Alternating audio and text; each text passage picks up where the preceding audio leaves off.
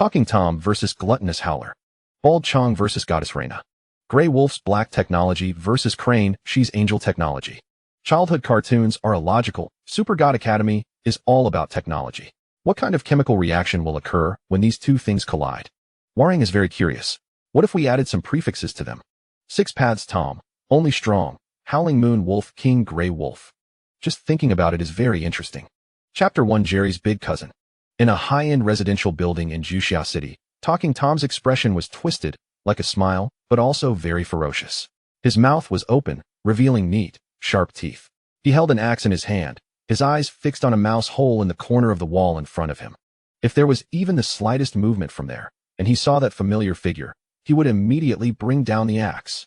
Time passed slowly, and the originally ferocious expression gradually collapsed.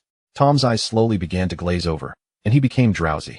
Suddenly, just as Tom was about to fall asleep and the axe struck his head, a noise came from the hole. The noise was strange, though. It sounded like 2 mice. But Jerry was the only mouse in the house, so how could they be making such a noise? However, Tom, who had been waiting for so long, didn't have time or energy to think about these things. He quickly composed himself. He resumed his previous ferocious grin, mouth wide open revealing neat, sharp teeth, axe held high, his expression highly focused on the hole. A rustling, almost inaudible footstep sounded, and Tom's smile became even more ferocious. He already imagined the scene of him smashing Jerry with the axe. But don't worry, they were just characters in a comedy cartoon. An axe wouldn't do them any harm. Tom just wanted revenge. They're out. Bang. Finally, a figure emerged from the hole. Tom didn't even have time to get a good look before swinging his axe down. Sigh, something feels off. Tom had used an axe plenty of times before, but this swing didn't feel like what he expected. Instead, it was a unsettling feeling. Tom unconsciously swallowed hard, not daring to look down to see what was happening. Clinging to a sliver of hope, he slowly raised the axe to his face. The once sharp and clean blade now had a huge gash, and through the gash, he could make out the image of a mouse wearing a top hat and a long sweater. Cousin Jerry. Gulp. Tom stared at the gash, swallowing again. There was only one possibility. His eyes stiffened as he looked towards the hole. He saw Cousin Jerry, his face grim, arms crossed, his right foot rhythmically lifting and lowering, producing a series of small but extremely oppressive sounds. When their eyes met, the older cousin sneered. Tom, we meet again. I've taught you so many lessons, why don't you ever learn? You just arrived in this world, and you've already given me this greeting gift? How am I supposed to report this? After confirming it was indeed his older cousin, Tom jumped up from the ground, his mouth agape, his eyes practically bulging in front of his cousin, terrified out of his wits. Then, he sprinted back to the ground, threw the axe far away, and turned to run. Cats are the natural enemy of mice, and his older cousin is the natural enemy of cats. Although Tom wouldn't die, if given a choice between his older cousin and death, Tom would definitely choose the latter. Seeing Tom about to run, the older cousin gave a disdainful look. You dare run after messing with me? You think you can get away? He reached out and grabbed Tom, followed by a series of clanging and clattering sounds, interspersed with Tom's piercing screams. So restless first thing in the morning, Grey Wolf turned to look at the direction of the noise, shaking his head helplessly. Tom and Jerry had arrived in this world after him. At first, Grey Wolf would try to stop them from fighting. But now, Grey Wolf was used to it. Let them fight. Neither could kill the other, and it didn't matter if things were broken. He could just buy another one. He placed the fried eggs on a plate, took off his apron and put it aside, then jumped down from the chair with the plate. He had no choice. Although Grey Wolf walked upright on 2 legs, he was less than a meter tall, and without standing on a chair, he couldn't reach the stove. Thanks, Grey Wolf. Hua Lang casually took the plate of breakfast that Grey Wolf handed him. His eyes never left his older cousin. As expected of the top fighter in Tom and Jerry, dealing with Tom was incredibly easy. Right now, his older cousin was crumpling Tom into a long, thin strip to use as a jump rope. Grey Wolf picked up the plate and placed it on the table, then climbed onto a chair and sat down at the table. Hua Lang also turned his gaze away, looking at Grey Wolf with a hint of apology in his eyes. 2 years ago, when Hua Lang first transmigrated, the system was immediately activated, informing him that he was in the world of Supergod Academy. The system's function was to summon characters from his childhood anime every 6 months. Furthermore, as the Supergod Academy storyline unfolded, he could obtain extra summoning attempts, items, and character prefixes by altering the plot. A newbie always gets a big welcome gift, and Grey Wolf was the first anime character Hua Lang summoned through the system. Over the past 2 years, Grey Wolf had helped him countless times, and their relationship was very deep. But after all this time, he hadn't even fulfilled his most basic wish. Sorry, Grey Wolf. I still couldn't summon Red Wolf and Little Grey Wolf this time. Hua Lang, poking at his fried egg with his chopsticks, didn't dare look at Grey Wolf. He knew how much Grey Wolf cared for and loved his wife and children. Grey Wolf was also heartbroken, but he didn't blame Hua Lang. It's all right, Hua Lang. I know you can't summon things like that. Besides, I didn't come away empty-handed this time. Grey Wolf pulled a large stack of documents from behind him and placed them on the table. Instantly, he donned a white research coat and a pair of glasses. The previous times, without suitable equipment and a suitable location, you only collected a limited amount of data during the summoning. But this time, with the equipment I specially developed and the location I specifically sought out, I've collected a lot of useful data. Give me some time, and I'm confident I can narrow down the summoning range next time. Hua Lang looked at Grey Wolf in his research form, completely trusting his words. Grey Wolf was practically a nuclear bomb time machine concocted by hand, comparable to some Western grandfathers. While the system was mysterious, it might not necessarily be too difficult for Grey Wolf. Perfect timing. The Supergod Academy storyline is about to begin. I'll try to speed things up as much as possible, ensuring that as soon as you have results, you can immediately start the next summoning. Okay. Chapter 2. The departure of the Grey Wolf. After delivering a thorough thrashing to Tom, the elder cousin felt an invigorating sense of relief. Grasping the worried Jerry, who was gazing at the puddle that was Tom, he made his way to the dining table. Assessing the height of the table, the elder cousin exerted himself and leapt onto the surface with Jerry in tow. The flower wolf casually placed 2 servings of breakfast before Jerry and the elder cousin, remarking, "It's fine to teach Tom a lesson for his mischief, but do try to avoid collateral damage next time." At that moment, a painting that had been precariously hanging on the wall succumbed to gravity and crashed to the floor. Flower Wolf turned his head to observe, shaking it with a wry smile, choosing not to comment further. His wealth was unbounded. With the wisdom of the Grey Wolf, he could easily devise a few patents and never find himself in want. The building he resided in was 5 stories high, filled with an array of Grey Wolf's cutting-edge technology, designed to prevent any untoward incidents and to minimize disturbances to others. As the 2 mice and 1 wolf began their breakfast, Tom, having recovered from his previous incapacitation, timidly approached the table. He shifted the plate that had been beside Jerry and the elder cousin to sit next to Flower Wolf, stealing glances at the elder cousin. Evidently, he had yet to recover from the recent altercation. It was likely that Tom would remain subdued for the next few days until he healed and forgot the pain. After finishing his meal, Flower Wolf wiped his mouth and turned to Tom. "Once you're done, I need you to come find me. I have a task for you." Tom, momentarily taken aback, was aware that he had been summoned for over a year, but had never been given an actual assignment by Flower Wolf. At most, he had assisted the Grey Wolf in various odd jobs. Yet, as a cat who had acknowledged Flower Wolf as his master, Tom instinctively nodded in understanding, indicating that he would seek Flower Wolf out once he had finished eating. The elder cousin, intrigued, wondered why Flower Wolf would require Tom's assistance when he himself was more capable in every regard, be it in combat or other areas. However, being of a rather taciturn nature, he kept his thoughts to himself and continued with his breakfast. It must be said that Grey Wolf's culinary skills were truly commendable. The simple fare of scrambled eggs, bacon, and bread, seasoned with the most basic condiments, was delightfully exquisite. "Jerry, once you finish, please tidy up," Grey Wolf instructed, having completed his meal second. Jerry quickly agreed, as this was indeed his responsibility. The trio's division of labor was clear. Grey Wolf cooked, Tom cleaned, and Jerry washed the dishes and wiped the tables. To ensure Jerry could perform his tasks efficiently, Grey Wolf had even crafted a set of mechanized armor for him, which, while lacking in combat capabilities, merely amplified Jerry's size for work purposes. In a room designated for monitoring key figures from the Supergod Academy world, Flower Wolf observed the footage of Gu Xiaoluan and Lu Qiang engaged in a brawl on the monitor, a smile creeping across his lips. The story was finally commencing. After 2 long years of waiting, the moment for action had arrived.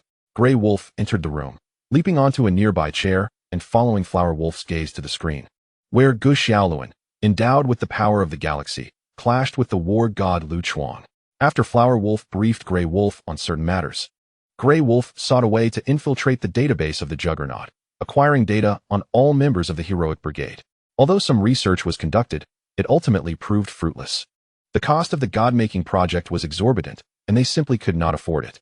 The encounter between the 2 indicated that the plot was officially underway, and it was time for them to take action. Pointing at the screen displaying Gu Xiaoluan and Lu Qiang, Grey Wolf inquired, "So, you summoned Tom just to intervene between them?" Flower Wolf replied, "I have no intention of directly intervening here. Allowing the heroic brigade to gather will yield greater benefits for us in the future. As he spoke, he summoned two images, one of a conference room at the top of the Angel International Building in Tiana City, where a gaping hole had been made in the wall, with Angel Yin seated in a boss's chair, utilizing the Eye of Insight to analyze Earth's data. The other depicted the airport road in the Filiu district outside of Juxiao City. These two locations were chosen by Flower Wolf for Grey Wolf and Tom's initial appearance. Behind Angel Yin lay the Angel civilization, while the airport road was shrouded in the presence of the gluttonous and the grim reaper, Carl. The unknown biological entities and their strange power systems would undoubtedly exert a significant influence on the plot and potentially hinder the glutton's forthcoming plans, affording Flower Wolf additional time to execute his own schemes. Angel Yin, the left-wing guardian of the righteous order of the Angel civilization, was a thunderous warrior renowned throughout the known universe, boasting over 7,000 years of experience. Flower Wolf gazed at Grey Wolf, contemplating the expression Angel Yin might wear upon encountering him, for she was the target I had chosen for your debut. An angel? Grey Wolf mused, surveying the figure clad in silver armor with a pair of pristine white wings, utterly oblivious to her captivating beauty. From Grey Wolf's perspective, while Angel Yin might not be unattractive, she certainly did not meet his standards of beauty. Red Wolf remained his eternal goddess. Well then, I shall set off now and have a proper conversation with this angel.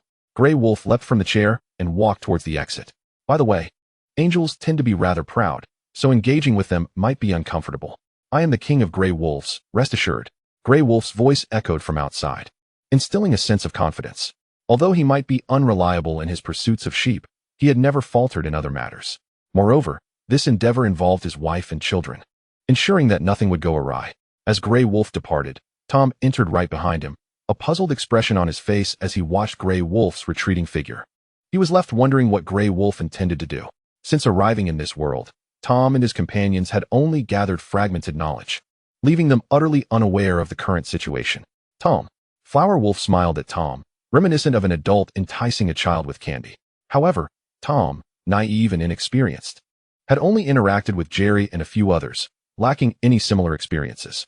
Upon witnessing such a demeanor from his master, Tom joyously approached Flower Wolf's feet, squatting down to nuzzle against his trousers. He hoped to win favor, seeking protection from the elder cousin's earlier aggression. After all, a typical cat would have perished countless times over in such a situation. Flower Wolf, understanding Tom's sentiments, gently patted him and remarked, "You brought this upon yourself today. What possessed you to strike him with an axe? You deserve the beating." Upon hearing these words, Tom's expression fell, as if all the air had been let out of him, collapsing at Flower Wolf's feet. However, fortune smiled upon him. The conversation took a turn. The previously deflated Tom sprang back to life, curiosity gleaming in his eyes as he regarded Flower Wolf. Here. Flower Wolf pointed at the airport road in the Filiu district displayed on the screen. Tonight, a peculiar creature will make an appearance here. Your task is to wait for its arrival. Once it appears and the confrontation begins, you are free to act as you wish, taking out the frustrations you endured from the elder cousin without any constraints. Upon hearing this, Tom instantly perked up, having been summoned by Flower Wolf. Their unusual appearances had restricted their freedom of movement. Opportunities to venture outside were rare and typically required the use of disguises crafted by Grey Wolf. Now, not only was there a chance to step outside, but Tom could also unleash his pent-up frustrations from the earlier encounter with the elder cousin. Tom hesitantly pointed to himself, then gestured towards the aerial view of the Filiu district airport, pondering whether Hua Lang would confirm the truth once more. Indeed, it was real, there was no deception. With an exuberant shout, Tom leaped from the ground in sheer excitement. Chapter 3. The King of the Green Pasture Wolf Tribe. Grey Wolf arrives in the conference room of the Angel International Building. Yin, the angel, sat regally at the head of the table. Her leg crossed elegantly as she rested her chin in her hand, using her perceptive gaze to read the data of Earth. She recalled that 2 millennia ago, your ancestors told the angels that they must allow the angels' thoughts to govern the Earth. The president of Angel International bowed before Yin, responding in a somewhat timid voice. Due to the existence of the Supergod Academy on Earth, we can only alter our approach. What approach? Yin inquired. Sending money? Investing? Investment, the president replied. Yin scoffed at this explanation. The justice and order of angels represented the most correct ideology in the known universe, yet on such a backward and barren planet as Earth, it was only by the disingenuously termed investment, sending money, that influence could be expanded. The more ignorant one is, the more they become enamored with the useless. Do you know? Earth is on the brink of catastrophe. What? The president exclaimed in astonishment. The angel had just descended, believing she would guide them towards a brilliant and glorious future, never suspecting that the very beginning of their communication would serve as a harbinger of doom. Darkness was about to descend, and yet you remained oblivious, continuing to invest in the illusory, which would last at most a few years or decades. Suddenly, Yin halted, rising to grip the flame sword, casting her gaze towards the gaping hole she had just created. However, outside, there was nothing but emptiness, only the air and a few unidentified birds occasionally flitting by. Yin found it peculiar. Her intuition hinted that something was swiftly approaching. Yet, when she employed her usual investigative methods to probe in that direction, she discovered nothing. Just as her eyes had seen, it was all empty, devoid of substance. An unsettling feeling burgeoned within her, leading to a plethora of uncertainties. Surely, there could not be a trap laid in advance. The news of her arrival on Earth was scarcely known even among the angels, making leaks improbable. Was it mere coincidence? The Super-Divine Academy of Earth? Or perhaps another divine civilization? The sun? Demons? The river of the underworld? In Yan's sight, the previously empty space suddenly revealed a fissure, as if the fabric of space itself had been torn. The crack was orderly and gradually began to widen. It was a door. Yin quickly realized that what she had sensed was a spacecraft equipped with impeccable cloaking technology. With patience, she observed the slowly opening portal until a figure, somewhat absurd in her eyes, emerged. How to describe this figure? It resembled a creature known on Earth as a wolf, standing upright, its forelegs transformed into hands, with a head larger than its body, covered in fur and plump in form. A tattered yellow scarf adorned its neck, and it wore a patched hat atop its head, with anthropomorphized facial features and a long scar across its visage. According to the known classifications of the universe's 3 forms, this being should belong to the category of beastly forms. However, civilizations of beastly forms were known to highly value combat, making it implausible for such seemingly useless fur to exist, and with a head disproportionately large for its body, short limbs that could barely reach its head. How could such a physique be suited for battle? In Yen's eyes, this mysterious entity should not exist in reality. Yet, here it was, piloting an advanced spacecraft. Standing before her, maintaining her vigilance, Yin prepared for an immediate offensive. Who are you? The Grey Wolf similarly regarded Yin, recognizing her as his target. He hoped to inspire wild imaginings among those behind him, leading them to conjure grand conspiracies and plans, thereby diverting the ensuing narrative. This was his mission. I am King Grey Wolf, the ruler of the wolf tribe from the vast world of green pastures. Having delivered this line crafted by Hua Lang, the Grey Wolf stepped forward. As he passed by Yin, he cast a glance at the renowned weapon, the flame sword, and mused, the sword is impressive, but the only thing that can harm me is your frying pan. Frying pan? Vast world? King Grey Wolf. The brevity of the Grey Wolf's words left Yin utterly perplexed. She recognized vast world as a term created by authors on Earth, a figment of imagination. But could it be that the disparities in language and civilization led to misunderstandings? It was merely a planet, after all, with different names. Moreover, the Grey Wolf referred to himself as a king, while specifically identifying as the king of wolves. Did this mean there were other tribes in this green pasture? With such advanced technology, why had they not fully conquered a planet? What was the true nature of this world? Most confounding of all was the mention of the frying pan. Was that not a cooking utensil from Earth? In her grasp was a weapon that ranked among the top 3 in the known universe. How could it possibly be outmatched by a mere kitchen tool? Was it again a miscommunication stemming from differing civilizations? Suppressing all her questions, she sheathed the flame sword and resumed her seat, observing the Grey Wolf poised across from her. May I inquire, King Grey Wolf, why you have suddenly appeared before an angel at this time, in the remote reaches of the known universe, Earth? I have never been fond of exploring the universe. Venturing elsewhere signifies leaving behind the 2 most important wolves. Yet, I had no choice but to come here to meet you, Angel. The Grey Wolf's answer skirted the question, yet it could be deemed a response. The phrase had no choice hinted at something ominous. Yin was unaware of the Grey Wolf's strength, nor did she comprehend the nature of the green pasture and the wolf tribe. However, the very spacecraft he had arrived in suggested much. In the context of the known universe, it might not rival an angel, but it was certainly formidable enough to dominate a region. Furthermore, the Grey Wolf had just uttered words implying that she could not harm him. Although the veracity of this claim was uncertain, it clearly signified a basis of confidence. It could not be mere bravado. In her understanding, the title of king denoted supreme strength within a race, and the phrase had no choice should not apply to one of such stature. My presence indicates that your understanding may not be entirely accurate, And you mentioned that your perception of the universe is the known universe. What of the unknown? The Grey Wolf preferred not to elaborate further. He could not explain it anyway. It was better to allow the angel ample space for imagination. She would fill in the narrative herself, rendering it plausible. After a brief silence, Yin, unable to solve the puzzle, continued to inquire. So what purpose do you serve by appearing before me now? Earth will be a convergence point for your known universe's powers in the future. I have come to make my presence known and to announce that the king of the wolf tribe from the green pastures has arrived. The flame sword reappeared in Yan's hand. The Grey Wolf's declaration was, in a sense, an understanding of war against the angels. What do you bring, war or something else? Chapter 4. The severing blade. What I bring is of no concern to you.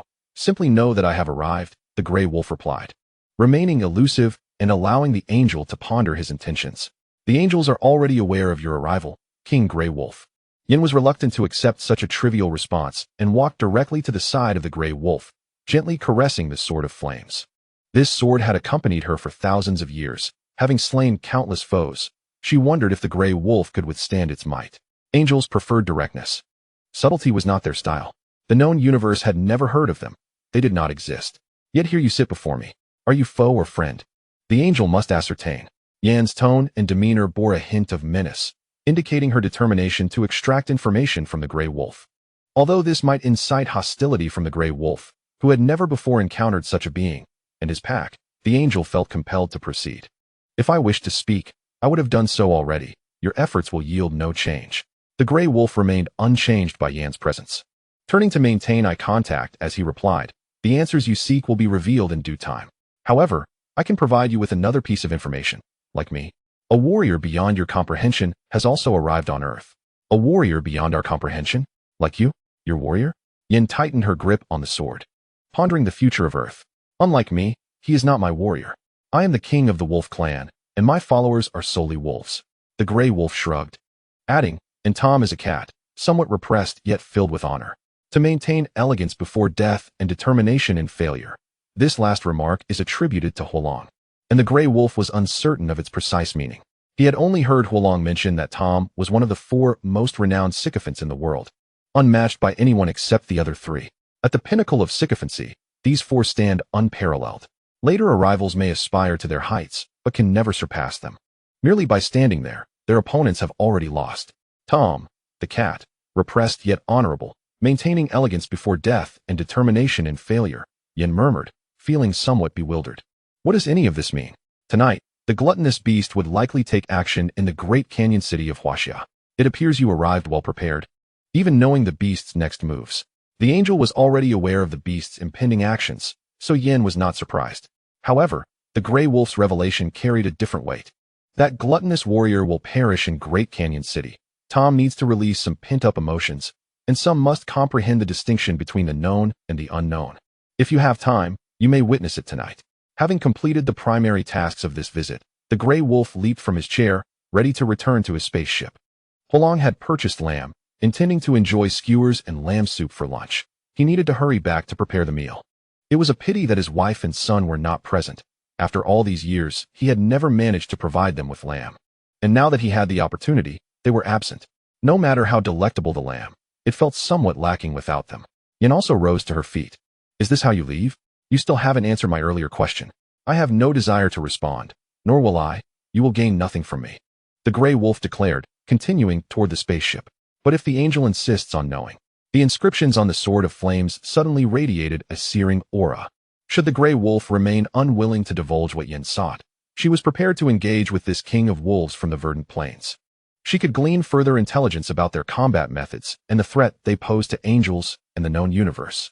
The Grey Wolf finally halted, his expression darkening, obscured by an unknown shadow, revealing only his mouth as he spoke. Are you threatening me? The angel never threatened anyone, but the knowledge we seek must be acquired. Yin articulated each word deliberately, stepping closer, ready for battle. I am the king of the wolf clan. Meeting with you, an angel, is already beneath my station. Engaging further would diminish my royal status. No sooner had he spoken than a flash of cold light darted by, so swift that even Yin, a battle-hardened warrior, failed to react before it vanished. The Grey Wolf resumed his approach to the spaceship. Wait, it would be more fitting for the 7 great wolves to confront you. Yin suppressed her shock from the sudden flash, preparing to intervene and halt the Grey Wolf's departure. Clang! Just as she was about to act, she felt the sword of flames in her grasp lighten, followed by a sharp crack. The renowned weapon of the known universe had inexplicably split into two. It was that flash of cold light. "I apologize for damaging your sword," the Grey Wolf remarked as he entered the spaceship, turning to face the astonished Yin. "But I imagine such things are not in short supply among angels. Farewell." The spaceship's hatch slowly closed, disappearing from sight, leaving Yin unable to trace the Grey Wolf any longer. Gazing at the half of the sword of flames she held, she gently stroked the clean, smooth break. As if the sword had always been this way. What was that flash of cold light? Yin had never witnessed such an attack. She hadn't even had the chance to react. Had the Grey Wolf chosen to target her instead of her sword, would she have survived? And what of the 7 great wolves? They must surely be warriors of the Wolf clan. What had initially seemed like an ordinary mission had revealed unknown truths. Yet she found herself yearning for more knowledge. Aboard the spaceship, the Grey Wolf piloted while observing Yin's situation. Everything was proceeding according to his meticulous plan, without deviation. When Yin contacted the Holy Kaisha, the angels would undoubtedly react significantly. With a single exchange of summoning times from the system, he would have more than enough. This time, he would gather additional data, and the day when he would reunite with Red Wolf and Little Grey would not be far off. As for the item that had severed the Sword of Flames, it was a device he had previously crafted to open the gates of the sheep village. Known as the Severing Blade, its function was to swiftly sever targeted objects, though it could not harm living beings. With this device, the Grey Wolf had captured numerous sheep. But in the end, it was taken from him by Qiang, who had seized the opportunity to sever his pot and escape through the gates of Wolf Castle. When he had chased after them, Qiang activated a device that caused him to plunge into the river, where he was subsequently gnawed upon by piranhas. After being summoned here by Hua Lang, the Grey Wolf had recreated the device. While it may not be effective for capturing sheep, it was practically a divine tool in other contexts. Chapter 5. The second act at home. Hua Lang was enjoying lamb skewers with the Grey Wolf, Jerry, and the cousin. He was fully aware of the events at the Angel International building. The Grey Wolf had performed exceptionally well, exceeding his prior expectations. The angels would surely concoct an earth-shattering tale, significantly altering the unfolding narrative. Soon, as night approached, Tom would confront the gluttonous warrior in Great Canyon City. And these 2 acts would conclude. Angels, demons, the river Styx, the blazing sun, and the Supergod Academy would all come to realize that beyond their comprehension lay even more mysterious entities. Grey Wolf, by tomorrow at the latest, should be able to commence a new round of summoning. It won't be long before he brings back Red Wolf and Little Grey. I know that Grey Wolf has never doubted Hua Lang in this matter. With just a few more summoning data, I will have the confidence to pinpoint the green pastures and accurately lock onto the target. However, the current dilemma is that our boast has been made. The angels will surely believe that Tom is an exceptionally formidable super warrior. Can he really manage? The first batch of gluttonous warriors dispatched to Earth must be the most elite. As Grey Wolf's words echoed, Jerry turned his gaze towards Hua Lang. His relationship with Tom is akin to that of Grey Wolf with the little sheep, mortal enemies, longing to devour each other at any moment. Yet, deep down, his true feelings reveal a reluctance to see the other come to harm. The complexity of their relationship cannot be distilled into mere words. There is no need for concern. Although Tom is currently in a weakened combat state, let us not forget his immortality. Even if he cannot win, he will not truly face any peril. Tom, a character from childhood animation, possesses an extraordinarily unreasonable ability, immortality. No matter the nature of the attack or damage, it can never inflict a fatal blow, at most. It will cause a momentary sting, after which he can swiftly recover. The gluttonous warrior may indeed be stronger than Tom at present, but can it surpass the dimensional barrier? Furthermore, when Hua Lang dispatched Tom to Tiana City, he specifically instructed him to select a few items from Grey Wolf's warehouse, just in case. Jerry has never doubted Hua Lang's words, yet a sense of unease lingers in his heart, prompting him to glance at his cousin sitting beside him, voraciously devouring lamb chops. Under Jerry's gaze, the cousin found it impossible to continue eating. With a resigned shake of his head, he looked at Hua Lang, signaling him to go hide first and refrain from intervening. However, should anything go awry with Tom, he would step in to rectify the situation, preventing any further complications. This suggestion from the cousin reminded Hua Lang that Tom is notoriously unreliable. No matter how meticulous the plan or how effective the tools, things tend to go awry in the end. Grey Wolf is different, an exceptional man who, for the sake of his wife and child, and in the absence of the little sheep's meddling, will not falter. Yet, Hua Lang, who initially brimmed with confidence, found himself suddenly wavering. After all, it is Tom. Ultimately, he decided to heed his cousin's advice. Let us eat first, and once the meal is finished, cousin, you may proceed. If all goes well, there will be no need to intervene. The cousin nodded, resumed his seat, and continued munching on his lamb chops, giving Jerry a gentle pat on the head. The matter is resolved, no need for further worry, let us eat. For his little brother, the cousin truly had no words, merely to alleviate his concerns. He personally took action to protect a cat that had, just that morning, swung an axe at his head. However, upon reflection, it seemed that Tom's mission was merely to vent frustrations after having been soundly thrashed by his cousin, leaving him in a less than dignified state. At noon, the airport road in the Grand Canyon City Esphilia district was not as desolate as it is at night. Numerous vehicles passed by. Tom hid in the bushes by the roadside, glancing up at the sun overhead while recalling the approximate time when Hua Lang had instructed him to expect the target's appearance. There was still quite a while to wait, and the anticipation was rather dull. Finding a shaded spot, he curled up comfortably, his eyes fixed on the airport road. Before long, he succumbed to a yawn and drifted into a deep slumber. After all, it was still early, and a nap should not cause any issues.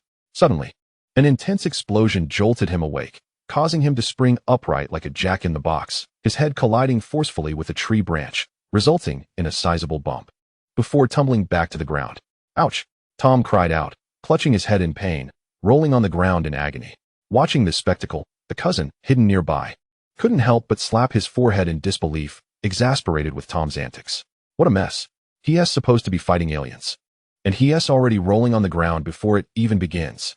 Turning to the side, he noticed an invisible camera monitoring the scene, and with a resigned expression, he pointed at Tom and then at himself, silently asking if he could give Tom another thrashing. He couldn't hold back, assuring that he would handle the aftermath far better than Tom. Hua Lang, observing the pain Tom rolling on the ground, inwardly agreed with his cousin, yet had already informed Grey Wolf about the appearance of a cat that evening, which had now unexpectedly morphed into a mouse. We shall see. Boom. Another explosive sound resounded, halting Tom's rolling immediately, and the bump on his head vanished. Following the sound, Tom pushed aside the obstructive bushes and gazed toward the distant battlefield.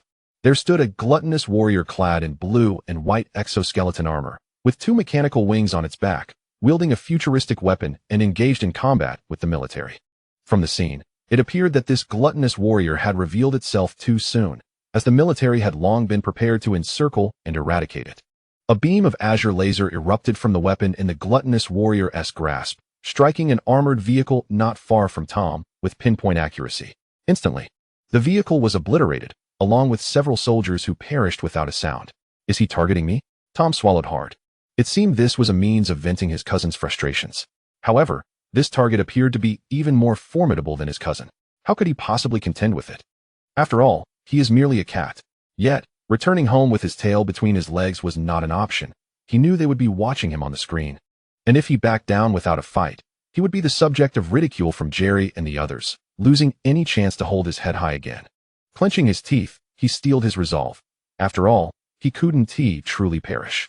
He would do it.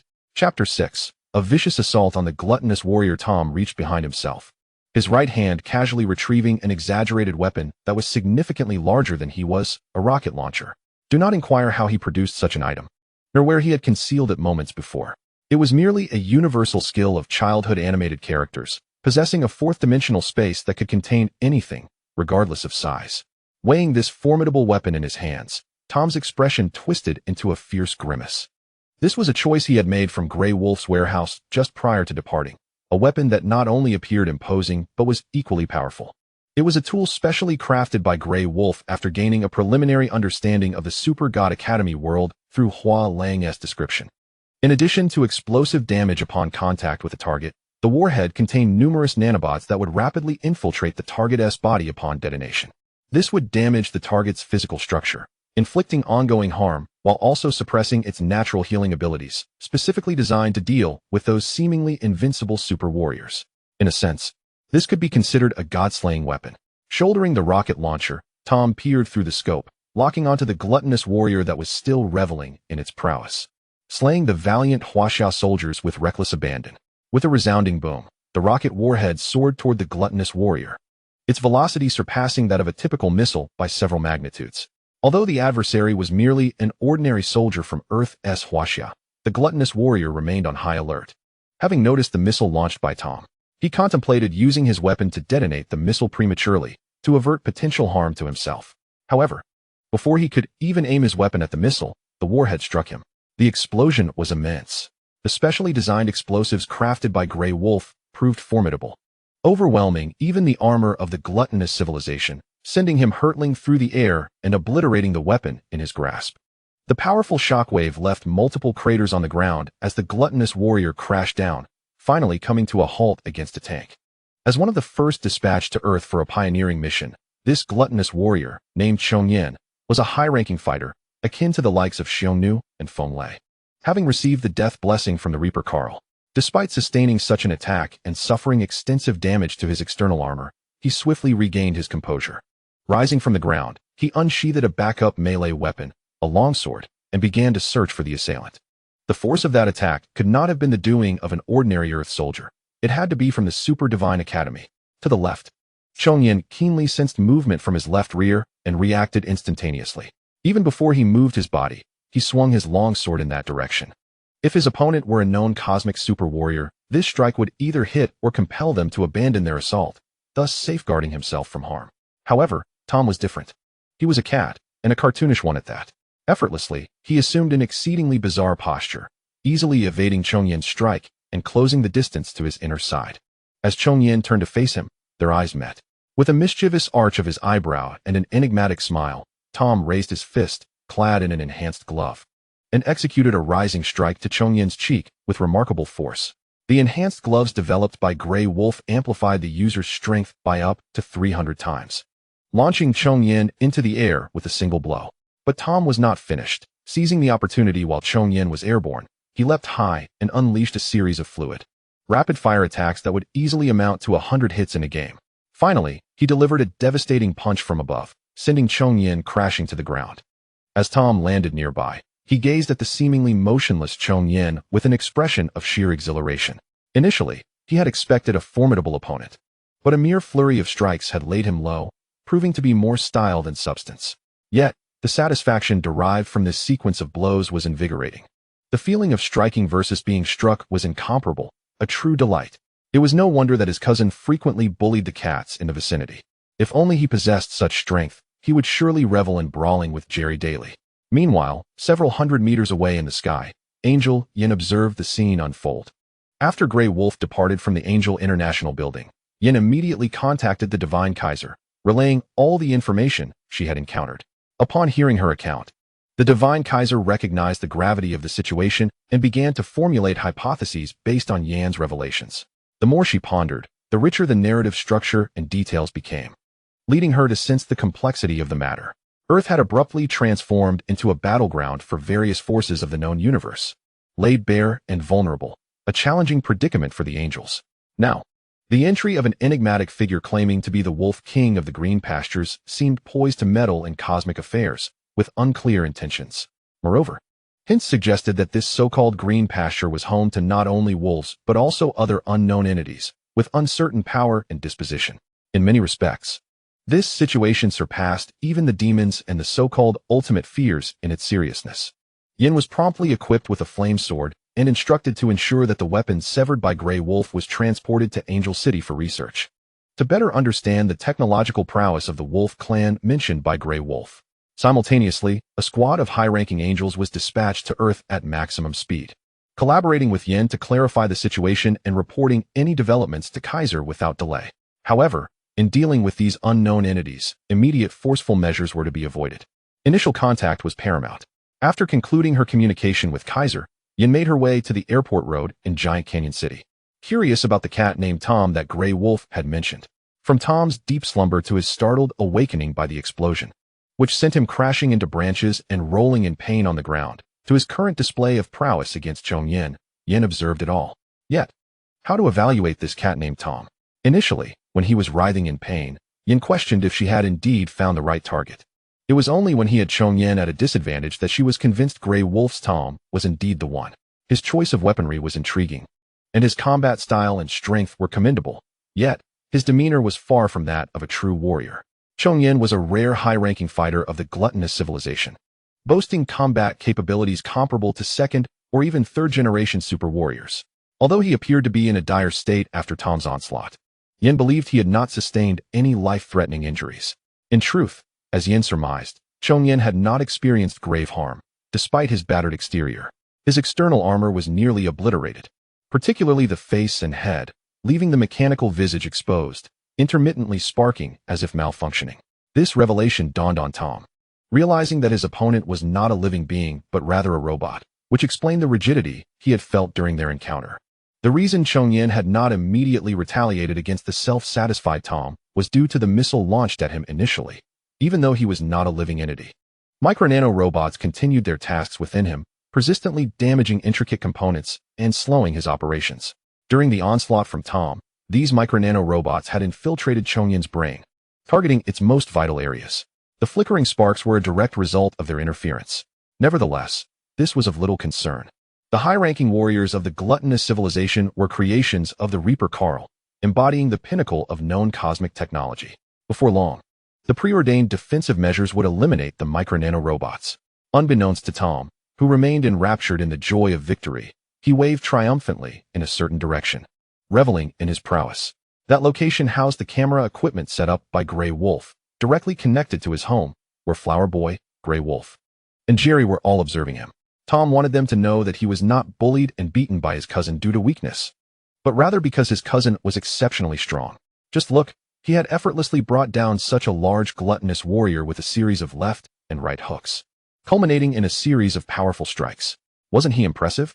Grey Wolf gazed at the triumphant Tom through the monitor, feeling a sense of exasperation akin to that of a teacher disappointed by a wayward pupil. Such blunders were all too familiar to him, having made countless mistakes on the verdant plains before, suffering numerous setbacks. Tom, too, seemed equally obstinate in his ways. Why wouldn't he learn?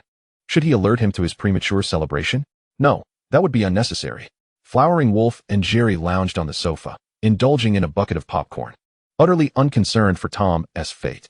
After all, he was practically invincible. At worst, he would endure a beating, which might serve as a lesson learned. The most effective remedy for bad habits often lies in experiencing a painful consequence, and Grey Wolf had faith that Tom would not be defeated. As he spoke, he pinched a piece of popcorn from the bucket and offered it to Jerry, inquiring, "What do you think, Jerry?"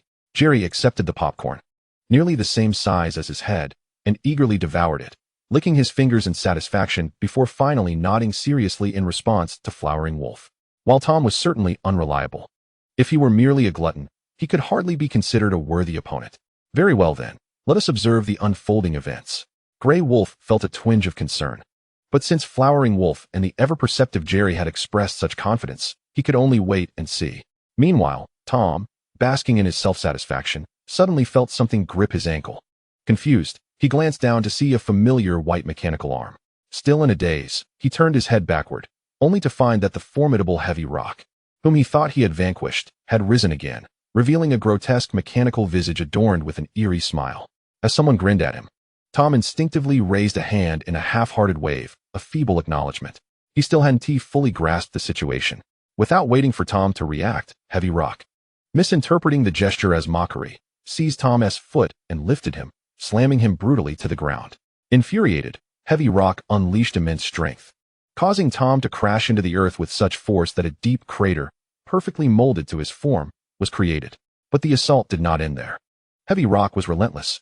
With another brutal kick, he drove Tom deeper into the ground.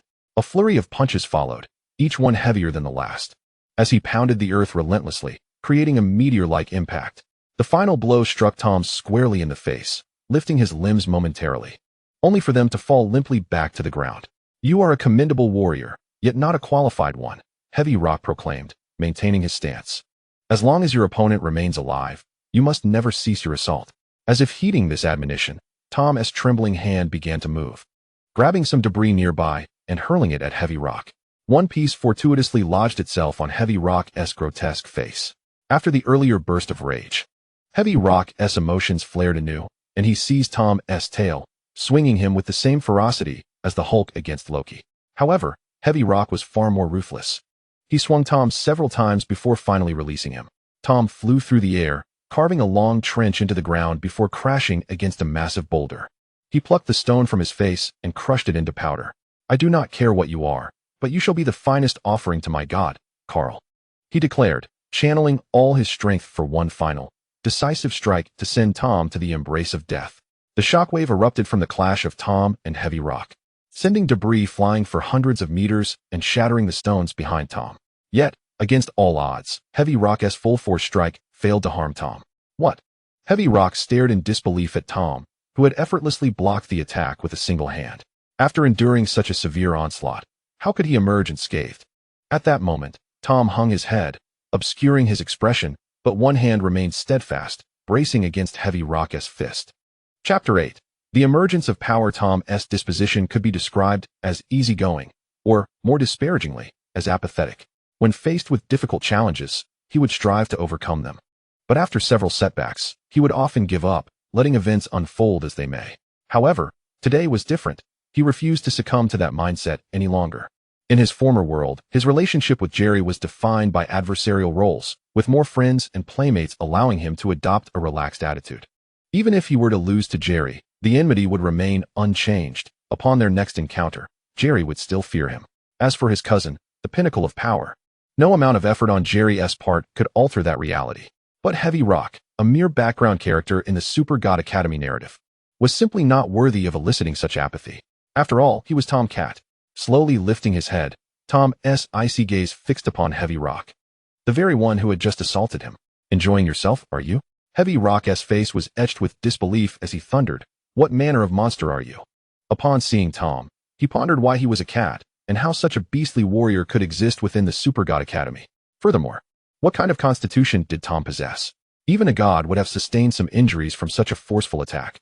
Yet this creature before him bore no wounds, and had effortlessly absorbed Heavy Rock's full strike. "What a monster!" Heavy Rock declared, incensed. "You dare call me a monster?" Tom's fury ignited. He was a cat. Tom Cat, emitting low growls from his throat, his fur bristled, his form seemingly expanding. With a fierce yowl, Tom leapt high and struck Heavy Rock squarely on the head. The punch was tremendous, dislodging several components from Heavy Rock's head, sending them flying in the direction from which he had emerged. Upon returning to the ground, Tom examined the enhanced gloves he wore. They were certainly effective. Yet, in a surprising turn, he removed the gloves, capable of amplifying his strength 300-fold, and cast them aside, striding purposefully toward Heavy Rock. He refused to rely on props to defeat a mere background character. He was Tom Cat. High above, Yin shifted her posture, watching Tom with a knowing smile. She recognized the gloves he had worn were unconventional for a warrior, but equipment was part of a warrior's essence, so it mattered little. Throughout Tom's performance, the term warrior seemed ill-fitting. However, something had shifted. Tom now exuded a newfound essence that even Yin couldn't help but acknowledge with approval. At last, he resembled a true warrior. Let her behold the extraordinary powers possessed by these beings, far beyond the known universe. Tom twisted his neck and, with a cruel smile, faced the now upright and poised Qiang. Suddenly, the ground beneath Tom erupted as he unleashed a surge of power, a blue light streaking towards Qiang at an alarming speed. Just as the sinister smile had emerged on Tom's face, Qiang sensed something amiss and instinctively raised his arms in a defensive posture. Boom! Qiang's instinct saved his life. Tom's fist struck like a cannonball against his forearms, shattering his left arm, which fell to the ground, while his body was sent flying once more. The force exhibited by Tom far exceeded the combat prowess he had previously displayed. This was a manifestation of Tom's somewhat overpowered abilities as a character from a childhood animated series. In certain extraordinary circumstances, they could unleash incredible, inexplicable combat strength, disregarding any rules or logic, effortlessly transforming into a super scion. Qiang, propelled backward, was soon pursued by Tom, who delivered a heavy kick that sent him careening back. This repetitive cycle continued, as Tom toyed with his prey, relishing in the thrill of the hunt, indifferent to the feelings of the victim. In a short span, under Tom's relentless assault, Qiang's limbs were completely dismantled, leaving only his torso and head intact. Despite wanting to retaliate, he found no opportunity, helplessly watching as Tom disassembled him piece by piece, engulfed in despair. This was the very lesson Qiang had imparted to Tom. As long as the enemy remains alive, one must not cease their attack. Tom, being a diligent learner, naturally sought to demonstrate his newfound knowledge to his mentor, utilizing the mentor as a teaching tool. After a while, Tom finally grew bored. Qiang was reduced to a mere bald head, which Tom now treated as a ball beneath his foot. The eyes still emitted a faint blue glow, life indeed proved resilient, for he had not yet perished entirely. With a contemptuous smile directed at the head of Chongyin, Tom pressed down, producing a sharp noise as he sent Chongyin back to the realm of the death deity Carl, who merely passed gas. Just a minor character. Daring to flaunt his prowess before Tom Cat, did he not realize that in Tom's world, his name was akin to half the sky? On the other side of that sky resided a mouse. Surely, Jerry had witnessed everything. Did you see that, Jerry? I am strong. With thoughts lingering, Tom turned slightly, closing his eyes in a solemn expression, as if reminiscing about past memories or narrating some untold tale. Yet, in this moment, Hua Lang interjected with a view, remarking that Tom still lacked a tailcoat, or else it would feel amiss. This Tom had just unleashed an energy comparable to at least 3 generations of super warriors. In the sky, Yin, having gleaned information from the recent battle, stood up and spread her wings. With the fight concluded, it was time for her to make her angelic entrance. Having gleaned no useful information from Grey Wolf, she pondered whether Tom might yield something of value. Why not give it a try? After all, there was nothing to lose. Chapter 9. The Endless Star Domain, Heir of the Mouse Clan. Master, it seemed I had truly misjudged the situation. Grey Wolf chuckled at himself, realizing that despite spending considerable time in this household, his understanding of Tom was still woefully inadequate. Although Tom often appeared unreliable, this was merely his demeanor in the presence of Jerry and the older cousin. Hua Lang, seemingly unfazed, sat up, showing no surprise at the recent events. He could not afford to lose to anyone else. Grey Wolf nodded thoughtfully, then inquired of Hua Lang, with both sides now settled, what the next step would be. Should they await the actions of Taotie, or focus first on the demons and the Xiong Lian? No need to rush, Hua Lang replied, not yet ready to conclude this debut. The older cousin was currently at the Filiu District Airport, along with the Angel Yin. The idea of not stirring things further left Hua Lang feeling somewhat unfulfilled. Have you suddenly thought of something? Grey Wolf asked, noticing Hua Lang's expression shift. Nothing much. Just an idea to add a thought-provoking conclusion to this scene, linking it to the subsequent acts and expanding the worldview. I understand, Grey Wolf responded, promptly connecting to the communications with the older cousin and Tom. Hua Lang could not help but commend Grey Wolf for such seamless collaboration. He truly lived up to the name. At the Filiu District Airport, Tom's departure was abruptly halted. After a brief pause, he turned to gaze at the sky behind him. Discovered already? You are more intriguing than I initially imagined. Yin emerged from her concealed state, gracefully descending to the ground, wings folding as she brandished the sword of flames. Standing a mere few steps away from Tom, Tom turned to face Yin, locking his gaze onto her without uttering a word or making any movement. This was Yan's perception of Tom. In reality, he was focused on digesting Hua Lang's recent words, grappling with the peculiar concepts while preparing to act in the play alongside the older cousin. Seeing Tom's silence, Yin attempted to break the tension. Aren't you going to introduce yourself? This is the known universe, and you are an outsider. Yet, Tom remained stoic, fixated on Yin. Hua Lang had spoken too quickly, overwhelming him with information. His CPU was nearly overheating, and maintaining his composure was commendable enough.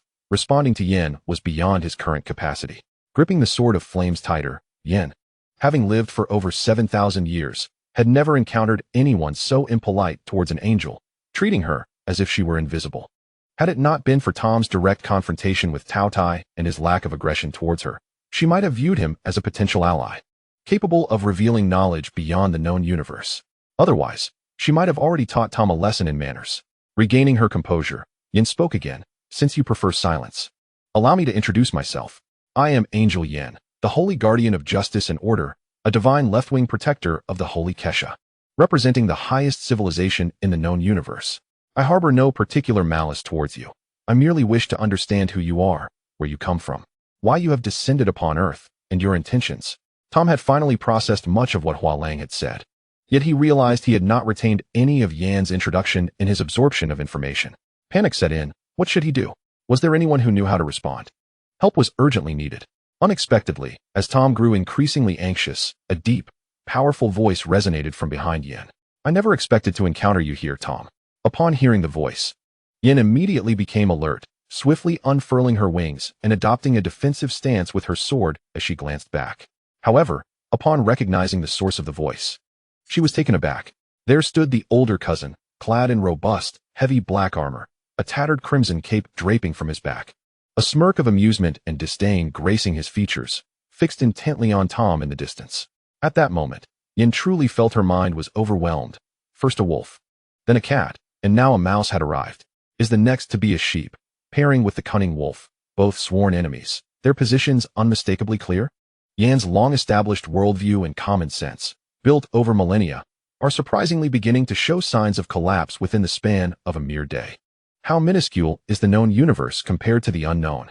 Why do these sudden appearances seem so peculiar, entirely beyond comprehension, as if there is not a shred of connection? Nevertheless, Yan, being a high-ranking angel, quickly regained composure, retreating a few steps without leaving a trace. She distanced herself from Tom and her cousin, forming a triangular formation, prepared to respond should anything untoward occur. "Excuse me, Mr. Mouse, may I inquire as to your identity?" Upon hearing Yan's words, her cousin shifted his gaze from Tom, scrutinizing Yan's slender form. The Hua Lang had mentioned that in this world, angelic civilizations are the mightiest and most formidable in battle. As the pinnacle of combat prowess among cats and mice, her cousin was quite intrigued. A delicate physique, armor more for decoration than use, and a pair of pristine, striking wings. Could such an angel truly embody the strength and martial prowess that Hua Lang claimed? Being new to this realm, an introduction was in order. Her cousin politely extended his hand, performing a fist salute. "I am Masel, the elder brother of the Mouse clan from the Endless Star Domain." The terms Endless Star Domain and Mouse clan were completely foreign to Yan, and she sensed the complexity of the situation escalating. However, she resolved not to dwell on extraneous matters. Turning her gaze towards Tom, a playful smile danced upon her lips. "Endless Star Domain, Mouse clan, are you familiar with them? Let me take a wild guess. You must be from the Endless Star Domain, the Cat Clan, Tom?" Ha! As soon as Yan's words escaped her lips, her cousin erupted into laughter, as if her statement were the funniest joke. Yan immediately realized something, redirecting her attention to her cousin, sensing that there was a story behind this. Seizing the moment, Tom hastily retrieved a small device from behind, concealing it near his throat. This was a contraption researched by the cunning wolf, capable of transforming the user's thoughts into sound. Otherwise, how could the otherwise mute her cousin and Tom perform in front of Yan? 2 millennia ago, your words held merit, but now, Tom and those cats are but lost dogs, said Tom, his voice sharp, tinged with anger as he regarded her cousin with disdain. Yet, his expression, paired with his tone, seemed somewhat out of place. Tom had never used this device before, and his nervousness led to some miscalibrations in his voice. Now, as the drama unfolded, there was no opportunity to recalibrate. It would have to suffice as is. With slow, deliberate steps, he closed the distance to her cousin. "In that battle over 2,000 years ago, we were defeated, but do not forget the price your Mouse clan paid to triumph over us. The Endless Star Domain is yours now, but the future remains uncertain." Her cousin laughed even more boisterously, as if Tom's words were not threats or warnings, but rather a delightful jest. Tom's expression darkened further, his fists clenched, arms trembling slightly as he struggled to contain his fury. Yin observed everything keenly. It seemed that the Mouse clan and Masel were formidable indeed. Even a super warrior like Tom, faced with such provocation, was pushed to the brink of rage while still attempting to hold back. Yet, this could present an opportunity. With such a formidable foe, Tom would undoubtedly seek an ally to bolster his strength. The role of an ally was one the angels could easily fulfill, provided Tom could offer something compelling enough to captivate them. Information beyond the known, perhaps. "To defeat you, we lost many of our kin, but it was all worth it," Masel said, extending his hands and contemplating the invincible fists that had secured the prosperity of the Mouse clan in the Endless Star Domain. "And you," he continued, looking at Tom, raising his fists with an air of insolence, "the future emperor of the Cat clan, shattered by my fists. You even sacrificed 3 sacred beings to save yourself.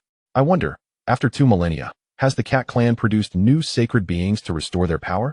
Have you regained your warrior's heart?" Before Tom could respond, Masel seized a crushed head from the ground, indicating that such a minor character required significant effort to defeat. How could one hope to regain their warrior's heart under such circumstances? "Good news for us. The Mouse clan shall be secure for at least another 10,000 years.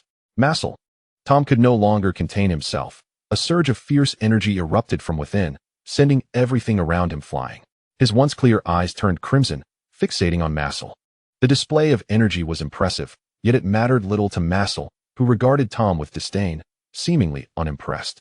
In truth, while Tom appeared to be bursting with newfound strength, the reality was that this effect was merely a result of the cunning wolf's device. Tom himself had not enhanced his abilities and remained the same. According to Hua Lang's script, Tom was destined to confront Masel and ultimately be defeated, enduring humiliation before being rescued by Jerry, who, disguised as a cat. Would leave the angels to surmise the details of the tale themselves. Sighing, she pondered how she would engage with Tom, wondering why Jerry had yet to arrive. Tom could easily be defeated with a single blow, and even if he held back, he couldn't stall for long. If Jerry didn't show up soon, how would the following act unfold? Ignoring Massel's taunts, Tom steadily approached, his aura intensifying with each step. As he neared halfway, Yin began to feel a sense of unease from Tom's overwhelming presence. What was happening? He had hardly seemed like a warrior before, yet now, after just a few words, he had transformed into something powerful. What was going on with Tom? This was entirely contrary to logic. Let us play for a bit. Consider it a diversion, Massel said, tightening and loosening his fists, a serious expression finally gracing his face. Suddenly, Yin heard a sharp sound, like air being sliced, as Massel charged at Tom. Then came a resounding explosion, though neither of their figures were visible. Only the sound of sonic booms and impacts echoed through the air. Even with her inside eye activated, Yin could barely keep pace with their speed, struggling to observe their clash. Massel maintained the upper hand throughout the fight, suppressing Tom without granting him a single chance to retaliate, leaving him with little opportunity to defend himself, often taking heavy blows from Massel. There was a vague sense that Massel was not exerting his full strength. He seemed to be merely toying with Tom, passing the time. Could she possibly defeat such a warrior? Yin questioned herself, and the answer was clear. She could not. In the angelic civilization, perhaps only the divine Kaisha or the celestial king, she possessed the strength to contend with Massel, and even they could not guarantee an easy victory. As Yin was lost in thought, Tom could no longer withstand the onslaught of his cousin, falling to the ground with a single blow. Unwilling to concede defeat, he struggled to rise, yet found himself utterly depleted of strength. As he lay there, his cousin, towering above him, remarked, "You truly deserve the title of the Cat Clan's prodigy. However, regrettably, the Mouse Clan has me, and you cats will forever remain beneath us. I initially had no intention of ending your life, but since fate has brought us together today, I cannot allow you to escape again. Farewell, Tom." With a heavy heart, he raised his fist to strike Tom's head. Tom's eyes brimmed with regret and defiance, yet he found himself powerless, fixating on his cousin's visage, determined to etch it into his very soul. In another life, he vowed to take vengeance upon him. Stop. At that moment, Jerry, piloting a mech resembling a cat and draped in a cloak, finally arrived, theatrically pushing back Tom's cousin with a swift strike and cradling Tom in his arms. "Who are you in the Cat Clan? You need not concern yourself with that. The grudges from over 2 millennia ago, along with today's grievances, are well noted. Await your reckoning. Mazer, we shall return to the endless star domain and repay you for all the suffering you have inflicted upon us." With that, Jerry vanished, his cloak billowing behind him. Running away so soon? Mazer scoffed, feeling no regret, and turned to depart. "Is this how you intend to leave, Mazer?" Yin stepped forward, her angelic pride compelling her to intervene. "That is your name, I assent it?" Mazer continued forward without pausing, indifferent to her words. "Names matter not. I shall not answer your questions, nor do I wish to engage in combat with you. Should you desire the truth, be patient. All will reveal itself in due time." Chapter 11. The reward. Once out of Yin's sight, Mazer, Jerry, and Tom concealed their presence, reconvening in a hidden location. They monitored Yin's situation with surveillance equipment. Although the performance had concluded, the wisdom of angels rendered it unwise to overlook any potential clues that could surface. "Let us delay our departure for now. Should an unforeseen event arise, we may yet take the stage again." Yin surveyed the chaotic surroundings, the ravaged terrain, the charred remains of war machines, and the agonized cries of wounded warriors. It was indeed a disastrous day. Meanwhile, some warriors from Huaxiao were approaching her. The unexpected clash between Tom and the tasting beast had spiraled far beyond their control, rendering them unable to draw near. Now that the turmoil seemed to have subsided, they naturally sought to ascertain the situation and fulfill their mission. However, Yin was disinclined to engage with them. The events of the day had been overwhelming, and even she, a super soldier, felt a tinge of fatigue. She sensed that far more unimaginable occurrences awaited Earth, and a mere cadre of high-ranking angels could not fully manage the situation. She needed to contact the divine Kesha urgently, hoping to dispatch more angels to ensure that justice prevailed on Earth. Spreading her wings, she cast one last glance at the approaching Huaxiao warriors and offered a warning: "Savor this moment, for calamity is fast approaching you." With that, the angels soared skyward, disappearing in the blink of an eye, leaving behind a throng of bewildered Huaxiao warriors, standing in stunned silence, gazing at the heavens. They couldn't help but ponder, what manner of divine beings were these? Was this still the Earth they remembered? Massive mech warriors toppled the most advanced battle tanks with ease, while a blue, bipedal cat defeated mech warriors in battle. The unfolding events became increasingly surreal, as angels from Western mythology appeared, accompanied by an armored mouse. In a brief exchange, they clashed with the cat, which had once seemed invincible, only to be vanquished. Lying on the ground, nearly slain, he might have perished had an unknown entity not intervened. In the aftermath, the cat was rescued, whisked away by an indistinct figure. Perhaps another cat, while the mouse hastily departed, leaving only a beautiful angel lingering behind. As soldiers, they had to discern what transpired on their homeland, and they quietly encircled the angel, hoping for communication. Yet the angel merely uttered an enigmatic phrase before taking flight, leaving them with nothing but confusion. In a parallel scenario, Hua Lang, who had been monitoring the situation from home, finally smiled with satisfaction as he witnessed Yan's departure on the screen. The grand performance he had orchestrated was drawing to a close. Regardless of the angel's thoughts, the objective had been achieved. He could contact Mazer and the others to return. Then he spread his arms, collapsing onto the sofa, contemplating the events that might unfold next. With his interference, the narrative of the Supergod Academy would undoubtedly be altered significantly, drawing the attention of various cosmic powers to Earth and prompting them to dispatch greater forces. At that juncture, Earth might become embroiled in chaos due to the rivalries among these factions, or they might maintain composure out of fear of the unknown, allowing the planet to retain a semblance of tranquility. Regardless of the outcome, Hua Lang was determined to continue his machinations, drawing the lofty, untouchable deities into the elaborate web he had woven, to mock and toy with them, an enticing prospect indeed. Lost in dreams of the future, Hua Lang's face betrayed exaggerated expressions of glee, saliva nearly spilling from the corners of his mouth. From the laboratory, Grey Wolf observed his antics and couldn't help but shake his head, having witnessed this behavior from Hua Lang numerous times before.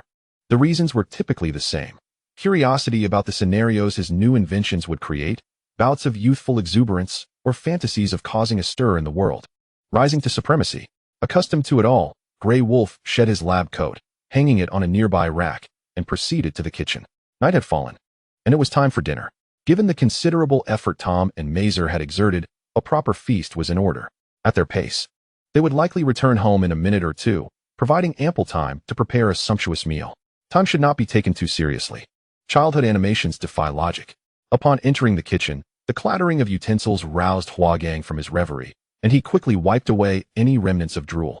Glancing around to ensure no one had witnessed his moment of weakness, once assured that he was alone, he adopted a serious demeanor on the sofa, awaiting the return of Mazer and the others. As Jerry emerged from the cockpit, carrying Tom in the mech, he immediately spotted Hua Lang, who appeared to have been waiting for them for quite some time. Casually tossing Tom onto the floor, Jerry darted over to Hua Lang's table, pointing at Tom and Mazer, then at himself, clearly seeking recognition for his deeds. Although he did not exert much effort today, his presence was pivotal, rescuing Tom, crafting an enigmatic image of a master, and creating possibilities for the continuation of the story. Hua Lang couldn't help but chuckle at Jerry's demeanor. He picked a grape from the fruit platter on the table and offered it to him as a token of appreciation for his commendable performance today. Accepting the grape, Jerry promptly popped it into his mouth and swallowed it, then lay back on the table with a satisfied expression. At that moment, Cousin also hopped onto the dining table, clad in his usual attire. Observing Jerry's contented form sprawled on the table, he chuckled softly and shook his head. "You've worked hard, Cousin." Hua Lang handed another grape to him. After receiving it, Cousin wore a nonchalant expression before moving to Jerry's side and began to eat it piece by piece. Finally, Hua Lang turned to Tom, who lay on the ground, looking severely injured with a bruised face, motionless as if he had fainted. However, as the summoner, Hua Lang shared a vague connection with the summoned characters. Despite Tom's grave exterior, he was, in fact, unscathed. He merely wished to make Hua Lang feel that he was gravely injured, seeking to take credit for it. "Is everything ready?" Hua Lang smiled as he glanced towards the kitchen. "It is." In response, Grey Wolf emerged, pushing a cart laden with delectable dishes on 3 tiers, particularly a roasted chicken on the top, its golden hue captivating the eye. Tom, lying on the ground, caught a whiff of the aroma, and his eyes instantly transformed into those of the roasted chicken, fixated on the golden delicacy. Grey Wolf placed the roasted chicken before Tom. "You've worked hard, Tom. This is specially made for you. Enjoy." Chapter 12. The reactions of angels and the river of death in the known universe. Countless planets harboring life exist, alongside an array of civilizations. However, Among the advanced civilizations that have reached a spacefaring level, a consensus prevails. The most beautiful, formidable, and powerful civilization is that of the angels of the Angel Nebula. This understanding has been meticulously shaped by Kaisa over thousands of years of conquest. Yet today, a crack has begun to form in this established knowledge. The unknown has emerged beyond the known, and the angels are the first to confront this enigma. In the endless star realms, the Rat Clan, the divine Kaisa murmured softly, her expression betraying no sign of emotion. The terms previously unknown to them, such as green pastures, echoed in her mind. It appears that the unknown need not be explored. They have manifested themselves. As a warrior of the angels who has followed divine Kaisa for over 7,000 years, Yin understood her well. Her words seemed to express mere lamentation. Yet, to Yan's ears, they bore a different weight. My queen, what shall we do now? In just one day, 3 forces beyond the known have appeared, all seemingly possessing advanced technology and combat capabilities, an unusual phenomenon indeed. It is indeed peculiar, Yin. Do you not sense that everything seems to be orchestrated? Kaisa rested her hand on the armrest of the throne, propping her chin on her palm, reflecting on the events.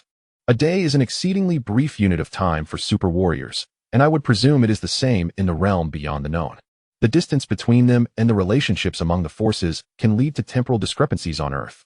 What do you think are the chances of them encountering each other on Earth on the same day under normal circumstances? Their sudden emergence, coupled with their suggestive dialogue, revealing nothing but stating that time will unveil all, seems to hint at a preordained arrangement guiding us to focus our attention on Earth. Kaisa's predicament resonated with Yin. Yet one aspect piqued her curiosity, a notion she struggled to dismiss. My queen, I have contemplated your hypothesis, but in the known universe, no force appears capable of summoning such an array of unprecedented super warriors, utilizing unknown technologies. Yin, in the known universe, there are no enemies to the order of justice. Kaisa interjected, halting Yan's thoughts. The angels are a powerful civilization within the known universe. This is beyond dispute, and none dare to challenge their authority. With divine Kaisa present, no one would risk acting out of line. The individuals behind this matter are not those within the known universe. She suspects that this situation might be a grand web intended to ensnare all forces of the known universe for an unknown purpose. Yin immediately comprehended Kaisa's intent, remaining silent for a moment before continuing. Then, my queen, what shall we do? I will dispatch several teams of high-ranking angels, all under your command, to monitor any anomalies on Earth. Should anything extraordinary arise beyond our understanding, maintain a distance and observe. However, if Tom appears again, you may engage with him. The dynamic between rats and cats, though inherently flawed, still presents opportunities for utilization. Yes, my queen, I understand what must be done. The situation on Earth is in your hands. Both the unknown and the demons reside there. Exercise caution, for I shall personally journey there soon. My queen, danger is the most familiar companion to a warrior. Angels should intersect with beautiful words. Danger is not among them. With that, Kaisa severed communication with Yin. Rising from her throne, she promptly commanded the angels stationed below to assemble several squads of high-ranking angels to proceed to Earth, under Yan's orders. Once the angels dispatched by Kaisa departed, the guard Ling stepped forward, addressing Kaisa. My queen, what exactly has transpired? Why are we sending so many high-ranking angels to Earth? Has a demon appeared there? More troublesome than demons, but there is no need to rush. The situation remains unclear. As she descended step by step, Kaisa regarded the loyal angels who had followed her for thousands of years, capable of standing alone in battle. A conflict more brutal than the holy war against the demons may soon unfold. A battle more harrowing than the holy war against the demons. Excitement surged across Ling's otherwise stoic face. She was a true warrior, fervently yearning to perish gloriously on the battlefield for the sake of justice and order. A conflict more intense than the holy war against demons would undoubtedly be the most fitting battleground for her tragic demise. Ling, while the fight to uphold justice and order is essential, the longing for battle is misguided. Angels, embodying beauty, should ascend to the most exquisite realms of the known universe and fulfill their destined roles.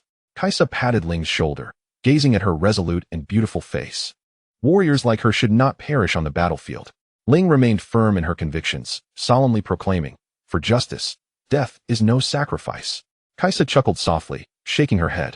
While she could not assert that Ling's current attitude was wrong, it certainly could not be deemed right either. You may all depart now. I need to meet someone and do not require your accompaniment. Yes, my queen, far from the city of angels, at the river of Death Song Academy. The Grim Reaper Carl also felt curiosity and confusion regarding the events of the day. However, the gluttonous there had only one concern. They were aware of Tom's existence, but knew nothing of his origins or the events preceding or following his appearance. All they knew was that a peculiar cat had vanquished the Grim Reaper Carl's creation, the high-ranking warrior known as Heavy Rock. Moreover, this cat did not resemble the beast warriors they were familiar with, displaying traits of felines, but appeared unmistakably as a cat. A diminutive figure, covered in fur, capable of standing upright, possesses anthropomorphic facial features and hands.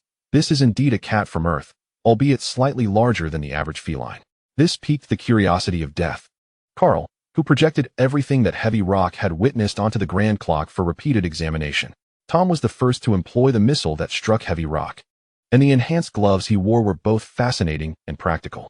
However, Death, Carl, found it peculiar that such items yielded not even a hint within the grand clock.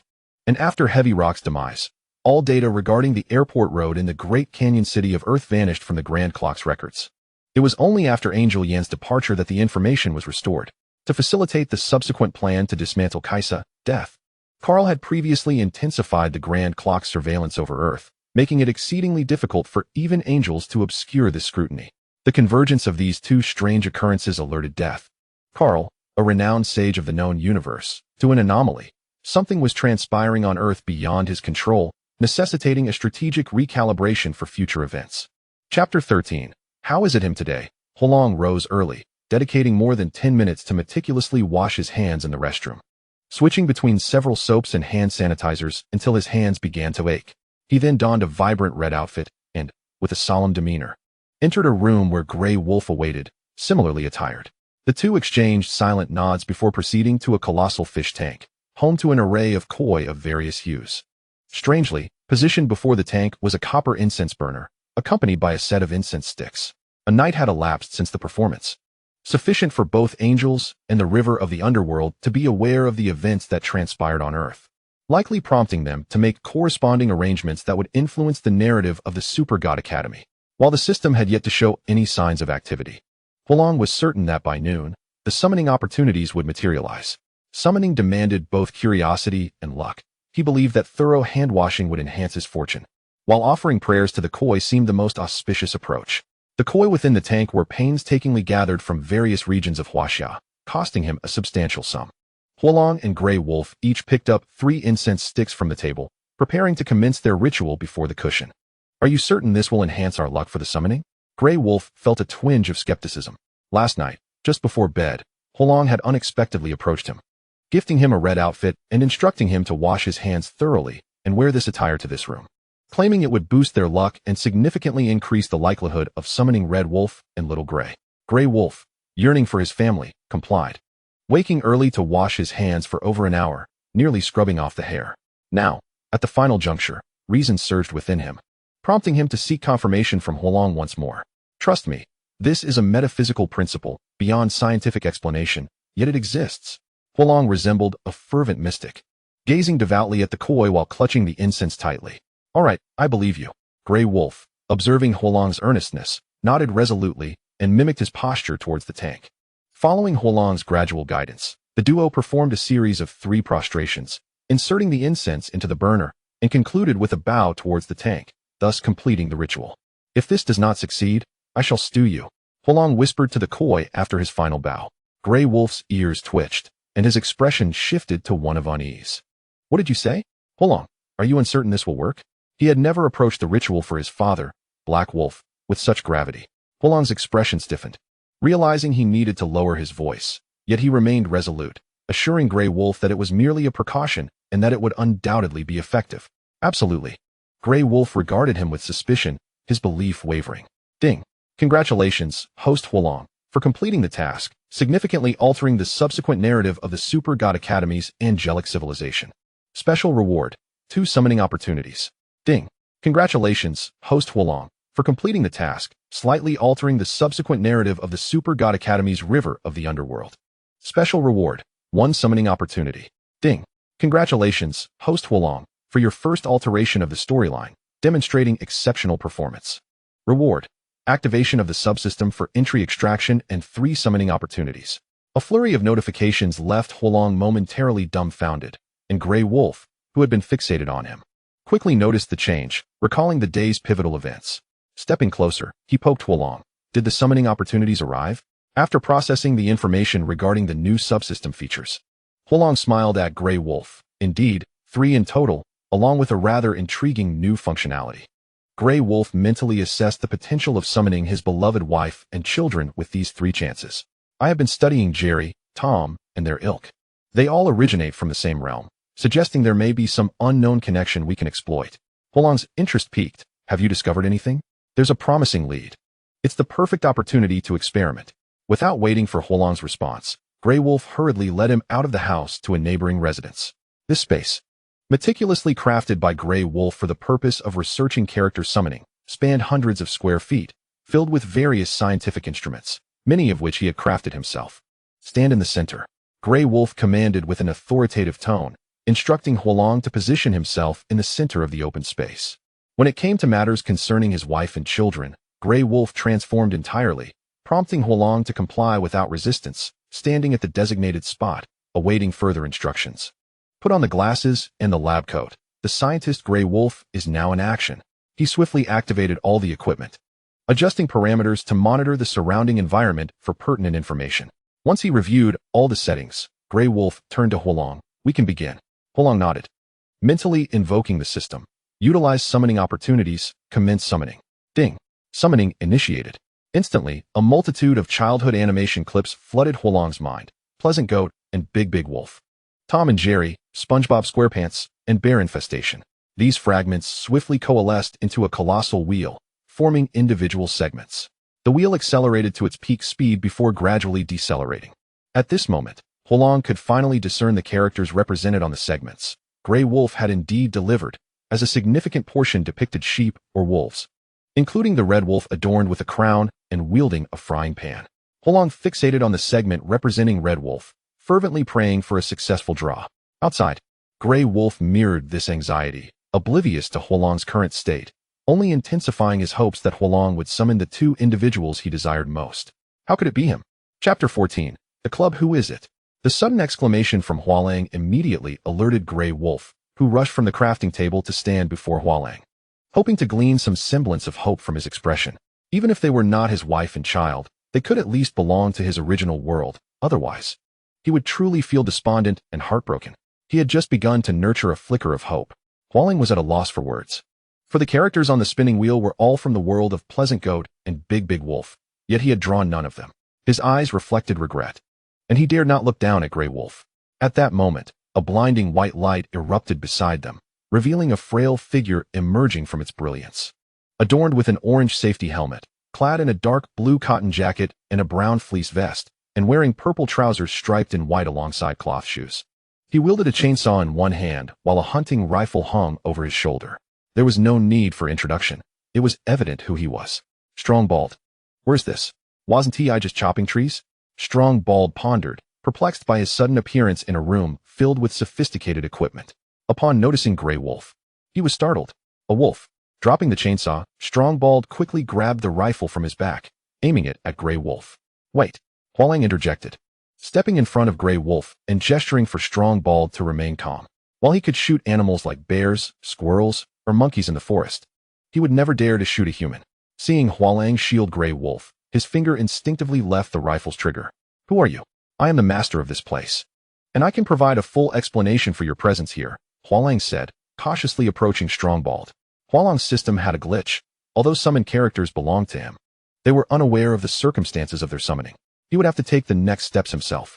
In a sudden move, Hua Lang struck Strong Bald on the head with a stick he had picked up from somewhere, rendering him unconscious.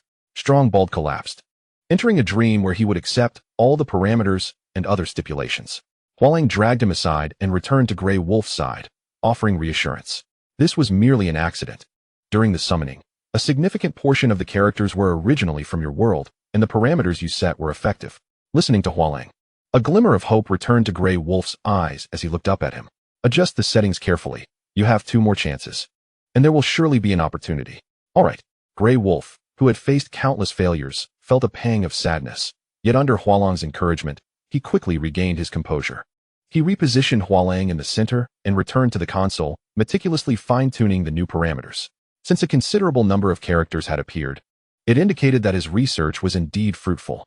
With further adjustments, he was confident they would yield significant results. Let us begin. Okay, using the summoning count. Let the summoning commence. Ding. The summoning began.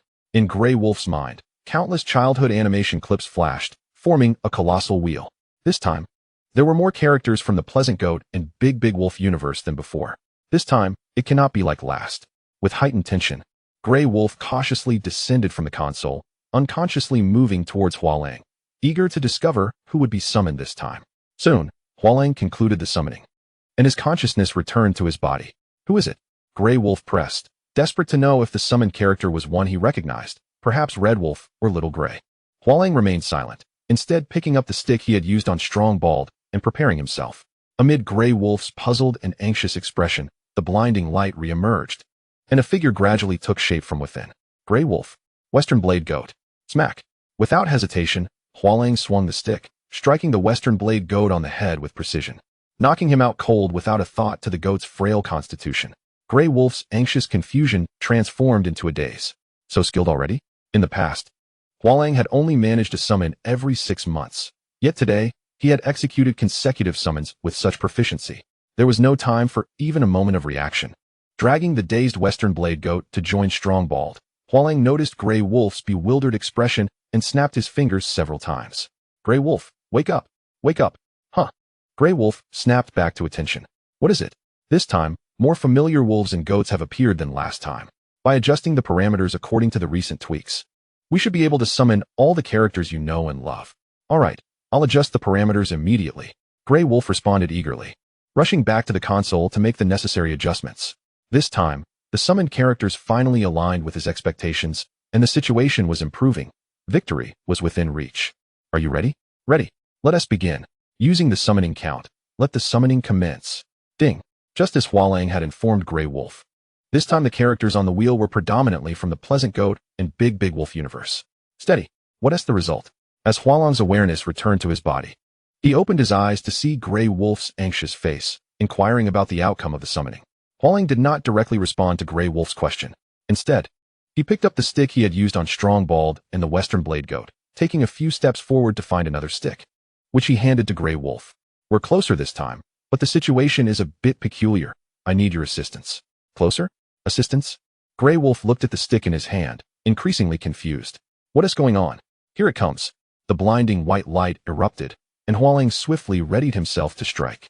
Grey Wolf stared blankly at the light, realizing it was indeed special, as 2 figures emerged from the brilliance. Uncle, second uncle. Grey Wolf. Smack. The familiar scene unfolded again as Hua Lang struck Dual Blade Wolf on the head, knocking him out instantly. Brother. Dual Blade Wolf cried out, his brother suddenly incapacitated by Hua Lang. He glared fiercely at Hua Lang. Who are you? Why did you hit my brother? Smack. A dull thud echoed as Dual Blade Wolf felt a sharp pain in his head, a wave of dizziness washing over him. Perhaps due to his inexperience, he did not immediately lose consciousness, but struggled to turn and confront the one who had struck him.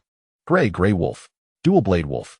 Chapter 15. The gallant troop Hua Lang and Grey Wolf each dragged Dual Blade Wolf, arranging them beside Strong Bald and the Western Blade Goat in an orderly manner.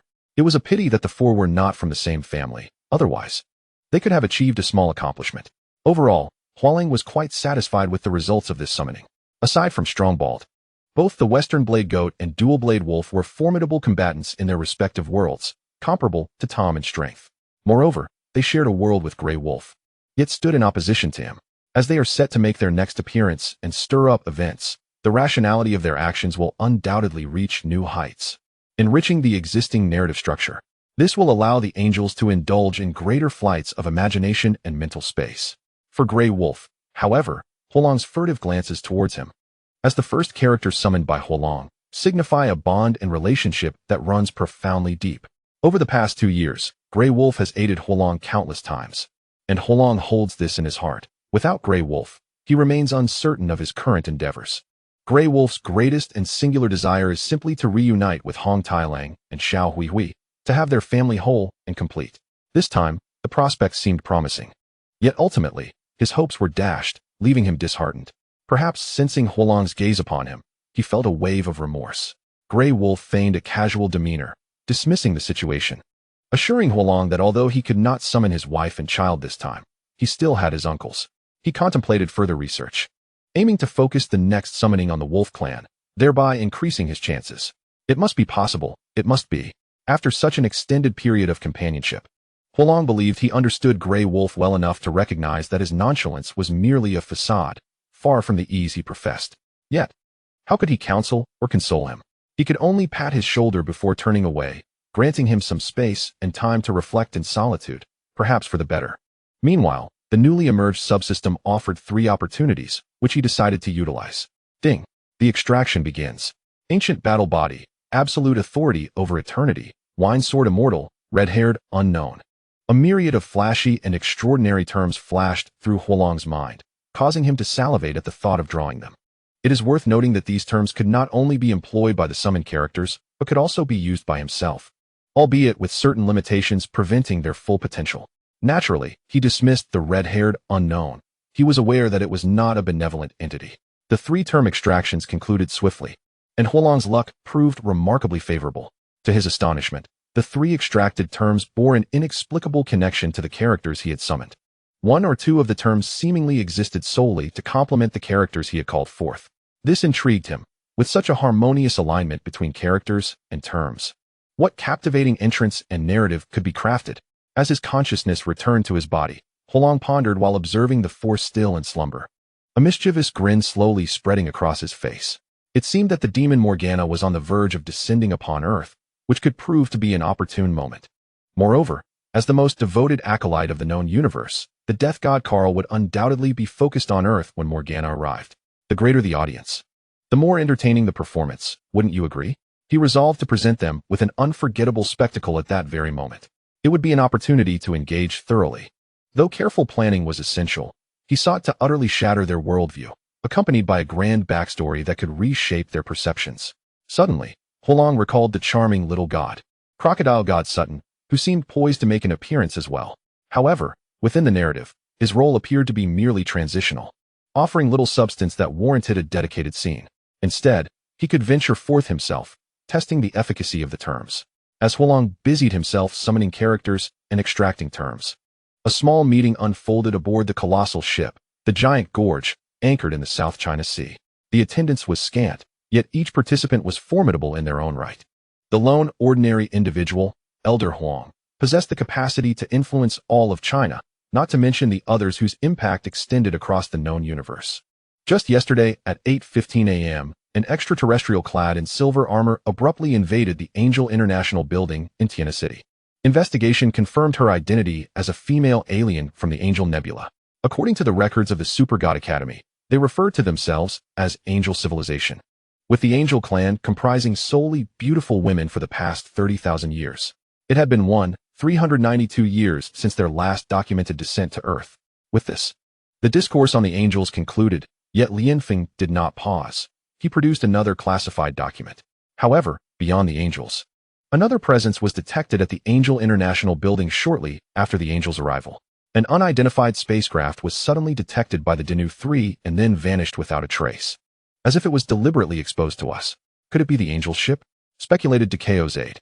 No, according to the records of the Supergod Academy, angelic ships exude a distinct angelic aura, making them easily identifiable, and angel warriors are typically so powerful that they rarely require such vessels unless engaged in large-scale warfare. Lianfeng conveyed 2 unsettling pieces of news, both of which were far from favorable for Earth, causing Dikao to furrow his brow in discomfort. Was there any identification of the civilization that owned the ship? None. We compared it to all ship data in the Supergod Academy database, and none matched. So, it is entirely unknown? Dikao felt increasingly uneasy. Complete unknown implies an imminent, unpredictable danger, a notion that is universally unwelcome, as it cannot be anticipated or defended against. Do not worry, Dikao. Reina, upon receiving the classified information from Lianfeng, regarded it with indifference. For the goddess of the flame civilization, no danger could threaten her. She represented the greatest peril in the known universe. An unidentified spacecraft is inconsequential, and you are not entirely without countermeasures. General Panjun has proposed a plan. Has he not? The Black Great Wall. The Black Great Wall is the purpose of this meeting. It is Earth's only viable option at present. However, it requires the approval of the Central Authority, meaning Elder Huang must first consent before the central government can proceed. Everyone understood this, and thus they collectively turned their attention to him, awaiting his decision. Chief, I concur with Xiaona's perspective. I shall apply to the central authority and the command center.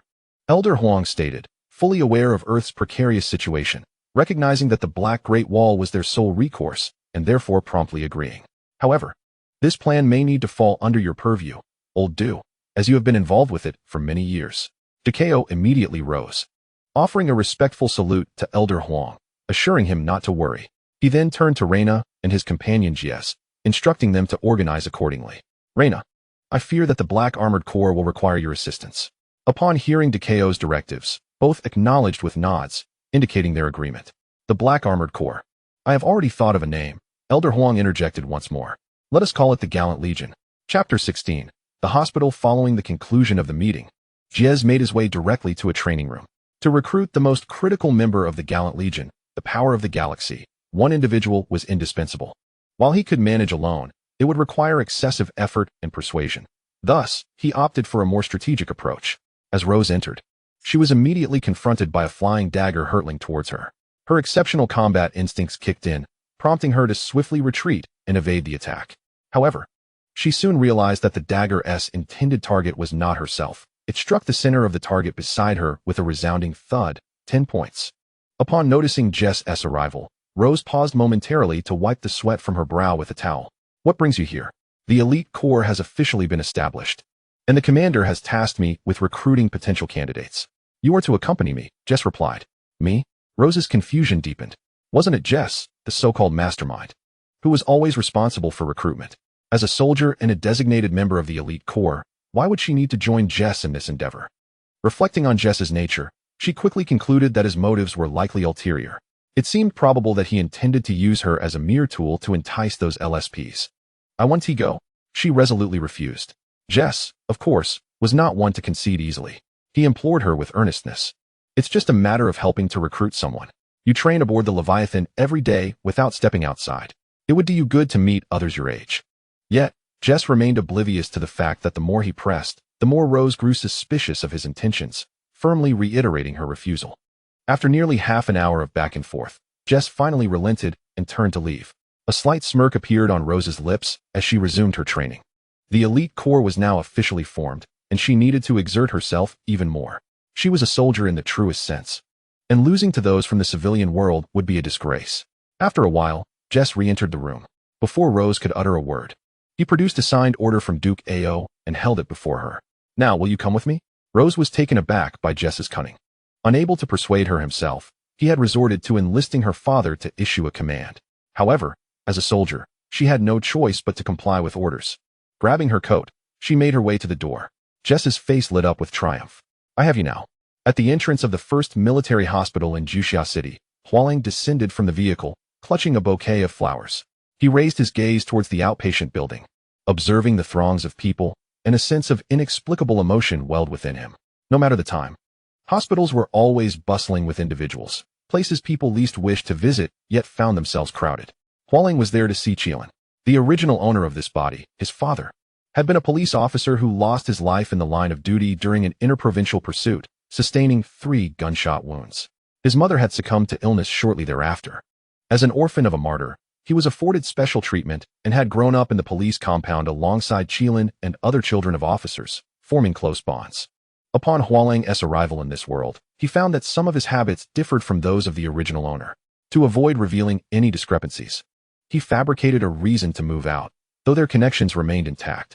He had instructed Tom yesterday to head to the airport on Filiu Road, specifically advising him not to let Qiang suffer the same fate as in the original story. However, the intense battlefield had ultimately left Qiang with some minor injuries. Due to the involvement of multiple alien factions in this mission, for safety and subsequent inquiries, Qiang was admitted to the military hospital. Visiting hours were permitted, though certain information remained undisclosable. Thus, upon receiving the news, Hua Lang promptly drove to the hospital with flowers and a fruit basket to see her. After all, this was Qiang.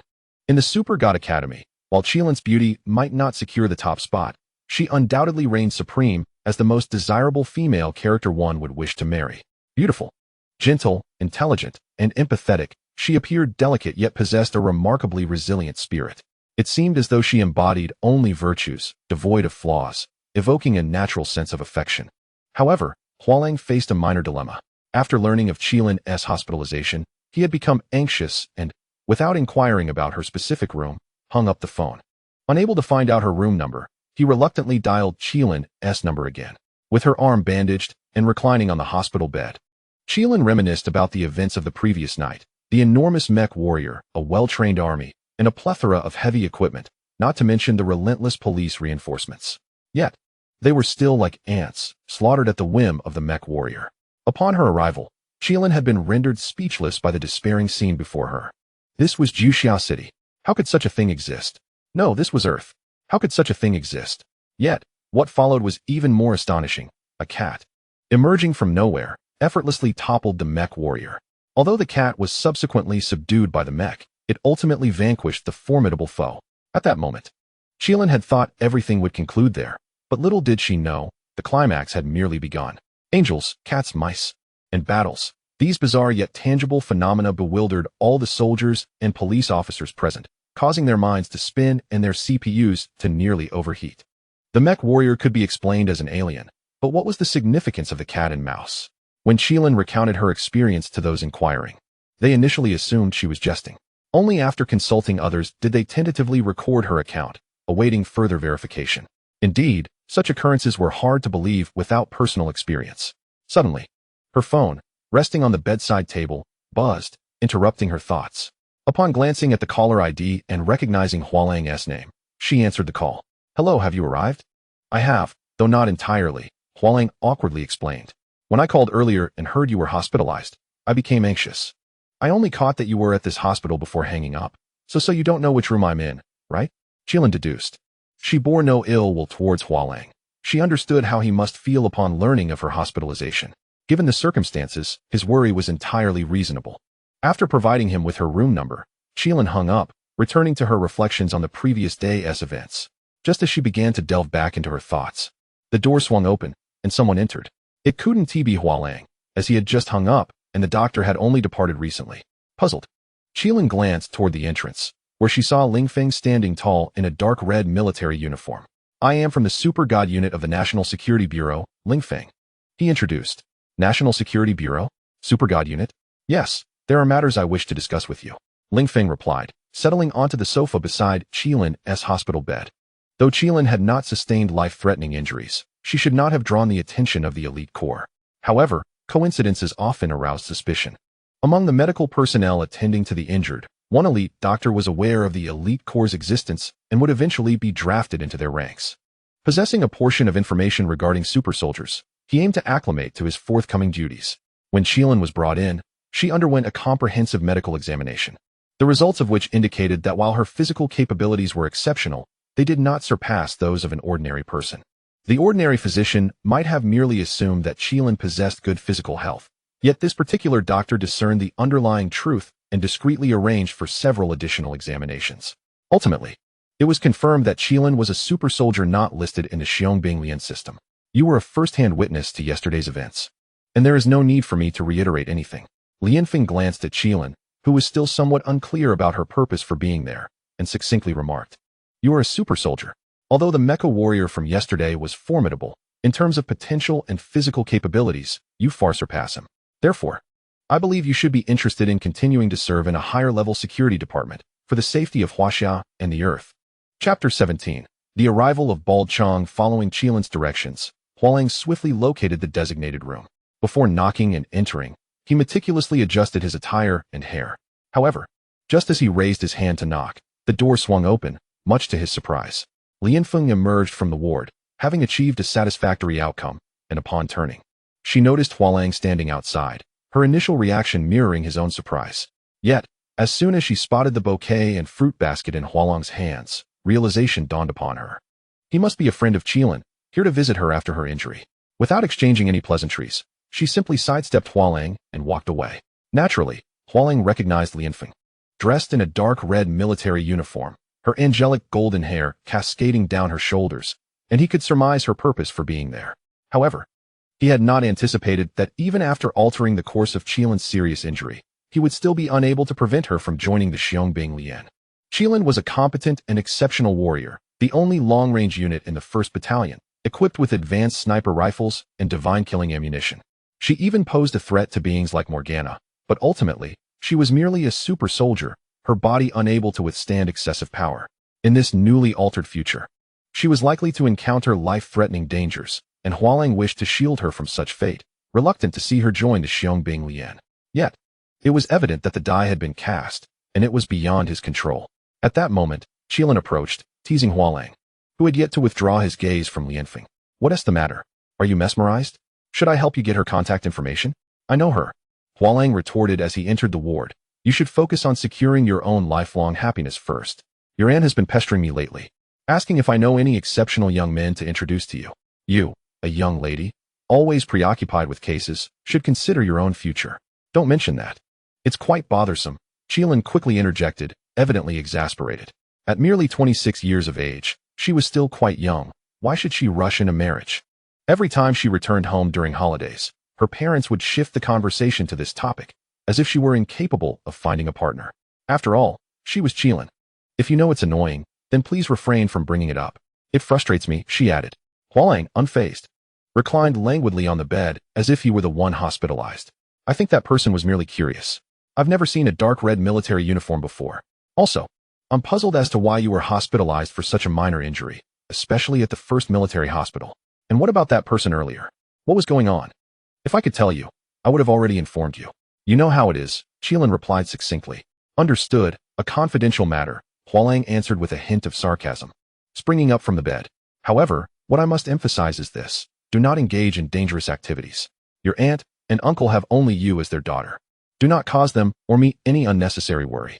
Qiang found herself at a loss for a response, peeling an orange while casting her gaze downward. Having grown up together, Hua Lang knew that she would be caught in a lie the moment she opened her mouth. Thus, silence seemed preferable.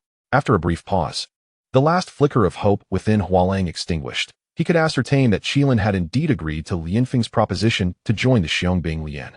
"Looks like I hit the nail on the head," he mused, but Qiang remained silent, dividing the peeled orange in half and offering one portion to Hua Lang, her eyes resolute, unyielding to his persuasion. Their gazes locked for an instant, but soon, Hua Lang feigned defeat. "All right, just give me a heads up. That way, when your aunt and uncle inquire, I can corroborate your story without revealing anything.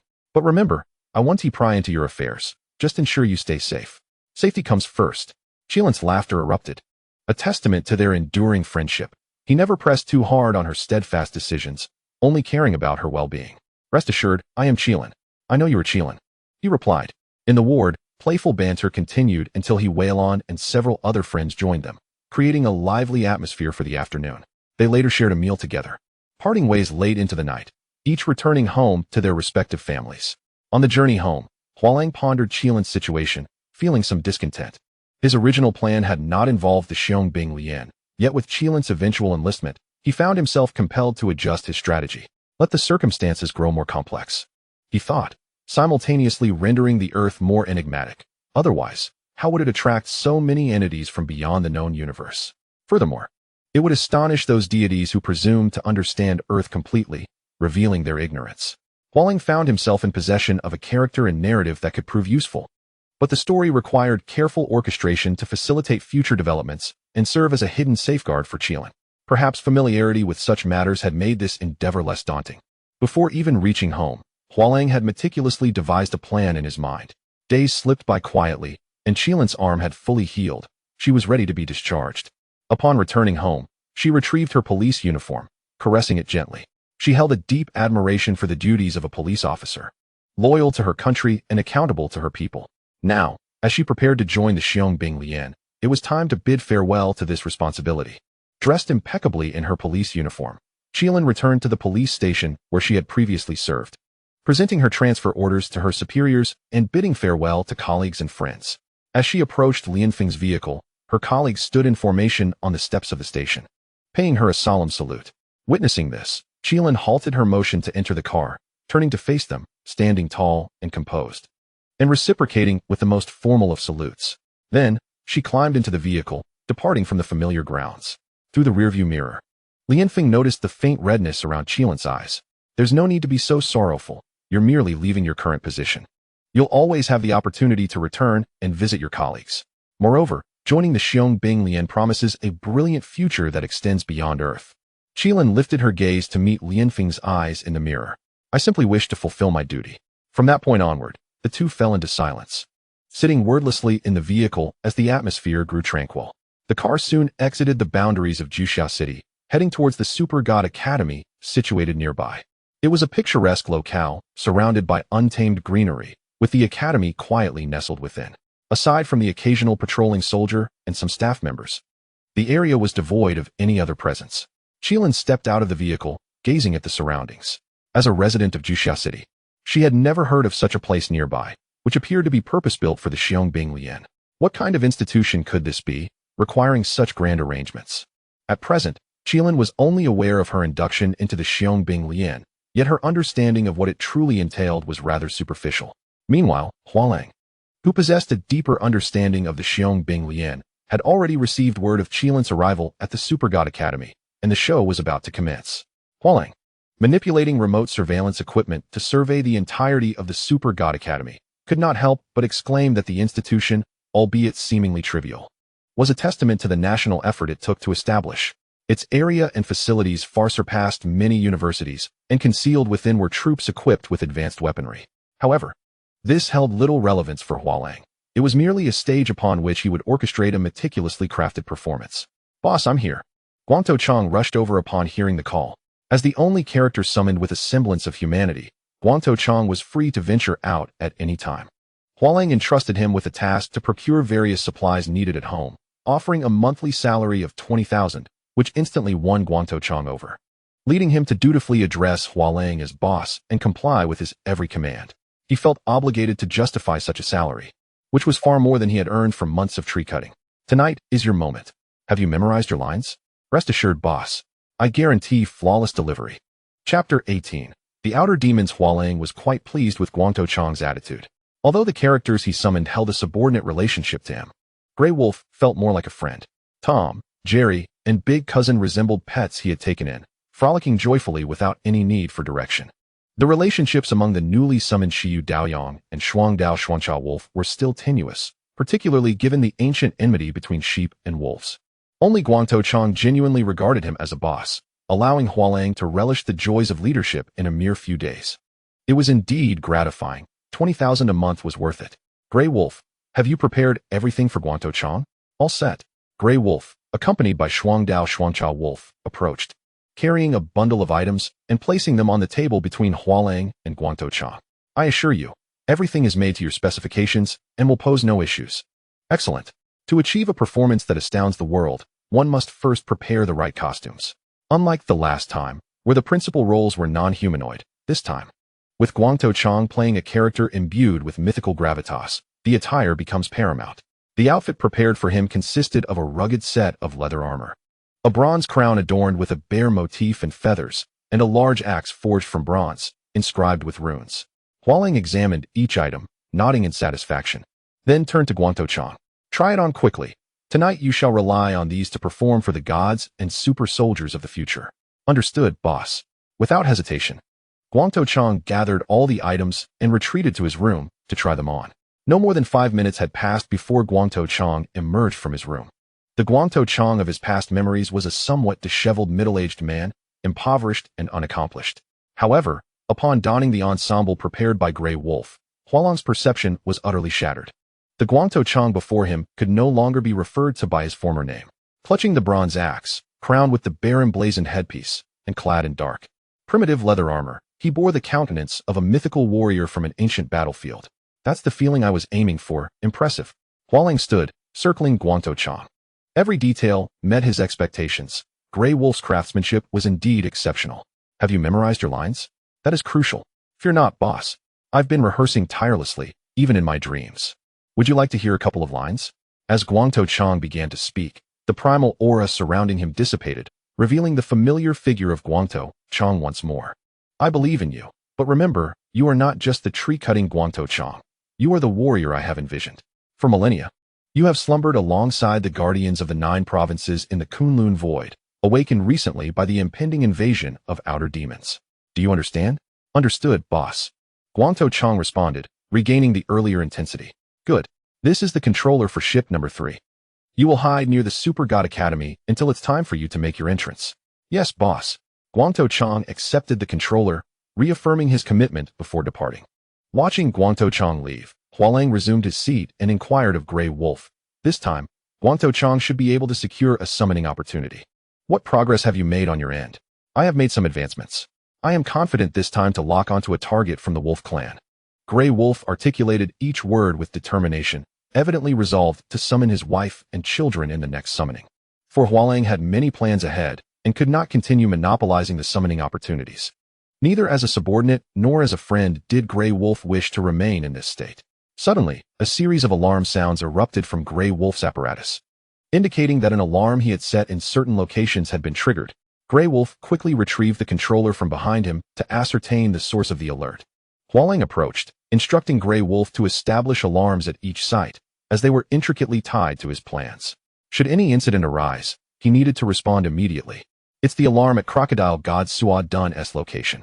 Grey Wolf produced a remote control seemingly from thin air, pressing a button that caused a previously pristine wall to part, revealing a monitor and some control equipment.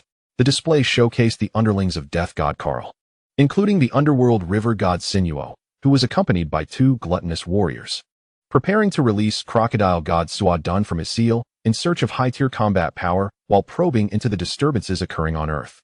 Damn it, I miscalculated the timing. Cursed, truly cursed. Hua Lang realized the gravity of the situation unfolding on the monitor. He had misremembered the timeline. He had presumed the events involving Crocodile God Sua Dun would occur after the assembly of the Qiang Bing Lian, not prior, which was a significant oversight. What shall we do now? Grey Wolf inquired, fully aware of Hua Lang's plans. Despite the apparent complications, Hua Lang exhibited no signs of panic. Instead, he chided himself for his faulty memory, contemplating asking Grey Wolf for some supplements to sharpen his mind. Not a big deal. Is my outfit ready? I'm still working on the one for Guangtou Qiang. Grey Wolf glanced back at Shuangdao Wolf. Please fetch the outfit I prepared for Hua Lang. Shuangdao Wolf nodded and made his way towards Grey Wolf's storage room. As expected of you, Grey Wolf. Hua Lang directly gave Grey Wolf a thumbs up. It truly instills confidence. Indeed, if one must marry, it should be Grey Wolf. Long before formulating the plan for Bald Chang's visit to the Supergod Academy today, Hua Lang had already devised a strategy to confront the crocodile god, Sodun, and it was one in which he personally made an appearance.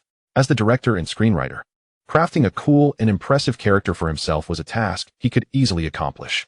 This time, he was carrying significantly more than Bald Chang, struggling to hold on to dual blades and forks, emitting labored sounds. Splendid. Upon seeing this equipment, Hua Lang could not help but exclaim. This was the effect he desired. Just as Sodun was released from his seal, he forcefully leaped from the stone statue into the air, then propelled himself further into the distance. Below, 2 gluttonous warriors, waiting to capture Sodun while he was still weakened from the ceiling, stared in astonishment at the trajectory Sodun left behind. This did not seem to align with their script. What are you doing? Go pursue him. Snow glared at the 2, frustrated. If it weren't for the scarcity of souls from the river Styx, he would have little regard for the gluttons, who were nothing but muscle-bound fools. Oh, pursue. The technological prowess of the gluttons was commendable, and they gradually began to catch up to Sodun, who had traversed several nations and entered the borders of Huaxia. Having just broken his seal, Sodun was nearing his limits. Exhausted, he plummeted from the sky, startling a crowd below. The onlookers gaped at this descending figure, clearly not human, their eyes filled with confusion, fear, and helplessness. Sodun, however, regarded them with greed and desire, perceiving them as delectable, juicy morsels, so fragrant and enticing. He decided to pause and select a few, planning to indulge later. Yet, the gluttons would not wait for him to regain his strength. Upon discovering him, they launched an attack, aiming to capture him while he was still vulnerable. Extraterrestrial demons, who gave you the audacity to act recklessly in the land of the 9 provinces. Just as the gluttons prepared for indiscriminate assault, a thunderous roar echoed from afar, followed by a violent shockwave that swept in from all directions. It obliterated the flying vessels beneath the glutton warriors, causing them to plummet to the ground with a resounding crash. Chapter 19. The God of Death. By Qi, the spectators were left bewildered. Who had just shouted that? Extraterrestrial demons? Are they aliens? How did the science fiction morph into fantasy? The crocodile could be explained as an evolved creature, but what of the gluttons? Descending from the sky with flying machines and laser guns, clad in exoskeletal armor, a blend of science fiction and fantasy. The once panicked crowd fell into an eerie silence, exchanging glances, striving to comprehend the unfolding situation. It must be said, the allure of watching a spectacle often overshadows the inherent danger. If it were not so, it would indicate that the excitement was not substantial enough. The fallen gluttons were all elite warriors. Otherwise, they would not have been dispatched to capture Sodon. Regaining consciousness, they quickly rose from the ground, back to back, weapons raised towards their respective directions, uncertain of the origin and strength of that earlier voice. What just transpired? Was that a sonic attack? It could not be. They had never encountered such a method of assault that could instantly destroy their vessels. It must be a super soldier from Earth. Remain vigilant, ready to strike at any moment. Gripping their weapons tightly, the glutton warriors heightened their defenses, aware that they might be facing a significant threat. What is happening? Did the angel speak? Sodon observed the glutton warriors, who had just aimed to attack him, plummeting from the sky, seemingly ignoring him. And that thunderous shout, was that the angel calling? But why did it sound somewhat masculine? Puzzled, he scratched his head and, with a long tongue lolling, approached the glutton warriors. Do you know what is going on? The glutton warriors paid him no heed. He was now a secondary target, and they were unaware of his inquiries, maintaining their vigilance as they surveyed the surroundings. Seeing no one respond, Sodon prepared to inquire of the ordinary people nearby. Suddenly, a glutton warrior spotted something unusual in the sky and immediately raised his weapon, alerting the others. Fire! The air was filled with the sound of laser beams shooting towards the airborne target. These beams were powerful, had they been aimed at a conventional armored unit. A single shot would easily penetrate it. Even a military ship could not withstand a barrage. However, against a high-level combat unit, the effectiveness of these laser beams was somewhat lacking. The multitude of beams enveloped the target in the sky, yet predictably, they had no impact. The figure remained unharmed and composed in the air. Is this the extent of your capability, daring to intrude upon my land? The figure disdainfully addressed the gluttons, descending slowly as if walking down a staircase. At this moment, the onlookers finally discerned the figure's armor and appearance. Clad in heavy black-painted bronze armor, with a crimson cloak billowing behind, a bronze helmet obscured his features, and a bronze mask concealed his face. In his grasp was a long spear reminiscent of those from the early Qiang dynasty, and a bronze blade hung at his waist. An oppressive aura of murderous intent enveloped him, so palpable it sent shivers down the spines of those who merely cast a glance, instilling an instinctive fear. He was not the archetype of a scholar imagined by the onlookers.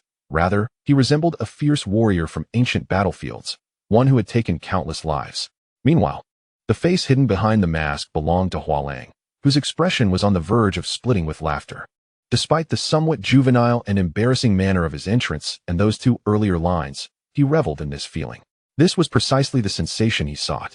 The attributes he had chosen were extraordinarily effective, both impressive and stylish. He felt a twinge of reluctance to reserve them solely for his character. He wished to embody them himself. In moments of leisure, he could don this guise and seek out those who are easily intimidated. Just the thought brought him delight.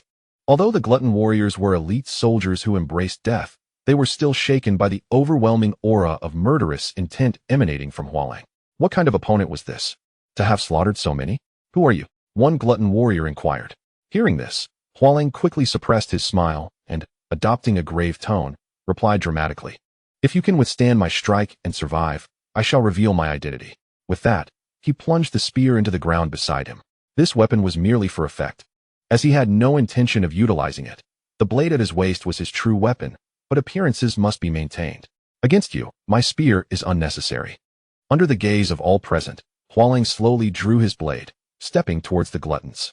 While the gluttons were indeed intimidated by Hua Lang's aura, as devout followers of the god of death, they would not cower in the face of such a challenge. Casting aside their ineffective laser guns, they armed themselves with melee weapons, shouting together, "For our god Karl! For our god Karl!" United, the glutton warriors charged at Hua Lang, determined to engage him in battle. Even if they could not prevail, they wished to demonstrate their loyalty to Karl. Yet, loyalty notwithstanding, their combat prowess left much to be desired. Hua Lang coldly gazed at the approaching Taotie, raising his battle blade and gently slicing through the air towards them, thereafter refraining from any further action. A series of thuds resounded as heavy bodies collapsed to the ground, and upon closer inspection, the Taotie lay severed into two, writhing in agony. Hua Lang now cherished the prowess bestowed upon him by this title, for his combat abilities were truly remarkable, with a blade in hand. He felt emboldened enough to confront even Kaisha. Yet, whether he could withstand the encounter remained uncertain. Hua Lang slowly approached the struggling Taotie, casting a contemptuous glance at them. Their bravery was commendable, but such courage could not bridge the chasm between them. With a swift stroke, he delivered the final blow, extinguishing their lives. Is it over? Hua Dun stared in astonishment at the still forms of the Taotie. How did Hua Lang manage to cleave them in two? And that final strike, how did it result in their demise? How did you accomplish that?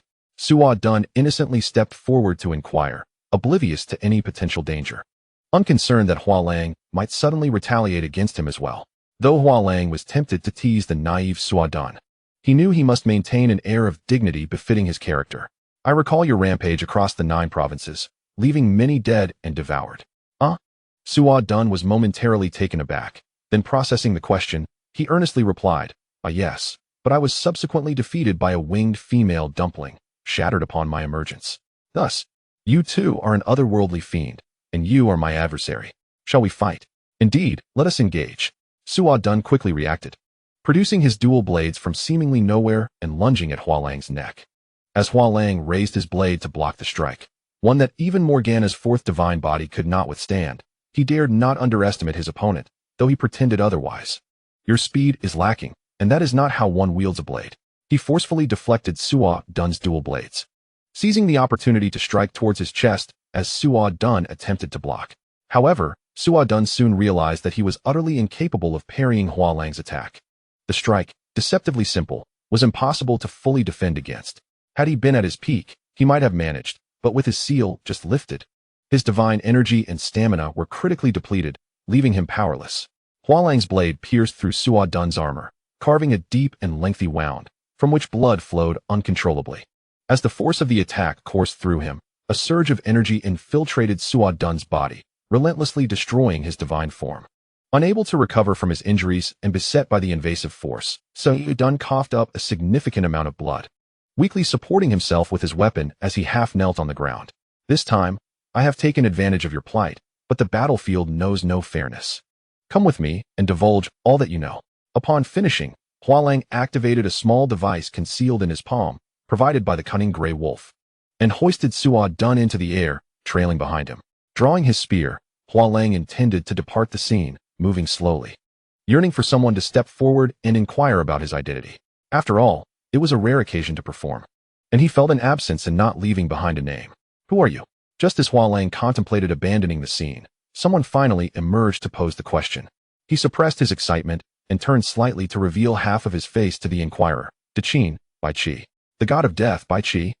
In a classroom of the Supergod Academy, members of the first batch of Gu Shaoluan and Zhao Xian's Xiong Lian sat scattered, transfixed by the news broadcast on the television. After absorbing the astonishing information, they collectively felt as though their minds were insufficient, their cognitive processes nearly overloading. What is the meaning of this? Bai Qi, the god of death, was not he the renowned general of the Qin during the spring and autumn period? They were somewhat familiar with his legacy. The total number of soldiers who perished during the spring and autumn and warring states periods exceeded 2 million, with nearly half falling at the hands of Bai Qi, almost 1 million lives. Hence, he was venerated as the god of death, Bai Qi, one of the 10 philosophers of the War Temple. Such a figure, whose existence was confined to history, literature, and film, seemed improbable to manifest in any other realm, particularly in the present, unless one were to seek out his tomb. Moreover, the presence of extraterrestrials and a crocodile alongside him further muddled the credibility of the situation. Had it not been for the fact that this report was from the most authoritative channel in China, they might have dismissed it outright, believing it no more than a sensationalist fabrication. May I ask something? Lu Chuang, who had not been well versed in literature, inquired. Though he had heard of the name Bai Qi, what exactly did he do to elicit such astonishment from you all? Bai Qi, who lived over 2 millennia ago during the Warring States period, was the esteemed general of Qin, renowned as the foremost among the 4 great generals of that era. He was dubbed the god of death due to the millions he dispatched in battle. Millions. That figure is indeed staggering, gasped the goddess Reina. Even among the renowned warriors of the known universe, few could boast of such a death toll. 1 million. That was comparable to the population of some lesser-known civilizations within the cosmos. Surely this cannot be true. It is not false. Though that number does not represent his personal toll, but rather those who perished due to his actions, Rose clarified to Reina. Yet her gaze remained fixed on the screen. captivated by the close-up images. The god of death, Bai Qi, a figure from over 2,000 years of history. How could he appear in modern-day China? Effortlessly slaying several Taotie warriors and subduing the crocodile god Suodun? This is utterly inconceivable. What could possibly be the truth? Is there a side to Earth we are unaware of? Or perhaps this is an extraterrestrial masquerading as Bai Qi, exploiting his name? Yet, such a being would not need to pretend. With such power, why engage in cosplay? Currently, aside from Reina, the rest of the Qiang Lian may not even stand a chance against him. Rising from her seat, Rose resolved to contact Takeo, for this matter was too peculiar. She could not rest easy without clarity. Historical figures like Bai Qi, unknown extraterrestrials, and a crocodile. What on earth was happening? Zhao Xian felt overwhelmed, his head spinning with confusion. Upon arrival, he had heard whispers of a potential confrontation with extraterrestrials, so the Taotie and the crocodile did not shock him overly much. But Bai Qi truly left him feeling as though his mind had shrunk. This chaos was beyond description. Among those present, only Qiang, Reina, and Chung Yaowen remained relatively composed, their expressions devoid of excessive surprise. Qiang had already encountered Taotie, Tom, and angels, so the appearance of Bai Qi was somewhat acceptable. Reina was not of Earth, and her perception of time differed entirely from human understanding. 2,000 years were merely a fleeting moment in her civilization. As for Chung Yaowen, being a prince of dinner, his capacity for acceptance far surpassed that of others. While Bai Qi's emergence was astonishing, it did not leave him utterly astounded. The group remained in a cacophony of chatter, pondering the implications of the situation, with some contemplating a return home. Engaging with extraterrestrials is one thing, but encountering a figure as formidable as Bai Qi certainly ventures into the realm of the extraordinary. At this moment, Rose entered the room, returning to her seat. Her expression still clouded with confusion, evidently having found no answers from Duko. Lena, aware of Rose's inquiry, directly asked, "So, Rose, what did Duko say?" They too were uncertain about the situation regarding Bai Qi, only aware that the energy he exhibited reached the level of a third-generation super warrior and was immensely powerful. Within the ranks of the Qiang Lian, only Yu and Gu Xiaoluan could withstand it. However, judging by the circumstances, this self-proclaimed Bai Qi does not appear to be our adversary. As long as I can handle it, the rest is for them to ponder. It does not concern me. Upon learning that Bai Qi was merely a third-generation super warrior, Lena immediately reverted to her laid-back demeanor. Her primary purpose for coming to Earth was to relax and enjoy herself. As long as no supreme deities or paramount gods arrived, she would be unbothered, for they could not contend with her nor disrupt her peace. Observing Lena's demeanor, Rose chose not to comment, fully aware of Lena's formidable prowess and feeling a twinge of envy. Aside from her spatial wormhole abilities, Rose considered her own powers to be rather insignificant. "What's the matter, Qiang? Do you look down upon Big Black?" For reasons unknown, Lu Chuang and Qiang found themselves in a conflict. Lu Chuang swaggered over to Qiang, his flippant remarks echoing, "You're not a cop here. You're just a girl, you know? With aliens invading, why aren't you hiding at home? Are you trying to catch my attention?" "Lu Chuang, let me tell you, though I may not be a police officer anymore, I can still arrest you. Believe it or not." "I believe it, of course. Got handcuffs on you." Lu Chuang dismissed Qiang's threats with a nonchalant bravado, extending his hands to her. "Come on, cuff me. Otherwise, I'll cuff you." Before he could finish his sentence, he sensed something amiss. His collar was constricting uncomfortably. "Wait a minute. Why am I flying?" With a single hand, Lena seized Lu Chuang and hurled him against the wall, striding towards him with an air of indifference. What was Big Black compared to a deity? Lu Chuang struggled to rise, his eyes filled with rage as he exclaimed, "Who are you?" Lena was not one to indulge Lu Chuang. She swiftly grasped his neck and pinned him against the wall, regardless of his futile attempts to escape. "I am your goddess, the Radiant Sun, Lena." "Oh, you are the one. That Radiant Sun." Boom. Before Lu Chuang could finish, Lena unleashed a minor blast, propelling him and the wall beyond it. Emerging from the hole she had created, Lena approached the still-downed Lu Chuang, her armor enveloping her with each step. Once she came to a halt, she was fully equipped, revealing a secret, in truth. "I am also an alien." "Alien? Is that what you beings from beyond refer to yourselves as?" Before Lena could continue, a voice interrupted from afar. Feeling breathless and frustrated, Lena shouted towards the source of the voice. "Who are you? Can't you see the goddess is speaking?" "God, what difference is there between us humans? Merely different forms of life." The figure of bald Qiang gradually descended from the distant sky, approaching them. "It was indeed my fault to interrupt your speech. I beg your pardon. However, may I inquire why you have come to my Jiuzhou uninvited?" "Jiuzhou? Isn't this the Supergod Academy? Lina replied, perplexed as she observed bald Qiang, whose attire resembled that of a super warrior, someone she had never encountered before. And who might you be? None of the super warriors in my memory match your description. Perhaps sensing the rudeness of interrupting Lina, bald Qiang promptly addressed her inquiry. I am from the Jishui Yuxiong clan. Jishui Yuxiong? This introduction plunged Lina into a void of confusion, as she recalled no such faction in the known universe.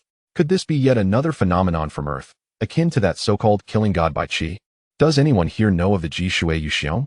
Lina asked her companions from the Xiong Lian, hoping for enlightenment regarding whether this Jishui Yuxiong was a historical figure from Earth, similar to Bai Qi. Jishui Yuxiong? I have no idea, do you? I think I've heard it before, but I can't recall anything specific. Is Yuxiong a surname? Does such a name exist in Huaxia? The group expressed their collective bewilderment, as the name Jishui Yuxiong resonated with a sense of familiarity, yet they could not pinpoint its origin. Jishui Yuxiong? At that moment, Rui Mengmeng, who was diligently preparing for university entrance exams, paused and thought. I know Jishui Yuxiong. Jishui is the name of a river, though it was used thousands of years ago. As for why everyone feels an affinity for the name Yuxiong, it represents a historical figure. Jishui Yuxiong is the clan of Emperor Xianyuan. What? Emperor Xianyuan? Rui Mengmeng's revelation struck everyone present like a thunderbolt, disbelief etched across their faces. The earlier mention of Bai Qi had already been difficult to digest, challenging their worldviews. Now, they were confronted with a lineage believed to belong more to myth than history, the clan of Emperor Xianyuan. How could history have morphed into a fantastical epic so swiftly? Was there anyone who could stand up and deliver a resounding slap to reality, assuring them that this was merely a dream? Otherwise, the values they had cultivated over the past decades could not possibly reconcile with the knowledge they had just acquired. Aliens, crocodiles, Bai Qi, and now, the clan of Emperor Xianyuan. An infinite blend of elements? As the crowd's bewilderment deepened, bald Qiang suddenly burst into a self-deprecating laugh. It was as if an ancient guardian, who had silently watched over his kin, had emerged from the shadows only to find that few remembered his legacy. The Yin and Huang emperors once overcame countless trials, battled foreign foes, and unified the world, establishing Jiuzhou. Yet, less than 10 millennia later, few remembered the name Jishui Yuxiong. Bald Qiang slowly embraced his role, tears glistening in his eyes as he gazed toward the direction of Jishui, lamenting, Emperor, Flame Emperor, though you have both departed, rest assured, I, Qiang, will ensure that Jiuzhou transitions from forgetting you to remembering you once more. In truth, we are aware of the Yin and Huang emperors. Observing bald Qiang's sorrowful demeanor, Gu Xiaoluan felt a pang of guilt for forgetting their ancestors and bravely stepped forward to explain. I only learned today that the clan of Emperor Xianyuan is called Jishui Yuxiong. I apologize. Bald Qiang wiped away his tears, his voice solemn. Do not blame yourselves. Since the emperor decreed that we, the innate beings, retreat from the world and slumber in the Kunlun void as guardians of the taboo. Hoping the people of Jiuzhou would strive for self-improvement without relying on great powers, each person would become a pillar, akin to dragons. Thus, it is only natural that we have been forgotten over time. It is indeed a challenge to remember the legendary Emperor Yin and Emperor Huang. Yet here I stand once more, intent on resurrecting the forgotten elements of the 9 provinces and passing them down through the ages. Slowly turning, the bald man scrutinized the members of the Xiong Lian, but his gaze changed distinctly when it passed over Rose and Cheng Yaowen. The Flower Knight had specifically instructed that his identity as the guardian of the taboo in the land of the 9 provinces, also known as Huaxia, imbued him with an inherent hostility towards those outside of Huaxia. Rose's father, Duke Cao, was established to be unaware of Huaxia's people. Thus Rose could be considered only partially affiliated. As for Cheng Yaowen, he was neither a Huaxia native nor even from Earth, a prince of Denner. His connection to Earth was merely sentimental, not one of home or origin. Reina stepped between the bald man and the members of Xiong Lian. A hint of annoyance in her voice. Excuse me, it seems you treat me, the goddess, as if I do not exist. I apologize if I have been rude. He replied, though his words felt more like a thinly veiled insult than a genuine apology, further inflaming the tension between them. The Flower Knight had mentioned that this performance would require a confrontation, and among all present, only Reina had developed significantly. Known throughout the universe for her formidable power and destructive capability, who else could he possibly choose to contend with? You might not be aware of who I am. I am the light of the sun, and you dare to speak to me this way. Truly a fool devoid of fear. The sun, a symbol of light and admiration, is not beyond reproach. If you take pride in such an identity, so be it. The bald man's words grew increasingly hostile, prepared for a confrontation. Yet he cautioned against recklessness. I may not be your match, but you cannot kill me. And within the realm of Kunlun, the game of De continues. Initially furious, Reina was momentarily taken aback by the unfamiliar term De, glancing at the members of Xiangbing Lian. Who is De? The one who shot the sun? Rue Mingming replied. He shot down 9, added Gu Xiaoluan, illustrating with a gesture of 9 fingers, fearing Reina might not fully comprehend. What? Reina's anger surged. She understood the implication of the bald man's words. He intended to shoot down the goddess. I will obliterate you. Summoning a microflare in her hand, she hurled it at the bald man and charged forward, armed with her blade, determined to unleash her wrath upon him. The title of the greatest disaster in the known universe was not merely a facade. Even a microflare was something the bald man dared not withstand. He swiftly dodged to the side, his large axe flipping in his grip, ready to counter Reina's assault with the handle of his weapon. This was merely a performance, and Reina's strength lay in her devastating bombardments. Close combat was not her forte, having once been overpowered by a minor enemy during the Battle of the Heavenly River. Moreover, he was the bald man. Did he not value his reputation? Except for the 2 old friends in the forest. Anyone else wishing him to engage with the axe's edge must first demonstrate their own prowess. Otherwise, how could he uphold his legendary status?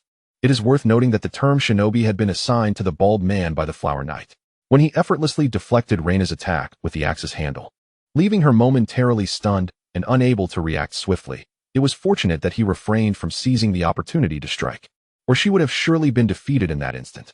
What kind of ability is this? Reina mused, although aware of her shortcomings in melee combat. She had trained with Pan Zhun on Liang Star. To be so easily countered and rendered immobile was unprecedented. The self-proclaimed Ji Shui Yuxiong Ji was no ordinary opponent. Yet, as a proud goddess, Reina could not concede easily. Once she regained her composure, she glared coldly at the bald man. Do you wield the axe handle against me? As if to belittle my divinity? To show respect to any adversary is a warrior's fundamental virtue.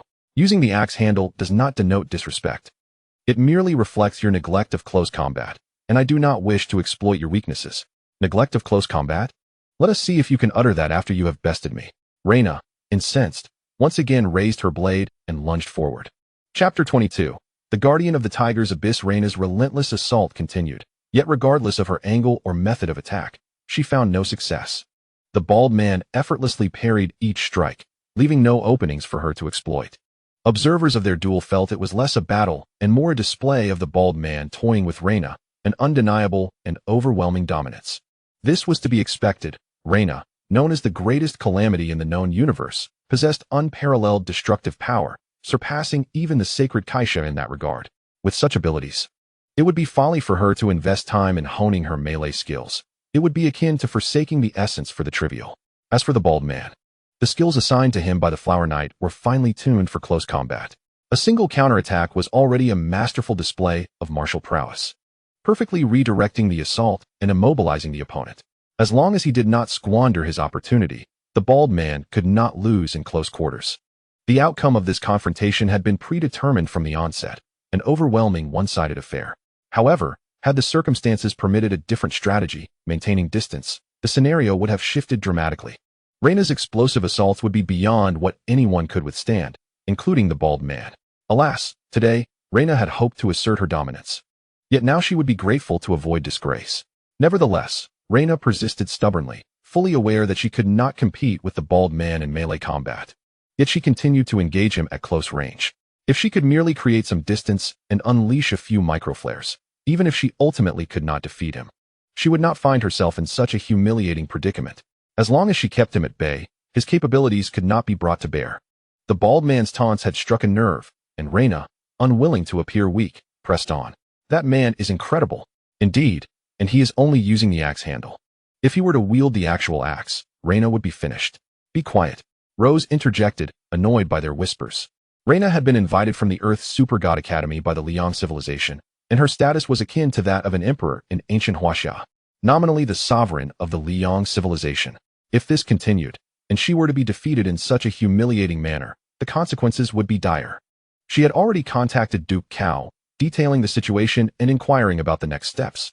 Duke Cao had left the Juxiao and was hastily making his way there, having also contacted a powerful ally to assist. Rose was instructed to assess the situation and act accordingly, with the authority to intervene if necessary. Observing Reina's increasingly desperate state, Rose prepared her equipment through the wormhole and called out to the battling bald man, Qiang. Reina, and we are not your foes. You just mentioned your intention to protect the 9 provinces. Reina has traveled thousands of miles to Earth for this very purpose. The formation of the Hero Brigade is also to safeguard Huaxia and protect the planet. Please stop. We are not enemies. Guangtou Qiang deflected Reina's attack once more. Briefly glancing at Rose with a calm response, you might be correct. Perhaps we are not enemies. I do not wish for conflict. I merely want to halt. Will your goddess cease her assault? Defeating you is the only way I will stop. Reina, evidently fueled by her fighting spirit, charged forward again. Her form now riddled with flaws and lacking the initial structure of her combat. Rose, feeling exasperated as she observed Reina's wild determination, thought to herself, I am trying to save you. What are you so stubborn about? If losing is inevitable, so be it. If what Guangtou Qiang said is true, he must be several millennia old. Defeating a mere girl in her 20s should be child's play for him. The sun goddess, the greatest calamity in the known universe, refers to your potential, not your current strength. Despite this, Rose could not simply stand by idly. With a sigh, she prepared to join the fray to alleviate Reina's burden. Although this might leave a negative impression on the Hero Brigade, who Guangtou Qiang truly was remained uncertain, he was likely an ally. Reina, however, was backed by the solar civilization, a confirmed ally, and Rose was acutely aware of her choice. Guangtou Qiang, keenly sensing Rose's intentions, cautioned, little girl, if you intervene, the situation will change. Are you certain? If you agree to stop, I will not need to intervene. Unfazed by Guangtou Qiang's words, Rose flicked her wrist, producing 2 throwing knives and launched them at him. Yet, she was mindful, targeting non-vital areas. Even if struck, it would not result in significant harm. Summoning a long blade through a wormhole, Rose took a step back and vanished from sight. Intriguingly, Guangtou Qiang noticed Rose's sudden disappearance. After deflecting Reina's attack again, he casually knocked aside the flying knives aimed at him. Raising his gaze to the sky, he soon spotted Rose reappearing there, brandishing her sword and descending upon him. This time, Guangtou Qiang did not even use the axe handle. He simply reached out to seize Rose's long blade.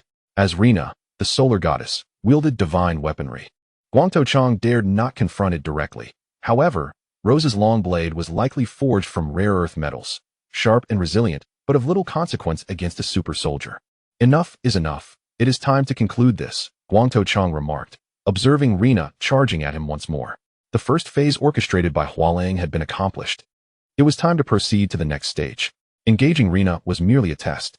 Among the advanced combatants on Earth, Reina was the one Hua Lang feared the most due to her immense power.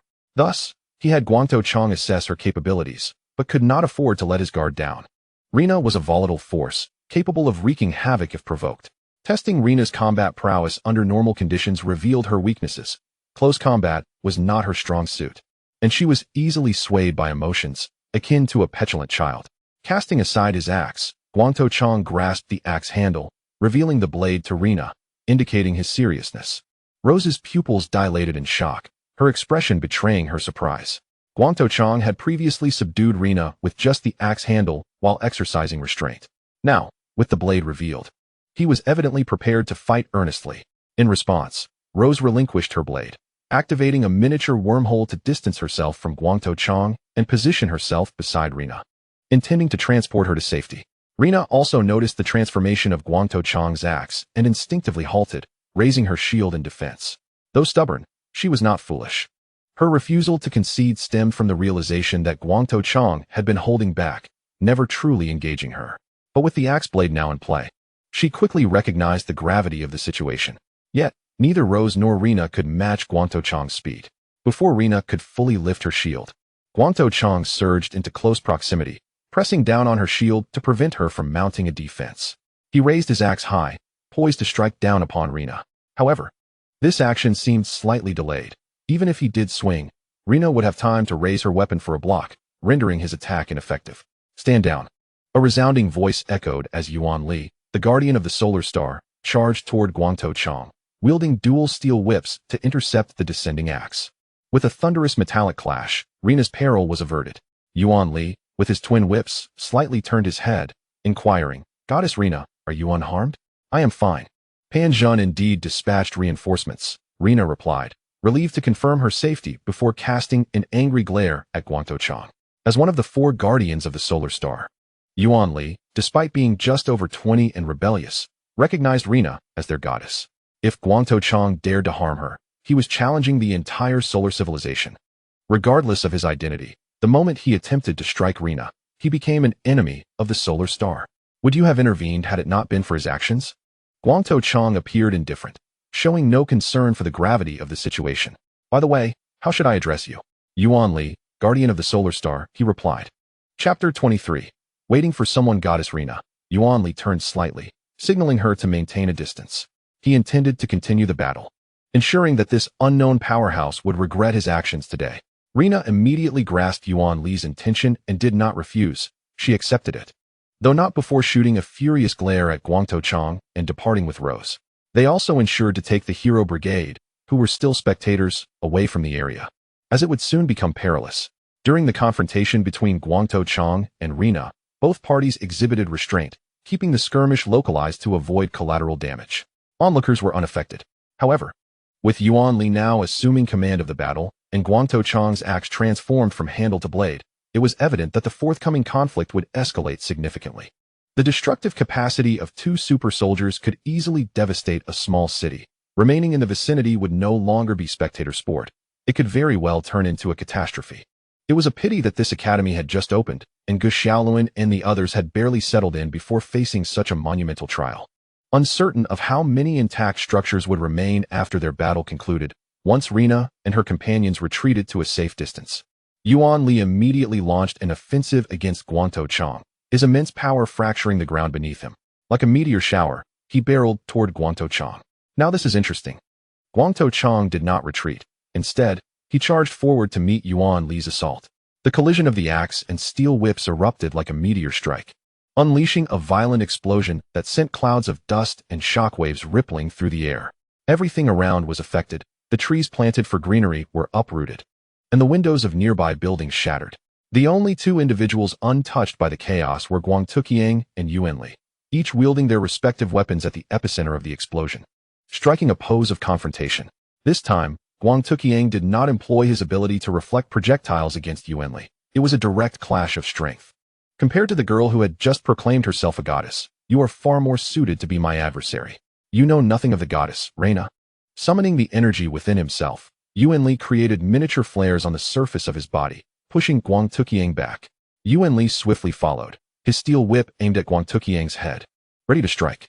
If that blow landed, even Qiang's immortality would not save him from grievous injury.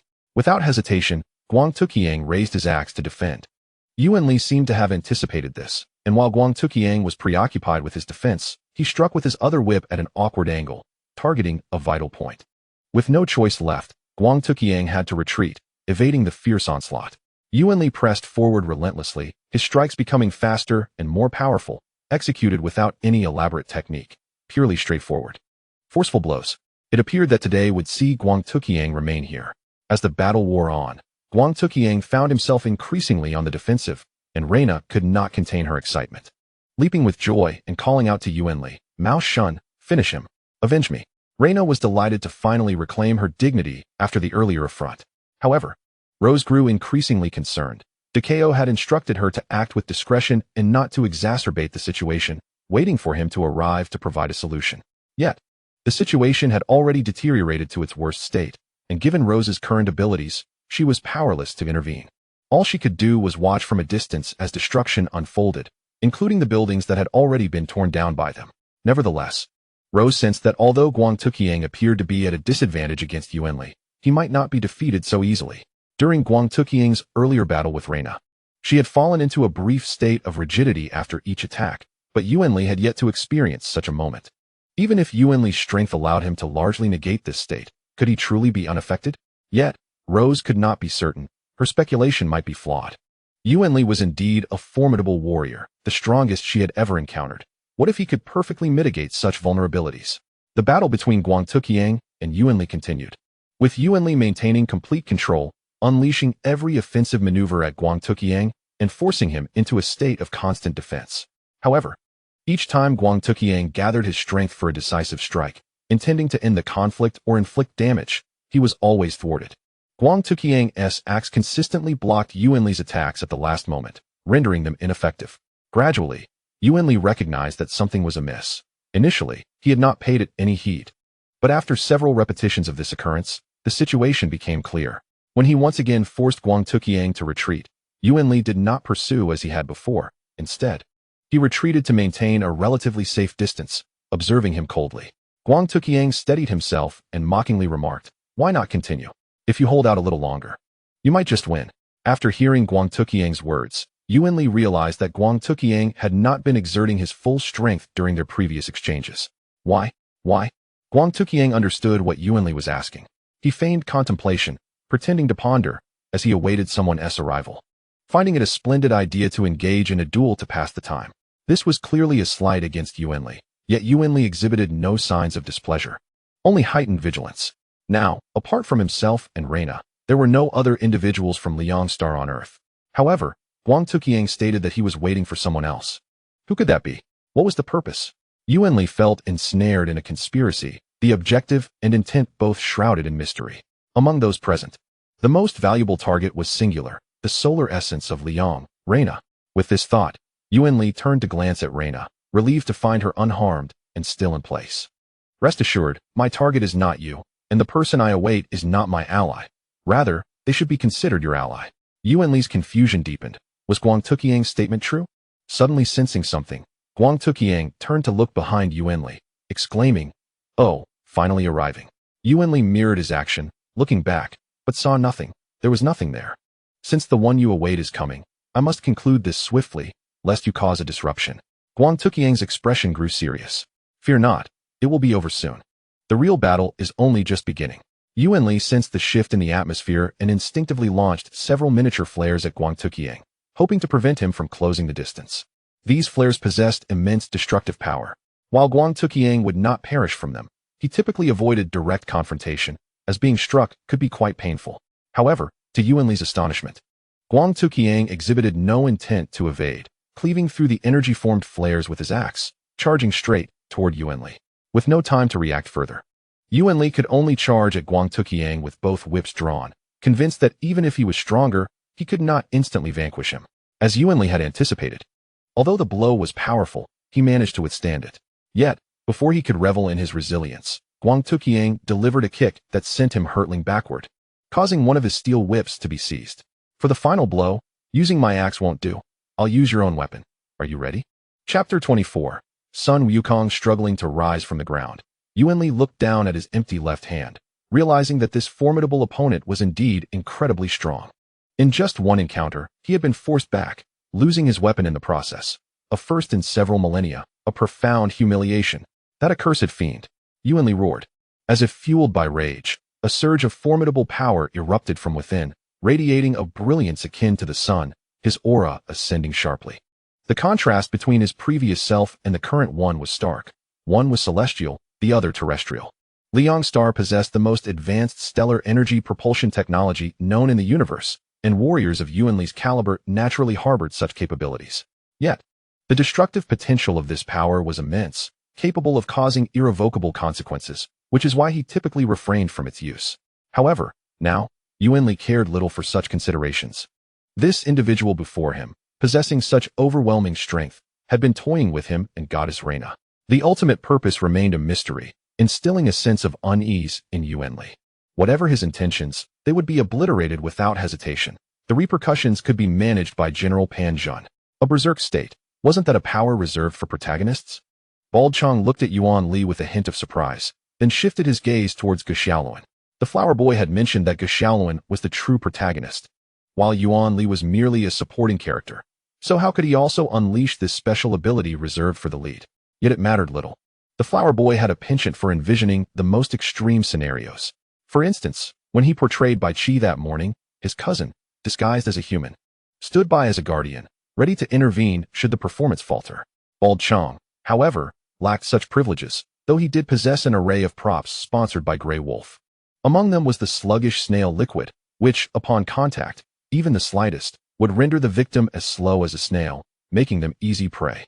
To prevent any unforeseen developments, Grey Wolf had ensured that the transforming effect was negated, with the sluggishness lasting no longer than a minute. activating the injector concealed within his left sleeve. He awaited Yuan Li's approach. A mere drop would suffice, and then he could conclude his role for the day. He pondered his own competence, executing every scene flawlessly according to the script without a single misstep. Would the boss reward him upon his return? Perhaps a bonus or a raise awaited him. Yuan Li, having mustered his energy, gripped the remaining steel whip tightly and charged towards Bald Qiang. The residual energy radiating from him, coupled with his intense heat, transformed his path into a shimmering trail. Quite swift indeed. Observing Yuan Li's speed, Bald Qiang hastily raised his left hand and unleashed the sluggish snail liquid. Yuan Li clearly perceived Bald Qiang's actions and, despite not knowing the liquid's properties, instinctively prepared to evade. But how could one easily escape an invention of Grey Wolf's? Regardless of Yuan Li's attempts to dodge, not a single drop of the liquid was wasted, splattering across his face. Instantly, he felt his body succumbing to an uncontrollable lethargy. No matter how he willed his body or summoned his inner energy, the reality remained unchanged. He was utterly immobilized, moving as sluggishly as the creature for which the liquid was named. However, the momentum from his earlier charge still propelled him towards Bald Qiang. Yet his actions were now too slow to halt or retaliate. To onlookers, Yuan Li appeared undeterred, unleashing his full strength in a final charge, poised to overpower Bald Qiang. Meanwhile, Bald Qiang wore a cryptic smile, feigning a narrow escape from Yuan Li's attack, before seizing the steel whip that had been wrested from Yuan Li, sending the defenseless opponent crashing back to his starting point. With a thud, Yuan Li landed flat on the ground, and due to the force of impact, he bounced back up, spinning in a circle before crashing down once more. After several such tumbles, he finally lay face up. It seemed the sluggish snail liquid had been overly potent. Who flies out like a stick? The prospect of a bonus seemed bleak. Bald Qiang silently regretted not adjusting the injector's power earlier. Yet, there was no time for such thoughts. The person he awaited was about to arrive. This final scene, the most crucial of all, still required his involvement. The last blow would determine fate. With that, Bald Qiang raised the steel whip, lunging towards the immobilized Yuan Li to deliver the final, fatal strike. Alarmed, Reina immediately sensed something amiss and summoned her shield, racing towards Yuan Li with all haste. She hoped to intercept this lethal blow, but the distance to the battlefield was too great. No matter how swiftly she moved, she could not reach him in time. Had they come to Earth only to lose a guardian? What manner of creature was Bald Qiang? First Reina, now Yuan Li. Was he truly intent on striking down their kind? What connection did his declarations of safeguarding Jiuzhou have with them, the warriors of the Rising Sun?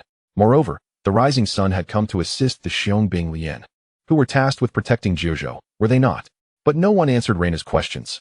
All eyes were fixed on the impending clash between Bald Qiang and Yuan Li. The gap between them narrowed, and as Bald Qiang's steel whip drew closer to Yuan Li, the latter had resigned himself, eyes shut in acceptance. How could one of the four great guardians of the Rising Sun civilization meet such a disgraceful end on Earth? Who was this Bald Qiang? And why did he seek to undermine them? The humiliation was unbearable. Only Reina pressed on, desperately striving to reach Yuan Li, determined to save him from this grim fate. As Bald Qiang's steel whip descended, Reina was still too far away. Yet the sound that ensued was not as expected. Instead of the impact of flesh, it rang out like clashing metal, a dissonant jangle. Bald Qiang lowered his head, a smile creeping across his face, for the most critical scene had been successfully executed. Gradually, he raised his gaze to the one who had intervened, shielding Yuan Li from harm.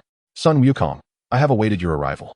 Chapter 25. The great struggle of the world. Sun Wukong's day was unremarkable, devoid of special tasks or ambitions. Aside from driving to the city at noon to procure a case of wine, he spent the evening at his master's side, engaging in solitary musings while sipping until nightfall. Gazing at the distant city lights, he often felt a pang of solitude. Just as he was preparing to retire for the night, he received an unexpected call from Du Kaio. Typically, Du Kaio would not reach out. So could it be that the practical testing of the Xiong Lian had been hastened? That seemed unlikely. The recruits were just beginning their training, possessing little practical experience beyond their raw talent. Curiosity piqued, Sun Wukong answered the call. Hello, old Du. What's the matter? Wukong. There has been an incident at the Supergod Academy. Du Kaio spoke urgently as he approached the helicopter on the deck. A person claiming to be Ji Shui of the Qiang clan has appeared unexpectedly and clashed with Reina. The situation is critical. We cannot allow it to escalate. This individual is formidable, and no one from the Xiong Lian can currently withstand him. We must rely on you. Understanding the gravity of the situation, Sun Wukong promptly made his way home, where his gear and weapons awaited him. Yet questions lingered in his mind. Ji Shui of the Qiang clan? Wasn't he that the emperor's lineage? I'm curious as well. This individual claims to be a powerful guardian force awakened from the depths of Kunlun to confront the invasion of Earth. Upon boarding the helicopter, Du Kao ordered an immediate takeoff towards the Supergod Academy. Moreover, earlier that day, a warrior identifying himself as Bai Qi from the Qin dynasty had clashed with a beastly super soldier, abducting an unknown entity. Our analysis suggests these two may be connected and harbor no ill will towards Huaxia. Understood. I will make haste to the Supergod Academy. Sun Wukong replied before disconnecting the call. The guardians of Zhozhou, was he not among them? Hidden away from the world, he too safeguarded the realms of goodness and compassion. However, within his millennia of memories, there has never been any recollection of the Ji Shui Yuxiong clan nor the formidable killing god Bai Qi. Furthermore, if they indeed claim to be the guardians of the forbidden in the 9 provinces, why did they not appear during the invasion of Huaxia by the Liang Empire 1400 years ago? They stood idly by as the citizens of the 7 cities and countless lives were mercilessly slaughtered by the Liang. It is imperative that I investigate these so-called guardians of the forbidden and discern their true nature. After many years, Sun Wukong donned his battle-scarred golden armor once more, grasped his golden staff, and stepped out of his abode. Before departing, he cast a glance towards the direction of his master's tombstone. Then, he soared into the sky, summoning the Nimbus Cloud and heading towards the Supergod Academy. The Nimbus Cloud is a vessel capable of interstellar travel, swifter than the legends suggest. Before long, the silhouette of the Supergod Academy came into view. The battle was fierce. The academy was almost reduced to ruins. Yet, something felt amiss. Neither Reina nor the one wielding the axe, who appeared to be the strongman of the Ji Shui Yuxiong clan, were present. The other combatant seemed to be a general named Yuan Li, serving under Pan Zhen. Bang! Just as Sun Wukong recognized Yuan Li, he witnessed Yuan Li struck by a powerful attack from the bald man, who sprayed him with a viscous substance, sending him hurtling away. The events transpired too rapidly for Sun Wukong to comprehend. However, he could no longer remain a passive observer. The bald man had taken lethal action against Yuan Li, and if he did not intervene, Yuan Li would perish here. Although Sun Wukong harbored no fondness for the Liang, one might even say he detested them. He recognized that Huaxia, including the Xiong Bing Lian, required their assistance.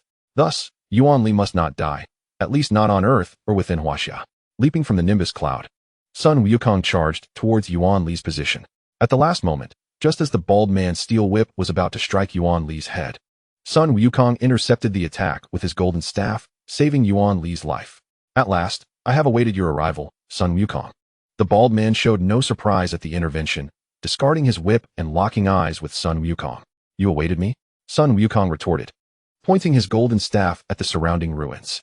What was once a beautiful place had been transformed into a wasteland following the battle, with only a few buildings remaining unscathed. Indeed, awaiting you is one of our objectives, but not the entirety of it.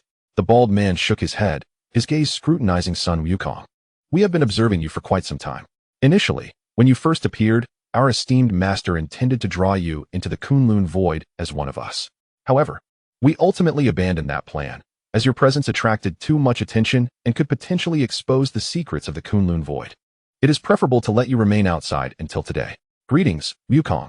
Sun Wukong would not be swayed by mere words. He pointed his golden staff unwaveringly at the bald man and demanded, You speak as if it were true. Then I ask you, why did you not appear 1400 years ago during the Liang invasion?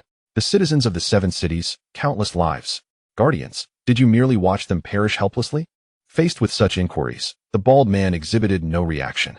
He had only recently emerged, and how could he intervene in events from 14 centuries prior? Yet, since this performance was tied to Sun Wukong, the Flower Lord had long prepared a comprehensive strategy. Do you know what the Forbidden Guardians are? I do not. Then why question me? The bald man suddenly bellowed, advancing towards Sun Wukong. The citizens of the 7 cities, the countless lives. As one of the ancestors of the 9 provinces, a progenitor of Yin and Huang, how could I not care? But the Forbidden Guardians must remain blind. We do not act until the 9 provinces face extermination, nor do we intervene until the Yin and Huang races are on the brink of extinction. Do the emperors Yin and Huang not understand that without us, the innate beings, the 9 provinces will face dire trials and calamities? Yet, if we exist, when the heavens collapse, there are those to mend it. When the earth shatters, there are those to fill it. How could ordinary people strive for strength? How can everyone be a dragon? How can one be self-reliant? For a moment, Sun Wukong found himself at a loss for words to counter the bald man's assertions. His arguments seemed to hold substantial merit. The concept of forbidden guardians, who do not act unless absolutely necessary, diverged entirely from his own ideals, making it difficult for him to challenge them. Observing Sun Wukong seemingly entranced by his rhetoric, the bald man inwardly sighed in relief. Upon closer examination, one would discover that his words did not withstand scrutiny. Yet, they had the omnipotent Grey Wolf as their ally. The belief amplifier, a device that ensures any statement made by its user is accepted as truth by its audience, who then subconsciously rationalize it and believe it wholeheartedly. Originally, the Flower Lord intended to use this device on everyone from the outset, but upon reflection, he deemed it more entertaining to allow the audience to fill in the gaps on their own. Utilizing it on Sun Wukong was merely a means to provide context and adversaries for the unfolding drama on Earth. Relying solely on imagination could easily spiral out of control. Sun Wukong's demeanor softened towards the bald man, but remained rife with skepticism. Why have you reappeared now? Is Earth presently facing any threat of extinction? In this age of great strife, I can only divulge so much. You and we are kindred spirits. Although your origins are somewhat unusual, we acknowledge you. Train these children well. They will become an indispensable force in the 9 provinces. As the bald man approached Sun Wukong's side, his voice lowered significantly. As for the 2 who just engaged with me, although they currently harbor no ill will towards Earth and can even be considered allies, you must understand that there are no eternal friends. While you may harness their strength to bolster your own, our lifeblood must never be entrusted to them. Sun Wukong regarded Yuan Li and Reina, who had hurried over to check on Yuan Li's injuries, and silently agreed with the bald man's sentiment. The Liang Empire, the blood feud from that battle 14 centuries ago lingered. Having completed my task, I must take my leave, yet we shall meet again shortly. With that, the bald man prepared to depart, his role in this act concluded, and he could return to report to the Flower Lord. Wait, Mr. Qiang. Qiang, the commander of the Qiang Bing Lian, arrived by helicopter with utmost haste, finally reaching the Supergod Academy just as the bald man was about to leave. Now is the time for Hua Lang to unite all possible forces. Chapter 26 concludes Qiang, the renowned general of the Danu civilization from 10,000 years ago. Infamous throughout the known universe for his martial prowess, and one of the individuals responsible for the civilization's downfall, was not originally intended to be part of today's performance orchestrated by the Flower Lord. He was required to remain stationed aboard the giant canyon, overseeing operations, and rarely deployed. Even if he were to mobilize, the distance from the giant canyon to the Supergod Academy rendered it improbable that he would arrive before the bald man departed. However, the Flower Lord underestimated the speed of Hua Lang. Qiang arrived just in time, albeit at the last moment, as the bald man was about to leave. Since he was present, regardless of the original script, he deserved a role, especially after traveling such a distance. Observing the situation closely, the Flower Lord picked up his communicator and began instructing the bald man on the requirements for this impromptu scene. Who are you? Seeing the bald man pause and turn towards him, Qiang saluted and introduced himself. General of Hua Lang, commander of the Qiang Bing Lian, Qiang. The bald man regarded Qiang with interest. And what is it that you wish to convey by summoning me? To invite me to join this so-called Qiang Bing Lian? If possible, I would certainly welcome it. The prowess of Qiang is well acknowledged by Qiang. As one of the 4 guardians of the Sun Star, Yuan Li possesses the stellar driving capability, making his strength comparable to that of a 3rd-generation super warrior. Yet, he ultimately fell to Qiang, who, despite employing some unsavory tactics, emerged victorious. Victory is victory on the battlefield, devoid of reason. Moreover, Qiang subtly indicated their affiliation as an organization, should they manage to recruit others. They could wield some influence against the potential extraterrestrial forces that may descend upon Earth, rather than being passive victims. However, Qiang is acutely aware that this is an impossible endeavor. Nonetheless, I find myself intrigued by the nature of your existence, particularly regarding the appearance of Bai Qi within the borders of Hua Lang at noon today. Who exactly is he? You need not concern yourself with our identities. Simply understand that we, and I, do not stand opposed to Jiuzhou, or what you refer to as Hua Lang. We exist to protect it. Furthermore, Bai Qi is one of us. Since we are not adversaries, further conversation may be deemed unnecessary.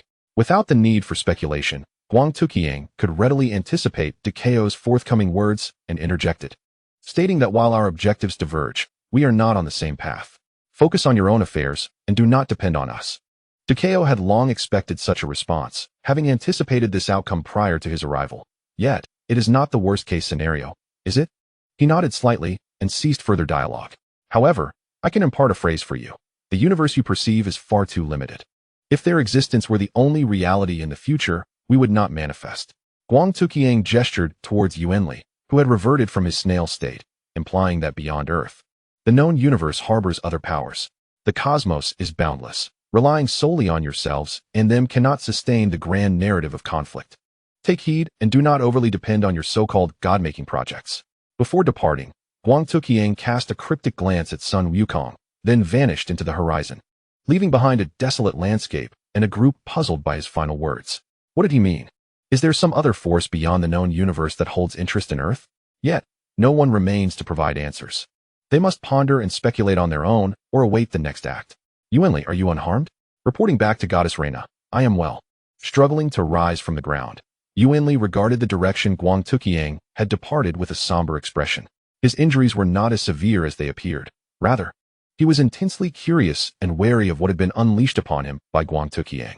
The substance had instantaneously slowed his movements to such an extent, persisting for an extended duration. Had Qiang desired to slay him during that time, it would have been effortless. No final blow was necessary. The entire charade merely awaited Sun Wukong's arrival. The more Yuanli contemplated, the more perplexing the situation became, shrouded in mystery and confusion. Goddess Reina, it would be prudent for us to report today's events to General Panjin together. I am aware. Reina understood the complexity of today's occurrences, sensing that deeper entanglements were at play. Thus, she readily acquiesced to Yuanli's suggestion, no longer resisting contact with Panjin as she once had. You may report. But this matter must end here. Sun Wukong approached, his gaze stern as he regarded them. He had come to believe much of Qiang's words and had surmised the reasons behind Qiang's actions towards Reina and Yuanli. Consequently, upon hearing their discourse, he stepped forward to clean up the aftermath of Qiang's visit. Sun Wukong, this is a matter concerning our Sunfire. Yuanli was acutely aware of Wukong's formidable nature. 1400 years prior, he had single-handedly decimated their entire army. However, today's events had escalated to the issue of Sunfire's honor. Goddess Reina had been toyed with, and he, as a guardian, had nearly lost his life. This was unacceptable. Who did Sun Wukong think he was? I understand this may be pushing the limits. But are you certain that reporting to Panjin will lead to accountability? Upon the mention of Panjin, Sun Wukong's expression soured. Had it not been for Dekao's intervention years ago, he would have dealt a decisive blow to the instigator behind the massacre of the 7 cities' populace. Yuanli contemplated retorting to Sun Wukong, yet the words failed to materialize. The presence of Sun Wukong alone instilled trepidation within Sunfire, deterring them from rash actions against Earth. Now, with the emergence of another organization, even if they wished to act, what price would they be willing to pay? Was it truly worth it? Yuanli's expression conveyed the answer to Sun Wukong, who then contentedly turned towards the elite brigade. These little ones are the future of Earth. After Sun Wukong's departure, Dekao approached. Unlike Sun Wukong, he did not possess overwhelming martial power nor the ability to speak so bluntly. However, his approach to handling matters mirrored that of Sun Wukong's. Nevertheless, Reina and Yuanli were allies of Earth, and some reassurance was necessary.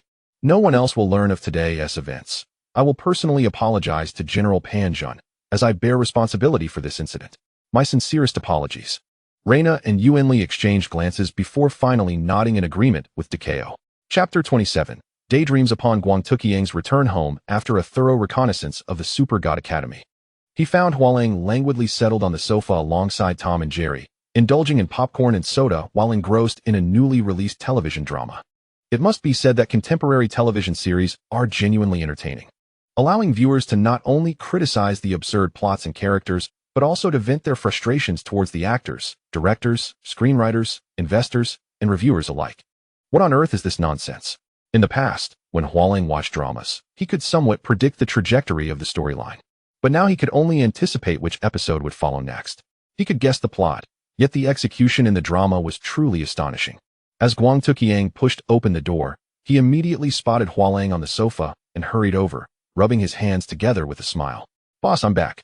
As per your instructions, everything has been resolved. Hua Lang raised a hand to signal Qiang to halt, then stood up from the sofa and walked towards the study. This is not the place for discussions, and since Tom and Jerry have finally settled down, it is best not to disturb them. Qiang quickly understood Hua Lang's intent, closing his mouth and following him into the study. After taking a seat, Hua Lang casually picked up the tea set from the table and poured 2 cups of tea for himself and Qiang. I am already aware of today's events. There is no need for you to reiterate your report. In summary, you performed admirably today, even exceeding my expectations.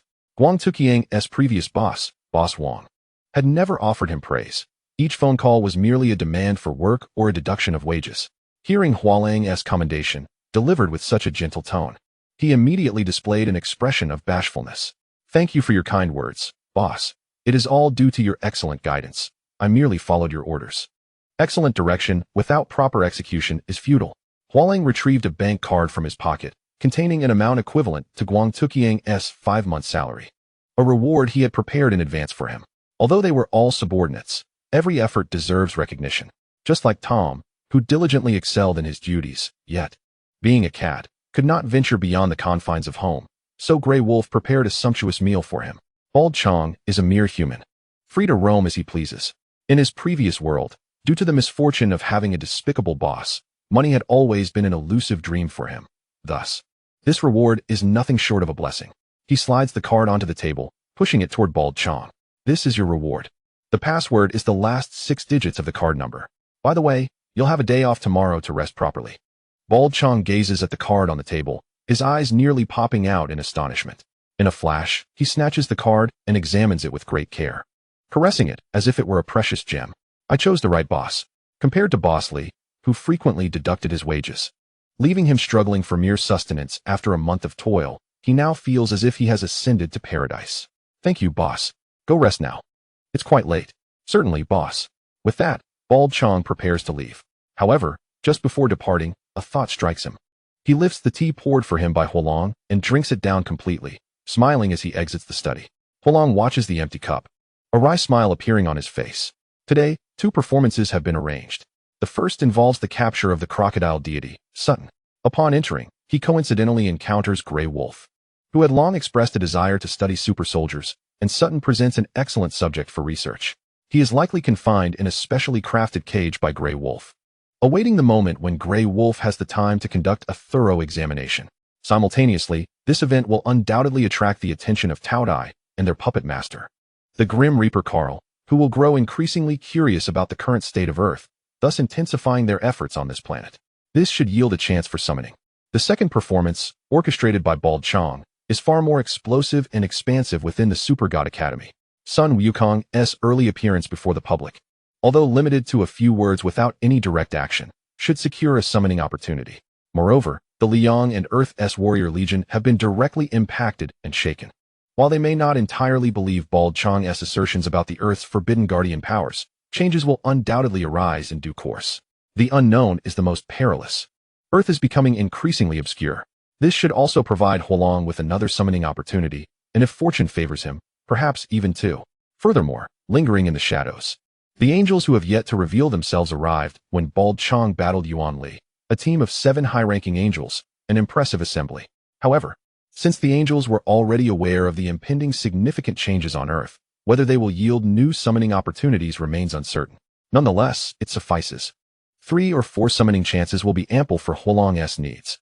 The next question is how to proceed. Hua Lang retrieves 5 cups and arranges them before him, each representing an angel, a demon, the river of the underworld, Liang, and the warrior legion. Wait, there's one more. Huayang, the detestable individual, whose male angel legion constitutes a formidable force. However, they are rather loathsome. Even recalling them now, Hua Lang is reluctant to expend effort arranging roles for them. When the time comes, he can simply send a few to eliminate them under some pretext, thereby avoiding the nuisance. Contemplating this, Hua Lang casts aside the cup representing Huayang and divides the remaining 5 cups into 2 groups. The first group, consisting of 3 cups, symbolizes the angels, Liang, and the warrior legion, all of whom are already within a framework expertly arranged by Hua Lang. They have begun to comprehend that there exist entities beyond the known universe and are preparing for potential future occurrences. The second group, comprising 2 cups, signifies the demons and the river of the underworld. They possess some knowledge, albeit fragmented, with individuals having appeared in Hua Lang's orchestrated events, yet most have perished. They are aware that unusual happenings have transpired on Earth, but the specifics remain elusive and are not taken to heart. They are still preoccupied with how to successfully execute their plan to obliterate Kaisa on Earth. Moreover, They are the primary targets Hua Lang must confront next. Soon, Morgana, who has been chased throughout the known universe by the angels, is likely to descend upon Earth. What kind of splendid performance should be presented for this demon queen? It must be grand, ideally evoking connections that unveil the carefully crafted worldview Hua Lang has designed, providing ample material for those observing Earth to enrich the narrative. Next comes the Battle of the Heavenly River. Hua Lang places a teapot in the center of the 5 cups. This battle, the first clash between Earth and extraterrestrials in the original narrative, marks the inaugural showcase of the Warrior Legion, a truly monumental spectacle, the one Hua Lang eagerly anticipates. At that moment, he intends to intertwine all story characters, crafting a rich and complete worldview. If all goes smoothly, the entirety of the known universe will be deceived and toyed with by him. What a delightful and amusing thought. Chapter 28. The meeting the following day. Within a base of the Blackwall Project, Du Cao, Sun Wukong, Reina, Yuan Li, Old Huang, and Rose sit quietly in a conference room, observing Lianfeng as he plays footage from yesterday, featuring Bai Qi, portrayed by Hua Lang, and Bald Qiang. Most of the footage centers around Bai Qi, captured by onlookers with their phones, while the segments featuring Bald Qiang are scant, given the destruction of the Supergod Academy. Before long, all the footage concludes.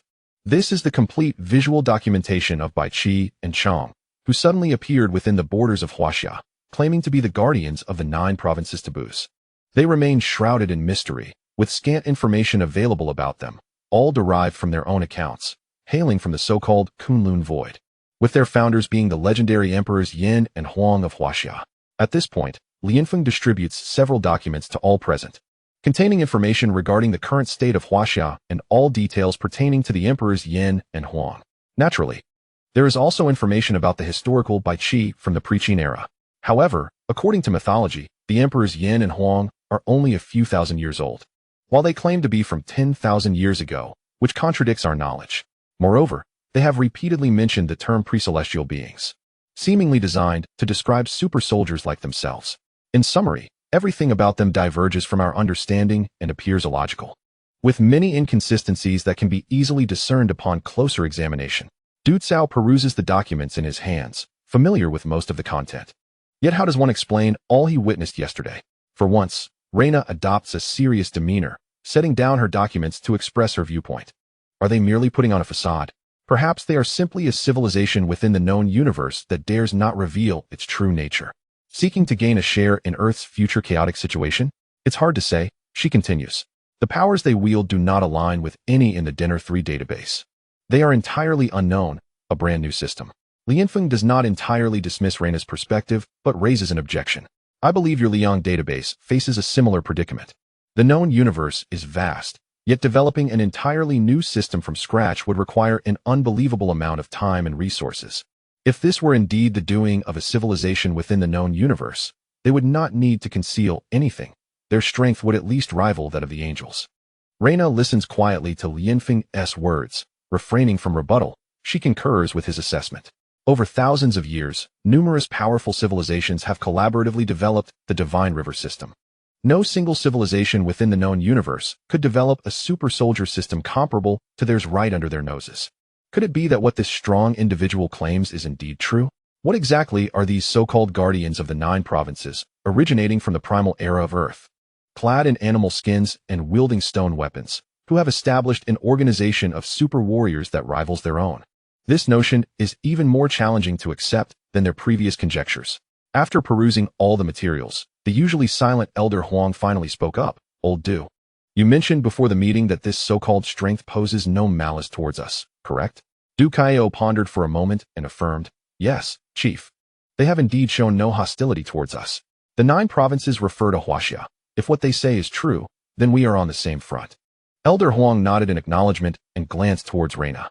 Xiaona, this was indeed a mistake on our part, and I sincerely apologize to you and your Liang team. He then unsteadily rose and bowed to Reina and Yuan Li. They are guests and allies of Earth. Although the bald man does not belong to them and is unaware of his existence, it is nonetheless an incident that transpired in Huaxia. Huaxia must adopt a certain stance.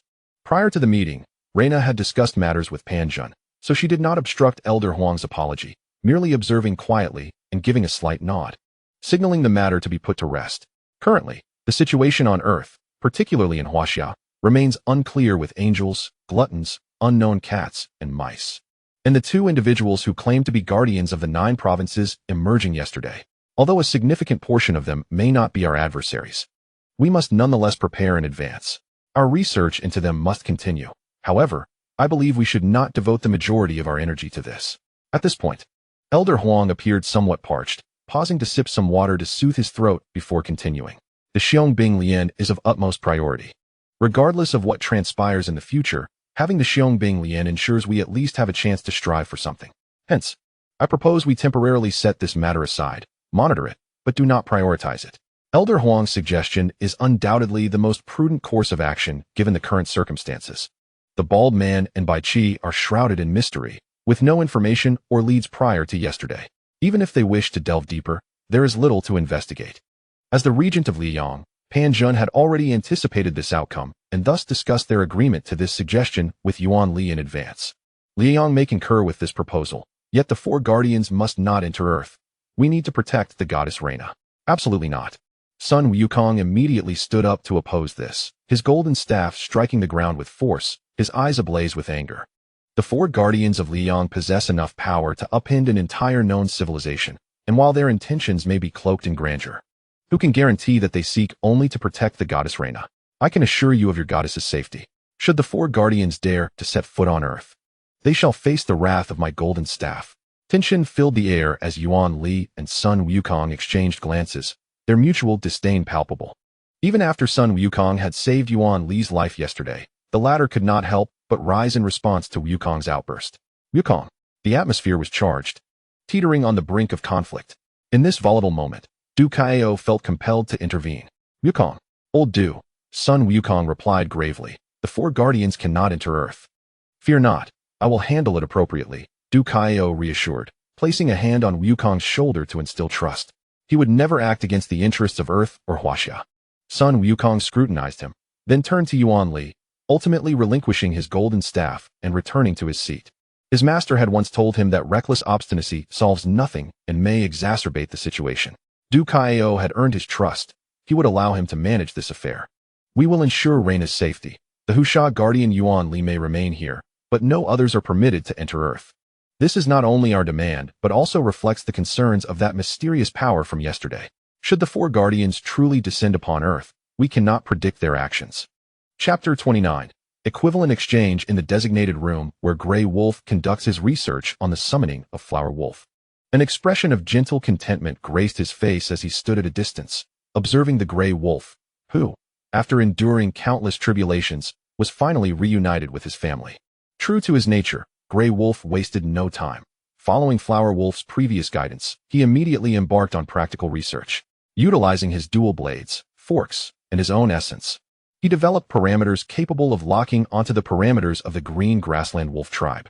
He subsequently extrapolated from his own being to create parameters that could accurately track his direct bloodline, successfully summoning Little Grey from the green grassland in a single attempt. Shortly thereafter, Grey Wolf, in a remarkably brief time, deduced parameters from Little Grey to accurately locate Red Wolf, once again summoning her from the green grassland with precision. Truly, Grey Wolf's ingenuity is commendable. If given sufficient time and interest, Flower Wolf firmly believed he could create an entire system himself. Red Wolf, who had just been summoned, found herself momentarily bewildered as she was suddenly embraced tightly by Grey Wolf, unable to comprehend the situation. Upon Grey Wolf's summoning, time within the green grassland had come to a standstill, leaving Red Wolf and Little Grey frozen in that singular moment, oblivious to Grey Wolf's departure. However, Grey Wolf experienced the passage of time. 2 long years had elapsed, marked by the agony of separation from his wife and children.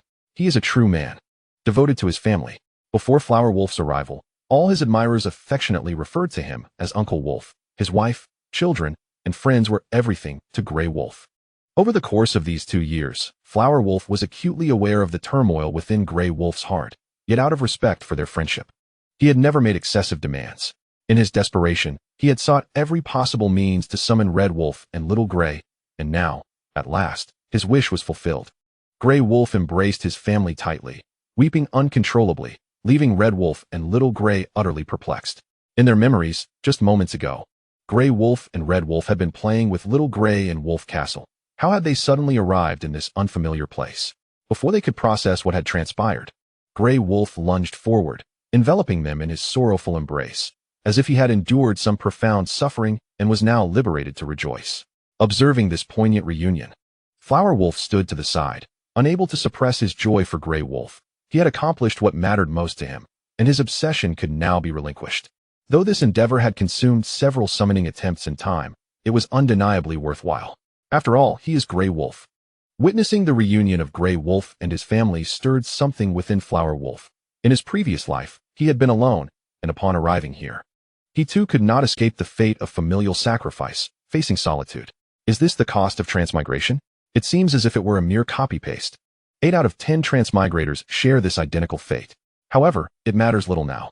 Although Hua Lang lacks familial ties, he gradually finds himself surrounded by companions who are no less significant than family. For instance, he does not wish to further disturb the Grey Wolf, so he rises and drags another summoned individual out of the room. Just before closing the door, he leaves 2 keys for the Grey Wolf. One key belongs to a newly purchased 3-story house, which Hua Lang has transformed into an indoor villa, located just downstairs. The decor and furnishings have been meticulously supervised by Hua Lang to mirror the wolf castle perfectly. The other key is for a shop he recently acquired, dedicated to lamb dishes, featuring an extensive array of cooking methods: frying, sizzling, roasting, stir-frying, boiling, and stewing, ensuring an abundance of lamb exclusively for the Grey Wolf. Dragging the individual, Hua Lang finds a quiet room and casually places the person on the floor, then sits aside, contemplating how to deal with this character. He, too, is a figure from childhood animation. However, unlike the Grey Wolf or Tom and Jerry, he hails from a more action-packed cartoon. His prowess is commendable, requiring no enhancements from Hua Lang to contend with various super warriors. Yet, his identity poses a challenge. His name is Kalia, a character from the childhood animation Star Odyssey, a space pirate and the leader of the Mars Thieves. Greedy by nature, he possesses the Black Rainbow Stone, granting him the ability to manipulate magnetism. Kalia once attempted to bribe Maidan with gold, but was outright rejected, though he appears less formidable after being defeated by Maidan in the storyline. The power to control magnetism is undoubtedly complex. It is one of the 4 fundamental forces of the universe. If harnessed effectively, it could elevate him to a renowned super warrior, drawing attention from various factions. However, he is not human. His appearance resembles that of beastly warriors known in the universe. In Hua Lang's meticulously crafted plan, he sees no opportunity for Kalia to make an entrance. To devise a new plan specifically for him would disrupt the established system, resulting in more harm than good. Moreover, Kalia's artistic style starkly contrasts with all previously summoned characters. Rubbing his chin, Hua Lang ponders for a considerable time, yet fails to deduce Kalia's utility on Earth. Suddenly, a spark of inspiration strikes him. Perhaps his thinking has been too constrained, fixated solely on Earth.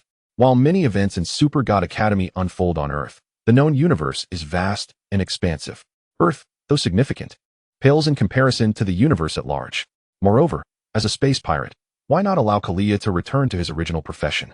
He could serve as a pawn to be concealed, potentially assisting Hua Lang in future endeavors. Thus, Hua Lang decisively resolves that once the Grey Wolf regains his composure from the joy of reuniting with family, he shall craft a spaceship for Kalia, enabling him to roam the cosmos. There are no specific requirements. He should simply embody the persona of a space pirate.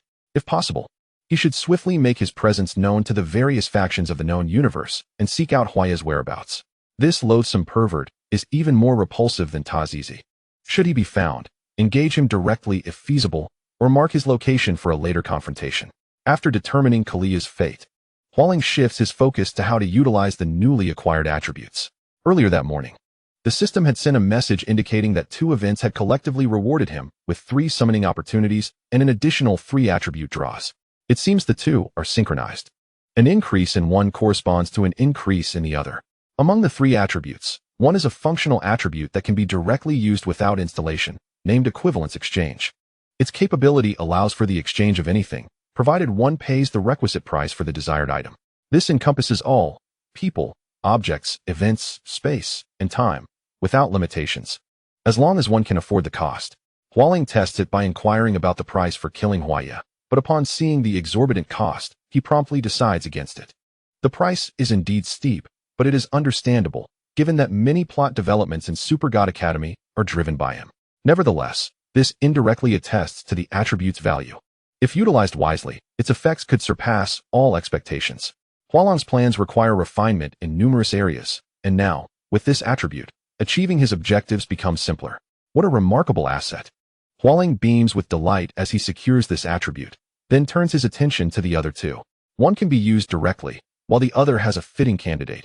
However, he must first consult the Grey Wolf for his opinion. The suitable candidate for this attribute happens to be his son, the recently summoned and reluctant to be released Xiao Huihui. Chapter 30. The young emperor. After a prolonged bout of tears, the Grey Wolf finally calms his tumultuous emotions, gazing down at his wife and child, relishing their tangible presence. He knows this is no dream. He has truly accomplished the impossible, summoning his family to his side. Grey Wolf, what has happened to you?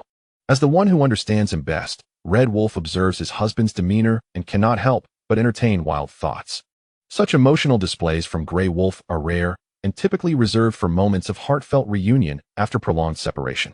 His sudden outburst raises concerns about what may have transpired during his unexplained absence.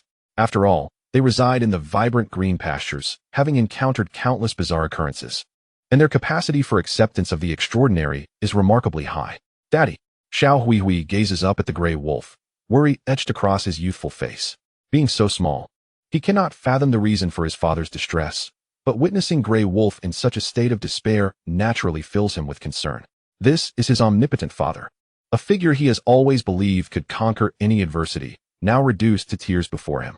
Xiao Huihui can only stare at him in bewilderment. I am fine. The Grey Wolf releases his grip and hastily wipes away the tears on his face. I am well, my dear wife, Xiao Huihui. This is all rather complicated. I struggle to find the words to explain everything to you. Red Wolf tenderly wipes away the Grey Wolf's tears, her voice a soothing balm. It's all right, my love. I trust you. Take your time. We are in no hurry. Yes. Xiao Huihui nods earnestly, wholeheartedly agreeing with Red Wolf's sentiment. Daddy is fine. We are not in a rush. The duo's comforting words almost cause the Grey Wolf to succumb to tears once more, but he ultimately restrains himself, resolving that all is well and he must not cry any longer. As he reaches behind him, his hand brushes against a mallet-like tool he had prepared specifically for his wife and child. Since all newly summoned characters must first be subdued to receive essential information, the Grey Wolf, being the model husband, could never allow his loved ones to suffer. Thus, he crafted this device. A mere touch would render them unconscious without pain, akin to a peaceful slumber. My dear wife, Xiao Huihui, I cannot elucidate everything to you in a short span. This is a tool I devised. A gentle touch will allow you to sleep, and when you awaken, all will be clear. The Grey Wolf spoke, casting cautious glances at the Red Wolf and Little Grey, his eyes brimming with a delicate concern. Is it all right? Of course, my dear, replied Red Wolf, her heart aching for her husband. What could possibly evoke such a profound expression from him over something so trivial regarding herself and Little Grey? I am also a father. Very well, my wife, Little Grey. A short nap will suffice. Unable to resist, Grey Wolf gently ruffled Little Grey's hair, then lightly tapped the heads of both Red Wolf and Little Grey, causing them to faint instantly. He carefully placed them on the sofa and tenderly covered them with a thin blanket before he turned to leave. Ready to seek out Flower Wolf. He was aware of Flower Wolf's departure moments ago and had noticed the keys left behind. Flower Wolf wished for him to savor the warmth of family reunion, yet Grey Wolf held a different sentiment. As a summoned subordinate of Flower Wolf, his priorities should align with Flower Wolf's plans. However, after using numerous summoning times for him, Flower Wolf still had some time left. Now that his wife and child had arrived, he felt compelled to repay Flower Wolf in some capacity. A crisp sound of the door opening interrupted Flower Wolf's contemplation, and he frowned upon seeing Grey Wolf approach. Your wife and child just arrived. Why not spend time with them? They are asleep and will need a while. Grey Wolf seemed oblivious to Flower Wolf's furrowed brow as he made his way to the sofa opposite Flower Wolf. Surely, there must be something you require my assistance with? Flower Wolf remained silent, simply gazing at him, his message clear. Return to your wife and child. Even if there were tasks for Grey Wolf, now was not the time. After 2 long years of waiting, why would he bring his family here if not to spend time with them? Grey Wolf, undeterred, locked eyes with Flower Wolf, his own intentions unmistakable. Now that his wife and child were present, he no longer harbored any significant obsessions. Moreover, he owed Flower Wolf a debt, and it was time to repay it. The two maintained their stare for a considerable time until Flower Wolf finally relented. He indeed required Grey Wolf's assistance. So he shifted his gaze away from the still unconscious Korea on the floor. This is Korea, a space pirate. I do not intend to leave him on Earth to return to his old profession, so I need you to construct a spaceship for him. Sturdy, rugged, and powerful, tailored to the needs of a space pirate. All right, Grey Wolf replied without hesitation. I can have it ready by the day after tomorrow at the latest. Such was Grey Wolf's efficiency. While other civilizations on Earth would take years to create a spaceship, he could accomplish it from scratch in just a couple of days. It was utterly unreasonable. Also, there is one more thing. Flower Wolf paused slightly, regarding Little Grey. Today, a newly drawn entry is particularly suitable for him. Upon hearing this, Grey Wolf was momentarily taken aback. His wife and child were his utmost priority, and although he knew Flower Wolf would not create anything harmful for Little Grey, and that Little Grey possessed immortality, he couldn't help but consider the potential downsides. An entry implied visibility, and visibility could lead to combat, which in turn could result in injury. Flower Wolf observed Grey Wolf without interruption, patiently waiting. If Grey Wolf were to express refusal, Flower Wolf would not bear any resentment. He understood the significance of Little Grey to Grey Wolf. Yet, the entry was indeed very fitting for Little Grey, and even if utilized, Little Grey would merely serve as a background character, even if he made an appearance. After a prolonged silence, Grey Wolf gradually lifted his head, his expression serious and heavy as he looked at Flower Wolf. What is the entry? The young emperor. Flower Wolf manifested the entry, presenting it before Grey Wolf.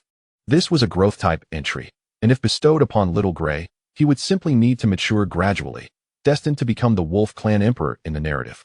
His power would at least rival that of the angelic and divine Kasha, and even in its initial usage, it would confer the strength of a second-generation super warrior at the very least. Grey Wolf gazed at this entry, and the weight of his previous concerns dissipated in an instant. His earlier fears about potential dangers for Little Grey evaporated. This entry was undoubtedly beneficial, a precious gift. Grey Wolf opened his mouth to persuade Flower Wolf, feeling that while this entry was suitable for Little Grey, it also felt inappropriate. Flower Wolf had summoned his wife and child, and now offered such an entry to Little Grey. Grey Wolf felt as though he was taking advantage of Flower Wolf. However, Flower Wolf did not grant him the opportunity to express his thoughts. Raising a hand to silence him, he spoke first. Do you agree, or do you not? There are no alternatives. Grey Wolf immediately found himself in a quandary. He wanted to refuse, yet this entry was undeniably advantageous for Little Grey. Make a swift decision. Flower Wolf added, fanning the flames of urgency. Use it. Chapter 31. Korea's departure on a road leading from the giant gorge city to the outskirts. Flower Wolf was driving, with Grey Wolf and Korea in the vehicle, heading toward a secluded mountain corner they had previously selected. In recent days, Grey Wolf had been exceedingly happy. The presence of his wife and child felt like paradise. Today, they had disguised themselves as humans and explored the bustling commercial streets and amusement parks, with plans to dine at a restaurant Flower Wolf had specifically arranged for them tomorrow. Yet, he did not forget Flower Wolf's reminder to prepare a spaceship for Korea when they returned home. The construction had officially concluded last night. Hence, Flower Wolf had brought them out today to assess the spaceship specifics and determine if any modifications were necessary to suit Korea's tastes. The chosen location was not far from Giant Gorge City, and soon they arrived at their destination. Upon exiting the vehicle, Grey Wolf immediately retrieved a device to cloak their tracks, setting it up around them. After all, they were near Giant Gorge City, and although it was secluded, one could never be too cautious. The world was filled with many unknown entities, and it was wise to remain vigilant. Otherwise, the fun would be diminished if their hidden presence was revealed. Once everything was set, Grey Wolf miraculously produced a podium and a red carpet from somewhere, dramatically striding to the front and tapping the microphone.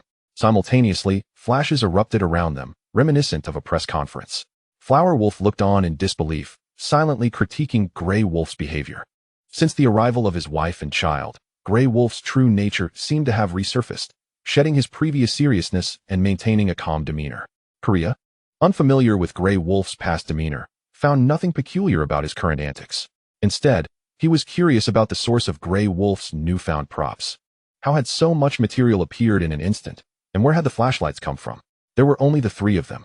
As a character from a childhood action-packed animation, he could not comprehend the absurdity of comedic animations, nor could he grasp the significant differences between himself and Grey Wolf. Unlike Grey Wolf, Korea was mortal, lacking the gift of immortality, a common theme in action animation where strong characters might require the death of others to enhance the narrative. Thus, he did not possess the burden of an invulnerable existence, but he need not worry, for Grey Wolf was there. Grey Wolf produced a ring from behind him, his expression instantly brightening, eyes gleaming, and lips curving into a smile, resembling a heart shape. It was time to introduce the spacecraft personally designed and crafted by me. The Great Grey Wolf, the Dark Ship. As he spoke, He pressed down on the gem embedded in the ring. The moment he pressed the gem, a beam of light shot forth from the ring, projecting a vessel over 2,000 meters long. Instantly, it obscured the sky above Hua Lang and his companions, casting everything around them into shadow. This projection was not an illusion. It was real. A single ring concealed such a massive spaceship? The exterior of this ship bore no resemblance to any vessels Hua Lang had previously encountered or imagined. It was neither smooth nor aesthetically pleasing, but rather adorned with sharp, angular edges and an imposing cannon. Cloaked in deep black, its heavy armor glimmered with a metallic sheen, and at the bow, it sported an enormous ram, utterly useless in space combat. The entire vessel exuded a sense of ruggedness and brutality, devoid of the artistic elegance associated with futuristic warships. It struck with a profound weight and shock, entirely bereft of beauty. This was a ship forged solely for battle. As the ship repositioned slightly, the Grey Wolf leapt atop it, beginning to introduce its features. He bounced around, pointing out the locations of various weapons, detailing their quantities and types. For large-caliber energy cannons, 20 laser turrets, and 40 missile silos. The sheer number and power of these weapons left Kalia, a seasoned space pirate, somewhat astounded. Was this truly a spaceship? Its firepower surpassed that of a small fleet. With so many weapons, one could only wonder how vast an ammunition store would be required to sustain prolonged combat. Surely, the interior could not be entirely filled to capacity? After concluding his overview of the armaments, the Grey Wolf jumped to the rear of the ship, where the thrusters were located. Powered by a warp engine, it ensured the vessel could sustain superluminal travel for extended periods. Kalia was now numb. How could this ship embody such advanced technology? With such an irregular shape and so many external weapons, it could still engage in sustained faster-than-light travel? You might doubt anyone else, but you cannot doubt the Grey Wolf. What he says must be true. There is no room for skepticism. Before the Grey Wolf could protest, Hua Lang immediately vouched for him, asserting that regardless of how implausible it sounded, as long as it was crafted by the Grey Wolf, it was undoubtedly genuine. The Grey Wolf nodded in agreement, leaping off the ship. Indeed, I am the Grey Wolf King. It is merely a spaceship. Would I deceive you? Afterward, he tossed the ring to Kalia, urging him to try it on. Kalia, with a mix of skepticism and curiosity, donned the ring. Instantly, disbelief washed over his face as he looked at the Grey Wolf in astonishment. This ring not only stored the spaceship, but also significantly enhanced one's abilities, augmenting the power to control magnetism. The Grey Wolf gestured for Kalia to bend down, as his height prevented him from reaching. Kalia complied, extending his hand to the Grey Wolf, a look of deference upon his face. This was a true master. Observing the Grey Wolf's demeanor, he sensed there was more to come, and cooperation was essential. The Grey Wolf, satisfied, pressed a spot on the side of the ring, signaling Kalia to return to his former self, that rebellious persona. Just like when the ship was projected, this time, however, there were many more. 20 to 30 items appeared beside Kalia, some directly equipping him. These are the gear I have prepared for you, the Grey Wolf explained. They will provide ample defense and grant you life support and flight capabilities, ensuring your survival and mobility even in the depths of space. The Grey Wolf withdrew his hand, pointing to the numerous floating weapons. These are armaments you can control with magnetism, designed for armor penetration and inflicting damage, as well as specialized for combating super soldiers, capable of progressively dismantling their bodies. Finally, he presented for unique weapons. This is a firearm I specifically engineered for you. Its energy derives from magnetism, meaning it can sustain infinite attacks as long as you wield it, primarily to compensate for your ranged capabilities. Kalia gazed at the array of hovering weapons, nearly drooling. Compared to what he had previously used, these were unparalleled. If he could bring these back to his original world, he would have the confidence to defeat the Red Devil. Mylan, he delicately caressed them, fearful of marring their surfaces. These would become his treasures, more important than his own life. Hua Lang observed Kalia's expression with amusement. It was reasonable for him to react this way to the gear crafted by the Grey Wolf, as he too had once been similarly awed. Delightful, are we? Absolutely. With these, I shall dominate the entire Star Sea. Excellent. Hua Lang produced a box containing 10 communicators, also crafted by the Grey Wolf, capable of maintaining communication regardless of location. If there are no further inquiries, you shall depart today. Keep this communicator with you. Kalia solemnly accepted the communicator, affirming, understood.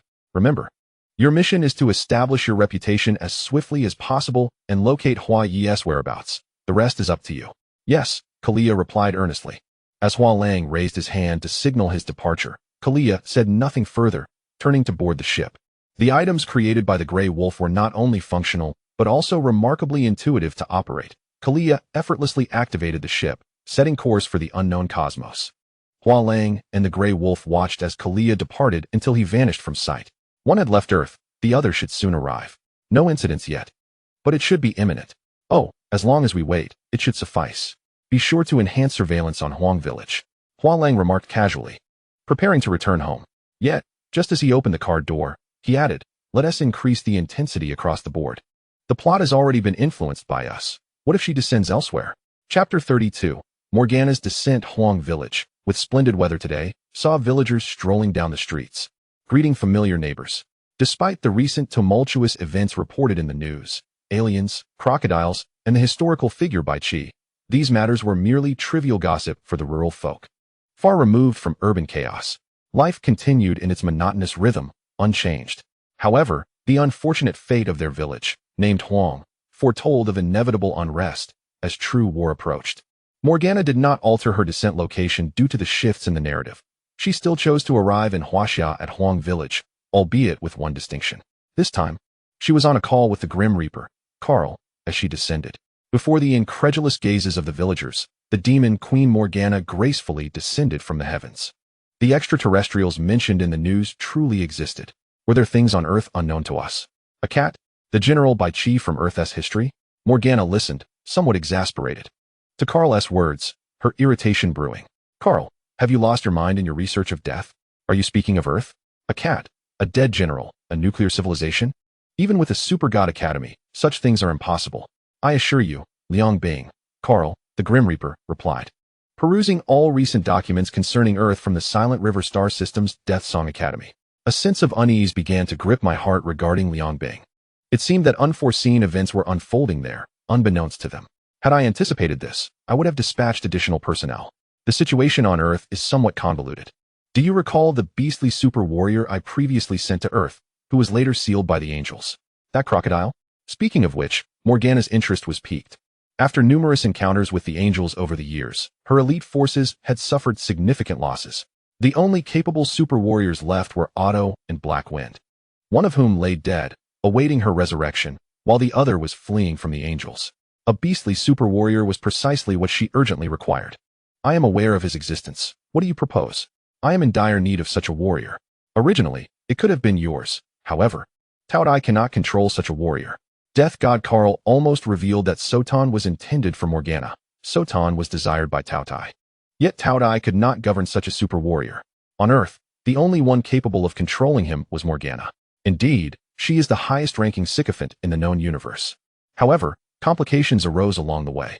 When Taotie sent someone to capture him, Bai Qi, the one previously mentioned, appeared and dispatched a Taotie squad, taking him away. Morgana finally took Carl's words seriously, pondering whether the Supergod Academy on Earth might be involved.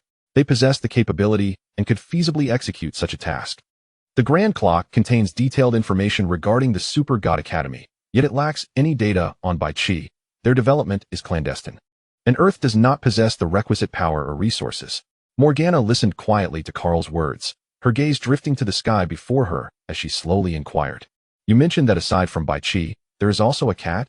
Indeed, a high-ranking Taotie warrior who first arrived on Earth clashed with the military of Huaxia, only to be slain by a cat thereafter. Aside from this cat, has Taotie discovered anything else peculiar on Earth? Perhaps sheep? Sheep? Yes, a sheep wielding a knife, adorned with a flower upon its head. Why do you ask, Liang Bing? Has something transpired there? Carl sensed something amiss. Nothing has happened, merely. The sheep I just mentioned is standing right in front of me. On the rooftop of a building not far from Morgana, the Western Region knife, sheep clutched its knife. Coldly regarding Morgana, its demeanor tinged with latent hostility. Upon arriving in the legendary Jiuzhou, encountering such a peculiar being with wings and an off-putting aura was unexpected. You cannot be from Jiuzhou. Who are you? Moments earlier, when Morgana first appeared, Grey Wolf had already detected her presence and immediately sought out Flower Boy to discuss their next steps. Having waited for this day, Flower Boy had been idle for several days, and now that it had finally arrived, he sprang to life, rising from the sofa.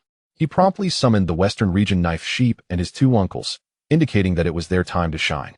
All right, Grey Wolf responded, turning to find the Western Region Knife Sheep and the Twin-Blade Twin Fork Wolf. Once Grey Wolf departed, Flower Boy lifted Jerry and patted Tom, instructing them to fetch Bald Strong, as he too would partake in this collaborative effort. Upon hearing Flower Boy's words, Tom and Jerry stood upright, puffed out their chests, and saluted Flower Boy with a perfectly executed military salute, signaling their commitment to the task at hand. They swiftly vanished from sight, heading to locate Bald Strong. Be it Grey Wolf or Jerry and Tom, their movements were swift, and soon everyone was gathered before Flower Boy, awaiting his directives for the day's endeavors. Western Region Knife Sheep, you are the star today. Have you retained the details of your role? Flower Boy inquired, gazing at the Western Region Knife Sheep. The Western Region Knife Sheep displayed an expression of assurance, drawing forth its long knife and declaring, I have not felt this exhilarated in a long time. This role is tailor-made for me. Excellent. Nodding, Flower Boy turned his attention to the twin-blade, twin-fork wolf. Your task today is also significant. You will be performing alongside the Western Region Knife Sheep. Do not overthink the acting. Simply behave as you did on the green pasture. Memorize a few lines, and it should suffice. Understood. The twin-blade, twin-fork wolf replied, casting a glance at the Western Region Knife Sheep, who reciprocated the look. Finally, only Bald Strong remained. Flower Boy patted his shoulder, stating, You also have a considerable part today. You likely won't need to engage in combat, but your role is crucial. You will help establish the preliminary worldview, calling out to those characters as necessary, while being mindful of moderation. Rest assured, boss, I will accomplish the task.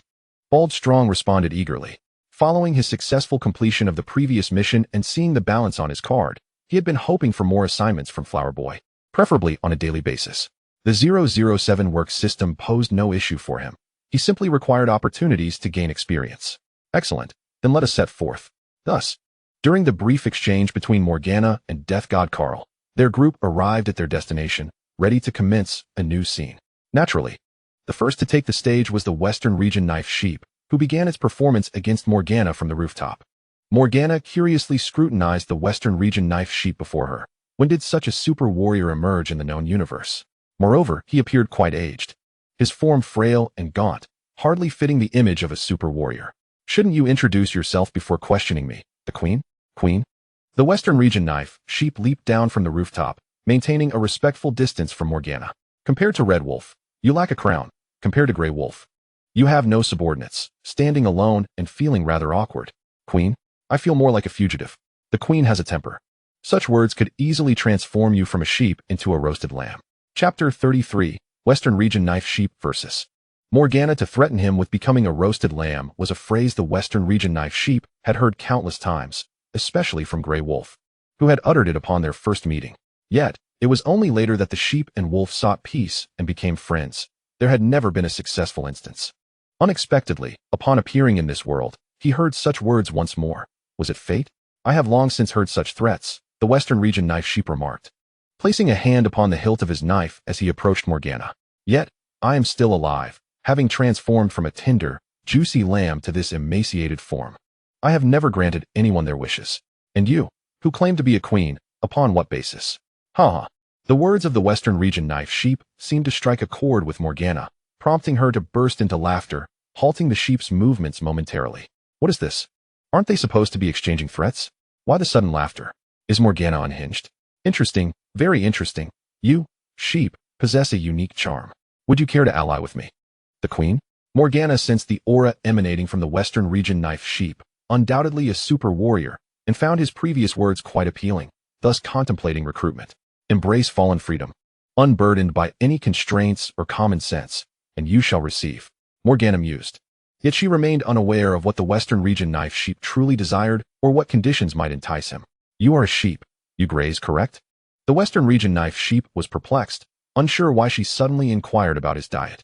Nevertheless, he candidly responded, Yes, I do graze. Very well, follow me. And the freshest grass across the entire earth. No, all the planets under my command shall be yours. What say you? The Western Region Knife Sheep felt somewhat speechless. Did she take him for a lazy sheep?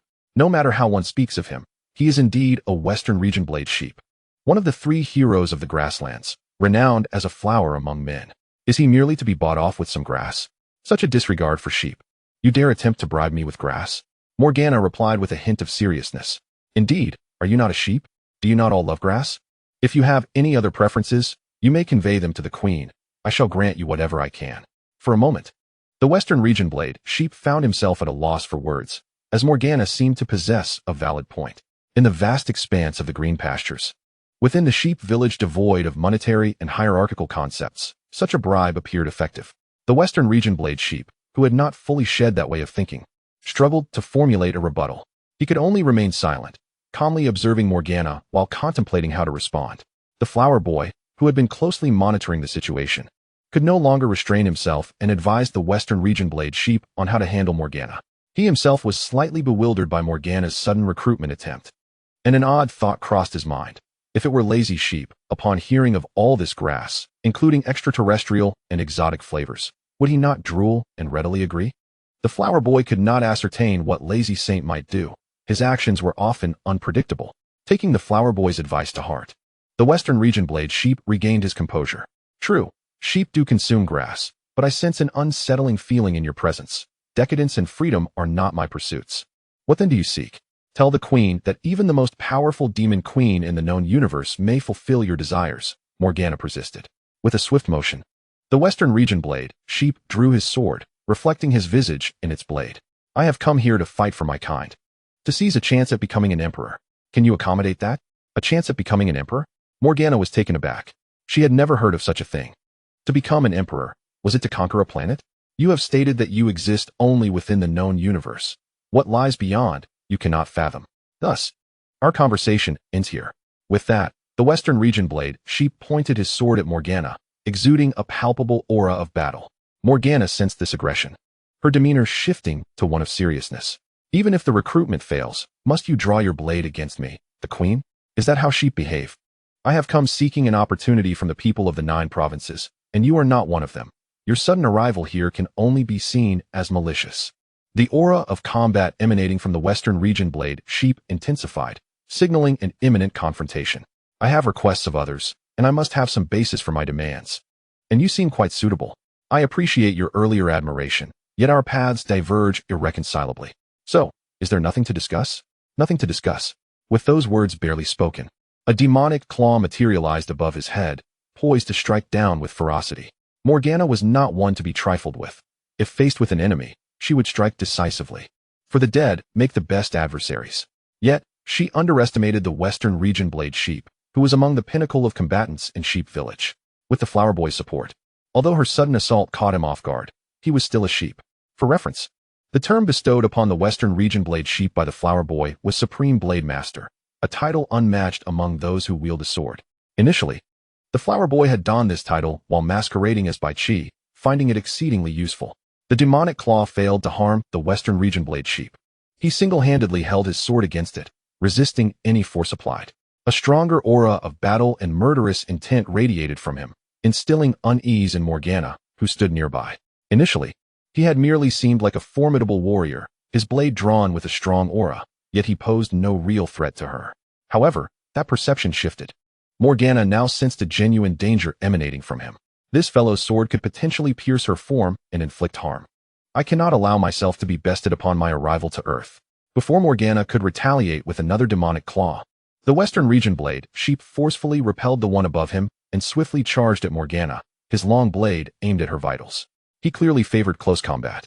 While Morgana was ill-prepared for such a confrontation, since departing from Angel City, she had transformed her sword into a demonic claw, leaving her at a disadvantage should she wish to engage in melee.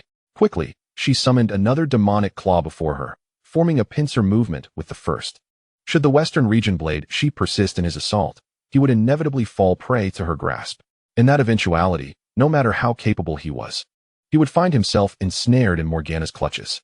The flower boy had previously cautioned the Western region blade sheep of the formidable nature of Morgana's demonic claws. One could not engage recklessly, lest the consequences be dire. Thus, the Western region blade sheep decisively abandoned his attack, maneuvering towards the openings above to evade the encirclement of the demonic claws. Morgana laughed coldly, for the demonic claws could fly. Fleeing upwards was futile, as that realm favored the claws. The Western region blade sheep was aware of this, and after narrowly escaping the encirclement, he unleashed several rapid strikes toward Morgana's position before continuing his ascent to evade the pursuit of the demonic claws. The strikes he unleashed were invisible, intangible sword energies, an ability Morgana had never encountered nor could detect. Yet, her battle instincts honed from prolonged combat alerted her to the anomaly. With a sense of urgency, she instinctively shifted her position. Unfortunately, her timing was slightly off. The demonic wing on her left side was a fraction too slow in her evasion and lost a small portion to the Western Region Blade Sheep's sword energy. What manner of ability is this? How extraordinary! Morgana gasped in astonishment. Though her wings oftentimes served merely as adornments, she had not flown in ages. Her mind's eye conjured only the image of the cool, white wings of Lian Bing. She was of differing ideals, yet she did not consider herself less than an angel. Be cautious, one must not be complacent. I must discern the nature of this ability. If possible, I shall have him as my warrior. Morgana reignited her desire for the Western Region Blade Sheep. Chapter 34. A wager due to her contemplations, Morgana approached the ensuing battle with newfound caution. Whether attacking the Western Region Blade Sheep or defending against his strikes, her demeanor became conservative. This shift left the Western Region Blade Sheep feeling quite uncomfortable. No matter how he advanced, Morgana thwarted his efforts, her defense as impenetrable as a fortress. Any attempts to feign retreat and launch a counterattack were rendered futile. Her two demonic claws clung to him like shadows, offering no opportunity for reprieve. He could only create distance, entangled with the demonic claws, depleting his energy. Morgana was resolute in her intent to capture the Western Region Blade Sheep, to study his abilities, and ideally, to convert him into her warrior, allowing her to show that wretched Kaisha what it felt like to be cut down. Yet, unbeknownst to Morgana, all that transpired was a facade orchestrated by the Western Region Blade Sheep, crafted solely for her perception. The title of Supreme Blade Master was among the most potent of all the Flower Boy's accolades. Morgana is an exceptionally formidable being, with no more than 5 entities in the known universe capable of besting her. However, the Supreme Blade Master is not to be underestimated. Even the Western Region's Knife Sheep cannot easily vanquish her. It is impossible for them to engage her in combat without being effortlessly toyed with, unable to approach or retreat. This entire scenario has been orchestrated by the Flower Lord, who aims to unveil a portion of his meticulously crafted worldview, requiring a substantial audience for it to be truly captivating. The demon serves as one of the spectators and a tool to attract other viewers. Only when all have arrived can the performance officially commence. The current antics of the Western Region's Knife Sheep are merely to warm up the audience, awaiting the arrival of the remaining spectators. The significant commotion here has likely drawn the attention of various factions back on Earth, who are now hastening to this location. As anticipated by the Flower Lord, the first wave of spectators has soon arrived, led by Yin and her elite angelic squad. Since the appearances of Grey Wolf and Tom and Jerry, they have come to Earth to observe all extraordinary events unfolding there, particularly those that transcend human comprehension, including the various acts devised by the Flower Lord. These extraordinary performances have gradually led the high-ranking angels to realize the complexity and unknown nature of Earth's future. Initially, they were stationed in the distant reaches of space, monitoring Earth and discussing the recent happenings. Suddenly, Yin detected a familiar aura within the confines of Huaxia. It's a demon. Immediately, she summoned all high-ranking angels to investigate this sudden emergence of demonic energy, instructing them to prepare for battle. The inevitable clash between angels and demons was about to unfold. Upon arrival at the scene, Angel Asui encountered Morgana, the being she loathed most. With her flame sword raised, Asui and her fellow angels instinctively charged forward to engage in battle with the wicked demon.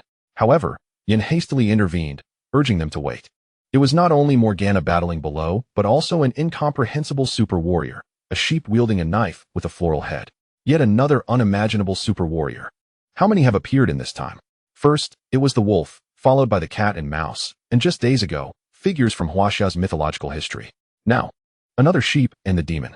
Yin murmured quietly to herself, unable to suppress a smile, while pondering on which faction this newly appeared sheep belonged to and why it was clashing with Morgana. She knew from the intelligence gathered that the wolf was aware of the cat's existence, and the cat, in turn, was the mortal enemy of the mouse.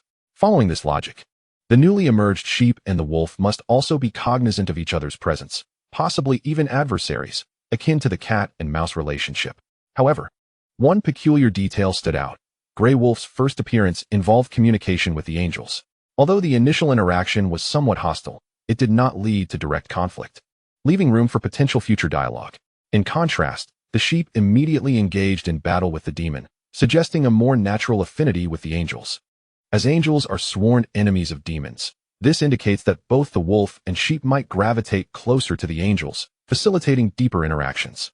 Intrigued, Yin instructed all angels to remain silent and observed the unfolding events between the sheep and Morgana. Having pursued Morgana for so long, she was now isolated.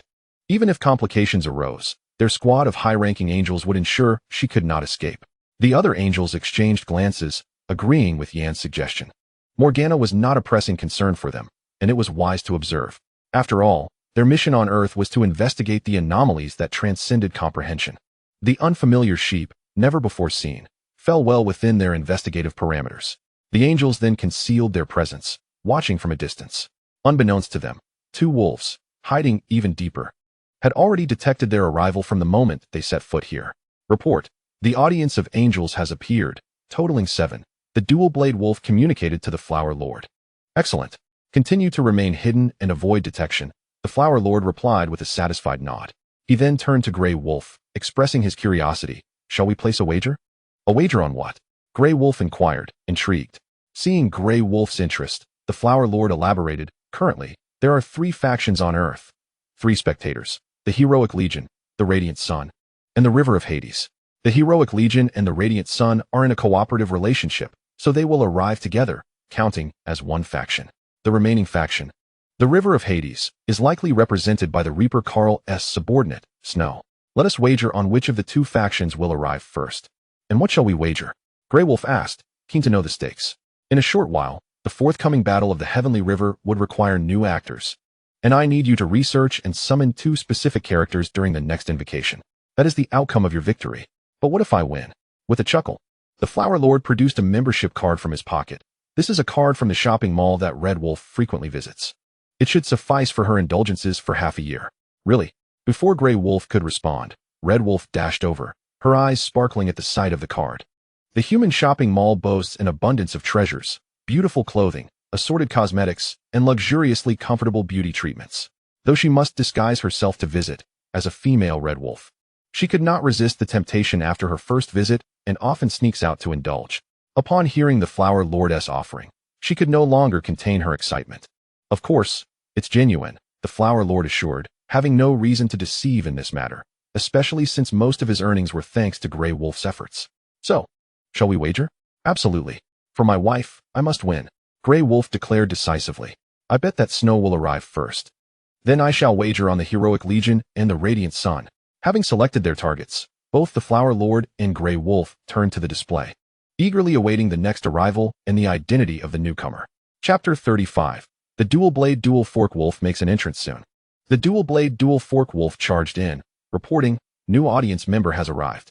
Based on external characteristics, it is Snow, under the command of Reaper Karl from the River of Hades. Visual assessment indicates only one individual. The Flower Lord's face lit up with joy, having won the bet with Grey Wolf. Excellent. Continue monitoring. Maintaining his expression, he turned to the dejected Grey Wolf. I won. And soon I shall inform you of my demands. Grey Wolf mumbled, turning away glumly to face a disappointed Red Wolf, unsure how to face her. This is your reward. Remember to be prompt. With the shopping card now in hand, the Flower Lord tossed it towards Grey Wolf. He caught it swiftly, his expression brightening immediately as he nodded vigorously, promising the Flower Lord while simultaneously seeking favor with Red Wolf. Wife. Before he could finish, Red Wolf snatched the shopping card, her eyes nearly bursting with excitement, and dashed away, her voice echoing, Little Grey, Mommy's taking you shopping, leaving Grey Wolf standing there, bewildered. He slowly turned to the Flower Lord, seeking an explanation for this bewildering situation. However, even when the lives of the Flower Knights are combined, they have never been wed, and such matters are truly beyond his assistance. At this moment, the dual-bladed wolf returned once more to report. The final audience, members from the Qiang Bing Lian and Lai Yong, arrived, including Sun Wukong, Rose, Lena, and Yuan Li. Upon their arrival, they all instinctively chose to conceal themselves, opting not to reveal their presence immediately, preferring to observe the situation before making plans.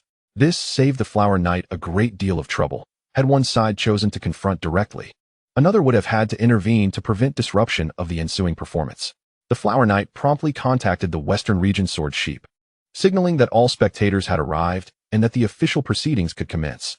Finally receiving the Flower Knight's command, the Western Region Sword Sheep's eyes glimmered with determination.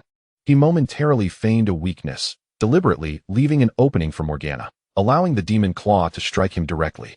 The force of the blow sent him crashing to the ground, raising a substantial cloud of dust. Had he perhaps overdone it? Surely, he would be all right. Morgana held a keen interest in the Western region sword sheep, noting the intensity of the strike. However, as a super warrior, his defense should hold up, right? He wouldn't be incapacitated by a single blow, would he? Yet, even aware of the gravity of her strike, Morgana refrained from approaching immediately, remembering the power of the earlier cut that had severed half of her wing. If the Western region sword sheep lay in wait amidst the dust for a chance to counterattack, her body might not withstand it. Though she wouldn't perish. It would certainly be painful. After a brief pause, as the swirling dust began to settle, the Western region sword sheep was revealed, half kneeling on the ground, propped up by his battle blade, appearing injured. His defenses seemed a bit lacking. It appeared he was a high-attack, high-agility assassin. Reflecting on the earlier display of power, Morgana began her analysis. The Western region sword sheep, appearing feeble, struggled to rise, using his blade for support. "You are formidable. Perhaps you are indeed a queen," he remarked. "I am, of course, the queen, the supreme demon queen of the known universe," Morgana declared proudly, her demeanor radiating confidence as she attempted to entice the Western region sword sheep once more. "I find you intriguing, so I shall grant you another opportunity to follow me. The queen, everything you desire shall be yours." Morgana's proposition seemed almost ludicrous, evoking laughter from the Western region sword sheep. "Huh, you may have misunderstood. I am merely acknowledging a fact. You are indeed powerful, worthy of my full effort. Was that truly your entire strength? You shall soon find out." With that, the Western region sword sheep raised his battle blade, and the red flower atop his head, previously closed like a bud, began to unfurl. As the flower blossomed, his injuries swiftly healed. Enhanced by the transformation of his attributes, the flower atop his head became a gauge of his combat prowess. In bud form, he exhibited standard strength, while full bloom signified an explosive surge of power.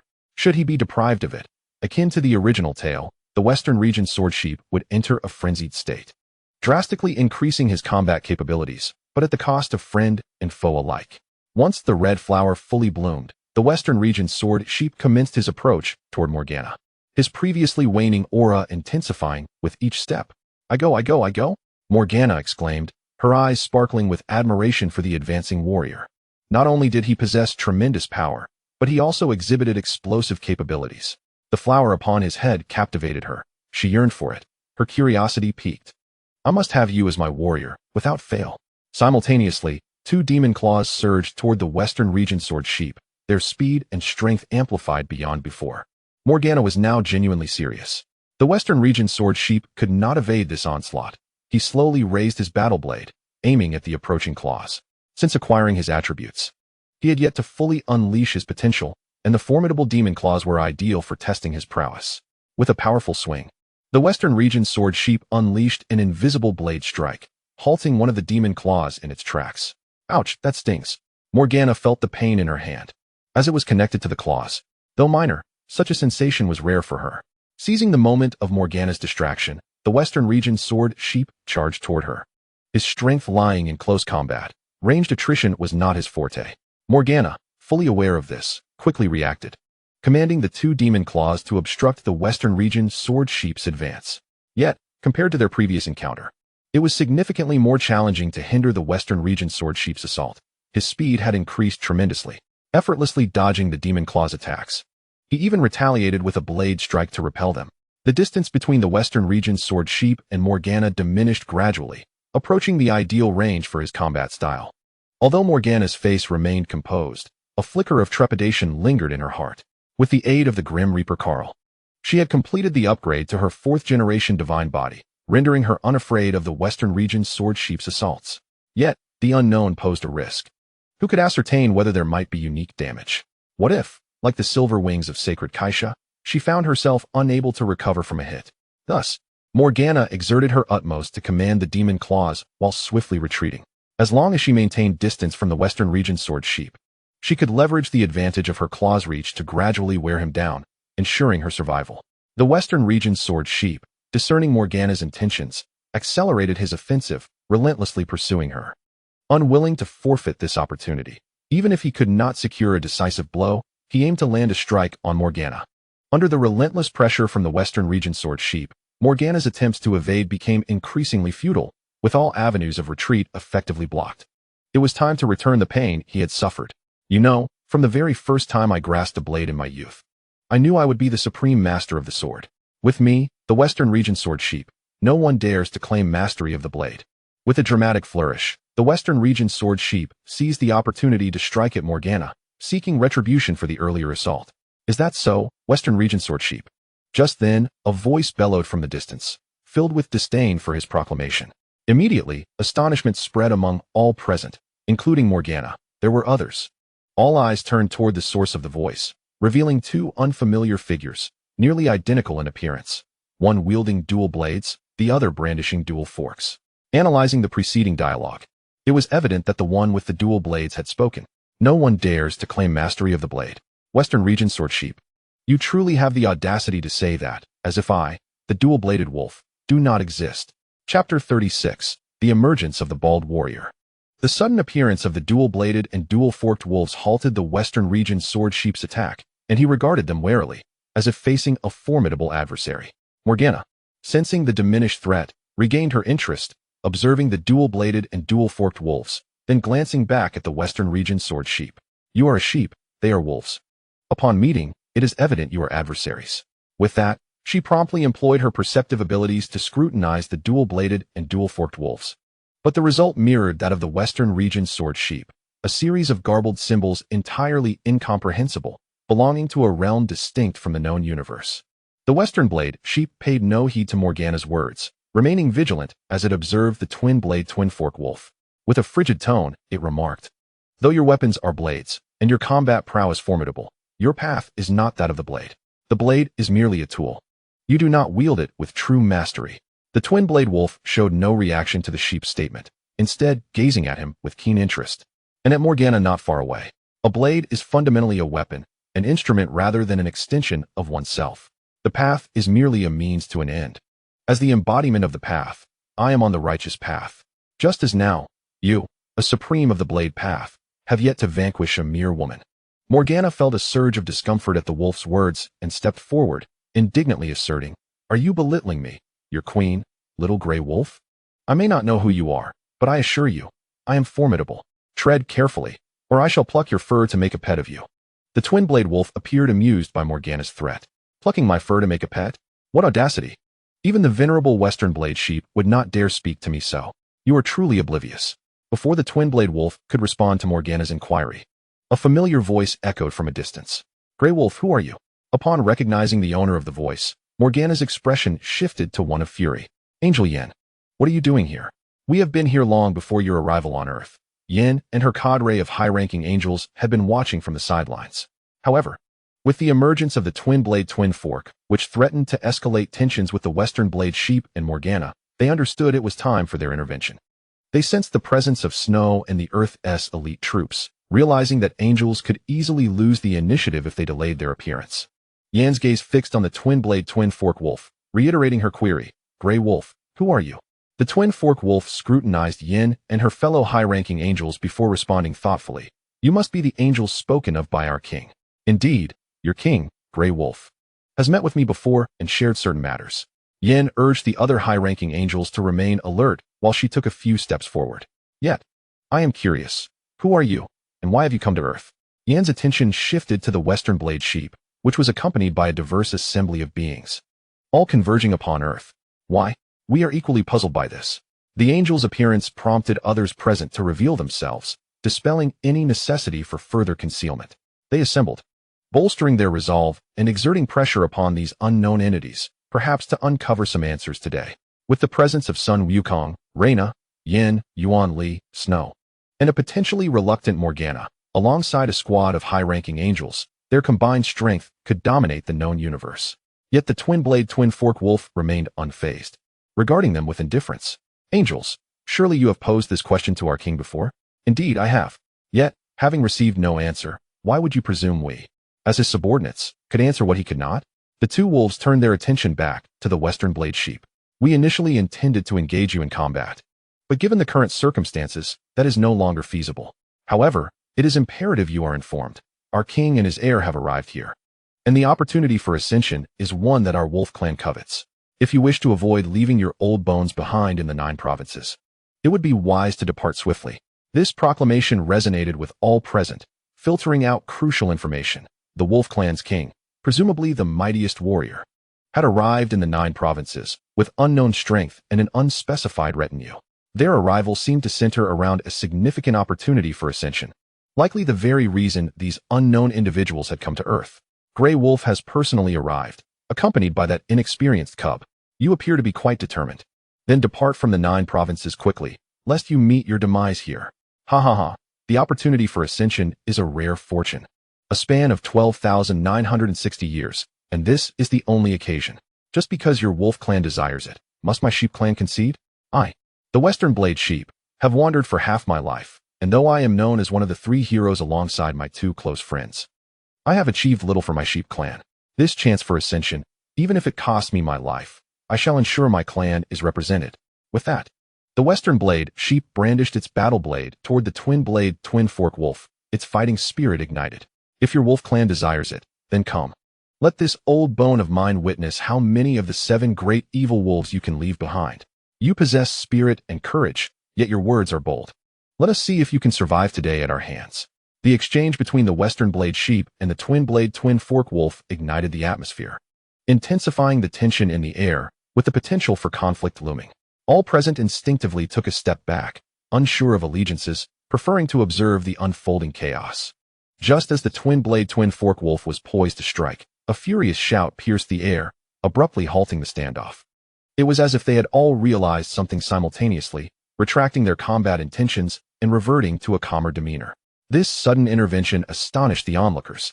Who was this new arrival capable of quelling the imminent clash between the sheep and the wolves? What secrets lay within Earth, and what was this opportunity for ascension? How many unknowns existed in their known universe? Among the observers, Sun Wukong, Reina, and Yuan Li sensed a disquieting familiarity in the voice that had just resonated, particularly with the mention of 9 provinces. Could it be him? Years had passed since the 9 provinces were relocated here. They had believed it would remain undisturbed. Yet, a mere opportunity for ascension had drawn these individuals back. A figure, clad in robust attire with a large axe in hand, emerged before the crowd. His countenance stern and filled with fury. Have you forgotten? The 9 provinces were not moved here out of fear of you or war. It was your relentless pursuit that stained the land with blood. We sought tranquility here. If you have forgotten and wish to wage battle, I shall ensure you remember the consequences. The land of the 9 provinces may not be vast, but it is ample enough to bury you. Chapter 37. The unfolding backstory. The words of the formidable figure struck all present with profound impact. What had they just heard? The 9 provinces, equated with Earth's Huaxia, had once not been located on this planet and had been relocated. How could this be possible? Even angels lack the technology for such a feat, which would require the capacity to transport a small celestial body across star systems, an endeavor demanding immense energy. Furthermore, how had they managed to integrate Huaxia into Earth? All sections have been examined by them. It is a naturally formed phenomenon, devoid of any subsequent human alteration. Can it be that Bald Qiang is speaking falsely? The gazes of the crowd converged sharply upon Bald Qiang. Rather than accepting this assertion, they preferred to believe that he was indeed fabricating the truth, for reality could not possibly align with his claims. Presently, the only matters at hand involved merely a few advanced civilizations beyond the unknown. If his words held any truth, it would mean the collapse of the known cosmos. What lay beyond the known was a mystery they had long been oblivious to, confined within their narrow perspectives. Regrettably, they lacked sufficient information about Earth to substantiate their claims, with the earliest records dating back merely a few thousand years. The Grand Chronicle only recounting events since the birth of Sun Wukong. Denying this matter proved of little consequence. The intensity of the onlookers' stares was palpable. Such an assembly of super warriors focused on him could evoke a profound sense of unease, even despair, in an ordinary person. Even a super warrior like Bald Qiang, accustomed to confrontation, would betray a hint of discomfort under such scrutiny, easily revealing his unease and allowing the crowd to contest his earlier assertions. However, as the director of this unfolding drama, Hua Lang had anticipated such a scenario, equipping Bald Qiang with targeted props, rendering the crowd's gaze inconsequential. Maintaining a demeanor of cold fury, he fixed his eyes on the Western Region Knife Sheep and the Twin Blades and Forked Wolf, awaiting their responses, either to provide an explanation or to find a suitable place in Jiuzhou to bury them.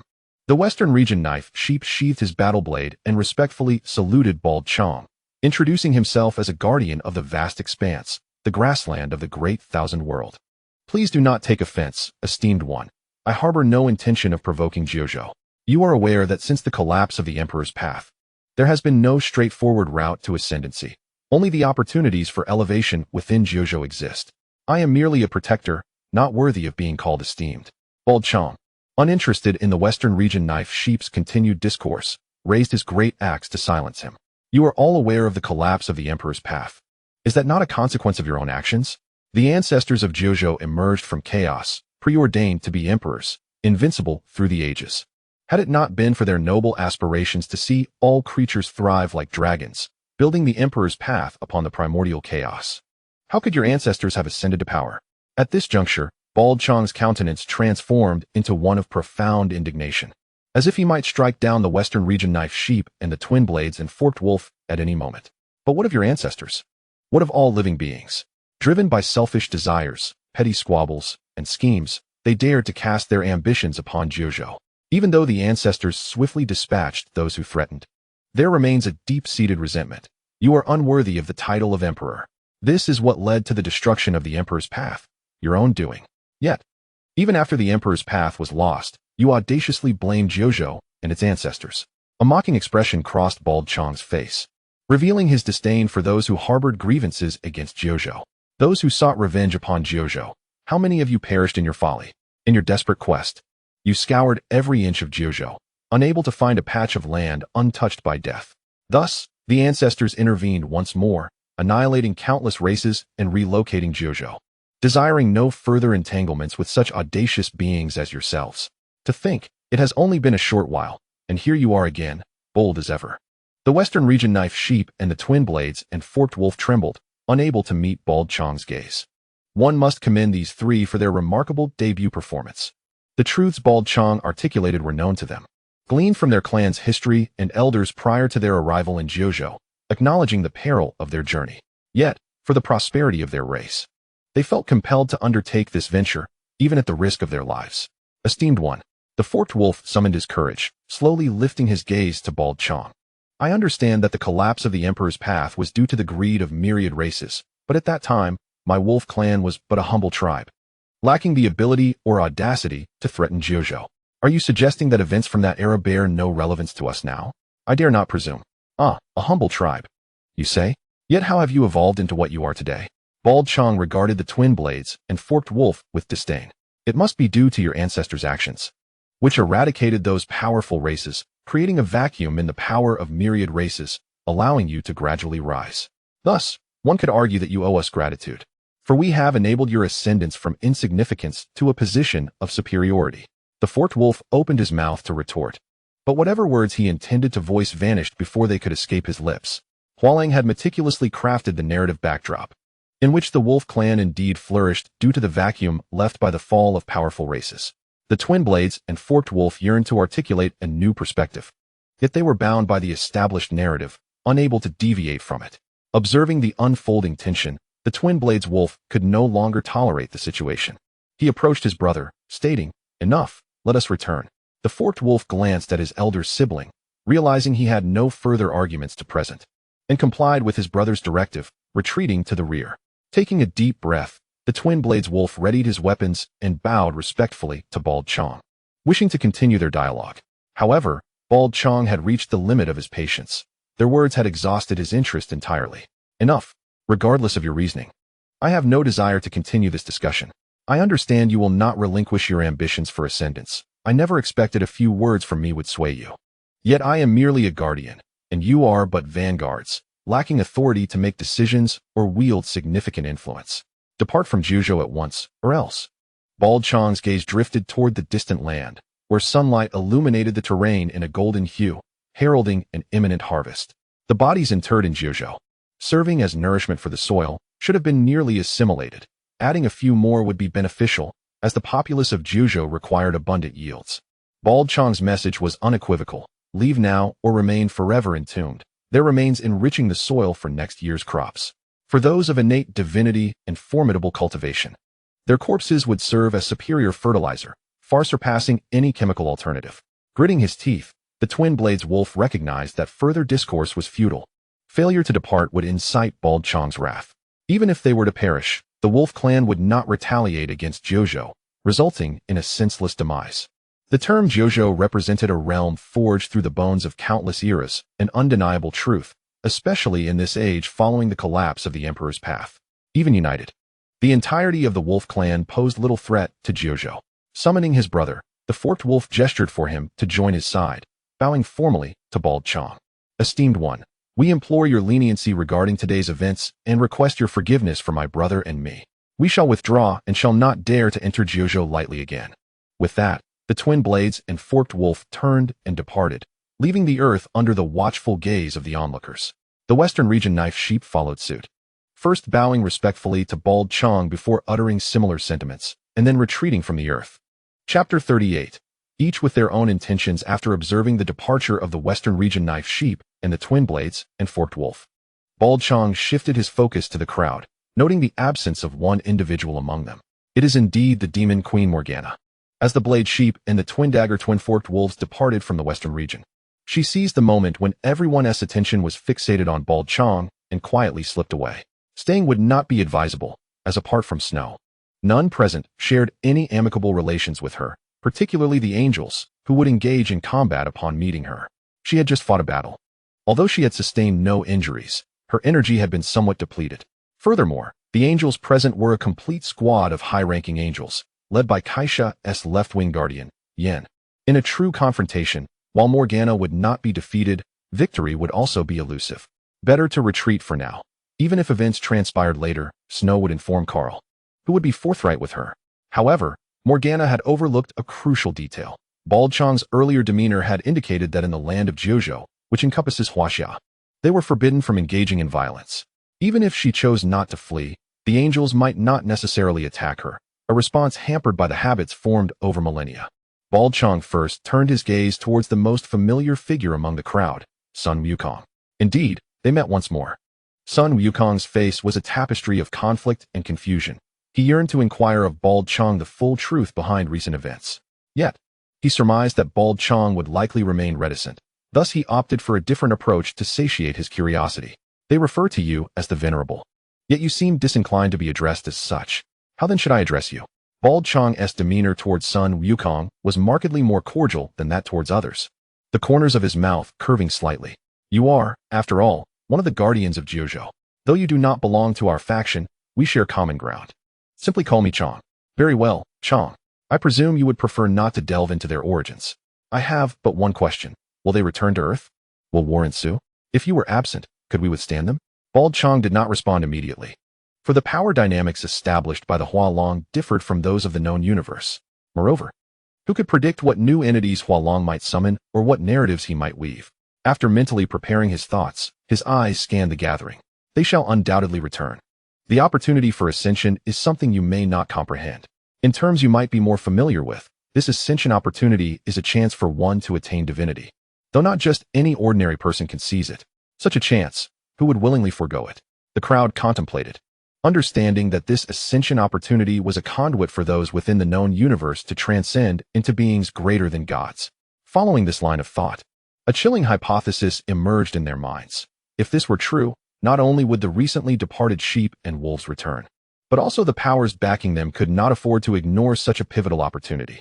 It is essential to note that in the known universe, even the most minor deity could elevate their civilization above countless others, possessing the might to subvert other civilizations at will and partake in the divine council, determining the fate or destruction of a civilization according to divine whims.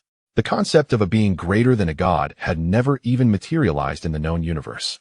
At most, one could attain a status akin to Principal Kirin, existing as a phantom or a cosmic thought. Perceiving the crowd's speculation, Bald Qiang fixed them with a cold gaze. I shall reiterate, the land of Jiuzhou may not be vast, yet it is ample enough to bury you. Furthermore, your paths diverge from ours. You cannot utilize this ascension opportunity. Nonetheless, despite Bald Qiang's assertions, the attendees merely buried their thoughts for the time being, restoring their expressions to normalcy. Yet, they would undoubtedly continue to monitor the situation, perhaps even considering competing for the ascension opportunity. Even if the reality was that they could not utilize it, it could serve as a reference or a means for future endeavors, guiding them towards the path of the known universe. The potential for success loomed large. What Hua Lang desired was precisely this. Otherwise, Bald Qiang would not have spoken thus. His previous words had flowed like a narrative. Who speaks in such a manner in normal circumstances? Protecting Jojo should not entail concealing such matters, even if all were forgotten. They would remain unspoken. Now, to divulge everything at once would only invite chaos into Jojo. Under normal circumstances, the crowd would grasp this clearly. However, the arrival of three entirely unknown, formidable entities had laid the groundwork, followed by a standoff, culminating in Bald Qiang's imposing entrance. Throughout the ensuing exchanges, explosive information had been unveiled, each revelation surpassing their comprehension, gradually immersing them to the point of momentarily losing their capacity for critical thought. Certainly, upon later reflection, they would recognize discrepancies, yet Hua Lang's scheme was a blatant one, devoid of resolution. All that transpired was for the audience to discern. They could judge the veracity of the claims, dismissing the falsehoods as they saw fit. But what if it were true? What if other civilizations truly acquired such power? Even the mightiest civilization within the known universe, the angels, upholding justice and order, could not afford to overlook this matter. They would surely engage in the struggle. Otherwise, should calamity strike, the future might well see the dissolution of justice and order. Having offered enough insight, Bald Qiang began to address another of Sun Wukong's inquiries regarding their ability to withstand the adversaries without their assistance. At most, one could hold them off. Any more would be mere folly. They all belong to races with powers beneath the imperial threshold, or else they would not covet the ascension opportunity in Jojo. That so-called legion, even if matched against you, Sun Wukong, could only fend off one. As Bald Qiang spoke, he approached Sun Wukong and placed a reassuring hand on his shoulder. But do not worry, Jojo has us to safeguard it. Even if they all descend upon us, it would merely stain the land with a hue of red. However, do not overly rely on us. Suddenly, Bald Qiang shifted his tone. The venerables have deeper considerations. The laws of forbidden guardianship, which I have previously shared with you, are known to you. Apart from myself and Bai Qi, there are no intentions among the venerables to summon others for guardianship at this time. Thus, do not place excessive trust. Some matters must still be addressed by you. Do not always depend on us. With that, Bald Qiang's gaze swept over the other attendees. Following today's events, those present might very well become adversaries of Earth in the future. Even those such as the Radiant Sun, who maintained amicable relations with Earth, would harbor additional caution. Yet, it is highly probable they would not exhibit malevolence towards Earth, for they were unaware of the power backing Bald Qiang. And the attitude of this ascension opportunity seemed deeply intertwined with him. Cultivating a positive relationship with Huaxia should be their most advantageous and prudent choice moving forward. However, this is not absolute. Many things defy rational explanation. Despite knowing that certain actions are misguided, many still proceed down that path, regardless of their intelligence or wisdom. I comprehend your meaning, Sun Wukong replied with a slight nod. Observing the proximity of Bald Qiang, whose hand rested upon his shoulder, Sun Wukong hesitated, as if he wished to voice something. Are you concerned for the common folk? Indeed, such occurrences spell disaster for the populace. Rest assured, the common people are the citizens of the 9 provinces. Now that we have come into this world, we shall not stand idly by and watch such events unfold. The phrase when the sky falls, a tall person will hold it up holds true, and we are indeed those tall figures. Chapter 39. Is that just you? This performance is nearing its conclusion. Hua Lang raised his hand to switch off the monitor with a remote and stood up from the sofa, stretching lazily. This scene has been the most significant for him from the beginning, rich in narrative and intricately constructed, serving as a crucial turning point. For precaution, he had been watching intently throughout, occasionally offering prompts. Now, it could come to an end, and his mood was remarkably buoyant. He turned to call out to Grey Wolf, who was busy crafting toys for Little Grey. Grey Wolf, get ready, they will return shortly. They are the great contributors and deserve a proper reward. Understood. Grey Wolf replied without looking up. His movements, previously languid, suddenly quickened. Within mere seconds, the toys that had no form were completed. After inspecting the toys to ensure they were flawless, Grey Wolf beamed with satisfaction. Hua Lang approached Grey Wolf, his gaze lingering on the toy, which was a virtual reality game connector boasting a perfect tactile experience. Moreover, Grey Wolf had thoughtfully preloaded several games, making it impossible for Hua Lang to divert his eyes. Could you let me play with it? Hua Lang implored. Grey Wolf promptly stowed the connector away, firmly denying Hua Lang's request. This is for Little Grey. If you wish to play, I shall make you one later. Unwilling to relent, Hua Lang persisted. But let me try it first. What if there are safety concerns? As Little Grey's uncle, it is my responsibility to ensure his safety. No matter how Hua Lang pleaded, Grey Wolf showed no intention of producing the connector for him. Who would believe such sweet words? Grey Wolf thought, observing Hua Lang's eyes nearly glued to the connector. If he allowed Hua Lang to play, what would happen to Little Grey? It was absolutely out of the question. If necessary, he could always create a simplified version later. Thus, the man and the wolf continued their playful tussle into the kitchen, with Grey Wolf resolutely refusing and Hua Lang stubbornly persisting, signaling that their banter would last a while longer. Meanwhile, in Huang Village, matters were far from resolved. After concluding his conversation with Sun Wukong, Bald Qiang departed, leaving the remaining individuals to exchange glances in an eerie silence. They had overheard Bald Qiang's words to Sun Wukong, but none knew if he had taken the opportunity to convey something more covertly. Gradually, the originally scattered gazes converged upon Sun Wukong, making him feel increasingly uncomfortable. Unable to contain himself any longer, Sun Wukong asked directly, "What is it you wish to know?" Angel Yin sheathed her flame sword, signaling her benign intentions, and approached Sun Wukong step by step. "I know you, Sun Wukong, the warrior of Earth, the guardian who once single-handedly repelled the invasion of the blazing sun. The angelic order bears no malice towards Earth, and despite the current events, there is no ill intent. I merely seek to ascertain the truth of Bald Qiang's words." As Yin finished speaking, she halted just a step away from Sun Wukong, their eyes locking in a silent exchange. Sun Wukong, putting away his golden staff, diverted his gaze to the others present. "Reina, Yuan Li, Snow. I know as much as you do. What you are uncertain of, I too am unsure. What you do not know, I also do not know." "Very well," Sun Wukong concluded, and Yin immediately interjected, turning to the others present. "The angels believe in Sun Wukong's words. We must leave this place and report to the Holy Kaisha. We shall not linger here with you, but I trust we shall meet again soon." With a cryptic smile directed at Reina, she unfurled her pristine wings and departed with the other high-ranking angels, leaving the contentious ground behind. Once they soared beyond Earth's atmosphere, Aswi, flying alongside Yin, could no longer suppress his curiosity. "Sister Yin, are we just leaving like this?" "Why not?" Yin replied with a smile, glancing at the young subordinate beside her. Sun Wukong is a third-generation super warrior of the beast body, the strongest among all super warriors in terms of combat prowess. Even if he knows something, if he chooses not to speak, we cannot compel him. Moreover, the current situation is delicate. We cannot afford to use the eye of insight carelessly. Should we not leave, then what would we do here? Yet, I cannot shake the feeling that today, as events are surreal. Outside the known universe, could it truly be as Bald Qiang described? As we frowned, unwilling to accept that such a beautiful place as Earth and Huaxia harbored such a hidden past. Yin understood Aswi's sentiments. She too felt similarly, though her lengthy existence had allowed her to accept and endure it more gracefully. This is not a matter we can decide, whether it be truth or falsehood. We shall report the entirety of these events to the Holy Kaisha. With her wisdom, she will certainly render an accurate judgment, and we shall dutifully follow her lead and commands. "I understand, Sister Yin," Aswi nodded, his expression softening slightly. With the angels departed, only Reina, Yuan Li, and Snow remained, the allies of the Blazing Sun and the Earth Military Alliance. Snow recognized it was time for him to take his leave, but before departing, he felt compelled to speak. "I am Snow, under the command of the Death God Carl from the Deadsong Academy of the Underworld Star System. My God Carl possesses the most advanced celestial computing device in the known universe, containing the most detailed and comprehensive information. Should you require assistance, my God would be most willing to help." Though Sun Wukong was uncomfortable with the aura of death surrounding Snow, he politely nodded in acknowledgement. "Thank you very much. I shall seek your assistance if the need arises." "Very well, farewell," Snow said, turning to leave Earth without hesitation. However, once beyond Earth's bounds, he swiftly contacted Morgana.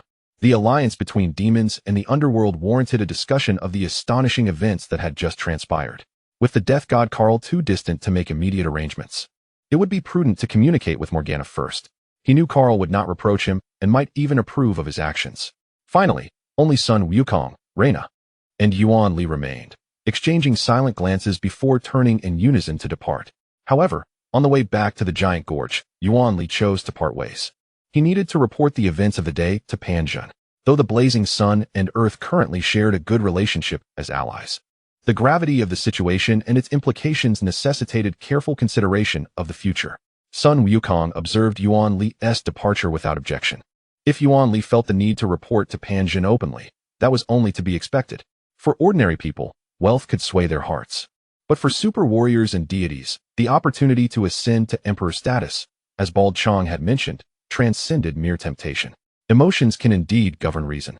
Yet if such a phenomenon truly exists, it would be inconceivable for any super warriors or deities within the known universe to endure it. Approaching matters with transparency is a commendable attitude towards Earth. The Sun is intrigued, yet currently refrains from clandestine contemplation. Sighing inwardly, Sun Wukong reflected on the unprecedented transformations that had transpired in this once desolate corner of the universe.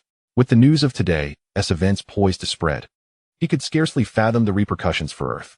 Sun Wukong called out the previously silent Reina. "What is it?" He replied. "I harbor no ill will towards Earth, nor do I possess any interest in the ascension opportunity. I understand, but that is merely your perspective, Reina." Chapter 40. The Conspiracy of the Demon and the Reaper. Morgana, accompanied by the resurrected Otto from Earth's country, arrived on Mars, not far from Earth. Due to today's occurrences, Earth had transformed into a contentious ground, drawing the attention of many. Aside from the original Earth forces and their allies, the Sun, all other factions had retreated. Morgana, too, recognized the precariousness of the situation.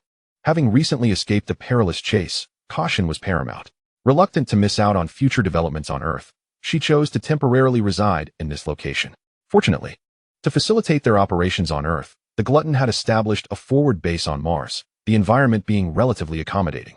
Upon their arrival, Morgana and Otto were greeted by Glutton personnel, who appeared to have awaited their arrival for quite some time. After a brief exchange, a high-ranking Glutton warrior guided them to an exquisitely adorned room, specifically prepared for Morgana by the Reaper Carl. The warrior stepped aside, allowing Morgana to fully appreciate the room's ambience. "This space has been meticulously arranged for you, Queen Morgana, as per the wishes of our deity, Carl." Morgana entered the room, surveying her surroundings. "Not bad. That reclusive Carl has shown some thoughtfulness," she remarked, while the Glutton felt a twinge of discomfort at her words. He dared not express it openly, for Morgana was a renowned demon queen, and he could not afford to offend her. "It is indeed splendid that you are pleased. We have crafted this room according to your preferences, as instructed by our deity, Carl." Morgana scoffed lightly, dismissing Carl's efforts. That fellow has the face of an angel, yet remains oblivious to what an angel truly desires. He is enamored with himself, yet never considers the sentiments of others, merely fantasizing about my affections. Please leave. I have no further need of you. Should anything arise, I will instruct Otto to summon you." "As you wish, Queen Morgana," the high-ranking warrior replied respectfully before exiting. Once alone, Morgana stretched her arms, relishing the comfort of the space. It had been a long time since she had the luxury of such a restful environment following her previous defeat in battle. Hearing her words, Otto lowered his head in shame, acknowledging his inadequacy. Morgana's expression turned bemused.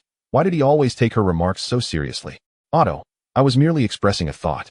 Do you understand? My apologies, my queen." "Very well, you may also take your leave. I have matters to attend to." "Yes, my queen," Otto acquiesced and exited the room.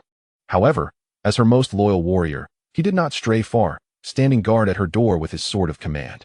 The room fell into a serene silence as Morgana approached the window, gazing at Mars's majestic landscape, her mind occupied with the events that transpired on Earth yesterday. The ascension opportunity, though its true nature remained elusive, piqued her curiosity. Regardless of whether it would elevate the divine hierarchy as suggested by the bald-headed figure, she felt compelled to pursue it. The rationale was simple: such a treasure must not fall into the hands of another. Moreover, should this opportunity be genuine, if Morgana were to claim it and uncover its secrets, what mischief could the treacherous Kaisa unleash upon her? Yet, following her losses in the previous conflict against the angels, Morgana's demonic forces had been nearly annihilated. Even if she wished to vie for this opportunity, her strength was insufficient. Thus, the only viable strategy was to seek a powerful ally to undertake this endeavor together. By fortunate coincidence, Morgana had such an ally, Carl, the Reaper of the Deadsong Academy in the River Styx system, the current bearer of the Grand Clock, whose assistant Snow possessed divine strength and commanded a formidable civilization army, like the Gluttonian wolf, thus holding the power and standing to participate in the forthcoming contest for Earth. Reaching for a bottle of prepared red wine from the nearby table, Morgana poured herself a glass, inhaling its delicate aroma before taking a sip. "Carl," she murmured. Meanwhile, in the far-off River Styx system's Deadsong Academy, Carl, engrossed in his writing, suddenly paused and responded, "Liang Bing, I am here. Snow must have briefed you on the situation on Earth."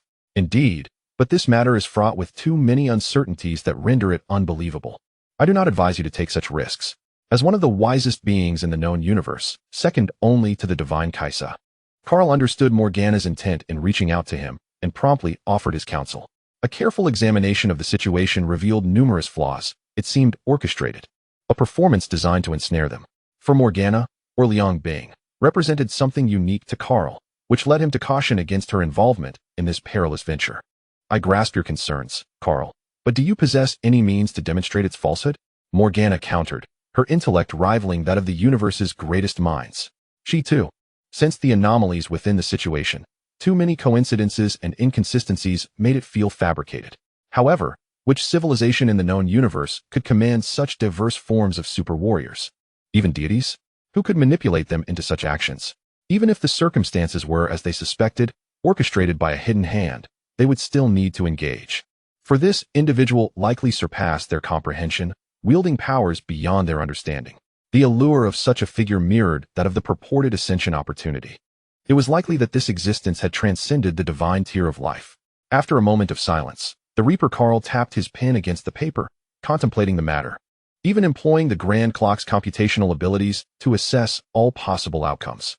Yet, the extraordinary eluded their understanding, surpassing even the Grand Clock's capabilities, leaving Carl without any satisfactory conclusions. With a soft sigh, he recognized that he could no longer deny Morgana's request. I understand your intent, Liang Bing. How may I assist you? Morgana delicately sipped the red wine, its tartness lingering on her palate. First, help me assemble my legion and find Black Wind. Bring him to me. Also, let's temporarily set aside plans to dismantle Kaisa until we clarify matters on Earth. I understand. Without hesitation, Carl readily agreed, simultaneously making a decision. As a scholar, he too was intrigued by the unknown. In due course, Taotie would launch an invasion against Earth, and I believe we could take some preliminary actions regarding this matter. Taotie, Morgana does not regard them with much esteem. Despite their strength, they are merely an aerospace-level civilization, easily manageable with our formidable forces. What can we truly test? Perhaps merely a means to gain experience. Carl understood Morgana's implication and explained to her that Taotie was indeed just an aerospace civilization, incapable of yielding anything of substantial value.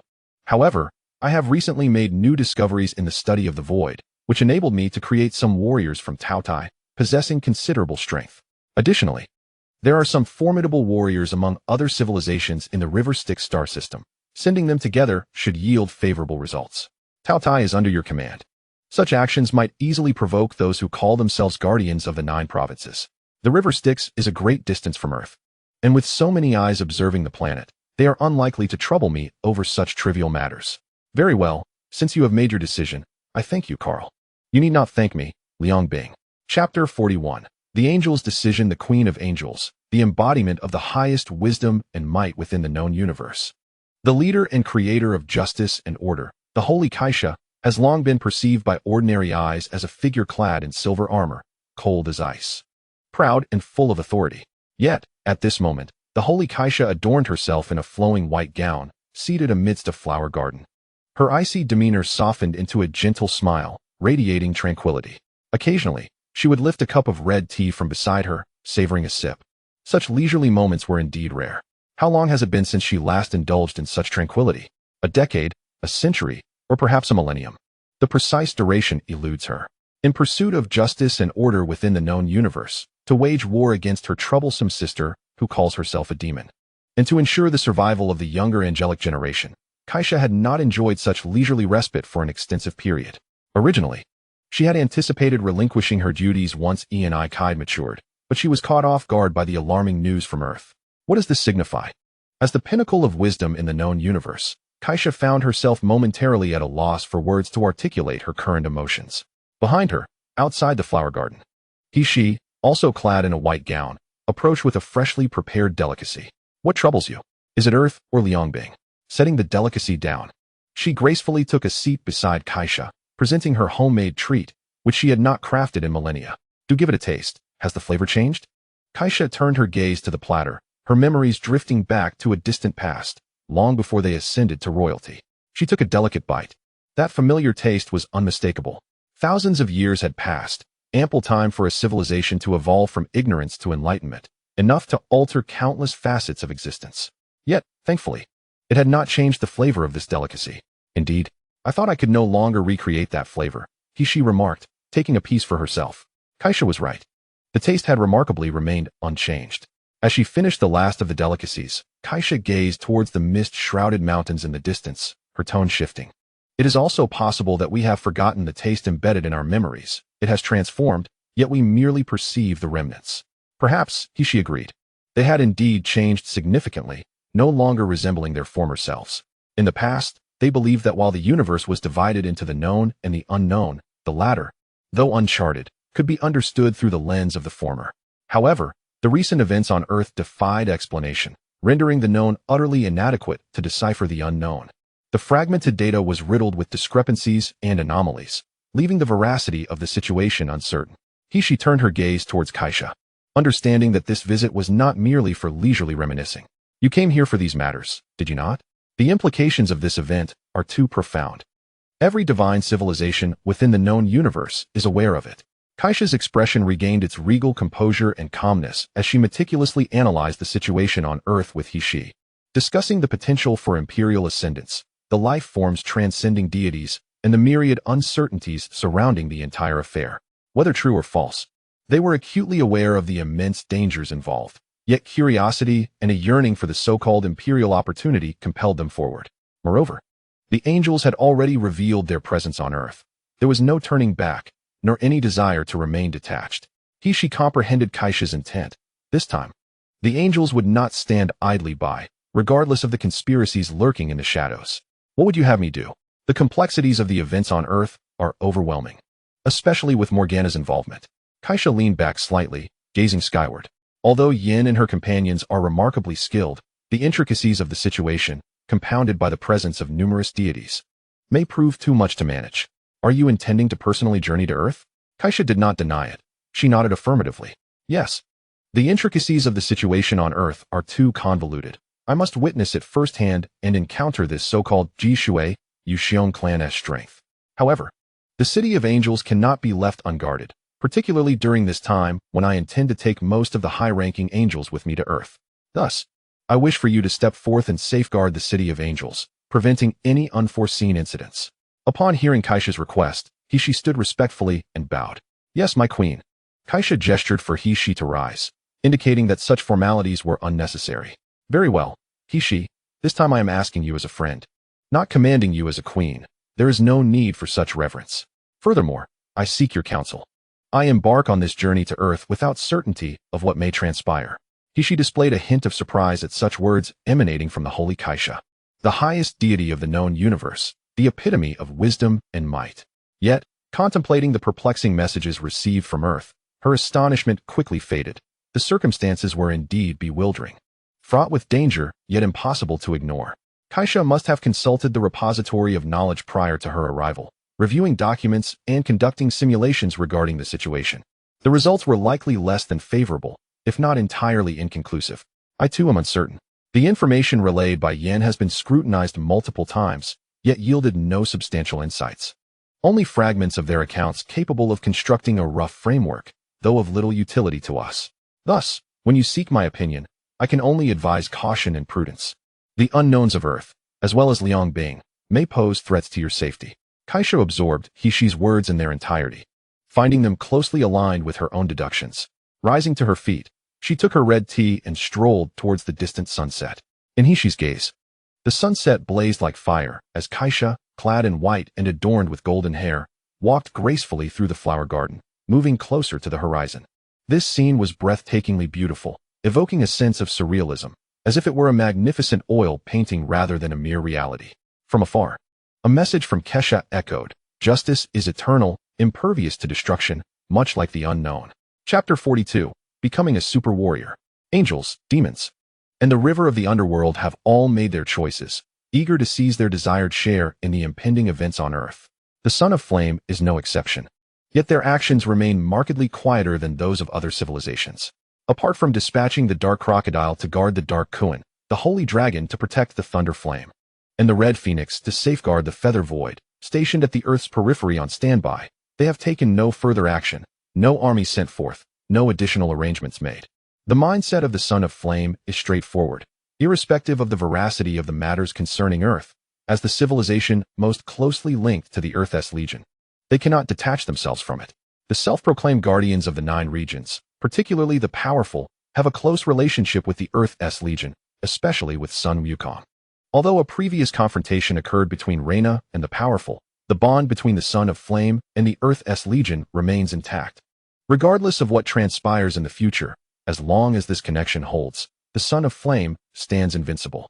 Initially, they possess an advantage over other civilizations. If the opportunity for ascension to Emperor is indeed genuine, the Son of Flame is most likely to benefit from it. Thus, maintaining the current relationship with the Earth's Legion, deploying only the Dark Crocodile, Holy Dragon, and Red Phoenix to linger at the Earth's periphery for potential assistance, is their wisest course of action. In fact, when necessary, the Son of Flame could even extend support to the Earth's Legion or the Guardians of the 9 regions, seizing the chance to garner goodwill. However, the mastermind behind it all, Hua Lang, remains indifferent to these matters, showing no inclination to delve into them. As long as events unfold broadly according to Hua Lang's design, any unforeseen variables are merely part of the natural order. After all, the individuals he has orchestrated, rather, should I say, the gods, are entities that have existed for millennia. Discerning flaws in his arrangements is no challenge at all. The absence of unexpected occurrences thus far is primarily attributed to his familiarity with the narrative, summoning characters that far exceed their comprehension, coupled with a storyline that defies the conventional laws of the known universe. Even if someone were to uncover something, Hua Lang would remain unfazed. It is all within his expectations. Moreover, it adds an element of amusement, merely a different mode of play, allowing Hua Lang to revel even more freely in his endeavors. Oh yeah, another victory, Hua Lang exclaimed, excitedly removing the connector and casting a triumphant glance at the little gray figure nearby. I have won. Seeing Hua Lang's triumph, the little gray figure joined in his joy, leaping in celebration without a trace of disappointment or frustration. Uncle Hua Lang is amazing. So impressive. The praise from the little gray figure only intensified Hua Lang's smugness. Tilting his face upward at a dramatic angle, his nose elongated. Of course, he chuckled heartily, since he had coaxed Grey Wolf into crafting another connector for him. Hua Lang has been engrossed in gaming with the little gray figure daily. Initially, he suffered defeats at the hands of the little gray figure, but gradually improved. As for other matters, such as the movements of various civilizations, Hua Lang entrusted everything to Grey Wolf, allowing him to organize the necessary actions while he himself indulged in leisure. Of course, Hua Lang had not entirely neglected preparations. The plot has been entirely altered under his influence, and he can no longer predict future events as he once did. Thus, upon receiving 4 new summoning opportunities and 4 chances to draw attributes, with Grey Wolf's assistance, Hua Lang successfully summoned 2 desired characters. The other 2 randomly drawn characters also piqued his interest, prompting him to contemplate how to arrange these new additions in an engaging manner. The 4 attributes he obtained were quite commendable. Though not overwhelmingly powerful, they were exceedingly practical, promising to yield extraordinary results when applied to the right characters. Beyond this, Hua Lang also tasked Grey Wolf with researching the crocodile god, Toon, hoping to unearth the secrets of the super warriors, extracting their essence while discarding the dross, to enhance his own capabilities. After all, while Hua Lang can utilize attributes to bolster himself, he cannot fully unleash their power. Though bespoke attributes may emerge for him in the future, for now, this method remains the most effective means to amplify his strength. Moreover, as he becomes more formidable, equipping attributes will undoubtedly be even more exhilarating. At that moment, Grey Wolf approached, noticing the little gray figure's exuberance. "What is you so cheerful?" he inquired. "Daddy, Uncle Hua Lang defeated me. So impressive," the little gray figure replied, brimming with excitement. Grey Wolf regarded Hua Lang with disdain. "You, a grown man, taking advantage of a child. Winning is one thing, but celebrating with them? Have you no shame?" Clearing his throat, feeling the weight of the parent's gaze, Hua Lang awkwardly coughed a few times, swiftly redirecting the conversation. "Grey Wolf, is there something you wish to discuss?" Grey Wolf affectionately ruffled the little gray figure's hair, deliberately elongating his tone in mockery of Hua Lang. "You've made your own bed, bullying a child. Now what is it?" After casting an exasperated glance at Hua Lang, Grey Wolf returned to the matter at hand. An anomaly has been detected at the Earth's periphery. 3 warriors with strong energy fluctuations have suddenly appeared. It is presumed they are the other 3 guardians from the Son of Flame, along with Mars. Morgana has gone there, where a forward base is being established by the gluttonous. The demons and the river of the underworld seem to have reached an agreement. These are the preliminary reports. Hua Lang's expression gradually shifted to one of seriousness. He rested his chin on his left hand, contemplating. It appears the current situation aligns with our expectations. Indeed. But we have yet to receive any news from the angels. At their pace, they should have arrived by now. While the angels warrant attention, Hua Lang, as the mastermind, remains untroubled. The angels are the most intelligent race in the known universe, deserving of our utmost regard. Yet there is no need for concern. We operate in the shadows while they are in the light.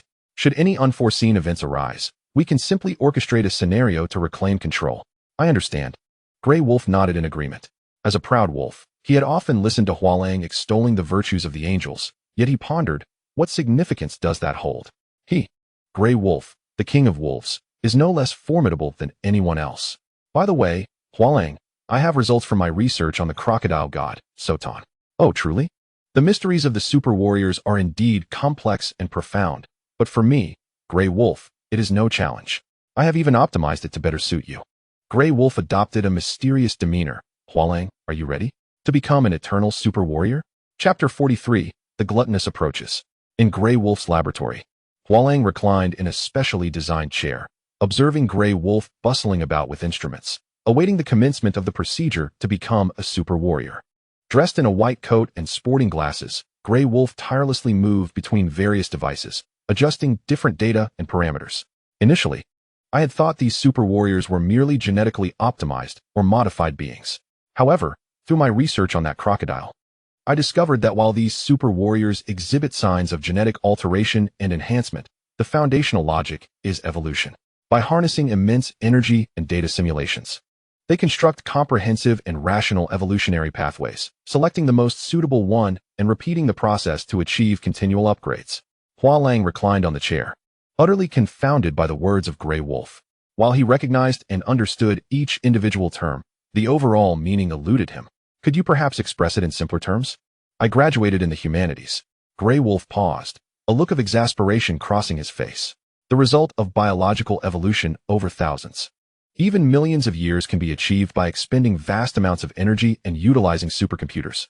This process can yield not just one, but multiple optimized outcomes. From these, we select one to create a generation of super soldiers, endowed with superior physical structures, enhanced strength and endurance, alongside extraordinary abilities beyond the reach of ordinary individuals. Using this logic, we take the initial generation as a template for further calculations, leading to the development of the second generation. At this point, Hua Lang grasped Grey Wolf's intent. Although he recalled that the super soldiers depicted in the narratives he had encountered prior to his journey did not seem to be created in such a manner. Grey Wolf's explanation might represent one pathway to super soldiers, yet it appeared to diverge from the mainstream of the Supergod Academy. Are you certain of this? It seems somewhat at odds with my previous impressions. I have some personal insights to consider. Finally, having calibrated all prior parameters, Grey Wolf approached Hua Lang with a tablet in hand. According to the known universe, the creature resembling a crocodile belonged to the category of beast-type super soldiers. While it possessed formidable combat prowess and superior bodily functions, it was not suited for someone of your divine physique. Hence, I devised a few optimizations. You may choose from 3 options. He handed the tablet to Hua Lang, encouraging him to peruse it. The first option maximizes combat capability and bodily functions, but lacks slightly in versatility, categorizing it as a warrior type. The second option offers a balanced approach, moderately ensuring combat efficiency and physical abilities while enhancing functionality, including long-range vision and a certain degree of energy-driven capabilities. After presenting these 2 alternatives, Grey Wolf paused, observing him intently.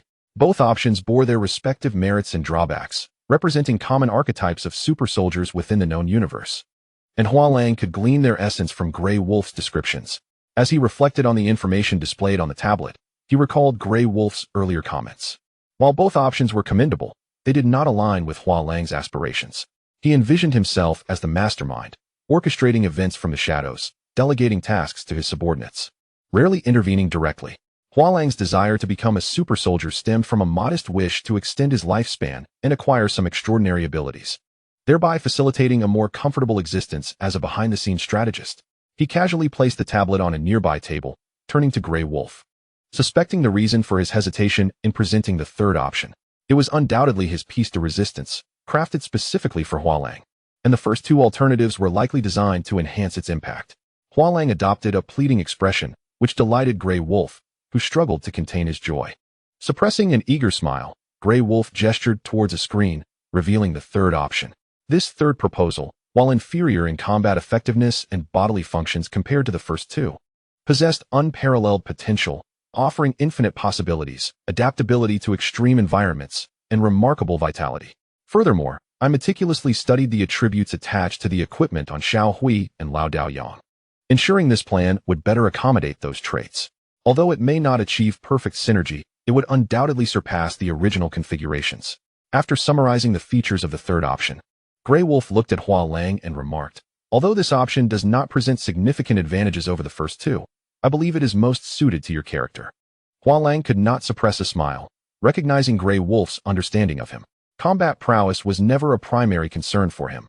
With numerous characters under his command, he seldom needed to engage directly in battles.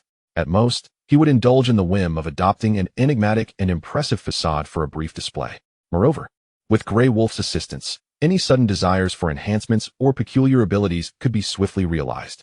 Thus, while the third option appeared to lack advantages, it was replete with benefits for Hua Lang. He rolled up his sleeves and clapped his hands, addressing Grey Wolf. "Let us proceed with this one. Make it happen." Grey Wolf, exasperated, regarded Hua Lang with incredulity. "Have you been watching too many sci-fi films? Do you think a mere serum will suffice? Isn't that the case?" Grey Wolf chose not to engage further with Hua Lang, retrieving a peculiar gadget from behind him and waving it in front of Hua Lang, who promptly lost consciousness and slumped back into the chair. When Hua Lang regained consciousness, an indeterminate amount of time had passed. He found Grey Wolf seated nearby, indulging in a bowl of grilled lamb-flavored instant noodles while watching an animated series titled Happy Cow. Awake at last, Grey Wolf remarked, shoving more noodles into his mouth. "By the way, would you care to try this new grilled lamb-flavored instant noodle from Kang Shuifu?" As Hua Lang sat up, stretching his limbs, he felt no discernible enhancement in his physique. "Is there an issue with this modification? I feel no different." Grey Wolf swallowed a mouthful of noodles, wielding a fork with an air of pride. "If you needed to adjust, what purpose would I serve, boss?" Before Hua Lang could respond, Bald Qiang rushed in, visibly flustered. "What is it, boss?" "The detectors at the Earth's periphery have transmitted a message. The Taotie fleet is about to enter the solar system." Chapter 44. In tribute to the god Karl, we offer death. At last, they have arrived? Hua Lang mused, picking up a stainless steel cup to verify whether he had truly become a super soldier, as Grey Wolf claimed.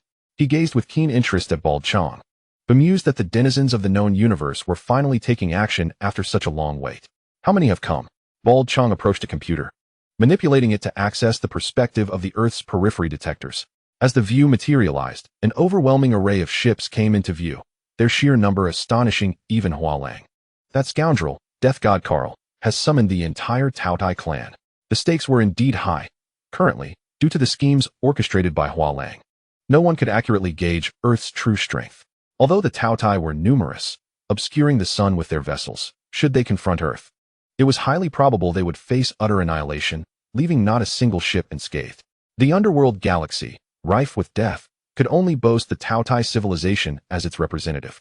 Karl, unperturbed by the prospect of his realm descending into silence, might find the notion of death's dominion particularly appealing, considering his moniker as the Death God. Once Bald Qiang adjusted the detector's angle, he stepped aside, allowing Hua Lang and Grey Wolf a clearer view, then began detailing the current situation detected. Based on the information currently detected, the number of ships in the Taotie fleet is exceedingly vast, comprising at least several thousand vessels. As Bald Qiang adjusted the angle of the detector, he focused on a segment of the fleet where some ships, differing slightly in style from the Taotie, were observed. It appeared that a significant portion of these vessels did not belong to the Taotie civilization, but were instead affiliated with other civilizations from the River Styx galaxy. A united fleet, how intriguing. Initially, one might have thought that fellow Karl merely dispatched the entirety of the Taotie. However, it turns out that Karl's ambitions extend further, encompassing the entire military might of the River Styx galaxy. "Grey Wolf, what is happening?" he inquired. "Such a grand display must be intended to test us. As the saying goes, one must reciprocate a visit. Prepare according to our prior designs. This occasion is monumental." "Understood. I shall prepare diligently to ensure flawless execution." "Excellent." Grey Wolf and Flower Wolf exchanged nods and departed to make their preparations. Grey Wolf was particularly eager, recalling how, in the past on the green pasture, he often found himself without status, subjected to ridicule. This time, with such elevated standing, he anticipated a gratifying experience. After Grey Wolf's departure, Flower Wolf turned to Bald Qiang. Bald Qiang, you remain one of the protagonists in this endeavor. The responsibility rests heavily upon you. Rest assured, boss, I will accomplish the task without any unforeseen incidents. Bald Qiang vowed earnestly. Very well. My concerns lie primarily with the two of you. Ensure that you cooperate seamlessly and do not falter. Fear not, boss. I assure you it shall not happen. Then we await the unfolding of events. Flower Wolf approached the window, gazing at the sky, pondering whether the Taotie's purpose in invading Huaxia had shifted and whether they would still select Tianhe City as their battleground. If not, it would present a fortuitous opportunity. Within the flagship of the Taotie fleet that had just entered the solar system, Snow occupied the commanding seat in the conference room, quietly observing the array of uniquely characterized super warriors before him. They hailed from various civilizations within the River Styx galaxy, some from the Taotie civilization, others from the Sirius civilization, and even some from the Troll civilization, numbering over 20 in total. Most were high-ranking warriors of the Taotie, creations of the Reaper Carl. These individuals represented the entirety of the River Styx galaxy's resources. Apart from them, only Snow and the Reaper Carl remained as formidable forces. It was undeniably perilous. As a first-hand participant, Snow did not believe that this assembly could pose a genuine threat to Earth. He had no confidence in defeating Bald Qiang, even as a deity. However, as a subordinate to the Reaper Carl, he had no authority to refuse his commands and could only comply. Is everyone present? The Taotie King, Shihao, scanned the room and addressed Snow. Everyone is here, Lord Snow. Good. Snow raised his hand and conjured a virtual image of Earth upon the round table. You are all well aware of my Lord Carl's command to jointly invade the Huaxia civilization and instigate death. However, prior to this, there are certain matters I must discuss with you. Snow presented detailed information regarding Huaxia, displaying it before all present.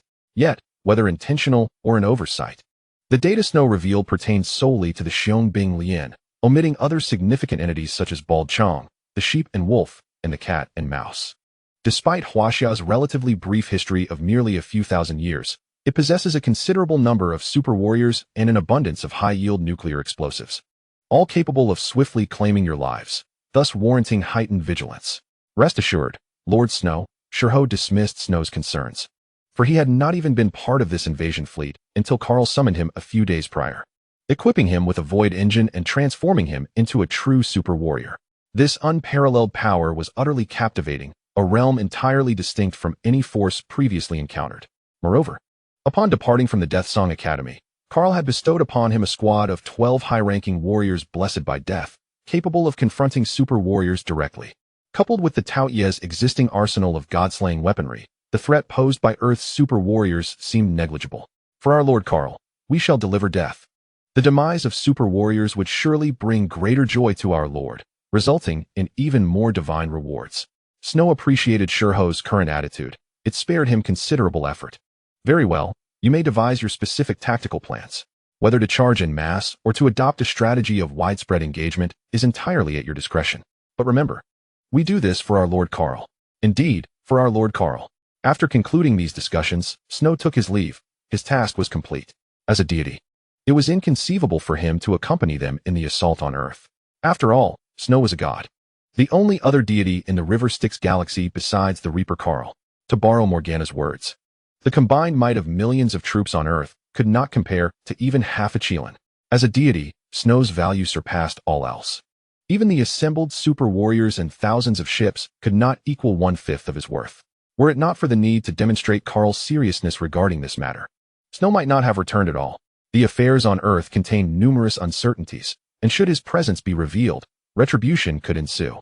Once Snow's departure was confirmed, the Taotie King Shihao rose from his seat and slowly approached the chair recently vacated by Snow. He surveyed the room. Not a single person dared to meet his gaze, instinctively lowering their heads as he passed. The River Styx galaxy adhered to the laws of the jungle, its environment harsh and resources scarce. Even after the Reaper Carl's conquest, little had changed. Due to Carl's fascination with death, inter-civilizational conflicts were frequent, with civilizations vying to please him by instigating death, and at times even provoking civil wars to create more carnage. As the Taotie King, Shihao was the mightiest among the Taotie, the only civilization in the River Styx galaxy that could stand against him, aside from the Reaper Carl and Snow. No one dared to challenge him, nor would anyone look him in the eye. Satisfaction gleamed in Shihao's eyes as he settled into Snow's former seat, speaking gravely. Our Lord Carl places great importance on this mission to invade Earth, and I wish to hear your thoughts. He spread his arms wide, inviting all to speak freely. However, most remained submissively bowed, for the Taotie were inherently a dominant race. Shihao's authoritative nature was unmistakable. His inquiry about their opinions was merely a facade, a test of their obedience. To dare voice dissent at this moment could lead one to an early demise at the hands of the Reaper Carl. Nevertheless, a few unyielding individuals, their minds clouded by brute strength, genuinely considered offering suggestions to Shihao. Yet, they were swiftly silenced by those beside them, who discreetly explained the futility of such an endeavor. As Shihao observed the reactions of those around him, he nodded in satisfaction. This was the effect he desired. Ever since he had experienced the might of the Void Engine, he had longed for even greater power. With Death God Carl placing such importance on the invasion of Earth, Shihao perceived this as a splendid opportunity. If he performed well and offered sufficient death to Carl, he could win his favor and thus attain even more formidable strength. Therefore, consolidating all power within his grasp had become imperative. Given the current circumstances, everything was progressing favorably, and no one dared to question or oppose him. However, having posed a question and received no response felt rather awkward. Sensing Shihao's discomfort, Commander Howl of the Wolf Civilization stepped forward. The Wolf Civilization, second only to the gluttonous in the underworld galaxy, had seen Howl make several appearances before Carl and Snow. Now, he was the most suitable to break the silence. Shihao, most of us are here to heed the call of our god Carl and bring death to Earth. But we lack knowledge about the planet and do not possess adequate strength. We have no opinions on the matter, Howl stated. Shihao regarded Howl with approval. He was a perceptive individual who understood the importance of collaboration. Allow me to provide some insights, Shihao said, gesturing to summon various pieces of information about Earth, which he projected for all to see. The gluttonous had begun preparations for Earth a millennium ago, and during that time, Shihao had been merely a lowly soldier. Their understanding of Earth was second only to that of the sun and angels. Earth belonged to the Divine River Civilization, a pre-nuclear civilization, rich in primary resources, with a population exceeding 7 billion. Shihao meticulously shared details about Earth, and when he reached a significant point, he specifically highlighted the image of the ugly country. The civilizations on Earth do not pose a significant threat to us. Their firepower is negligible. Even nuclear explosives are not a concern. However, these two nations are different. First, the ugly country possesses a faction known as the Alliance of Hatred, which includes 2 to 3 super warriors who may influence our endeavors. The second is the Huaxia. As Shihao introduced Huaxia, his tone grew serious. Snow had already mentioned that Huaxia's Xiong Lian boasted a number of super warriors, which posed the greatest obstacle to their invasion of Earth. The Xiong Lian was formed by the Supergod Academy and included 3 major god-creating projects. According to my intelligence, they are currently active within, representing our most formidable barrier. Thus, my proposal is this, Howl. Understood, Howl responded promptly. I shall provide you with 3 high-ranking warriors blessed by our god Carl, equipped with a portion of god-slaying weaponry. Take all ships, excluding those of the gluttonous, and proceed to the ugly country to obliterate the Alliance of Hatred. Yes. Howl readily accepted Shihao's command, although it was evident that this order was aimed at securing credit for himself. And despite Huaxia's formidable Xiong Lian and 3 major god-creating projects, Death God Carl had dispatched numerous high-ranking warriors blessed by death, along with Shihao, who wielded the Void Engine. With proper command, victory was not impossible. Sending them to the ugly country was Shihao's strategy to garner the most significant share of merit and please Death God Carl. However, the weak had no choice but to comply, and though Shihao was greedy, he still allocated them a modicum of benefit. The Alliance of Hatred, while not comparable to the Xiong Lian, still possessed several super warriors to offer to Death God Carl for his favor. After arranging Howl's mission, Shihao enlarged the virtual image of Huaxia until it revealed the entire region of Juxia City. Meanwhile, I would lead the remaining ships and warriors to the monumental civilization of Huaxia, heading towards Juxia City, the closest vicinity to the Xiong Lian, to present death to our god Carl. Chapter 46. Storm approaches in the Martian gluttonous outpost. Morgana held a glass of red wine, gazing at the distant starry sky. She had maintained this posture for over half an hour, lost in her thoughts. The direction of her gaze was where the gluttonous fleet was currently situated, drawing ever closer to Earth. Suddenly, there was a knock at Morgana's door. She glanced in irritation at the door. Come in. Addo entered promptly, immediately sensing the queen's displeasure, and quickly apologized. I'm sorry, Your Majesty, for the intrusion. Morgana shot Addo a sidelong glance before turning away. The day-night cycle on Mars differs greatly from that of Earth, which operates on the Divine River Standard Time. It was evening, a time for rest, and being disturbed was understandably unwelcome. However, Atto, having followed her for many years, understood her preferences well. He would not have come at this hour without good reason. What is it? Speak quickly, for the Queen wishes to retire soon. Your Majesty, Snow has just conveyed that the gluttonous has confirmed its invasion plan for Earth. Morgana perked up, setting down her wine and resting her chin on her hand, urging Atto. Oh, this is worth hearing. Elaborate on how these ignorant and fearless beings plan to invade Earth. Atto found himself momentarily captivated by Morgana's appearance. Even the highest-ranking demon queen of the known universe was still a woman, unadorned and wearing a thin nightgown, resting her chin on her hand, slightly leaning forward. Without makeup, Morgana appeared cool and ethereal. Atto, unable to maintain his gaze, quickly averted his eyes and respectfully replied, Yes, Your Majesty. The gluttonous will enter Earth's atmosphere tomorrow at 4 p.m. and will divide into two factions according to King Shihao's plan, heading towards Huaxia and the ugly country to create death for Death God Karl. Divided into two factions? Morgana queried, puzzled by Shihao's strategy. They might not even be able to contend with Earth united, so why split their forces? Were they eager to invite death even faster? Your Majesty. They are unaware of recent developments on Earth and believe that only the Qiang Bing Lian exists there, Atto reminded her hastily. Oh right, they are merely testing the waters. Dividing forces is reasonable. With Atto's clarification, Morgana quickly grasped Shihao's rationale. Were she in his position? Lacking knowledge of Earth's current state and facing a force that posed no significant threat, dividing her troops would be a likely strategy. Moreover, Morgana expanded her thoughts along Shihao's line of reasoning. She recalled that he had mentioned being the forbidden guardian of the 9 provinces, which did not encompass the entirety of Earth, but rather the Huaxia region. Other areas of Earth seemingly did not fall under the 9 provinces' jurisdiction. If Morgana's conjecture was accurate, it meant they need not observe from outside Earth. As long as they remained outside Huaxia, Earth was not a forbidden domain and did not require concern over any taboo guardians. However, Morgana did not dare to be certain. She needed to see the outcomes of the gluttonous actions before making a final decision. Even if she were to confirm this, she might not dare to enter Earth directly. Yin and an entire legion of high-ranking angels would likely manifest, with that wretched Kesha possibly following suit. Though she held disdain for her former sister, Morgana had to acknowledge that she could not defeat her. No one in the known universe could. It was prudent to deliberate further, for the future held infinite possibilities. Maintain a vigilant watch over all forthcoming matters, and stay in contact with Snow. Morgana gracefully lifted her glass of red wine, gently swirling it as she observed the crimson liquid dance within the transparent chalice. Tomorrow's Earth promised to be exceedingly intriguing. Yes, Your Majesty, Atto replied respectfully, bowing before Morgana before departing her chamber. In a single gulp, Morgana consumed the wine and returned to the window, shifting her gaze towards Earth, eagerly anticipating the events that would unfold there. Meanwhile, in an obscure region of the South China Sea, within the conference room of the Giant Canyon, the entire contingent of the Heroic Brigade, along with Takeo, sat in perfect alignment. Lianfeng stood before the screen, silently observing them all, while the display behind her showcased the reconnaissance footage captured by the Denner 3 satellite, revealing the formidable Taotie fleet. The fleet, vast and overwhelming, filled the entire screen, provoking involuntary gulps from the new recruits of the Heroic Brigade. Were they truly expected to confront such an adversary? Surely.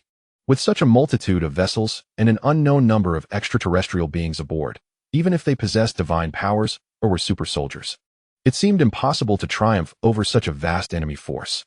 They had barely trained for a few days. How could they possibly engage in battle? Even Sun Wukong's expression grew gravely serious, not out of fear, but because he understood that while the enemy was numerous, given time, he could single-handedly defeat them all. Yet, with so many foes, it was impossible for him to manage them all simultaneously. Should they launch an attack on civilians, countless lives would be lost to the flames of war, and he wished to avoid a repeat of the tragedies from a millennium ago. You have all witnessed the strength of our adversary, Takeo remarked, furrowing his brow as he surveyed the group, a hint of unease creeping into his heart. The enemy was indeed too formidable, and the Heroic Brigade had only recently formed, with training barely commenced, let alone any real combat experience. As their commander, Takeo had to set an example. Failure to do so would spell disaster. But you are all super soldiers, the gods of tomorrow. Despite the overwhelming numbers and might of the enemy, they are merely human. They cannot match your capabilities. Takeo endeavored to bolster their morale, though his efforts yielded little effect. The brigade was still in its infancy, struggling to shed their previous identities. Only Qiang, who had been a police officer and was mentally prepared, along with the innocent Rumingming and the more seasoned Cheng Yaowen, appeared somewhat composed. After a prolonged silence, Dikao, observing the barely improved state of the heroic brigade, sighed inwardly and declared the meeting adjourned, leaving only son Wukong behind. Wukong, do you think the Taotie will strike tomorrow? They will, but we cannot rely solely on them. We must also be prepared to do our part. Yet, they had yet to acclimatize to their new roles.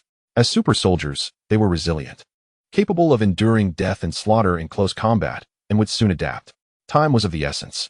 The heroic brigade could not afford to develop at their own pace, but would have to grow amidst the fires of war. Let us hope for the best. Chapter 47. The war begins. The morning of the second day on Earth unfolded like any other, with the usual bustle of life continuing unperturbed. No one suspected the impending catastrophe, with extraterrestrial beings looming overhead, poised to claim lives for a so-called deity. Except for the heroic brigade, nearly everyone remained blissfully unaware. Meanwhile, thousands of satellites in outer space had long been captured by the Taotie's advanced fleet, employing technology far superior to Earth's, leaving no trace of their movements or intentions. As dusk approached, the world was suddenly enveloped in shock. It turned out Earth was not alone in the cosmos. A colossal fleet descended without warning, blotting out the sun and shrouding all beneath a veil of darkness and dread. In the capital of the United States, under the command of Howl from the Sirius civilization, a preliminary assessment of the enemy's situation led to a swift loss of patience. He ordered all ships to commence indiscriminate bombardment upon the buildings and populace below. In an instant, the vibrant international metropolis was engulfed in a fiery inferno, transforming into a living hell. Following this initial assault, much of the city's renowned landmarks lay in ruins, and the death toll was incalculable, with at least millions perishing. Upon witnessing the devastation wrought by the bombardment, Howl promptly commanded all ships to cease fire, allowing the soldiers to hunt their prey freely, reveling in slaughter and bloodshed, offering death to the Grim Reaper, Karl. Initially relieved that the extraterrestrial bombardment had ceased, the inhabitants soon beheld the sight of soldiers emerging from the ships, their bloodthirsty gazes piercing through the darkness. Realizing what was to come, they abandoned any thought of self-preservation and fled desperately forward. In their frantic escape, some even shoved those alongside them, causing them to stumble and fall, left behind to be torn apart without so much as a scream. In their final moments, their eyes filled with venomous resentment. They did not gaze upon their extraterrestrial executioners, but rather at those who had used them as mere tools for survival. Humanity, in all its facets, both noble and vile, extreme and insane, was laid bare in that city. Howl sat in the command center of the Sirius flagship, relishing the carnage below, steeped in brutality, bloodshed, and terror. Commander, we have detected an anomalous energy signal approaching. Display it. Howl commanded immediately. The League of Hatred was his primary objective. The death of a few hundred commoners paled in comparison to the thrill of eliminating a super soldier to curry favor with the Grim Reaper, Karl. The heroic brigade would receive no credit. He must capture the League of Hatred. Yes, the Sirius warriors promptly complied, deploying real-time surveillance footage.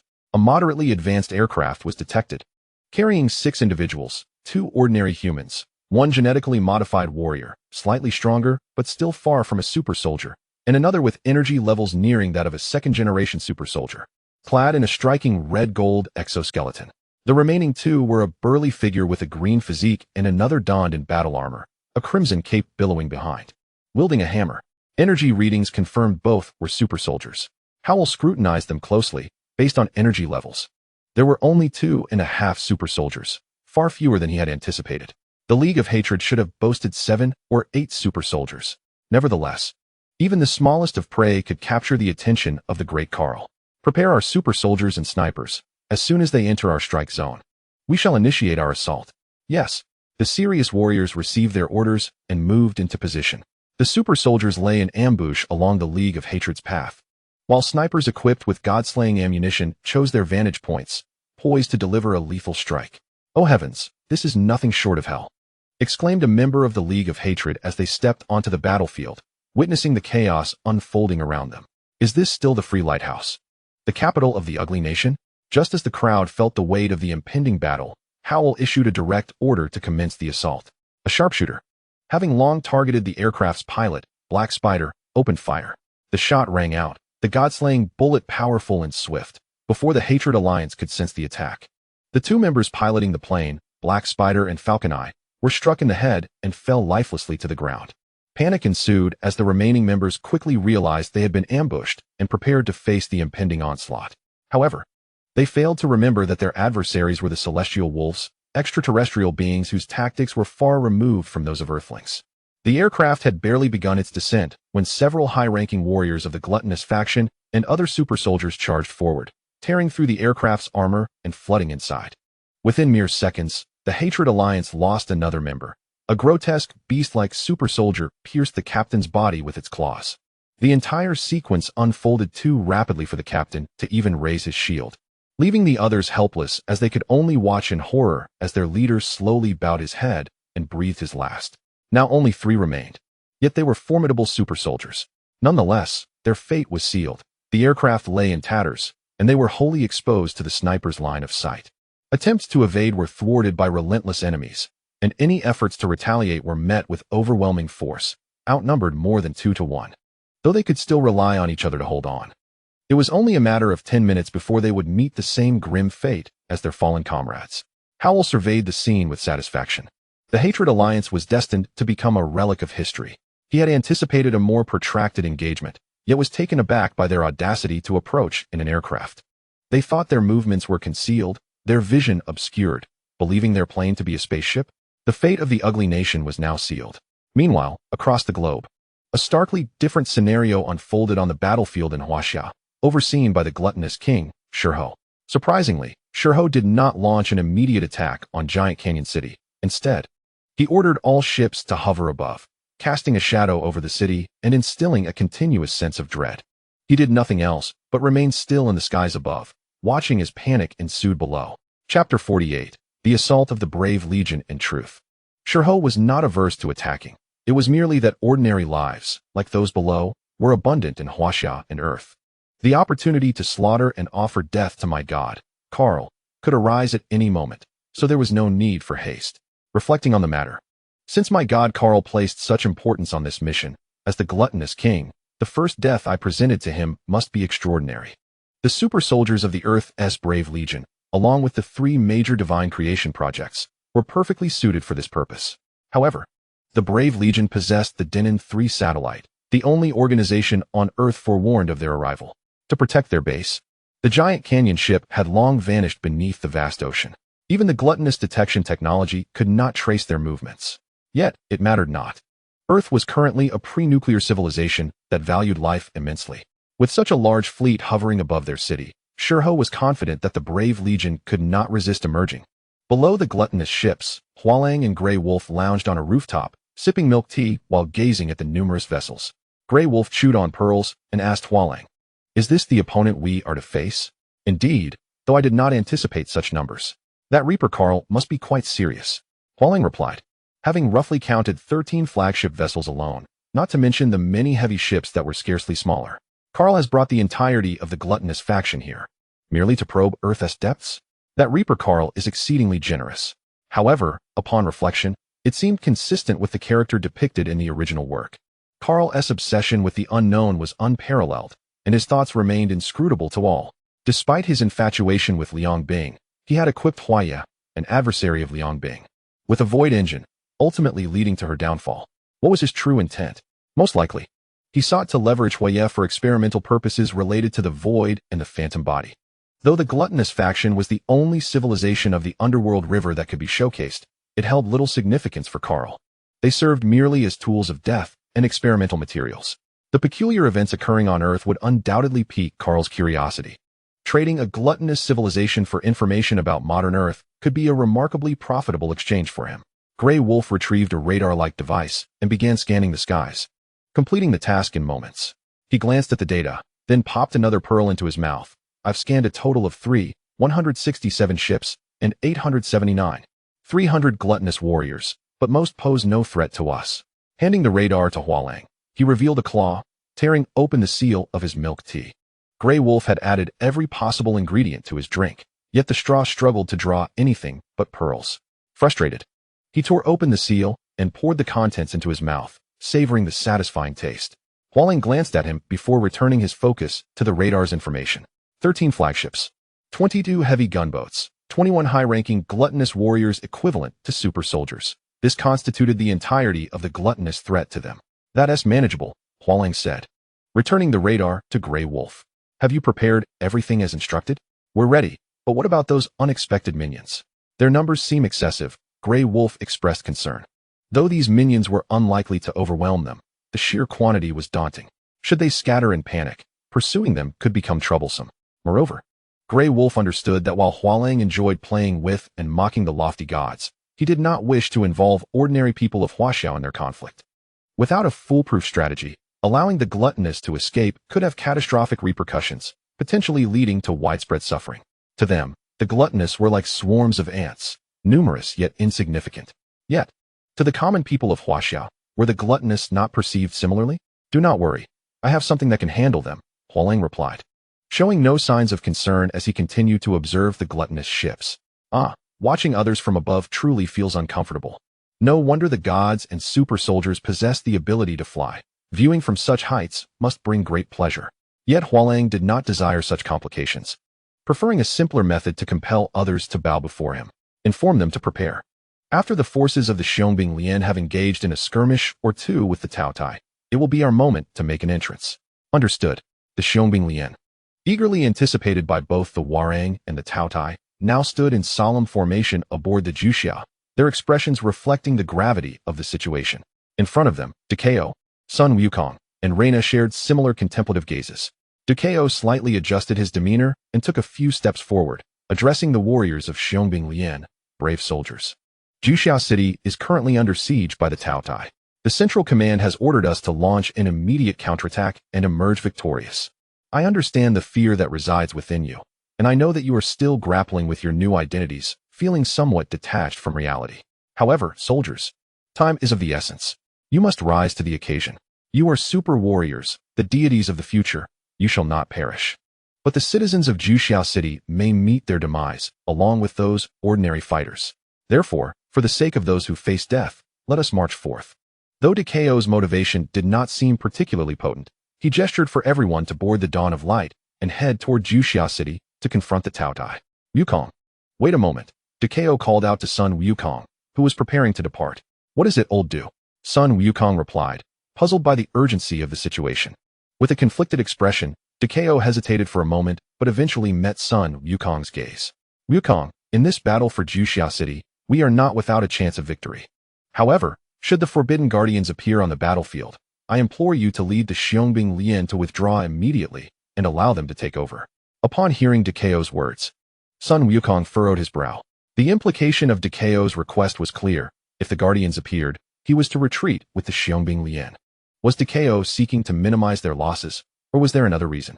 Sun Wukong could not help but give Dikao a long, contemplative glance, but ultimately said nothing and turned to board the Dawn of Light. Chapter 49. The arrival of Xiongbing Lian at the battlefield within the flagship of the Taotie fleet. Shihao sat regally upon his throne, flanked by 20 high-ranking Taotie warriors, awaiting the arrival of the Xiongbing Lian. Howl had just sent a message indicating that hostilities had commenced with the enemies of the ugly nation, striking multiple military bases, with expectations to resolve the conflict before dawn.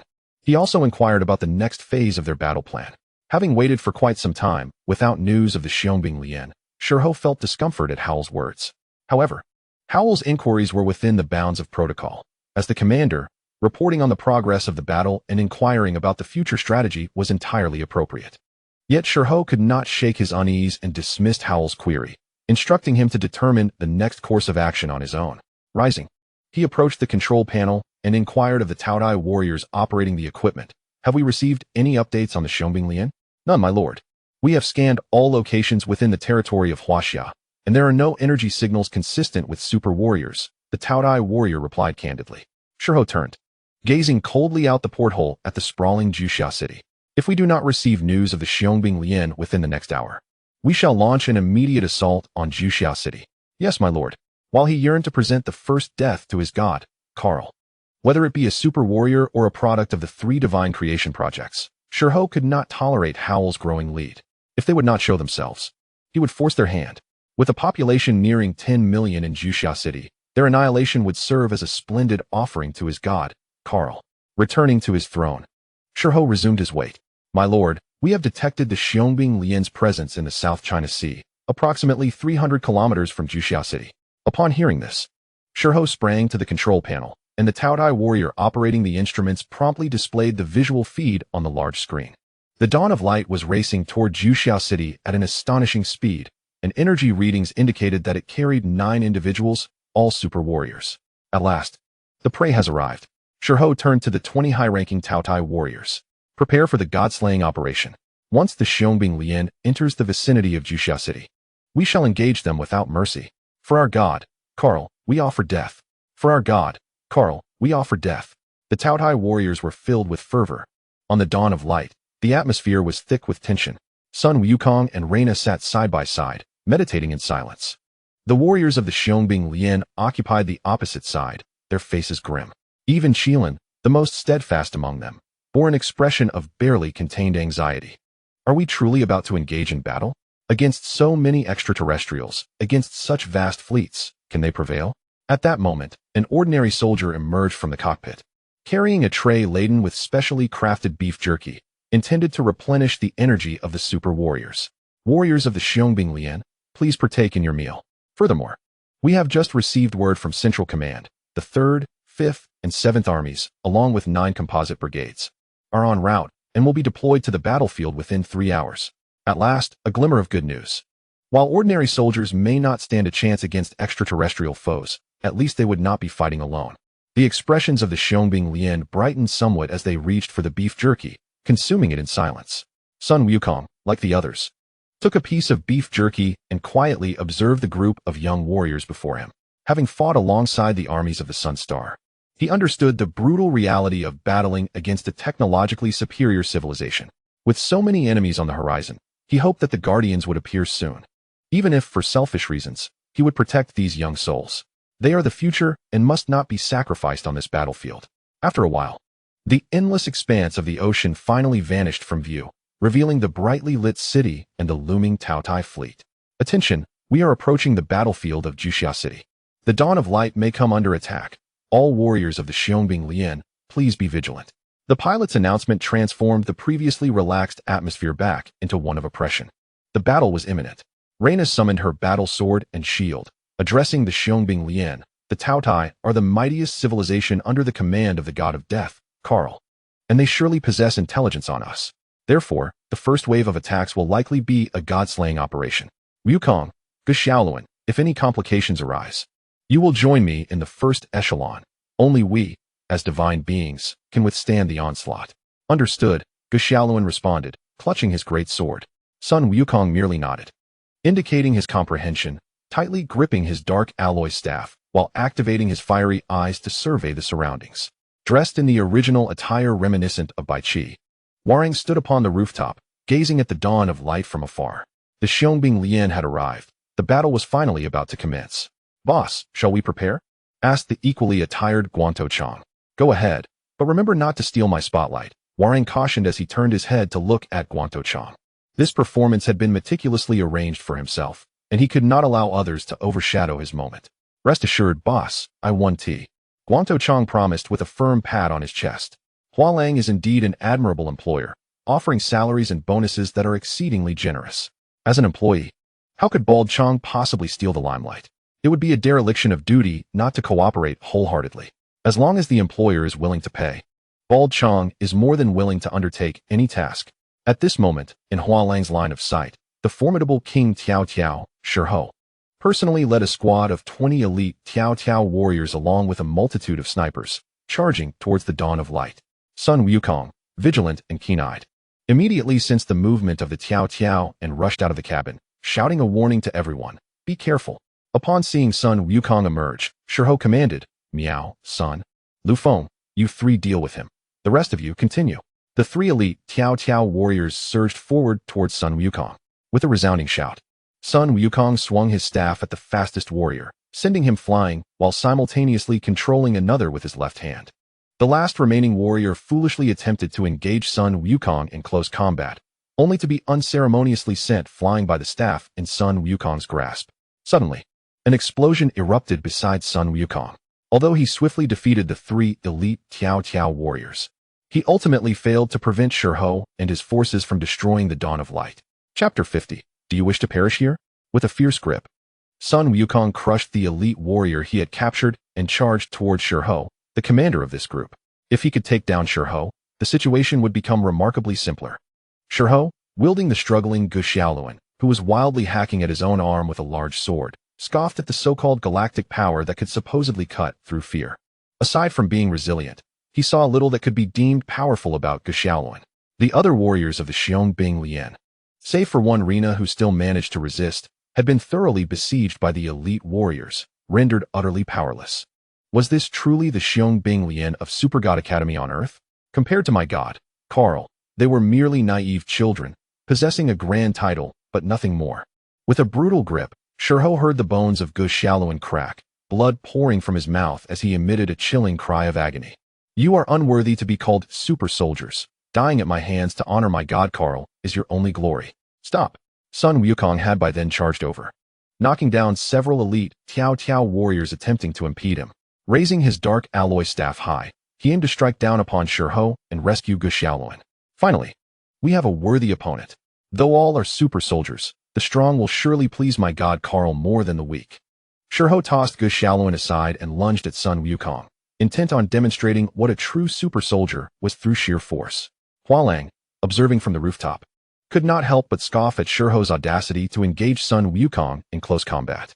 How foolish. Does he not realize that in pure melee, even gods might not triumph over the Monkey King?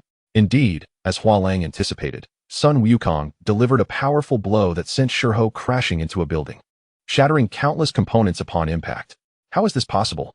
Sparkling with electricity, Shihao pushed aside the debris, pinning him down, staring in disbelief as Sun Wukong effortlessly subdued a dozen elite warriors. I was granted the Void Engine by my god Karl himself, modified personally. Yet I could not withstand even a single strike from this beastly super soldier. How could Earth possibly harbor such formidable warriors? However, Shihao soon regained his defiant demeanor. What did it matter if he was overpowered? He commanded an entire fleet of Taotie civilization, along with nearly 1 million warriors. Through overwhelming firepower and sheer numbers, he would grind Sun Wukong down. All units, maintain distance from the Xiong beastly super soldier. Engage from afar with ranged fire. Snipers, focus your fire. Shihao immediately issued orders, launching a tactical ranged assault against Sun Wukong. The Taotie warriors swiftly complied, creating distance while unleashing a barrage of ranged attacks. Yet, creating distance proved challenging. The Taotie had already lost 2 elite warriors, along with another taken down by Reina's microflare. Only 16 elite warriors remained. With a cacophony of gunfire, the Taotie unleashed a relentless barrage upon Sun Wukong. Though these attacks could not harm his invulnerable body, they severely restricted his movements, leaving him unable to assist his fellow warriors. He found himself in a position of passive defense, unable to navigate the battlefield effectively. Lu Chuang, just recovering from being knocked back, saw Sun Wukong under siege and urgently shouted, "Monkey King." But before he could finish, an elite warrior struck him with a sword, sending him flying once more. The others fared no better, all suffering under the relentless assault. Zhao Xian, Chung Yaowen, and Rui Mengmeng, lacking the enhancement of divine bodies due to their super genes, had already sustained significant injuries, their situations precarious. Reina and Xiangwei fared slightly better. One could still withstand the Taotie's onslaught with her powerful flares, while the other adeptly maneuvered through the battlefield, evading detection. As for Qiang, being a dear friend of Hua Lang in this world, Hua Lang would not allow her to come to harm. Unbeknownst to everyone, including Qiang herself, Hua Lang discreetly had his cousin affix a special item to her, rendering her presence nearly invisible to others. Now, Qiang moved like a specter, utilizing her sniper rifle to provide crucial support to her fellow warriors, preventing some from succumbing to defeat. This cannot continue. Sun Wukong shielded his eyes, assessing the dire situation of the Xiong. He was the only one capable of turning the tide. A plan must be devised, otherwise, today's battle would see at least half of the Qiong laid low. With a fierce roar, Sun Wukong's form multiplied from 1 into dozens, all clad in dark alloy armor, each wielding a dark alloy staff as they charged towards the enemy from all directions. This unexpected turn of events caught most of the Taotie warriors off guard, disrupting their formation and allowing Sun Wukong's true self to break free. He swiftly reached Zhao Xian, Cheng Yaowen, and Rui Mingming, rescuing them before leading the three towards their comrades. Clones, intriguing, Shiho observed from above, as he watched numerous Wukongs overwhelm his subordinates without a hint of panic. With nearly 1,000,000 Taotie warriors at his disposal in the sky, could they truly outnumber him? All Taotie warriors of the Third Fleet, engage, surround and annihilate the Earth's Xiong with a single command. Tens of thousands of Taotie warriors poured forth from the ships, a sea of bodies that instilled deep dread in the hearts of onlookers. Sun Wukong had just sent an elite warrior flying when he glanced upward, his expression darkening as he faced the overwhelming tide of Taotie warriors. With a decisive strike or a clean kill, it would suffice. However, the children of the Xiong cannot afford such risks, confronted with so many adversaries. Their lives hang in the balance. What shall we do? Where is the strength we seek? Are they not the guardians of the forbidden realms of Jiuzhou? The crowd is quite substantial. As thoughts flitted through Sun Wukong's mind, contemplating the next move amidst his turmoil, a deep voice resonated across the battlefield, causing every action to halt as all eyes turned toward the source of the sound. Clad in heavy armor forged of bronze and painted black, adorned with a crimson cloak, a bronze helmet shielding his visage, and wielding a long spear, he bore the guise of Bai Qi, the famed general. Do you comprehend where you stand? In the realm of Jiuzhou? Do you wish to meet your demise here? Chapter 51. Encirclement from afar. Shihao observed the sudden appearance of the figure resembling Hua Lang, his expression tinged with confusion. The coloration of the armor bore some resemblance to the standard black armor of the Xiong, yet significant differences remained. Upon scanning, the detection apparatus revealed no formidable energy emanating from Hua Lang. He did not appear to be a super warrior, nonetheless. His audacity to present himself in such a manner at this critical juncture raised Shihao's suspicions. Quietly, he contacted the flagship, employing the database of Taotie for analysis to ascertain whether this Hua Lang was indeed a super warrior. King, there is no data on this individual in the database. Moreover, his equipment and physique cannot be scanned. Our signals are entirely obstructed. There is indeed a mystery here, Shihao mused, heightening his caution. Who are you? Hua Lang, spear in hand, stepped forward into the void, surveying the battle-ravaged skyscrapers and the hapless civilians caught in the aftermath of the conflict. Throughout any war, it is the ordinary people who bear the brunt of the suffering. Noticing Hua Lang's lack of response to his inquiry, Shihao perceived the figure's sympathy towards the common people and the devastated structures. Shihao failed to grasp the essence of death. Those oblivious to its nature often view it as a misfortune. Death is not an end. It is merely a return to the embrace of our deity, Karl, in another form of eternal life. You should rejoice, not harbor anger or sorrow. With indignation, Hua Lang lifted his gaze, pointing his spear at Shihao. The deaths of the Jiuzhou people belong to the king of hell, not to your so-called god of death, Karl. Outsiders, I care not who you are or the monstrous minions you command. To invade the territory of Jiuzhou and slay its people demands retribution. Hua Lang's voice echoed throughout the entirety of Jiuxia City, compelling all to gaze skyward at his diminutive figure, reflecting upon his words. Despite not knowing his identity or his reasons for referring to Huaxia as Jiuzhou, they felt an inexplicable sense of reliance upon him, dispelling the fear of the looming ships and the grotesque Taotie warriors. Did you not inquire about my identity? Hua Lang halted within 1,000 meters of Shihao, his eyes gleaming with a fierce glint. I am of the great Qin, the Marquis of Wuan, Bai Qi. My name is carved in blood. 1,000,000 corpses exchanged for my eternal legacy. I see you have gathered nearly 1,000,000 here. It is fitting to eliminate you all, to remind the world that Bai Qi still exists. As Hua Lang uttered these final words, an overwhelming aura of murderous intent erupted from him, enveloping all the Taotie. Known for their prowess in causing death, the Taotie warriors, upon experiencing Hua Lang's malevolent aura, felt as though they had plunged into an abyss of ice, instinctively averting their gaze from him, as if he were their nemesis. Shihao and the high-ranking warriors, being mechanical entities devoid of flesh, were less sensitive to Hua Lang's murderous intent. Yet, observing the trepidation among his Taotie subordinates, Shihao realized that this individual should not be underestimated. Do you truly believe you can annihilate us, Taotie? Shihao fixed his gaze upon Hua Lang, acknowledging his formidable strength but questioning his audacity to claim such a feat against 1,000,000 Taotie. Nevertheless, Shihao did not dismiss Hua Lang lightly and promptly commanded his two strongest high-ranking warriors, Feng Lei and Xiong Lu, to eliminate him. Yes, my king. Feng Lei and Xiong Lu responded in unison, brandishing their weapons as they charged towards Hua Lang. Ha ha! Hua Lang laughed heartily upon witnessing the Taotie warrior's advance, gripping his spear tightly as he sprinted towards the charging Qiang Lu and Feng Lei. Both sides possessed extraordinary prowess, and the distance between them was merely about a kilometer. In the blink of an eye, they were set to collide. With his spear gripped firmly in both hands, Hua Lang accelerated, aiming directly at the faster Qiang Lu as they approached within 100 meters. The spear, an ancient weapon from the pre-Qin era, was relatively primitive, lacking a sharp point and only possessing a horizontal blade, making it ostensibly unsuitable for piercing. However, with Hua Lang's incredible speed and brute strength, the spear struck Qiang Lu's chest, piercing through his body and scattering numerous components in its wake. In a single blow, Qiang Lu was gravely injured. Yet Hua Lang showed no signs of easing his assault. With Qiang Lu still impaled, he swung his spear forcefully towards the pursuing Feng Lei. Seeing this, Feng Lei hastily attempted to defend himself, but as he realized that not only Hua Lang's spear was aimed at him, but also Qiang Lu's lifeless form, his reaction faltered. Hua Lang, perceiving Feng Lei's momentary lapse, intensified his speed. With a sudden impact, Feng Lei was struck squarely, his body uncontrollably propelled backward. Seizing the opportunity, Hua Lang pursued, forcefully discarding Qiang Lu's lifeless body and swiftly closing in on Feng Lei. In mere seconds, two of his most formidable high-ranking warriors lay dead or severely wounded. Shihao could no longer afford to delay. Otherwise, Feng Lei would soon follow Qiang Lu into oblivion. He hastily ordered the other high-ranking warriors to assist. Before Shihao's command could fully escape his lips, a metallic rending sound pierced the air.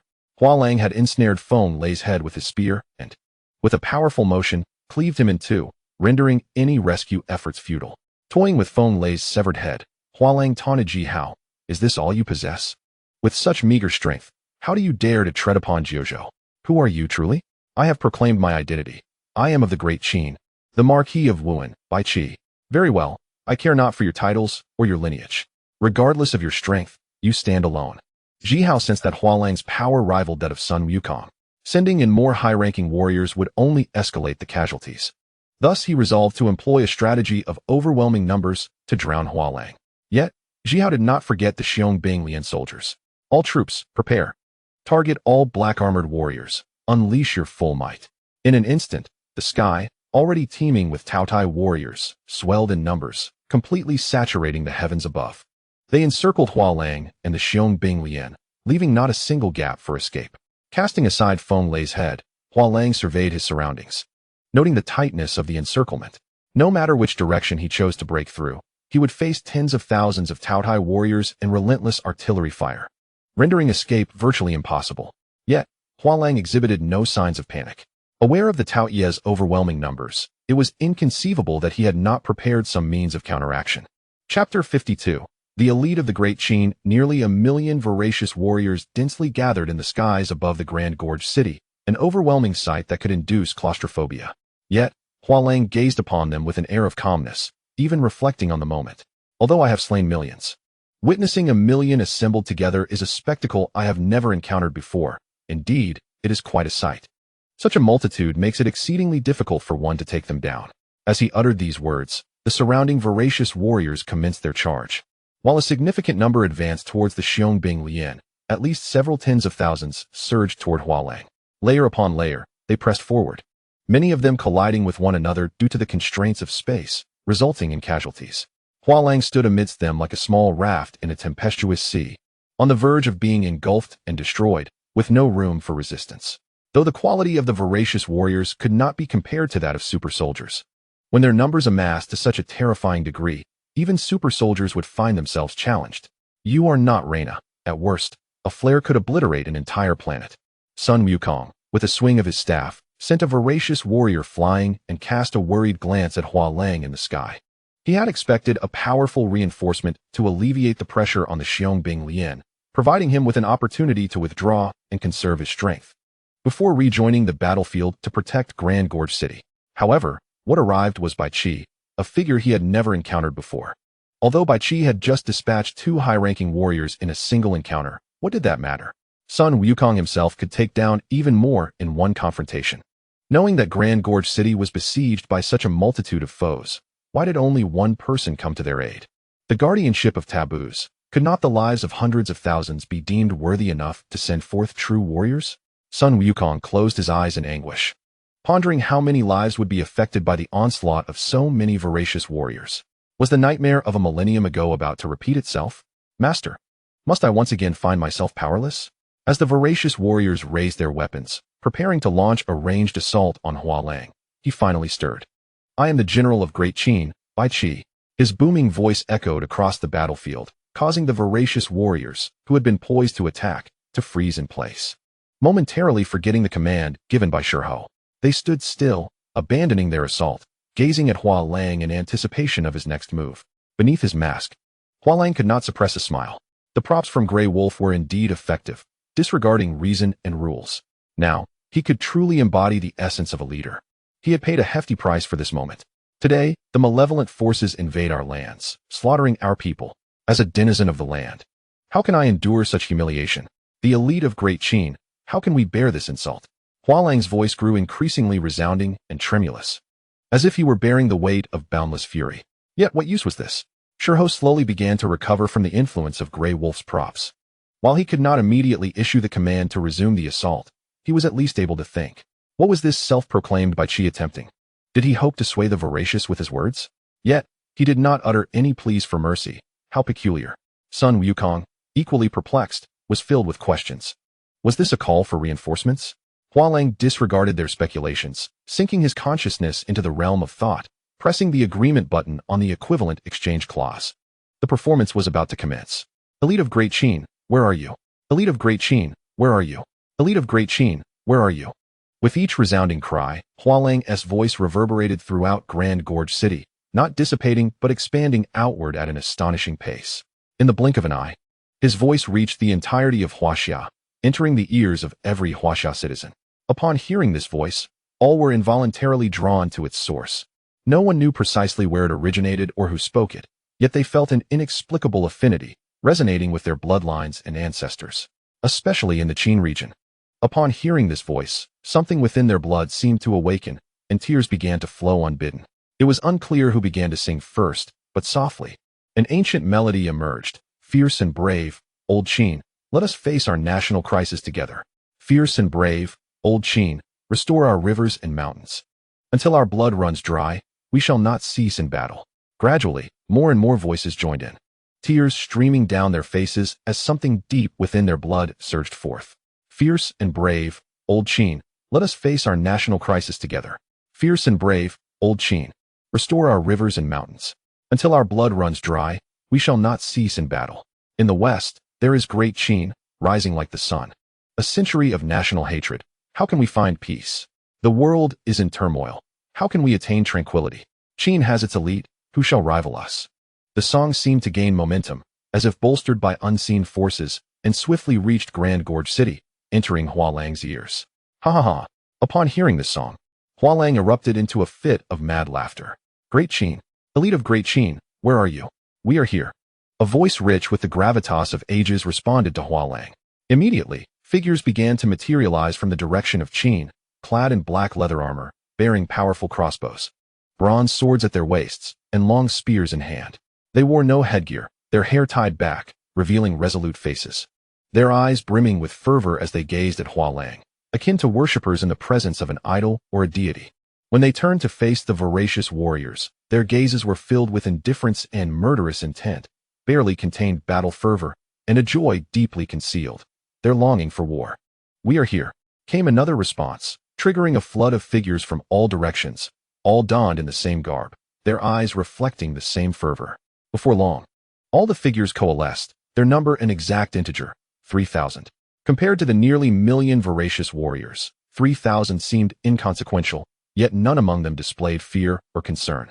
Silently and coldly regarding the voracious, their icy stares were akin to daggers. Anyone who dared to meet their gaze would feel an immediate pang of pain. Once all were assembled, Hua Lang slowly turned to face the elite of Great Qiang, unable to suppress another bout of laughter. Ha ha ha. As Hua Lang laughed, the elite knelt in unison, their eyes fervently fixed upon him. We, the elite of Great Qiang, pay homage to the General of War. We pay homage to the General of War. We pay homage to the General of War. Chapter 53, Elite of Great Qiang versus Voracious Warriors. 3,000 elite of Great Qiang knelt before Hua Lang, proclaiming his title with fervor. Even though Hua Lang was aware that their loyalty was bought at a price, he could not quell the surge of excitement within him. Who could resist such a scene? Especially in such dire circumstances? With the enemy numbering nearly 1,000,000, densely obscuring the sky, while their 3,000 elite were indeed formidable. They paled in comparison to the vast horde of voracious warriors. Even standing against 100, they would scarcely manage 30,000. Yet behind them lay their fellow citizens, currently suffering and crying out in torment. Who could save them? The Qiang Bing Lian, who could scarcely protect themselves. In this moment, the phrase "though thousands may come, I shall advance" resonated profoundly and fittingly. The warrior, Flower Knight, brandished his long spear towards the monstrous horde and bellowed, "Great Qiang, arise. Winds, winds, a tempest." In response, the valiant soldiers of Great Qiang stood tall, echoing his call, and swiftly organized themselves into formation, preparing to confront the 1,000,000-strong army of gluttonous beasts. The soldiers of Great Qiang, seasoned in the crucible of 6 kingdoms, excelled in enduring battles, fierce confrontations, and the ultimate sacrifice. What did 1,000,000 beasts matter? After over 2 millennia, they donned their armor once more, fighting alongside the renowned General Bai Qi, fearless and unrepentant, with the Qin sword and the long crossbows. They aimed to achieve another monumental victory for the Marquis of Wuhan and for Great Qiang in this new era, striving for the glory of slaying 100,000 foes. Gu Xiaoluan gazed in disbelief at the 3,000 soldiers of Great Qiang, murmuring to himself, "These are indeed the valiant warriors of Great Qiang." As a student of the humanities, he was well acquainted with their legacy. The strongest soldiers of the warring states, unmatched across 6 kingdoms. Yet, he never imagined he would witness this formidable army before his very eyes. The expressions of the other members of the heroic legion mirrored his astonishment as they beheld the resolute formation of Great Qiang's soldiers, both incredulous and compelled to accept the reality. Sun Wukong remained relatively composed, having begun to grasp the existence of the Forbidden Guardians. However, he had not anticipated that the elite warriors of Great Qiang would re-emerge upon the land of Huaxia. How had they survived? Where had they been for over 2,000 years? Only Flower Knight held the answer to these questions. The 3,000 warriors of Great Qiang, real yet ethereal, were the amalgamation of the spirits of all the fallen heroes from over 2 millennia ago. Their armor and weapons were meticulously crafted under the supervision of Flower Knight and the diligent Grey Wolf, each piece taking a full day to create, all for the purpose of presenting the most astonishing spectacle to all. As for the cost of summoning these long-lost warriors, it was the price of a small island nation in the eastern seas of Huaxia, which would endure significant calamities every 3 days for the next 6 months, including but not limited to earthquakes, hurricanes, tsunamis, torrential rains, and volcanic eruptions. To be honest, Flower Knight had anticipated that the cost of summoning such an army would be tremendous, and he had mentally prepared himself. Yet, he never expected it to be so great. You cannot fathom the resolve he summoned to suppress his overwhelming joy, the corners of his mouth involuntarily curling upwards, his body yearning to leap in celebration. How to describe it? A double blessing. Do not retract your words now. At last, Zhihao had regained his composure and commanded the monstrous horde to attack. With everything in place, Flower Knight ceased to restrain the beasts and prepared for a true clash, ready to demonstrate to these alien monstrosities what it meant to be a soldier of Great Qiang. Great Qiang soldiers, confront the enemy. With a swift motion of his spear, he charged towards the oncoming beasts as his voice faded. Kill. Winds, winds, a tempest. The soldiers of Great Qiang did not charge headlong into the mass of beasts as Flower Knight did. Instead, they maintained an orderly formation, advancing steadily. Faced with the overwhelming tide of monstrous warriors, the expressions of the Great Qiang soldiers remained unflinching. The front 3 ranks held their long halberds, marching in unison, while the soldiers behind lowered their halberds, retrieving their Qin crossbows, drawing their arrows with practiced precision. With a resounding cheer, thousands of crossbow bolts were released towards the advancing horde, their speed surpassing even the laser weaponry of the beasts. The gluttonous warriors had no chance to react. Thousands were struck down, plummeting from the sky, lifeless. Not a single bolt missed its mark, even after piercing their initial targets. The remaining force of the bolts continued to find their way through to second and third enemies. In one swift assault, they decimated thousands, causing the once unified horde to falter in disarray. Many warriors collided with their comrades, losing their footing and falling from the sky, while others crashed into each other due to sudden halts. As the tides of battle shifted, the battle-hardened soldiers of Great Qiang seized the opportunity, launching a second wave of attack. Winds, winds, a tempest. Thousands of crossbow bolts flew once more towards the beasts, and again, thousands fell. Akin to dumplings dropping from the sky, the soldiers mechanically repeated their actions: load, aim, shoot, without a hint of superfluous movement. The Great Qing soldiers, like precise killing machines, remained calm amidst overwhelming odds, achieving resounding victories with an unflinching demeanor. Some experienced commanders among the beasts began to recognize their predicament and swiftly issued orders to adjust their tactics, calling for long-range bombardments to suppress the soldiers and buy time. Instantly, a barrage of artillery fire was unleashed upon the formation of Great Qing. Nevertheless, the soldiers remained undaunted, with the front ranks responsible for defense quickly raising their shields to form a formidable barrier. Boom, boom. Countless projectiles struck against the shield formation, enveloping the battlefield in smoke. Yet the hail of crossbow bolts did not cease. Wave after wave continued to rain down upon the beasts. As the smoke began to clear, the gluttonous warriors realized that their artillery had failed to breach the defenses of the Great Qing soldiers. The preparations, crafted under the watchful eye of Grey Wolf, though mass-produced and lacking special features, served their purpose well. Even the likes of the Reaping Spectre, Karl, would find it impossible to breach their defenses. Chapter 54. Bald Strong Man to the rescue. The warriors charging towards the beasts fell like raindrops under the relentless attack of the Qing crossbow bolts, cascading from the sky. Attempts to concentrate firepower to suppress them proved fruitless, as the shield formation of Great Qing held firm against the onslaught. The overwhelming numbers of the beasts surged forward, but even the sharpest Qing crossbows could not withstand the sheer force of so many gluttonous warriors. Gradually, some of the beasts breached the front lines, with the most valiant among them skillfully dodging the long halberds aimed at them, tearing at the shields of the soldiers, and raising their weapons to strike down the valiant defenders. Yet, the soldiers were swifter. Before the weapon could descend, a bronze sword pierced the beast's body, draining the life from it in an instant, as its limbs fell limp and it plummeted from the sky. Fortunately for this warrior, many of its comrades had already fallen, and as it descended, it was cushioned by the bodies of its fallen brethren. The relentless tide of beasts crashed against the shield formation, yet the soldiers remained unyielding, even advancing steadily towards Flower Knight.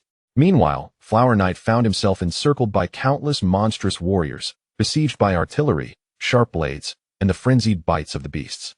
However, none could breach his defenses. Instead, the onslaught only fueled his fervor, as he wielded his spear and bronze sword with reckless abandon, darting through the dense ranks of beasts, his movements wild and unrestrained. With sheer force and the sharpness of his battle blade, he relentlessly slaughtered the encircling Taotie warriors. Those struck by the blade were fortunate if they merely suffered dismemberment. With a stroke of luck, some might even retain their lives. However, to be swept by the long spear wielded by Hua Lang meant an inescapable misfortune. The power of the phrase growing more valiant with each battle accumulates over time. From its inception to this moment, even high-ranking warriors would be left as mere remnants if touched by that spear. Ruishi and Hua Lang had become akin to two meat grinders, mercilessly pulverizing the densely packed Taotie warriors into fertilizer that nourished the land of Juzhou, a steep price for their invasion. Shihao could no longer remain passive. The situation had become untenable. Were it not for his body being modified, he might have been visibly contorted with rage. How long had it been since this began? Including the casualties inflicted by Sun Wukong, nearly 100,000 of his warriors had perished. At this rate, even with 1,000,000 Taotie, how long could they continue to fight? Simultaneously, he sensed an unsettling anomaly. The Grim Reaper Karl, as one of the highest deities in the known universe, could not possibly be oblivious to the circumstances on Earth. Just as they arrived, an array of unprecedented phenomena emerged. What a coincidence. Shihao recalled the recent assembly convened by Sinuo, gathering all the super warriors and leaders from the Mingi star system to journey to Earth, claiming that Karl required a substantial number of subjects for his research on death. At the time, it seemed inconsequential, but now the pieces fell into place. They might merely be bait, scouts. Earth was not as simple as they had imagined. Yet now, with the situation as dire as it was, what good would it do for Shihao to ponder it further? Would Hua Lang spare him? Would the Ruishi allow him to escape? It was utterly impossible. He temporarily set aside the main forces and concentrated on containing the Taotie warriors, ensuring they remained under his control. All high-ranking warriors were summoned to his side to suppress the Ruishi's advance, preventing them from joining Hua Lang. The remainder would blend with the Taotie warriors, awaiting Shihao's command to launch a surprise attack on Hua Lang. The tide of slaughter was prepared, targeting the black-armored general.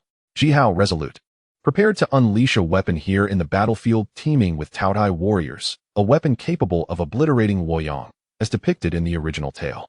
The Taotie operating the weapon hesitated to execute Jihao's command, uncertainly inquiring, "My lord, there are numerous warriors on the battlefield. Using the tide of slaughter risks inflicting harm upon our own." Jihao steadfastly insisted on his previous order. For the sake of our god Karl, their sacrifice would be justified.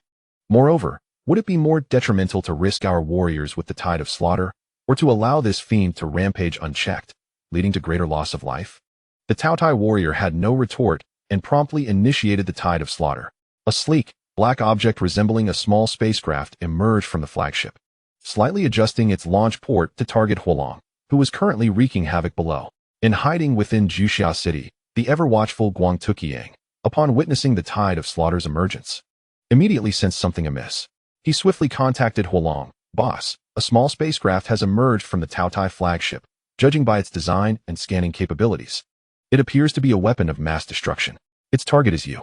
Engaged in his relentless killing spree, Hua Lang momentarily slowed upon hearing Qiang's voice, then resumed his slaughter with a nonchalant reply, "It's in your hands. A stylish rescue can leave a lasting impression. Seize the opportunity." "Understood, boss," Qiang affirmed, quickly preparing for action. Hua Lang, after all, was his employer, generously rewarding him. Any threat to Hua Lang was tantamount to seeking death. With his bronze axe tightly gripped, Qiang fixed his gaze upon the tide of slaughter, ready to spring into action should it dare to attack, prepared to perform a dramatic intervention. Meanwhile, the Taotie warrior operating the tide of slaughter had locked onto Hua Lang and reported to Jihao, "My lord, the tide of slaughter has locked onto the black armored general and is ready for launch." "Good," Jihao replied, not immediately issuing the command to fire, but first conferring with the high-ranking warriors who had mingled among the Taotie surrounding Hua Lang. No matter how formidable Hua Lang was, he would undoubtedly sustain significant energy loss under the bombardment of a planet-destroying weapon. That would be the moment of his weakness, the perfect opportunity to eliminate him. Once all instructions were relayed, Jihao finally commanded, "Fire the tide of slaughter." In response, the Taotie warriors pressed the launch button. A deep crimson beam of laser erupted from the tide of slaughter's launch port, aimed directly at Hua Lang, who was still effortlessly dispatching foes. With a sweeping motion, Hua Lang cleared his immediate vicinity of enemies, glancing up just in time to see the impending strike of the tide of slaughter, a disdainful smile gracing his lips. "Outsiders dare not be so audacious." As the laser beam approached its target, Qiang, clad in his battle attire and wielding his axe, charged forth from the shadows, raising his weapon to intercept the energy beam. The sudden appearance of an unfamiliar ally, seemingly aligned with Hua Lang, thwarted the tide of slaughter's attack. Jihao issued another command. "Increase power." "Yes, my lord," came the reply. The tide of slaughter emitted an overloaded hum, amplifying the power to its maximum, the laser beam instantly thickening. Caught off guard, Qiang staggered back several steps, but quickly regained his footing. A mere laser, far inferior to the claws of Xiongda and Xiong'er, he scoffed. "Let it rip." Gathering his strength, Qiang took a significant step forward, gripping his axe in a cleaving motion, severing the intangible laser in two, along with the tide of slaughter itself. Unfazed, he turned his gaze toward Jihao, the axe resting upon his shoulder. "You now have an additional reason to ensure your demise, for you have dared to assault the guardians of Jiuzhou." Chapter 55, Jishui, the Qiang clan truly exists. Hua Lang flicked the bloodied long spear in his hand, attempting to shake off the clinging essence of the Taotie. Every inch of his body was drenched, appearing as if he had emerged from a pool of blood. And coupled with his current demeanor and the palpable aura of slaughter surrounding him, for a fleeting moment, he truly felt like the renowned Wei general Bai Qi of the Qin dynasty. Casting a cold glance around, likely due to Qiang's previous defiance against the tide of slaughter, the Taotie had ceased their assault, maintaining a wary stance infused with a hint of fear. Hua Lang let out a cold chuckle and turned to Qiang, remarking, "You've arrived a tad late. I had intended to eliminate every last one, amplifying my reputation as the god of slaughter. Since our emergence, more and more individuals have harbored unwarranted thoughts about Jiuzhou." Qiang responded to Hua Lang, yet his gaze remained fixed on Jihao. "I went to awaken those too. While our guardians are presently limited to us, those too are not bound by such constraints." Hua Lang was well aware of whom Qiang referred to. This entire scenario, apart from the Taotie, had been orchestrated by him. Nevertheless, he feigned surprise, adopting a look of pity as he regarded the Taotie. Originally, he had intended for them to meet their end at the hands of the Qin's Ruishi, but with the awakening of those two, The need for the Qiang's warriors had dissipated. Had I known, I would not have disturbed the slumber of the mighty warriors. Bald Qiang turned to gaze at the Qiang warriors who were relentlessly advancing and vanquishing foes, unable to suppress his admiration. The warriors feared oblivion, and to confront the invaders' blood was not truly a disturbance. It appeared that Hua Lang and Bald Qiang were so audacious, entirely disregarding their presence, that Shihao could no longer contain himself. Who are you? Earth has no warriors like you. The tremor in Shihao's voice hinted at a burgeoning panic, realizing he had become a mere pawn in the hands of the Grim Reaper. Yet, the majesty of the gluttonous king and his formidable army led him to believe he still had room to maneuver. Nonetheless, regardless of what was to unfold, he needed clarity on why such enigmatic super warriors and the Qiang army of 3,000 had emerged on Earth. The sensation of being kept in the dark was truly unsettling. To dare wreak havoc in the 9 provinces without knowledge was a brazen folly indeed. Bald Qiang had no intention of answering Shihao's inquiries. Shihao was the enemy, and the more he suffered, the more pleased they would be. It was time to resolve this matter. The longer they delayed, the more uncertain the outcome became. Bald Qiang's gaze sharpened as he peered beyond Shihao towards the distant sky, where countless eyes were undoubtedly observing their impending resolution of the gluttonous king. Although merely an interstellar civilization, the havoc it wreaked was confined to a single city. Yet, for those who possessed divine power, any provocation warranted a catastrophic retaliation. Should Earth refrain from such actions now, no matter how the previous arrangements by Hua Lang played out, the deities of the known universe would no longer harbor any trepidation.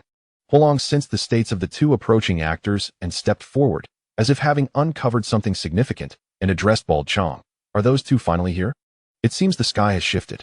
No sooner had Hua Lang uttered these words than dark clouds swiftly enveloped the once clear sky, their speed defying belief. In the blink of an eye, the heavens had transformed. Crack! A formidable bolt of lightning descended from the clouds, striking directly at the flagship that had just unleashed the terrifying tide. Each flagship of the gluttonous was fortified with energy barriers, impervious to both physical and energy assaults. As the lightning approached the flagship's core, the energy barrier manifested instantly, absorbing the strike. Interesting, this shell is rather sturdy, a voice echoed from the clouds, expressing curiosity rather than remorse over the flagship's resilience, as if it had discovered a fascinating new plaything to toy with. What is this creature? Shihao was bewildered. Having just grappled with Bald Qiang, he now faced yet another entity, one seemingly capable of wielding weather and lightning. What perilous depths had Earth plunged into? This question should be directed at you. What manner of being are you? Crack! As the last word fell, a bolt of lightning, several times thicker than the previous one, struck down again, following the earlier trajectory towards the gluttonous flagship. The energy barrier reappeared, attempting to shield the flagship once more. However, this was clearly futile. The previous lightning had merely tested the defenses, while this strike sought destruction. The outcome was not contingent upon the flagship's resilience. Confronted by the lightning, the energy barrier shattered like paper, and the flagship was engulfed, its occupants instantly reduced to ash. In that moment of illumination, Shihao discerned the true form of this enigmatic being. A colossal, yellow-brown bear adorned with minute bolts of lightning, standing atop the clouds and glaring menacingly at him. Boom! Suddenly, another deafening sound drew Shihao's attention. The flagship, having been obliterated by the lightning, was on a collision course with the vast chasm city below. Just as the crew below began to panic and flee, 2 massive arms emerged from the earth, catching the falling flagship with a resounding crash, ensuring no harm befell anyone. Gu Xiaoluan observed the enormous hands crafted from soil and rock from a distance, instinctively glancing at Cheng Yaowen. Yeah, was that you? Not me. I could never achieve such a feat, it's too fast. Cheng Yaowen exclaimed in astonishment, shaking his head. Controlling the earth was not an ability exclusive to their light shield family. Could others possess such power too? A dark red bear leaped onto the flagship.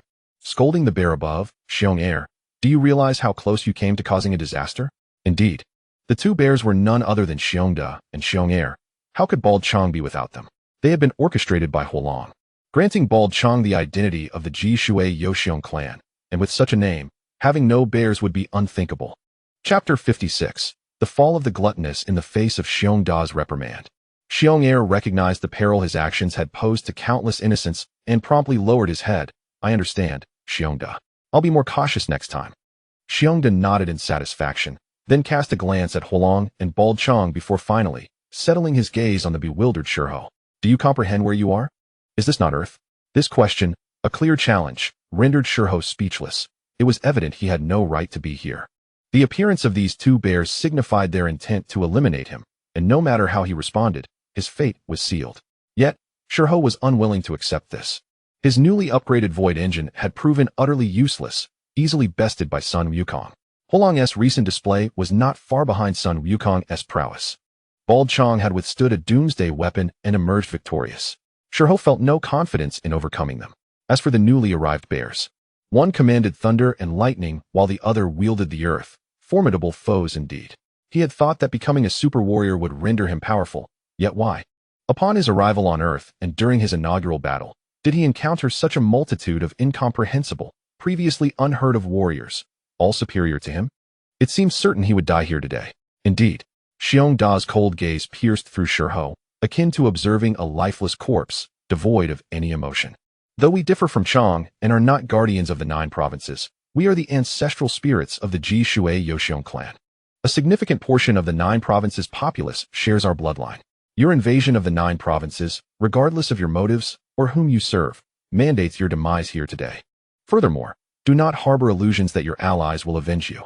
Bald Qiang seized upon Xiong Da's words, stepping forward to declare. The creed of the 9 provinces is clear. If one does not wrong me, I shall not wrong them. But if one wrongs me, they shall be ground to dust. While we remain unaware of those behind you, their decision to send you to the 9 provinces today sealed your fate to endure our retribution. Perhaps realizing his fate was irrevocably sealed and beyond his control, Shihao erupted into a maniacal laugh. Even if I am to die, what of it? I merely return to the embrace of my master, Cao. You cannot fathom the greatness of my master, Cao. Death is eternal, and you shall soon witness the terror of demise. At this moment, Shihao audaciously uttered the name of the Grim Reaper, Carl. What was he thinking? Did he genuinely believe that Carl was unconcerned about their retaliation, or was it a reflection of his bitterness at being treated as a mere pawn? Seeking to leave a final strike against Carl? Perhaps it was simply a habit, as if every word must be accompanied by that deity who only knew how to prattle. Hua Lang glanced disdainfully at Shihao and remarked to Bald Qiang, "It seems we need not investigate further. He has revealed it himself, Carl." They decided to return and inquire with the formidable legion of heroes about the identity of this individual. Bald Qiang hesitated momentarily, recalling that this segment was absent from the original narrative, but he quickly regained his composure and nodded in agreement. In Hua Lang's planned scenario, Shihao was supposed to resist fiercely, engaging in a relentless battle without divulging any information regarding the Grim Reaper, Carl. Yet, unexpectedly, he had disclosed it outright. Indeed, the unpredictability of fate was astonishing. Standing amidst the dark clouds, Xiong Air scratched his head, somewhat bored, and urged everyone to swiftly conclude the conflict, as he longed to return to his slumber. It's best to send them on their way before nightfall, he added. With that, the battle reignited. Hua Lang and Bald Qiang charged into the fray, and chaos ensued as countless Taotie warriors were mercilessly slaughtered. Roaring with ferocity, Xiong Da and Xiong Air joined the massacre against the Taotie. Bolts of lightning rained down from the clouds, striking the Taotie warriors. The dense formations and their metallic armor provided an excellent conduit for the lightning, which spread with abandon among them. One by one, the Taotie warriors were charred to cinders, plummeting from the skies. Their efficiency surpassed even that of the elite Qin soldiers. Xiong Da was not to be outdone. He conjured countless stones that soared into the air, resembling shooting stars as they cascaded toward the Taotie, weaving a vast net of death. Within this net, no Taotie could survive. Moreover, being the composed individual he was, he remained vigilant, ready to intervene should anything from above threaten the crowd below, thereby saving many lives, albeit at a slightly reduced efficiency compared to his comrades. Curiously, neither Hua Lang nor Bald Qiang, nor even Xiong Da and Xiong Air, directly targeted Shihao, the Taotie commander. Instead, they focused their wrath on the ordinary Taotie warriors and higher-ranked fighters. This was partly due to Shihao's passive participation in the battle, merely observing from a distance, already contemplating escape. However, whether it was Hua Lang or the others, including the 3,000 elite Qin soldiers, they could have easily carved a path through the multitude of Taotie warriors to seize Shihao's head if they desired, albeit with some complications that might allow him to flee. Nonetheless, the situation was decidedly unusual, as if they were intentionally allowing Shihao to escape, perhaps to return to the Grim Reaper, Carl, with tidings, or perhaps for some other ulterior motive. As a ruler of civilization, Shihao was not oblivious. It did not take long for him to discern this peculiar circumstance. Although he recognized the potential treachery involved, he was akin to a besieged city in ancient times, fully aware that the seemingly unguarded gate might conceal traps. Yet, in the face of survival, people often took the plunge into those very traps. It was a calculated risk: remain still and surely perish, or leap and perhaps survive. What choice did Shihao have? He was a devotee of the Grim Reaper, Karl, believing death to be a destination not to be feared, but rather embraced with courage. Yet today, for the first time, he felt the chill of fear in the presence of death, secretly retreating from the other's sight. Shihao discreetly contacted a few high-ranking warriors and made his way to an inconspicuous escort ship. Once they were assembled, he commanded the Taotie pilot to flee the earth. Observing Shihua's vessel departing, Hua Lang smirked subtly and discreetly informed the others to expedite their cleansing of the battlefield, for the next act was about to commence. With Hua Lang's directive, Bald Qiang, Xiong, and the elite Qin soldiers unleashed their full might against the unsuspecting Taotie warriors, swiftly decimating the majority, leaving only a few, terrified and scattered in retreat. Hua Lang, however, did not pursue. These fleeing Taotie had their own utility, and exterminating them all would diminish the enjoyment of the performance he had orchestrated. With a swift motion, Bald Qiang shook his axe, cleansing it of Taotie blood before hoisting it onto his shoulder and bellowing to the heavens. Having watched this spectacle long enough, it's time for you to reveal yourselves. Resorting to shadowy tactics would never bring them to the forefront. It was far better to engage in open discourse. Chapter 57. Confrontation high above the city of Giant Canyon. The divine Caesar sat languidly upon her throne, her gaze cast downward upon the sprawling metropolis, where Taotie occasionally scurried past, oblivious to her presence. Surrounding her stood over 20 elite angelic guards, each wielding a flaming sword, their expressions stern and vigilant as they surveyed the city below. Many among them had heard rumors from Yin prior to their arrival on Earth regarding recent events. However, upon hearing them, their initial reactions were dismissive. They scoffed at the notion that a nameless, remote corner of the known universe, such as Earth, could harbor any truth. It was merely a theatrical performance orchestrated by timid conspirators, riddled with inaccuracies. Yet today, witnessing the unfolding events firsthand, their perspectives began to crumble. Hua Lang. The 3,000 elite Qin soldiers, Bald Qiang, Xiong, and Xiong, each possessed strength surpassing that of the elite angelic guards, rendering them inscrutable. When the angels directed their all-seeing eyes upon them, they beheld only a chaotic tangle, or saw nothing at all. Having watched this spectacle long enough, it's time for you to reveal yourselves. Bald Qiang's voice resonated from below. The angels instinctively believed their disguise had been compromised. Bald Qiang had discovered them, compelling them to confront him directly. Yin, positioned to the left of the divine Caesar, slightly turned and respectfully inquired, "Your Majesty, it seems they have noticed us. What shall we do?" The divine Caesar continued to gaze downward, her expression shifting from aloofness to one of concern. The cloaking technology employed by her angels was the latest innovation from Hexi, the most advanced in the entire known universe. Moments ago, several Taotie warriors had traversed their midst without perceiving them, yet now they had been so easily unveiled by Bald Qiang. Or perhaps, the divine Caesar raised an eyebrow, a subtle smile gracing her lips. They had not truly discovered the angels. Rather, they merely surmised that someone was observing closely behind this trial. This proclamation was likely a ruse to unsettle them.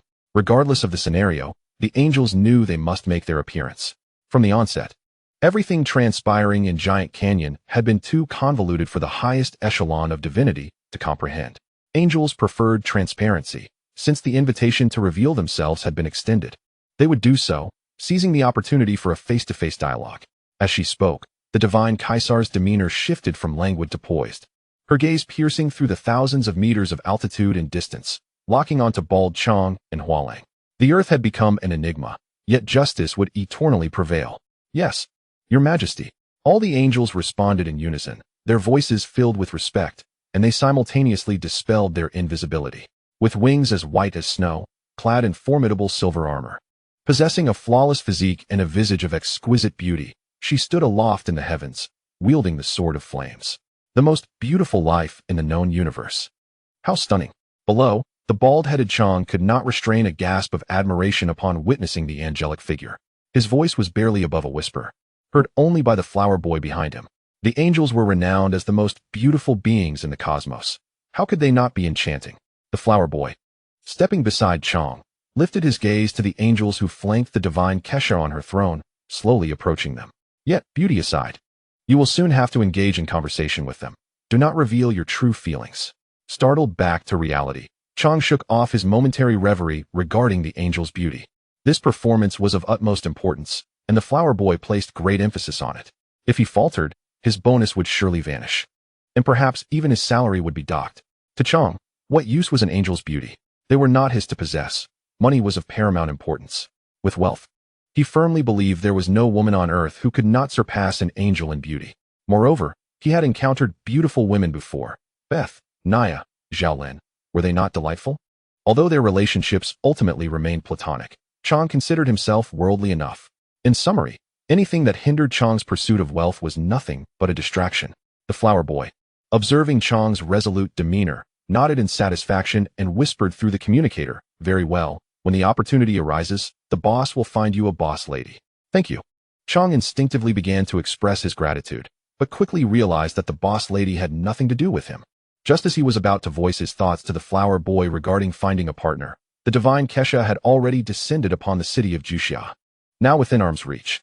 "Are you the forbidden guardian of the 9 provinces, the mighty Ji Shui of the Bear clan, and you, Bai Qi, the general of the pre-Qin era, known as the god of killing?" The divine Kesha, reclining with an air of casual authority, regarded the flower boy and Qiang with keen interest. "I find it curious. The Earth's Supergod Academy has studied you, yet I have never detected your presence. The events that transpired on Earth were riddled with inaccuracies, leading me to suspect you are merely performing for us, the gods of the known universe." Impudent. The lofty demeanor and aggressive tone of the divine Kesha incited feelings of indignation among the 3,000 elite soldiers of the Qin. They were true spirits from the pre-Qin era, and Bai Qi was a source of pride for the Qin, a symbol of faith for the soldiers. How dare a woman speak thus to the martial lord of the Qin? The 3,000 elite soldiers stepped forward, their bows strung, long halberds raised. At a mere command from the flower boy, regardless of what Kesha was, the sword of the Qin would sever her head and hang it from their waists. Arrogant. In a similar fashion, over 20 angelic guards raised their fiery swords, glaring fiercely at the 3,000 elite soldiers of the Qin. Such threats against the divine Kesha were absolutely intolerable. In an instant, the atmosphere between the two factions became charged, a confrontation looming on the horizon. "Bear, are we about to engage in battle?" Bear 2 leaped down from the clouds, joining Bear 1. "I wanted to return early to rest." With a resounding slap, Bear 1 struck Bear 2 on the head, exasperated. "When is it time for rest? Summon the thunder. If the situation turns dire, strike down that one sitting on the couch." "Understood." Bear 2, unfazed by the reprimand, swiftly summoned thunder from the dark clouds, ready to unleash its power at Kesha's command to engage in battle. Chapter 58. The angels bowed down, feeling the thunder that had locked onto her. The divine Kesha recognized its formidable power, one she could not afford to underestimate. Moreover, this was not ordinary thunder. Her left-wing guardian, Yin, was renowned in the known universe as the Thunder War God, endowed with the ability to command thunder, a gift from the divine Kesha herself. Thus, Kesha was well versed in matters of thunder. However, the thunder concealed within the clouds above eluded her insight, shrouded in a mist that obscured her perceptive gaze. To her, the scene appeared as it would to any ordinary observer, thick clouds glimmering with the potential for lightning to strike at any moment. Yet, she remained blissfully unaware of the details. Nonetheless, the divine Kesha had stood invincible in the known universe for thousands of years. She faced this situation without a hint of panic. Calmly seated on her throne, she shifted her gaze from the ominous clouds above to Bear 1 and Bear 2. Yet today, after observing the unfolding events, she found herself at a crossroads of indecision. It had been a long time since she had felt such uncertainty, stemming from past inaccuracies that had led to doubt. Yet today, she confronted the unknown, a realm of uncertainty that belonged to her and the universe alike. "Can you enlighten me?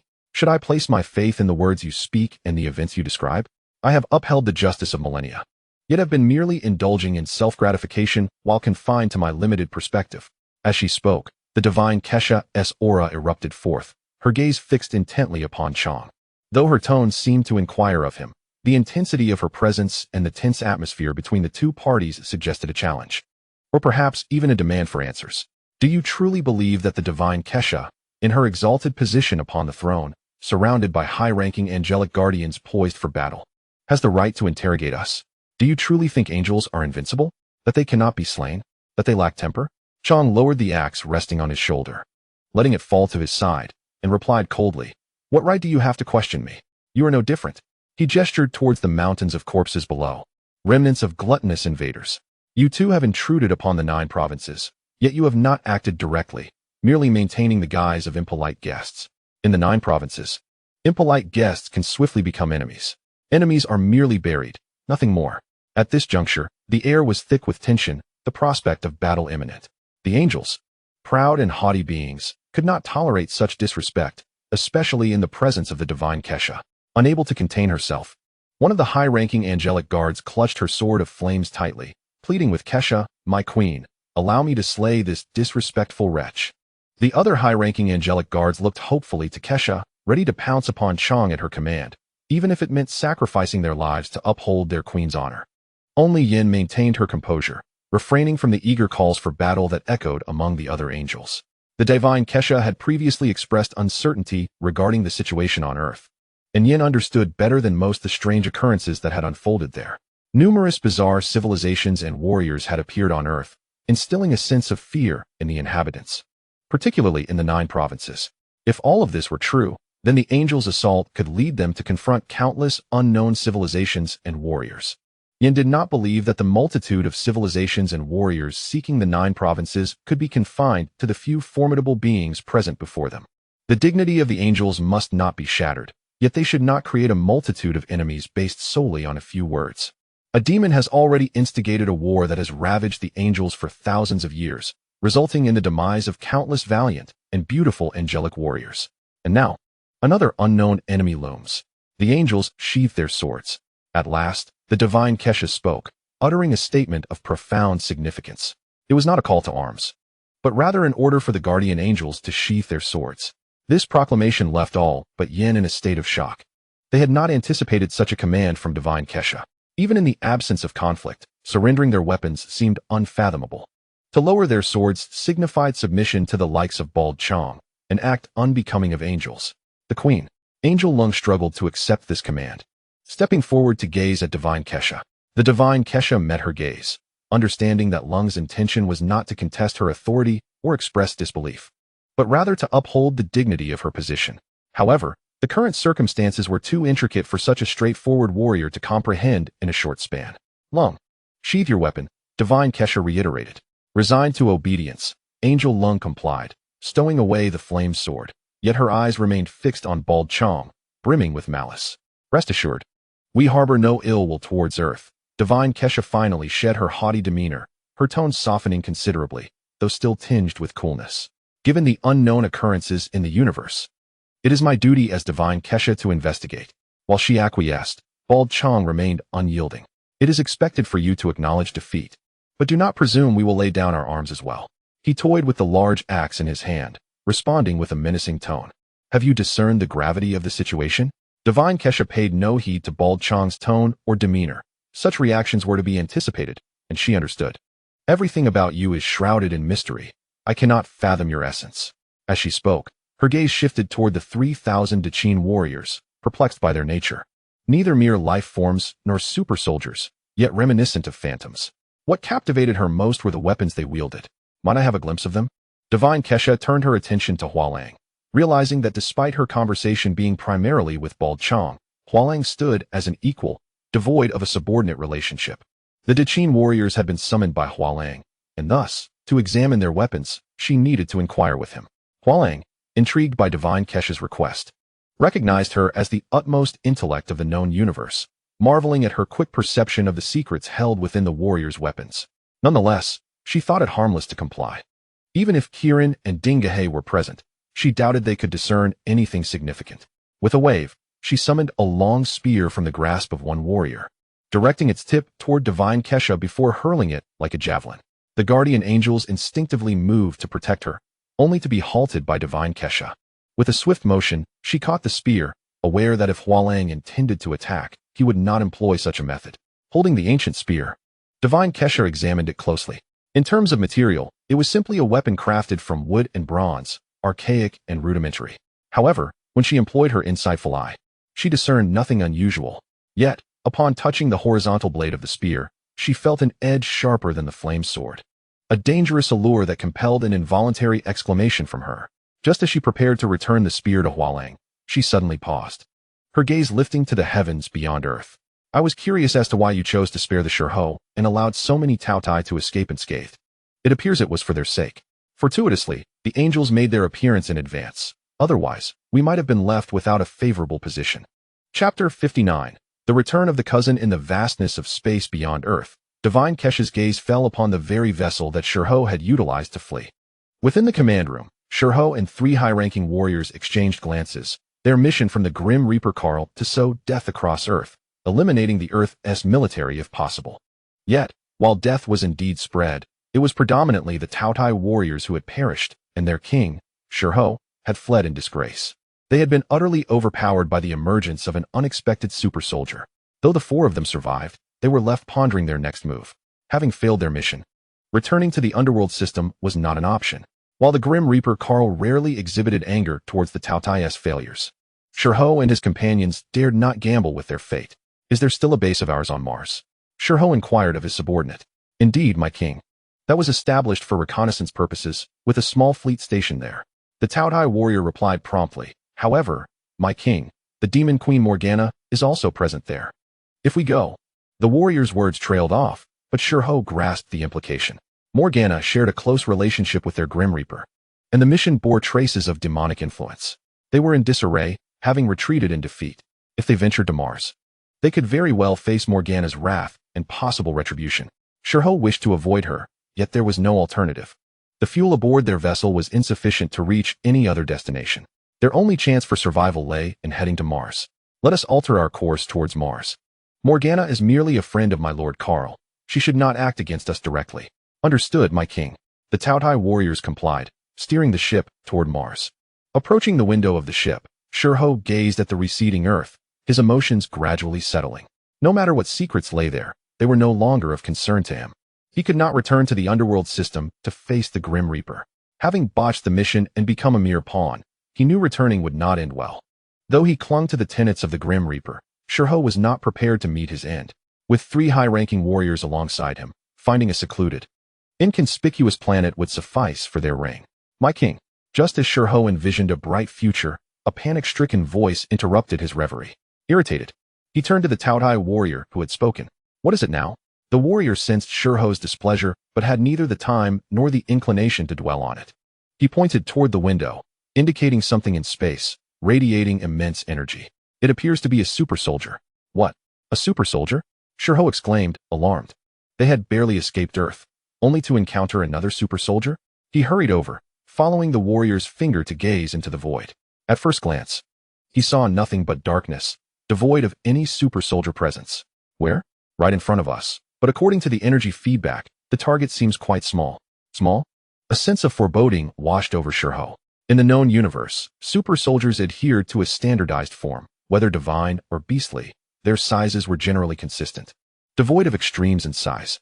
If, indeed, a super soldier stands directly before them and possesses a diminutive stature, it implies that this enigmatic warrior is, to some extent, an unknown variable for the Taotie. They have just emerged from a conflict that transcended their comprehension. Could there be a connection between these events? In the void of space, directly ahead of the ship, Cousin Marcel, clad in robust black armor with a tattered crimson cape billowing behind him, gazes intently at the approaching vessel. He had been waiting for an interminable duration, nearly on the verge of despair, convinced they had ventured into the territory overseen by Tom, thus relinquishing his weight. However, unexpectedly, just as Cousin Marcel contemplated abandoning his post to seek other Taotie warriors on Earth, the Taotie arrived. What else was there to do but spring into action? Since his last excursion, Cousin Marcel had remained inactive, engaging only in the trifles of eating, sleeping, and exercising. He had longed for a chance to spar with Tom, but the latter would flee at the mere sight of him, as if confronted by a specter. Cousin Marcel had even attempted to venture outside in search of a cat for amusement, yet upon encountering a feline in this realm, he promptly abandoned the idea and returned home, disheartened. The cats of this world appeared far too feeble to withstand even a single punch from him. Conversely, the feline summoned by Hua Lang was somewhat intriguing and formidable, yet it exhibited impeccable manners and a keen awareness of its status, never instigating trouble as Tom did, thereby denying Cousin Marcel any opportunity for a sparring match. Today, at last, presented a chance to stretch his muscles. He hoped this Taotie could withstand a bit of punishment, lest Cousin Marcel be left displeased. With a swift motion, he loosened his wrist and twisted his neck. A cruel smile creeping upon his lips as he propelled himself toward the Taotie's ship like an arrow released from its bow. He charged forward. The Taotie warriors quickly discerned Cousin Marsal's intentions and shouted a warning to the Taotie. In response, the Taotie drew his weapon and instructed the remaining 3 high-ranking warriors to prepare for battle. He felt a growing certainty that this mysterious super soldier was undoubtedly linked to Earth. The timing was far too coincidental. Having just suffered a setback on Earth, it was peculiar that a mysterious super soldier would materialize to confront him. With a resounding crash, Cousin Marsal smashed through the bow of the ship, his gaze sweeping over the 3 high-ranking warriors and the Taotie, revealing a flicker of disappointment in his eyes. The high-ranking warriors were familiar to him, beings that even a serious Tom could easily dispatch, posing little more than a trifling challenge of 2 or 3 punches. It was hardly satisfying. As for the Taotie, he appeared formidable, but Cousin Marsal wondered whether he possessed the substance to match his outward appearance. At this juncture, it is worth noting that Cousin Marsal refrained from utilizing any special abilities, not due to Hua Lang's reluctance to provide them, but rather because Cousin Marsal had no desire for such aids. He believed his fists were the most potent weapons, impervious to any obstruction. After all, abilities were merely external aids, distinct from his innate strength. Hua Lang did not compel Cousin Marsal to use them. It was commendable that they held their own convictions. Moreover, as an immortal, even if someone could breach the dimensional barrier to defeat Cousin Marsal, they would not be able to permanently harm him. When the foremost high-ranking warrior saw that a mouse had crashed into the ship, he instinctively lowered his guards and stepped forward to inquire, "Who are you?" But Cousin Marsal had no time to waste on idle chatter. He had other matters to attend to on Earth. Without hesitation, he delivered a crushing blow to the high-ranking warrior's head, the tremendous force crumpling his mechanical cranium. Enough of your prattle. Chapter 60. 2 cats amidst the wreckage of the ship, which had been reduced to mere ruin. Cousin Marsal sat atop a mound constructed from the remnants of the 3 high-ranking warriors, observing the Taotie before him, who now sported a dismembered arm and leg. The high-ranking warriors proved to be no match for him, having been dismantled in mere minutes. Conversely, as the Taotie king, he exhibited a commendable resilience. While he could not pose any real threat to Cousin Marsal, he had managed to endure. Cousin Marsal had dispatched the 3 high-ranking warriors in mere moments, while the Taotie had withstood Cousin Marsal's onslaught for nearly 10 minutes, albeit at the cost of his limbs. Sparks erupted from the Taotie's body, the remaining components within him nearing collapse. Utilizing his weapon for support, he fought to remain upright, gazing at Cousin Marsal with the last functional eye he possessed. He could scarcely fathom how such a diminutive creature could wield such formidable power. Upon crashing into the ship, Cousin Marsal had effortlessly dispatched one of his high-ranking warriors with a single punch, and within mere minutes, he had easily eliminated 2 more amidst the combined assault from himself and the remaining high-ranking warriors. Now, he was left alone, akin to a punching bag, without any means of retaliation. Am I destined to perish? The Taotie's thoughts were interrupted by Cousin Marsal's willingness to converse. Indeed, your head serves as my invitation. Otherwise, I would not dare approach Kyushu, unlike you, who seem blissfully unaware of the dangers. Kyushu, yet again, that name. The Taotie could no longer maintain his stance and, surrendering his weapon, collapsed to the ground, realizing he had indeed become embroiled in a situation far beyond his comprehension. Cousin Marsal reached beneath himself, retrieving a component that had lodged beneath him and carelessly tossing it aside. Perhaps, but I must extend my gratitude to you, otherwise, I would still be waiting for an appropriate opportunity to acquire an invitation. I have come to understand that believing oneself to be a super soldier does not absolve one from being an ant, a mere object of slaughter. The Taotie seemed to have grasped profound truths, uttering words filled with disdain for his past self, now tinged with philosophical reflection as he faced his impending demise. The world is vast. Even if one were to advance further, they remain merely a larger ant. As an ant, one must strive upwards, otherwise, one shall forever remain an ant. Cousin Marsal leapt down from his mound, unwilling to engage further with the Taotie. Hua Lang's message had arrived, instructing them to take their positions. The next act was about to commence. As Cousin Marsal approached, the Taotie looked down at him, noting his diminutive size and seemingly fragile demeanor. With his towering physique, it appeared as though he could effortlessly crush the Taotie in his grasp. Yet, the current state of the Taotie, on the brink of death, was a consequence of Cousin Marsal's own actions, an effortless outcome. Is my time at an end? What concern is that to me? Cousin Marsal regarded the Taotie with a hint of confusion. It is my time. I must hasten onward, lest I be late. The Taotie chuckled softly. He takes himself far too seriously. How could the butcher concern himself with the fish? With a sharp metallic screech, cousin Marcel sprang into action, seizing the Taotie's head and forcefully tearing it from his body. He tossed it casually, noting its disproportionate size, larger than his entire form, but dismissed the thought, flinging it behind him as it vanished from sight. With the skills of a childhood animation character, he effortlessly utilized the fourth dimension. Capable of stowing away an entire planet without strain, a mere head was trivial.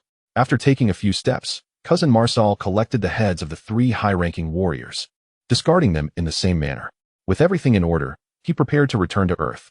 Activating the tools prepared by Grey Wolf, cousin Marcel's form instantly vanished. Gazing toward Earth, he beheld a blazing crimson trail materializing before him, and not just one. Multiple fiery trajectories surged toward the city of Huaxia, indicating his swift approach. In the heart of the vast city of Juxia, Kaisha observed the fiery trajectories with a grave expression, preparing to confront the unknown. Yin, sensing the unease in the air, felt compelled to reassure the sacred Kaisha, "Your Majesty, many realms within the known universe remain shrouded in mystery. There is no need for trepidation. We shall face them with composure." "Indeed, Your Majesty," Yin replied, feeling a wave of calm wash over him at her words. "Let us refrain from impulsive actions and simply observe." Kaisha instructed the other angels accordingly, to which they dutifully responded, "Yes, Your Majesty." Observing Kaisha's demeanor, Hua Lang could not help but smile subtly. The sacred Kaisha embodied the pinnacle of wisdom within the known universe. The schemes he had orchestrated, while seemingly flawless, were riddled with flaws that could hardly deceive such enlightened beings. Nevertheless, Hua Lang had his own methods, laying all his cards on the table for their scrutiny. Regardless of the multitude of shortcomings, when the truth is unveiled, what could they possibly do? Hua Lang presented them with 2 choices, to believe or to disbelieve. Should they choose to believe, Hua Lang would emerge victorious. Should they disbelieve, he would suffer no loss. However, the stakes were high, for while the angels dominated the known universe, this did not render them invincible. Other formidable civilizations possessed their own hidden cards. Should matters escalate, they could easily overturn the table. If the angels did not believe, others would. Should those civilizations delve into the unknown and transform it into a powerful adversary, the angels would find themselves at a distinct disadvantage. Furthermore, Hua Lang had baited the civilizations of the known universe with an irresistible opportunity, the chance to ascend to the Emperor's realm. Surely, the divine beings of the known universe would be intrigued, even if the prospect held a semblance of deceit. From Kaisha's myriad of reactions, it was evident that she had chosen to believe, or perhaps was compelled to do so. The blazing sun, the demons, and the river of Hades had all made corresponding arrangements, leaving the angels with no option but to comply. The competition among civilizations was akin to a high-stakes gamble with no retreat. One could either emerge triumphantly or face total ruin. The first to arrive in Juxia were the cunning Grey Wolf and the dual-wielding twin blades and forks wolf. Upon landing, they discarded thousands of heads of the monstrous Taotie between themselves and the bald-headed Qiang, then performed a formal bow. "In the vast world of the Green Plains, I, Grey Wolf, King of the Wolf Clan, pay my respects to Your Excellency. In the vast world of the Green Plains, I, Twin Blades Wolf and Forks Wolf, pay my respects to Your Excellency." Qiang cast a discreet glance at Hua Lang, then stepped forward, gesturing toward the pile of Taotie heads strewn on the ground. "What are these?" "Tributes, as well as gifts," Grey Wolf replied. "The 9 provinces is a sacred land. We dare not tread lightly without these heads of those who would intrude upon it." Though Grey Wolf's tone was ostensibly respectful, his demeanor belied any true reverence. Qiang, casually sizing up Grey Wolf, turned his gaze skyward, anticipating the arrival of 2 more figures. As the crowd looked up, they beheld 2 cats descending, distinguished by their blue-gray coats, one clad in garments reminiscent of ancient Han robes, while the other was not. With the eyes of the assembly upon them, the 2 cats landed gracefully, scanning the crowd to ascertain their identities. They then faced Hua Lang and Qiang, and like Grey Wolf, produced thousands of Taotie heads to cast upon the ground before bowing. "Noble Cat Prince, the Frugal Cat, pays respects to Your Excellency. Young Lord Tom of the Cat Clan, pays respects to Your Excellency." Upon uttering these words, the 2 cats straightened and turned their attention toward Grey Wolf. In Hua Lang's narrative, wolves, sheep, cats, and mice were all aware of each other's existence, yet typically interacted within their respective rivalries, wolves with sheep and cats with mice, leaving little room for communication beyond their enmities. However, in this particular scenario, they were evidently competitors, each vying for the opportunity to ascend within the 9 provinces. unwilling to yield an inch. The frugal cat had once reigned as a king in his previous world, the sole wise ruler among them. Had it not been for the protagonist's halo, he might have united the three kingdoms. Thus, his presence exuded an undeniable authority, commanding respect simply by standing there. Under his gaze, Grey Wolf's companions felt a twinge of discomfort, while Grey Wolf himself remained composed, meeting the frugal cat's gaze unflinchingly. Grey Wolf, you arrived rather swiftly. Have you been keeping a close watch over the 9 provinces? The first words from the frugal cat were laden with implications. They had come bearing a multitude of Taotie heads, not only to curry favor with Qiang, but also to gauge the depths of the 9 provinces and their competitors. Should Grey Wolf falter in his response, he could be accused of brazenly prying into the affairs of the 9 provinces, jeopardizing any goodwill and potentially inciting hostility. With a dismissive smile, Grey Wolf replied, "Such childish tricks, Your Highness. The Wolf clan would never dare to intrude upon the 9 provinces. We merely count ourselves fortunate." He continued, "However, I am curious, Your Highness. I recall the ancestral lands of the Cat clan to be in the Endless Star domain. Why did you only mention your clan's name upon your introduction, omitting the mention of your homeland? You accuse me of spying on the 9 provinces. Allow me to reveal your own shortcomings. What face do you have to contest the opportunity of ascension when your clan has been ousted from its own territory?" Grey Wolf pressed further, "And young Lord Tom, what has become of you? You were once the pride of the Cat clan, the most likely to reach the realm of the Emperor. Yet, I sense your prowess has diminished." With this pointed remark, Grey Wolf unveiled the Cat clan's wounds. While losing their homeland was one matter, the fall of their most promising talent was an even heavier burden. Upon hearing these words, Tom clenched his fists, his face a mask of shame and indignation as he glared at Grey Wolf, wishing to silence him but held back by the decorum of the 9 provinces. The frugal cat maintained his composure, unfazed by Grey Wolf's provocations. Gently, he rested a reassuring hand on Tom's shoulder, signaling him to endure. Tom exhaled deeply, raising his head to offer a placating expression to the frugal cat, refraining from looking back at Grey Wolf. The frugal cat nodded in approval and addressed Grey Wolf. "Thank you for your reminder, Grey Wolf. The shame of my clan must be both recognized internally and reiterated by others to ensure its remembrance. To cleanse this disgrace, the Cat clan will stop at nothing." Truly, the frugal cat's words were commendable, and Grey Wolf's admiration was genuine. When the frugal cat had been summoned, Hua Lang had shared tales of his character, a ruler imbued with charisma and wisdom. Yet, regrettably, he had been repeatedly bested by a foolishly weak mouse king and a greedy dog king, despite often being in advantageous positions, ultimately succumbing to the whims of fate. In Grey Wolf, there was a reflection of his own struggle, a predator who could capture the sheep but never indulge in the feast, yet grew ever more resilient through adversity. Amidst the exchange between the wolves and the cats, the often overlooked sacred Kaisha, resting her chin upon her hand, scrutinized them intently, gleaning valuable insights from their discourse. It appeared that the cats were indeed displaced, having been ousted from their domain, and surely bore deep-seated grievances. Upon further contemplation, one may endeavor to unravel the intricacies of the underlying circumstances. Should the opportunity arise, the angel might engage with the cats, thereby gaining a deeper understanding of phenomena beyond the known universe, thus alleviating the angel's passivity. Suddenly, Wang, the dual-pronged wolf, appeared to have made a significant discovery, leaning in to whisper something into the ear of the Grey Wolf. Upon hearing this, the Grey Wolf immediately exhibited a vague yet expectant expression and glanced towards the stingy cat and the wise king, indicating that someone else was approaching, an old acquaintance of theirs. "Shall you not extend a welcome?" The mention of an old friend piqued the interest of the stingy cat and Tom, both felines instantly looking skyward. However, their expressions swiftly transformed. The stingy cat even produced a long spear from seemingly nowhere, eyes wide with fury. "Wise king." It was now Tom's turn to pacify the stingy cat, urgently grasping the feline's hand that held the spear, insisting that they must not act impulsively at this moment.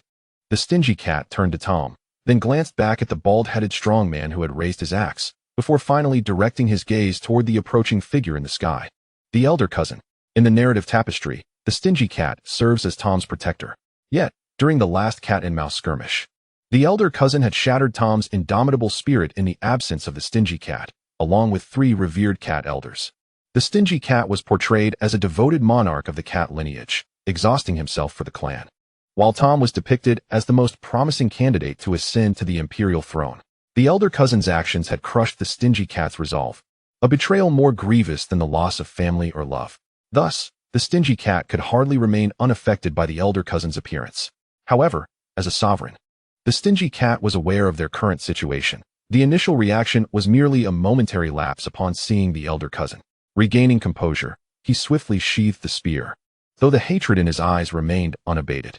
Concurrently, the elder cousin also recognized the stingy cat and Tom, his gaze equally rife with enmity towards the stingy cat.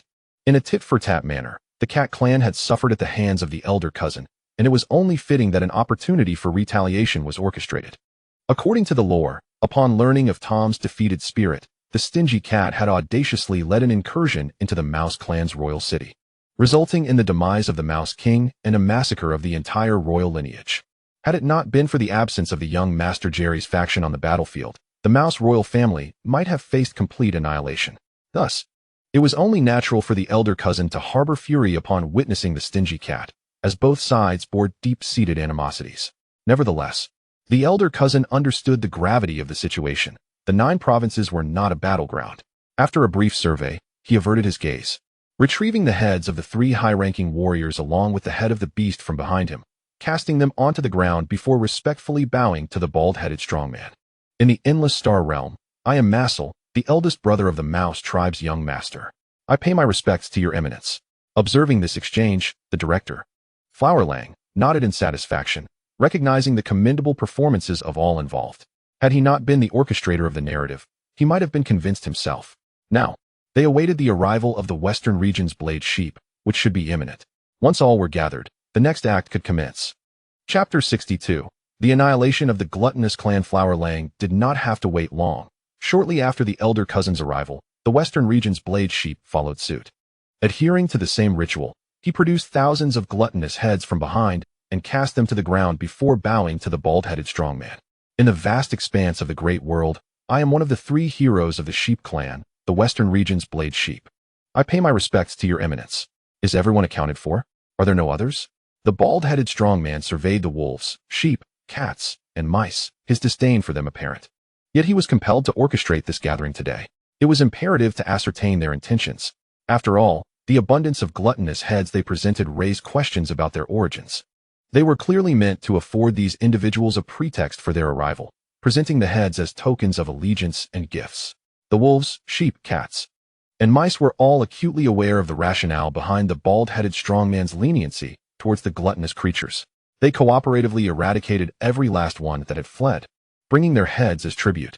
Grey Wolf clasped his hands together in respect towards the bald-headed strongman, responding, "Rest assured, your eminence, according to our tribe's intelligence.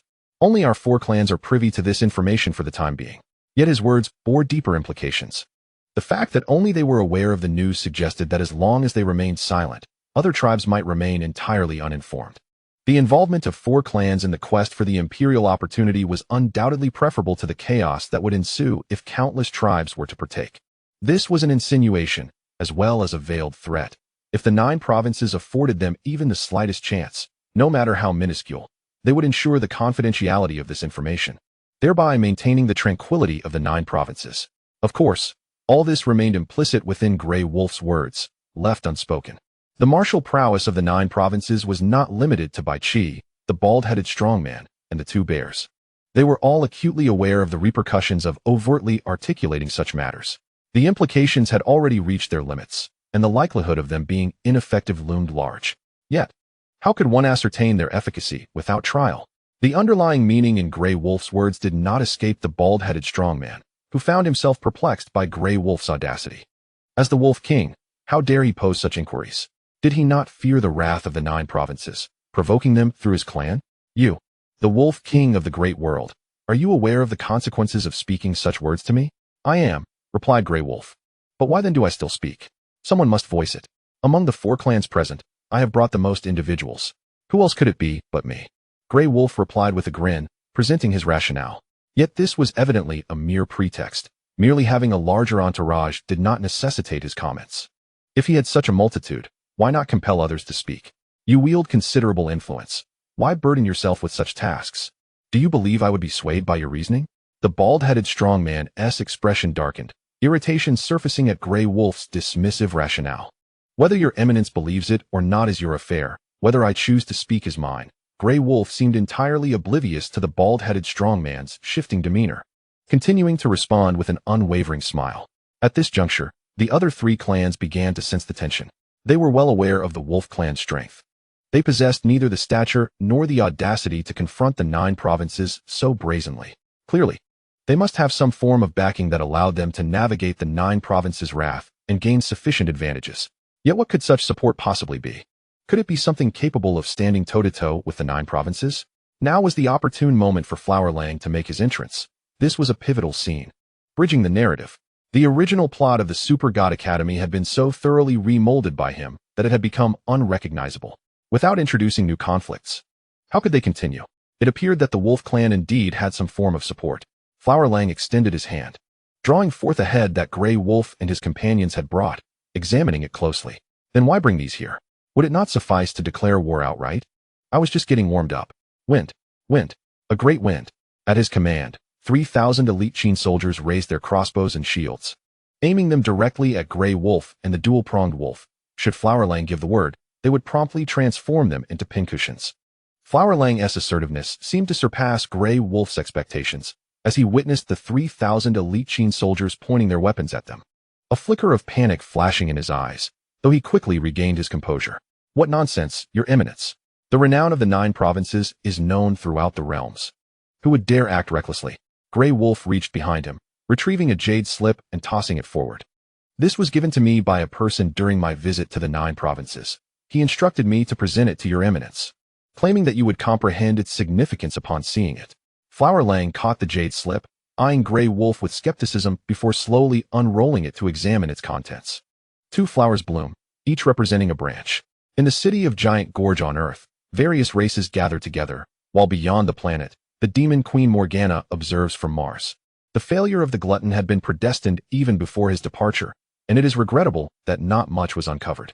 Following the demise of the glutton, events unfolded that far surpassed the expectations of both Morgana and the Reaper Carl, as the divine Kaisa arrived at Giant Gorge accompanied by a multitude of high-ranking angelic guardians. Subsequently, for unknown races, wolves, sheep, cats, and mice emerged, harvesting the heads of all gluttons that had fled from Giant Gorge, presenting these trophies as gifts and tokens to the city. Morgana, intrigued, sought to eavesdrop on the happenings within Giant Gorge, yet for reasons unknown, could only perceive vague images, devoid of sound. Gradually, a sense of unease enveloped Morgana. Setting aside the fact that angels are mortal enemies of demons, the mere convergence of these 4 unknown races, engaging with the enigmatic forces on Earth, compelled her to indulge in anxious speculation. The unpredictable nature of the unknown always evokes a hint of fear. With the involvement of angels in these affairs, she felt an urgent need to intervene, regardless of the discussions at hand. Demons must be a part of this gathering. At that moment, Otto, who had been stationed outside Morgana's door, entered upon her summons, bowing respectfully. Your Majesty, how many gluttons remain in this Martian base? How many of Karl's creations? Fewer than 1,000, including 2 high-ranking warriors, Otto replied truthfully. Morgana turned and began to stride towards the door. Eliminate them all. We must present gifts akin to those wolves, sheep, cats, and mice. Besides, the gluttons are nearly extinct. Retaining the few that remain is a solitary endeavor.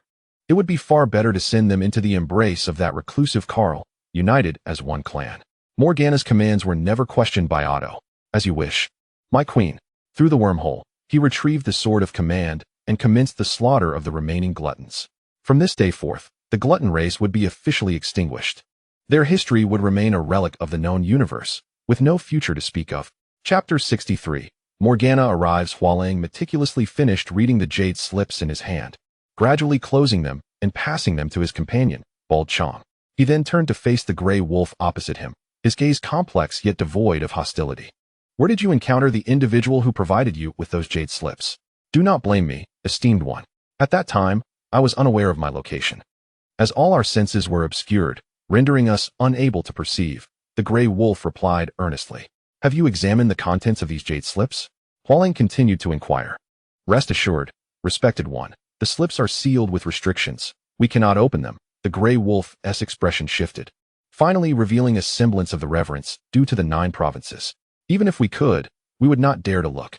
For both the 9 provinces and the one who provided me with the slips are forces we cannot provoke. Hua Lang regarded the gray wolf with skepticism. Exuding an overwhelming aura to weigh upon the wolf, his eyes fixed intently upon him, seeking to ascertain if any signs of panic would emerge. Should such signs arise, it would indicate concealment, and the wolf clan would find it difficult to leave the territory of the 9 provinces today. Suddenly targeted by Hua Lang, the gray wolf trembled slightly, nearly losing his balance. Hua Lang refrained from employing any restrictions against him, as both recognized that such measures would not enhance the gray wolf, but rather bind him. The gray wolf possessed infinite potential. While restrictions offered but one path, no one would undertake such a disadvantageous endeavor. Thus, in his usual state, the gray wolf was relatively weaker, and Hua Lang's sudden pressure was overwhelming. My king. The twin-weaponed wolf swiftly stepped forward, drawing his weapons and glaring angrily at Hua Lang. What does it matter if the 9 provinces are powerful? The gray wolf is our clan's king. A king possesses dignity that must not be tarnished. It is fine. The gray wolf quickly steadied himself, raising a hand to halt the impulsive behavior of his subordinate. My king, rest assured, all is well. The gray wolf turned to the twin-weaponed wolf, emphasizing that this was not a place for conflict, and their previous actions were directed towards this very moment. We must not allow impulsiveness to ruin our efforts. Yes, my king. The twin-weaponed wolf swallowed his anger, sheathing his weapons and returning to his position. Your 2 subordinates are commendable. Thank you for your praise, esteemed one. The gray wolf replied, a smile returning to his face. Please rest assured. All that I know and have seen has been disclosed, without any concealment. Hua Lang did not respond immediately, maintaining a cold gaze upon the gray wolf, exerting his pressure. Regardless, the gray wolf retained his smile, quietly meeting Hua Lang's gaze, exhibiting no signs of distress or alteration, appearing remarkably forthright. Just as he had stated, he had revealed all that needed to be, without a hint of deceit. After maintaining this silence for a while, Hua Lang finally withdrew the pressure upon the gray wolf. From this day forth, the wolf clan may freely enter and exit Earth, but may not enter the territory of the 9 provinces. The gray wolf instantly felt a burden lift, and upon hearing Hua Lang's words, his expression brightened, promptly bowing in gratitude. Thank you, esteemed one.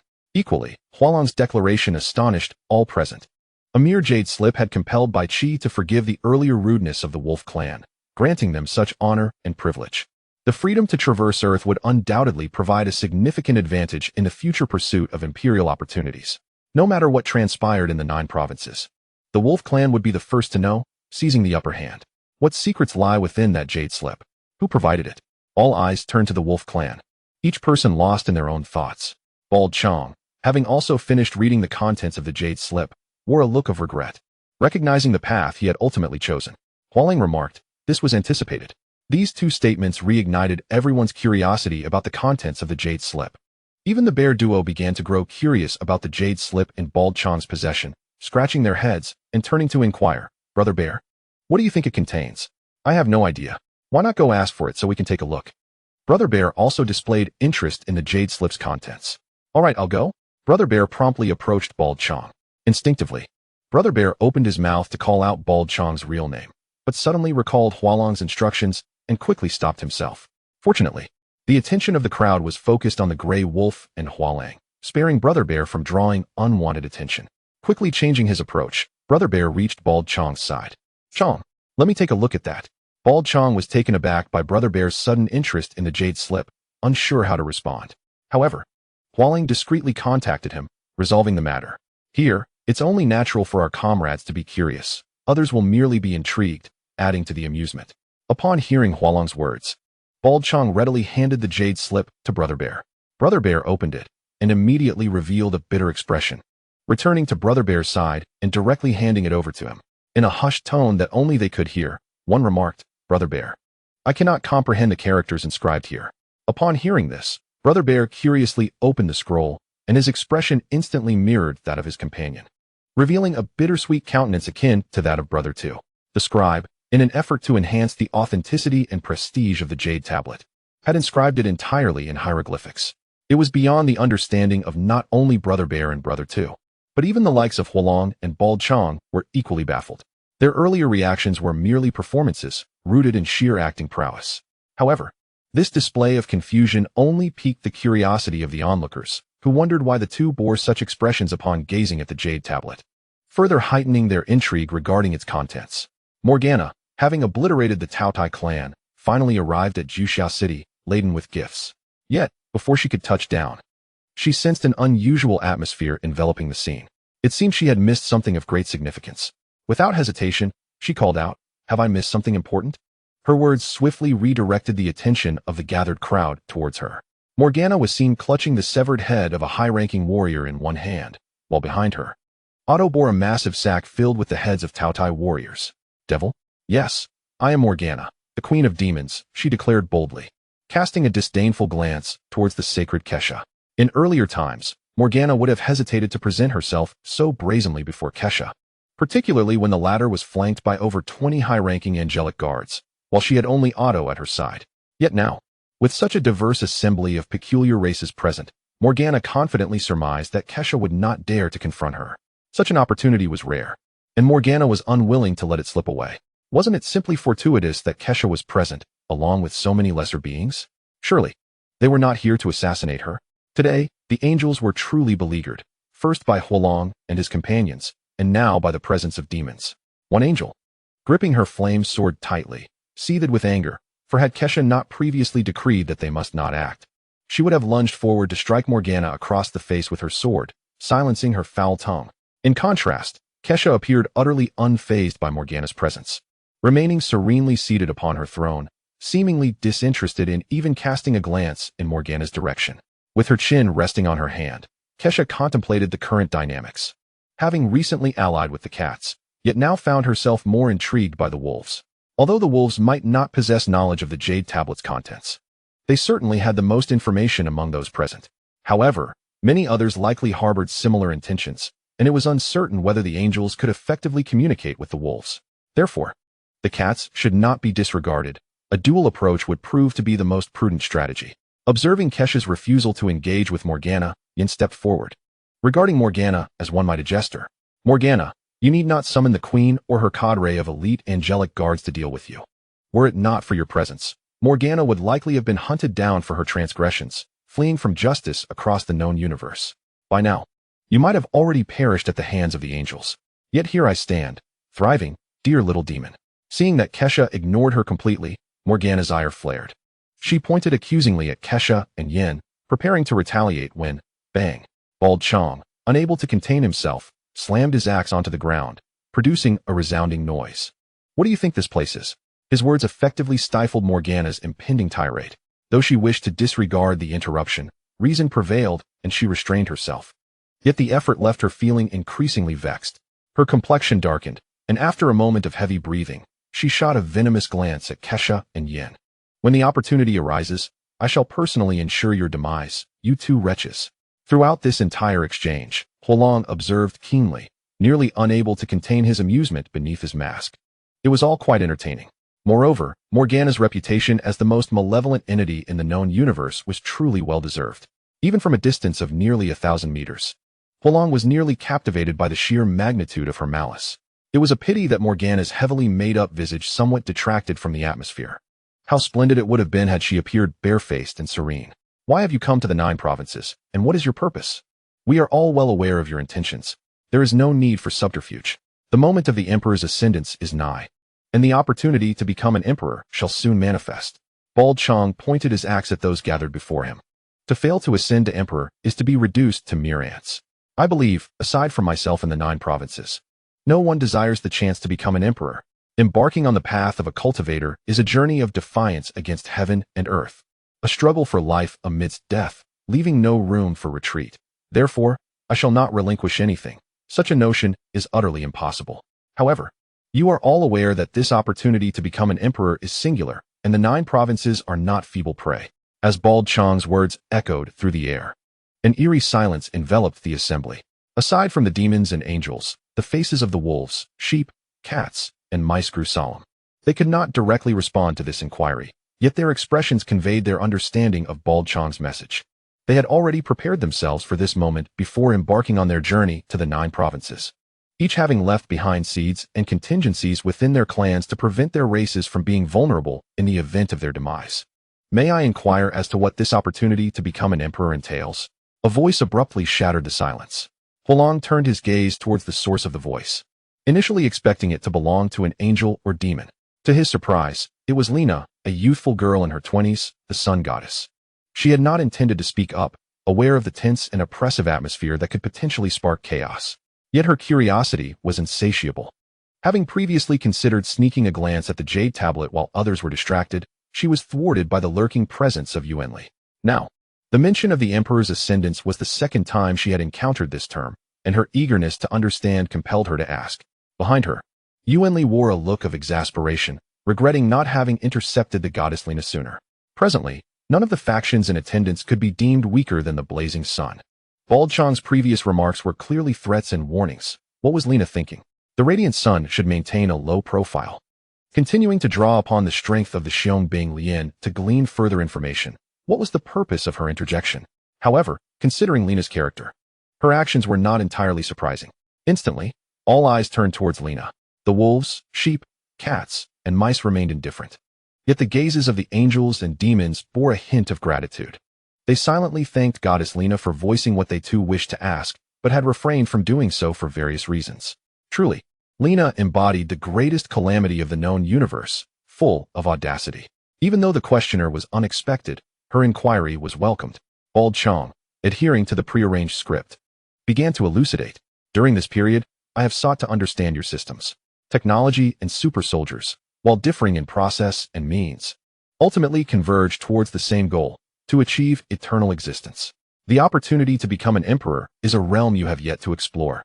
In an instant, worlds can turn. With a single thought, life and death may shift. In simpler terms, it is the existence that forges the imperial throne, the master of all, transcending everything and governing all. Do you comprehend? Lina, however, appeared perplexed, sensing the magnitude of the concept yet unable to grasp its full implications. It seemed far more formidable than her stellar energy propulsion. Yet how formidable it truly was remained a mystery to her. Unlike her, the angel, the demon, and the enigmatic Reina, who lingered behind in shadow, appeared to grasp the significance of this opportunity for ascension to imperial status, which surpassed their initial expectations. It seemed they had no choice but to engage in the unfolding events. Regardless of its authenticity, even if it were a mere trap, they felt compelled to stake everything on it. The allure was simply too great. No entity within the known universe could resist such temptation. Their objective had been achieved. What the Flower Warrior desired was their participation, for only then could he derive amusement from the ensuing chaos. Chapter 65. The Battle at the Great Gorge. The conflict at the Great Gorge had concluded. Following a stern warning from the Bald Warrior and the Flower Warrior, they issued an ultimatum to the assembled crowd. Despite many being reluctant to depart so soon, having finally secured a chance to enter the 9 provinces, they were not willing to leave after merely glimpsing it. However, the Flower Warrior and the Bald Warrior offered no opportunity for negotiation. They commanded the Qiang elite archers to prepare their crossbows. Within 3 breaths, should anyone remain, they would initiate an attack, viewing their presence as a declaration of war against the 9 provinces. With no other option, the assembly turned and departed from Earth. A grand spectacle had unfolded, with various factions making their appearances, yet only the Wolf clan had reaped the rewards, enjoying unfettered access to Earth, albeit barred from entering the territory of the 9 provinces. Nonetheless, proximity conferred an advantage. Regardless of subsequent events, the Wolf clan would invariably be the first to receive information and make arrangements. The others, however, found themselves perpetually one step behind, relegated to mere supporting characters due to a mysterious jade slip of unknown origin and purpose. As they prepared to leave, all but the Wolf clan cast a curious glance at the jade slip, pondering its contents and the mysteries it held. Once all had departed, the Flower Warrior turned to the Bald Warrior, remarking that now that everyone had left, they too should make their exit. Are we not going to tidy up this place? The Bald Warrior inquired, gesturing below. Nearly 1,000,000 corpses of the voracious beasts lay scattered, the highest mound towering almost 10 stories. The blood staining the entire Great Gorge city a ghastly hue, and the air thick with a foul stench. Why should we clean up? The Flower Warrior replied, puzzled. We were the ones who dealt death. Must we also bury the dead? We are guardians, not caretakers. As he spoke, the Flower Warrior's gaze fell upon the group of elite soldiers led by Sun Wukong. Initially, he had presumed they would act as protectors of the 9 provinces. But today he realized he was mistaken. They were merely a collection of powerful yet naive youths, panicked at the sight of blood. Among them were even a few who lacked any ties to the bloodline of the 9 provinces. What thoughts occupied their minds was a mystery to all. When time permits, we must have a serious discussion with Sun Wukong, he mused, casting a lingering glance at Qiang, who stood amidst the elite soldiers. A cryptic smile gracing his lips as he strode toward the Qin elite. Qiang sensed the flower warrior's gaze upon him, an immediate discomfort washing over him, though he could not fathom the reason. As a member of the elite soldiers, aligned with Bai Qi, he ought not to be met with ill intentions. Am I simply being too sensitive? He pondered. Beyond Earth, the sheep, cat, mouse, angel, and demon, upon exiting Earth's domain, simultaneously paused, their eyes drawn back to the planet. They were not observing the flower warrior and the bald warrior, but rather, they were fixated on what the cunning wolf was up to. As the sole beneficiary of this encounter, the wolf, alongside the blazing sun disguised as the elite soldiers, was now the only faction with the freedom to traverse between Earth and the 9 provinces. The allure he held over other races was subtly eclipsing even the enticing prospect of ascension to imperial status. After all, in a contest, one must best their opponent to claim the rewards and honor due. Those like the Wolf clan, who had secured a tremendous advantage from the outset, naturally attracted the attention of others eager to claim the spoils. Should an opportunity arise, they would not hesitate to temporarily ally with competitors to strike at the Wolf clan from behind. Under the collective gaze, the cunning wolf, armed with dual blades, approached the land of the Stick Nation, now merely a step away from the 9 provinces. Since he could now freely enter and exit, why not establish a foothold for the long term? Initially considering an island nation as a base, he opted for the Stick Nation due to Flower Warrior's exchange, which would soon render that island prone to earthquakes, tsunamis, and volcanic eruptions. Although the geographical position was less than ideal, its proximity to the 9 provinces was undeniable. Hovering above the capital of the Stick Nation, he looked down at the throngs shouting Appa or kneeling to call him daddy. A series of black lines crossed his face, realizing that the Flower Warrior had outsmarted him once again. When he had chosen the Stick Nation as a base, the Flower Warrior had wagered with him, betting whether more would resist his presence or fervently welcome and worship him. Skeptical of their eagerness to embrace an invader, he had bet on resistance. Yet now it appeared he had lost once more. What were these people? Had they grown accustomed to being subservient? Did they truly bow to the strongest? What shall we do now, my king? The dual-blade wolf inquired, observing the exasperated expression of the cunning wolf, who remained silent. They could not simply hover in the air indefinitely. Following the plan, they needed to find a suitable location to level the ground, clear the area, and prepare a space for the wolf fortress. Yes, my king, he responded. The dual-blade wolf, having resolved to act, scrutinized the surroundings and quickly identified an appropriate site. However, before proceeding, he hesitated, asking the cunning wolf, my king, direct action may endanger many. Should we not consider this? Do not concern yourself. This is the Stick Nation. They are not of the 9 provinces. There is no need for consideration, the cunning wolf replied. Understood, my king. With newfound determination, the dual-blade wolf unleashed a flurry of strikes upon the chosen location, unleashing countless blade winds from his weapons. Boom, boom, boom. The resounding explosions sent the inhabitants of the Stick Nation into a panic, momentarily bewildered and unsure of how to react, frozen in place amidst the chaos. After a brief interval, the dual-blade wolf sheathed his weapons, surveying the now cleared area with satisfaction. My king, it is done. Excellent, the cunning wolf replied, lifting his gaze skyward. They should be arriving shortly. In the outer reaches of space, the onlookers perceived the cunning wolf gazing their way, mistakenly believing he was flaunting his newfound advantage. The Wolf clan now possessed the freedom to traverse Earth, establishing a foothold while others remained outside, shamelessly peering in. Wait, he is not looking at us. The petty cat discerned, slowly turning to glance behind.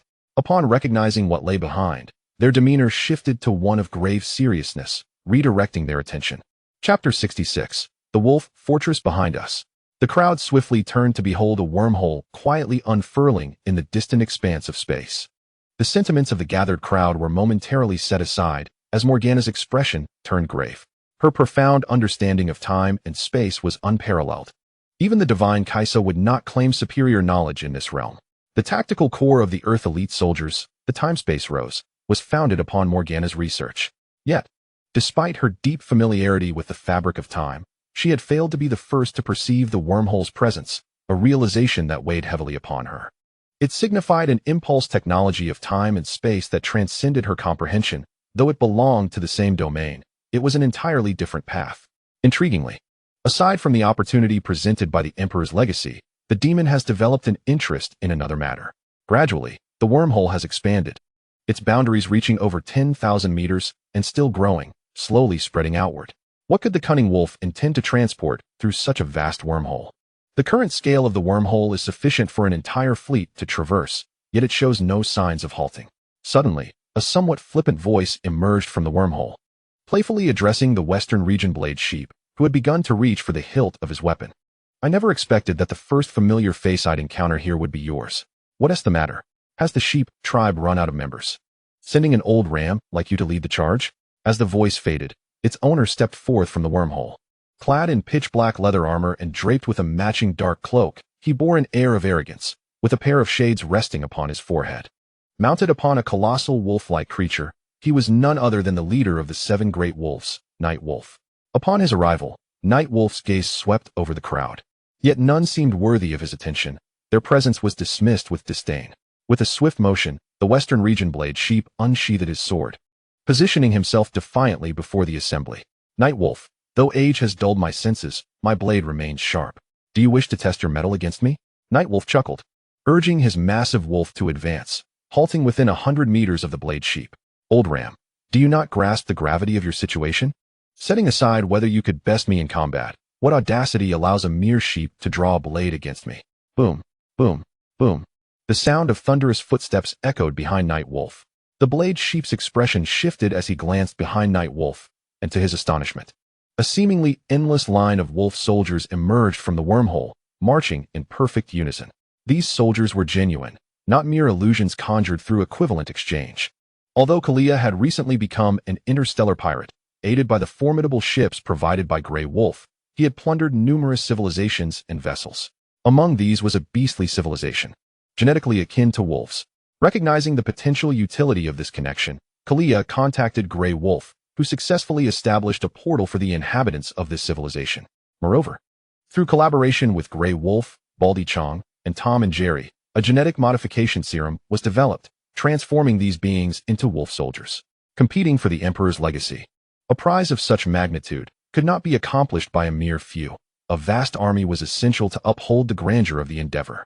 The synchronized movements and booming footsteps darkened the expression of the Western Region Blade Sheep. Such a multitude of wolf soldiers could not have assembled in a short period. Their presence indicated prior arrangements. Should events unfold favorably for Grey Wolf, or should unforeseen circumstances arise, reinforcements would swiftly arrive through the time wormhole. In stark contrast, the sheep tribe, also invested in the Emperor's legacy, found itself woefully unprepared, with only one member present to strategize. The rest of his kin had yet to arrive. Lagging far behind, the onlookers, including the Blade Sheep's companions, were equally astonished. They had presumed the wolf tribe merely had a head start. But the rapid arrival of their reinforcements was unexpected. This scenario suggested only one possibility. The Wolf King, Grey Wolf, had anticipated these events long before they unfolded and had made meticulous preparations. In that instant, an overwhelming pressure enveloped everyone present, especially for the angels and demons, who had just learned the significance of the Emperor's legacy today and resolved to join the fray, only to find themselves at such a disadvantage. Old Ram, luck is on your side today. Although this territory does not belong to the Jiuzhou region, we wolves have indeed received favor from Jiuzhou. Night Wolf urged his massive wolf closer to the Western Region Blade Sheep, stopping beside him. So, you may live to return and inform your kin, both old and young sheep. Even if the Emperor's legacy does not ultimately belong to us wolves, it shall never belong to your kind. It would be wise to concede while you can still survive. These words infuriated the Western Region Blade Sheep, yet the circumstances were beyond his control. What could he accomplish in his fury? With only himself representing the sheep tribe here, should he falter, the Emperor's legacy might forever elude them. Suppressing his anger, he begrudgingly returned his sword to its sheath, casting a deep glance at Night Wolf and the countless wolf soldiers behind him. He turned to depart, intent on contacting the sheep tribe for reinforcements, for their situation was undoubtedly perilous. What is that? Before the Western Region Blade Sheep could take his first step away, a voice of astonishment rang out, as if witnessing something unfathomable. Hearing this exclamation, the Blade Sheep halted, along with the others, and turned to gaze toward the wormhole. A colossal head emerged, dwarfing them to the size of mere ants. With a resounding thud, a massive foot stepped forth, shaking the very fabric of space. Thud, thud, thud. After a series of booming sounds, the immense creature finally exited the wormhole, revealing its full form to the astonished crowd. It resembled a gigantic elephant, devoid of tusks or a trunk, with hollow eyes resembling swirling black holes, devoid of any emotion or expression. "Is this Jojo?" a cool, feminine voice inquired. Only then did the crowd notice two figures standing atop the creature's head, one larger, adorned with a crown and clad in a fiery red robe, holding the hand of a smaller figure, quietly observing the earth from the giant's back. As their gaze shifted backward, the formidable wolf fortress, symbolizing the center of wolf power and authority, rested upon the back of the enormous beast. Chapter 67. Proverb. Once the identities of those standing upon the giant's head were discerned, the frugal cat adjusted his attire and approached, offering a slight bow of respect. Before the queen of the wolf tribe, Red Wolf, and the young emperor, Little Gray, he acknowledged, "It is indeed I."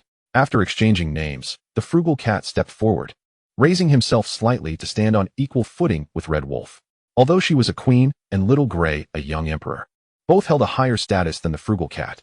However, with so many wolf soldiers observing and the presence of the formidable night wolf, maintaining an equal stance was the utmost limit. Any further elevation could provoke the wrath of the wolf tribe.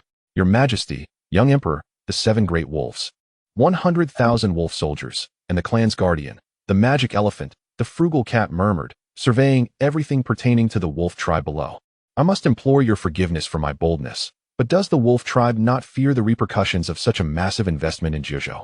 His words carried a hint of sharpness, yet Red Wolf appeared unfazed, gently stroking Little Gray's head with a look of affectionate concern. "Thank you for your concern, noble king. I happen to have a question I wish to pose to you. Might you enlighten me?" The stingy cat gestured towards the Red Wolf Queen, who inquired without hesitation. "Our ancestral king once heard a saying in the 9 provinces, 'A lion fights a rabbit with all its might.' This phrase has long eluded my understanding. Might the wise king enlighten me?" The Red Wolf Queen slightly raised her gaze to the stingy cat. Such a straightforward proverb should be well understood by her as a queen. The stingy cat, however, had no intention of truly elucidating this matter. The phrase itself served as the answer, reflecting the wolf clan's attitude towards seizing the opportunity to become an imperial lineage, regardless of the circumstances. The wolf clan has invested heavily. Either they triumph and ascend to imperial status, or they suffer a crushing defeat. You have witnessed our stance. Will you choose the risk of joining us in this grand gamble, or will you opt for caution, observing from the sidelines? Ready to act only when the moment is right? Even in defeat, your foundations will remain intact. The choice lies with you. We shall meet again." After a moment of silence, the stingy cat offered a respectful bow to the Red Wolf Queen, expressing his ignorance of the proverb and his deep sense of shame. He requested her forgiveness and prepared to take his leave. Upon uttering these words, the stingy cat exchanged a knowing glance with Tom and turned to exit. Tom, understanding the stingy cat's intent, also bowed to the Red Wolf Queen before following suit. Similarly, the knife sheep from the western regions and the cousin departed nearly simultaneously with the stingy cat and Tom. The competitors had already made their move, and they too needed to respond swiftly. The last to leave were the angels and demons. Curiously, the angels' departure aligned with that of the stingy cat and Tom, leaving one to wonder if it were mere coincidence or if the angels had ulterior motives. As for the demons, they chose to return to Mars, having lost their foothold. Although the gluttonous had been eradicated, the base on Mars remained unaffected, and Morgana had grown accustomed to her residence there. Relocating would be both troublesome and wasteful. "Mommy." Little Gray tugged at the Red Wolf's hem, expressing his discomfort with the atmosphere of space. "Let us go find Daddy. I don't like staying here." His big watery eyes gazed up at the Red Wolf with a sweet plea, making it impossible for her to refuse. The Red Wolf knelt to stroke Little Gray's head. "All right, we will go find Daddy." "Thank you, Mommy." Little Gray exclaimed joyfully, leaping with excitement, proclaiming their quest to find Daddy. The Red Wolf looked at Little Gray with gentle affection and called out to Night Wolf below, "Night Wolf." Upon hearing his name, Night Wolf quickly dismounted and respectfully bowed to the giant elephant. "At your service. We shall go to Earth. Little Gray wishes to see his father." "Understood," Night Wolf affirmed, rising to mount his great wolf once more. With a wave of his hand, the army set forth towards Earth, in the capital of the Stick Nation. A multitude of citizens watched in terror as the Grey Wolf and his twin-blade companions loomed in the sky. In mere seconds, they had effortlessly obliterated a vast expanse of buildings. Their destructive power was unbelievable. They seemed like deities. The government and military of the Stick Nation contemplated resistance, but for various reasons, their forces were mere showpieces, with the real combatants being the Lord S Station troops. However, the most disheartening aspect was that the Lord S troops firmly refused to engage with the Grey Wolf and stated they would swiftly withdraw back to their homeland, opting out of any involvement with the Stick Nation. The reason was simple. Mere hours earlier, a large group of aliens had invaded the capital of the Ugly Nation, swiftly annihilating what they held dear, the Alliance of Hatred. Deploying their troops would be akin to sending them to their doom. A single round of bombardment had left little but ashes, and those fortunate enough to survive were desperate to escape, wishing they had more legs to flee. In their frantic attempts to survive, they even shot at anyone who blocked their path. The once proud and influential figures of the Ugly Nation now had no desire for justice. They fled alongside the retreating soldiers, eager to escape. In fact, to hasten their escape, they even borrowed weapons from the retreating troops, asking for assistance to fight against the Grey Wolf. What were they thinking? An alien fleet alone was enough to bring the Ugly Nation to its knees, and provoking the Grey Wolf further could lead to their annihilation. With no options left, the Stick Nation found themselves paralyzed without their lord, standing frozen in fear as they watched the Grey Wolf, praying he intended to conquer them rather than destroy them. The Stick Nation did not oppose being ruled. In fact, they welcomed it, as long as it meant survival.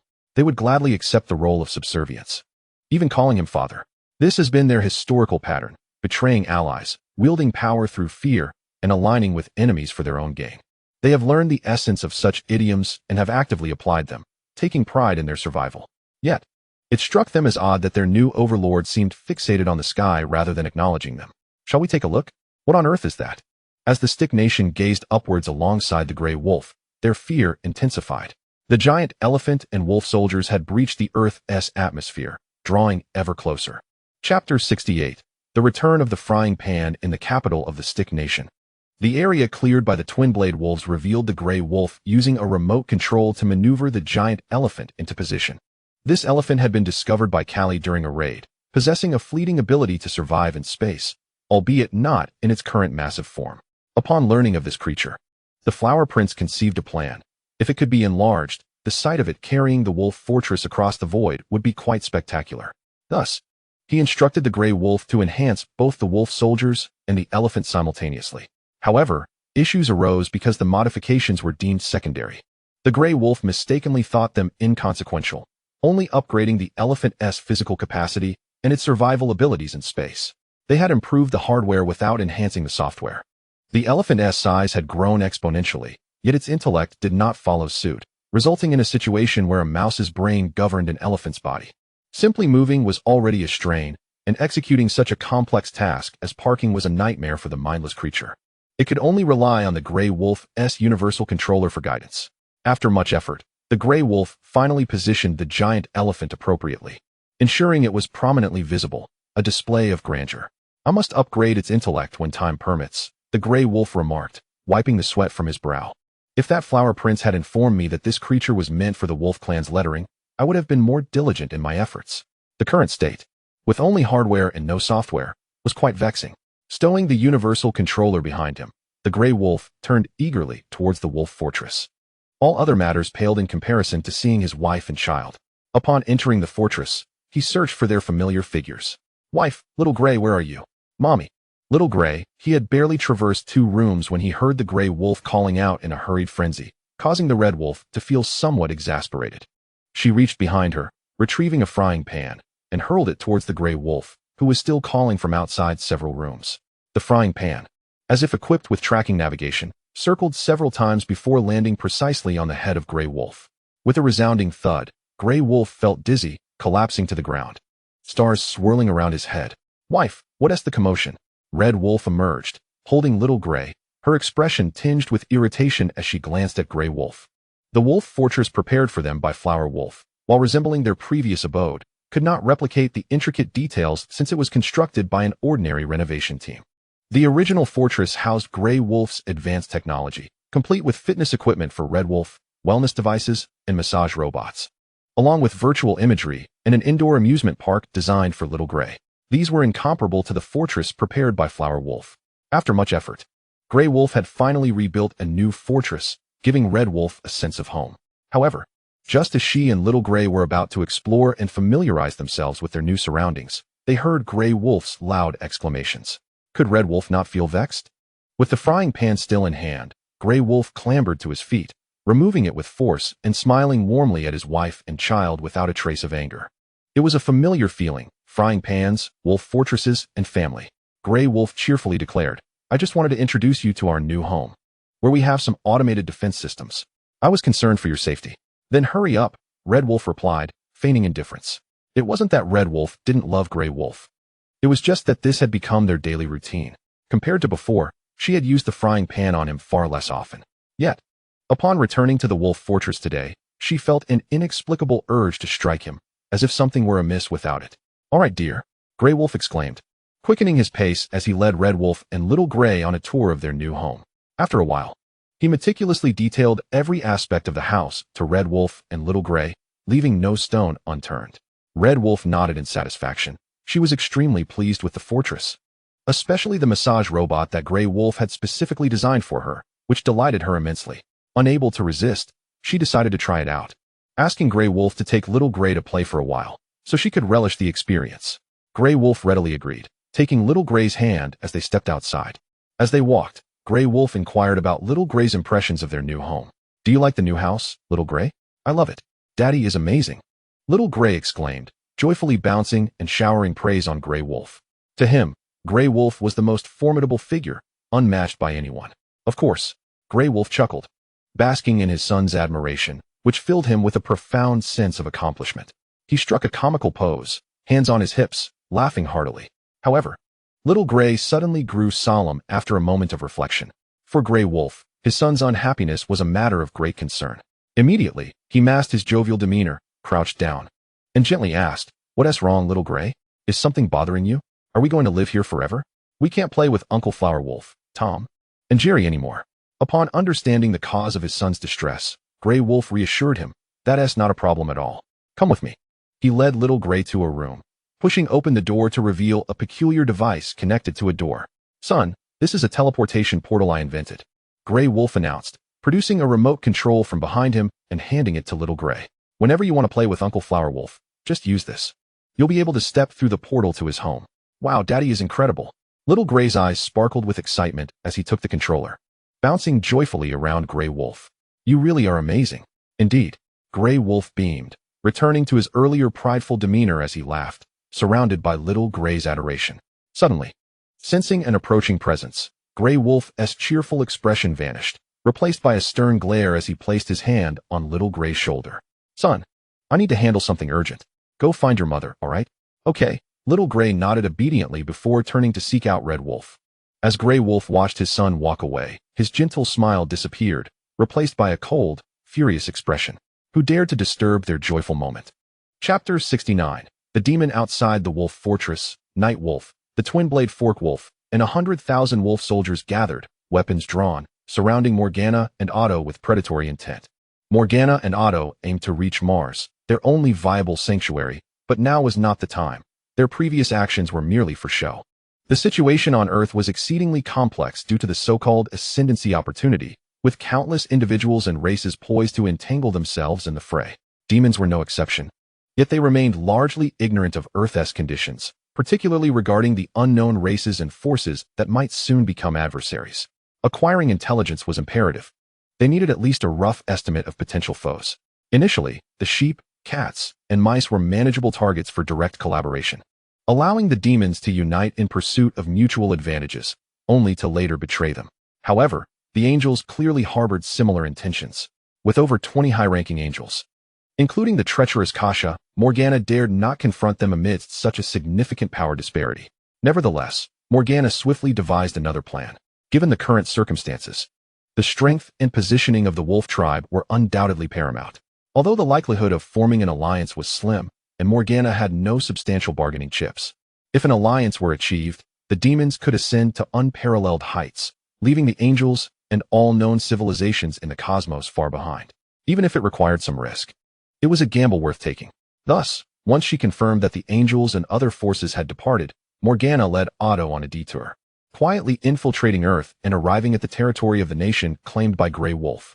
Unbeknownst to Morgana, she had already offended Grey Wolf before negotiations even began.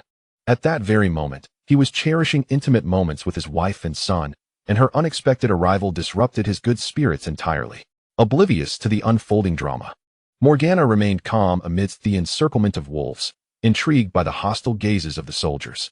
She boldly scrutinized their physical data, finally deciphering some coherent information. Every warrior boasted at least the prowess of a first-generation super soldier. What astonishing technology! Morgana stood transfixed, her astonishment palpable as she beheld an entire legion of super warriors, 100,000 strong. Deploying such a force could effortlessly crush the majority of civilizations across the known universe. Had she possessed such an army in the past, what fear would she have had of angels? She could have confronted them head-on without hesitation. Her eyes gleamed with desire, nearly watering at the prospect. The current state of her demonic kin was woefully impoverished, with merely 2 individuals to show for it.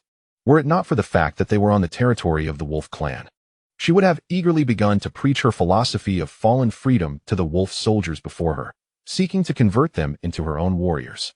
At this moment, Otto, who followed closely behind Morgana, could not help but intervene, concerned that her fervor might escalate the situation from negotiation to outright conflict. Realizing the gravity of her demeanor, Morgana snapped back to reality. She gestured for the Wolf soldiers to part, making way for Night Wolf, who approached with dual blades in hand. A demon? More accurately, the Demon Queen. Morgana corrected herself. Night Wolf casually cleaned his ears and flicked dirt from his nails, seemingly unimpressed by Morgana's title. Queen? You should have brought more than just a couple of lackeys. At least make it resemble what that angelic being, Kesha, might do. He dismissed her without concern for her demonic lineage. Acknowledging that they were at a disadvantage and surrounded, Morgana maintained a stoic expression, addressing Night Wolf with a serious tone. I seek your king to discuss potential cooperation. The Earth is situated within the known universe, while you hail from the unknown. I believe we have matters worth discussing. Discuss? You must present value and leverage. Grey Wolf, his face darkened with displeasure, emerged from the Wolf Fortress, exuding a palpable aura of irritation. Night Wolf and Dual-Bladed Wolf promptly stepped aside and bowed respectfully as Grey Wolf approached. He nodded slightly, signaling them to rise. His expression still stern as he regarded Morgana, perturbed that she had intruded upon his precious time with his son. Is there nothing that cannot wait until tomorrow? Must you be so impatient? Morgana sensed Grey Wolf's displeasure. Though she found it perplexing, she had done nothing to provoke him. Nevertheless, they were here to negotiate, and she understood the necessity of articulating her points. Grey Wolf, as for leverage, the demons are currently lacking. Then what brings you here? To amuse me? Grey Wolf's irritation intensified. Her audacity to approach without any bargaining chips was blatant folly. Feeling the tension, the Wolf soldiers raised their weapons, advancing menacingly, with the foremost group nearly pressing their weapons against Otto's throat. Do not be hasty, Grey Wolf, Morgana implored, raising her hands slightly to indicate her peaceful intentions. With your strength, you undoubtedly rank among the elite in the known universe. Even the angelic Kesha might struggle against you. However, this is, after all, the known universe, where certain matters might prove advantageous to you. Knowledge that we possess, yet you do not. Morgana's words bore weight. Though Grey Wolf remained stern, his agitation had noticeably diminished, and he pondered the potential pros and cons. Seizing the moment, Morgana continued, asserting that the demons, now weakened, posed no threat to the Wolf clan. Though we may become adversaries in the future, a once mighty, yet now diminished foe possesses greater utility, does it not?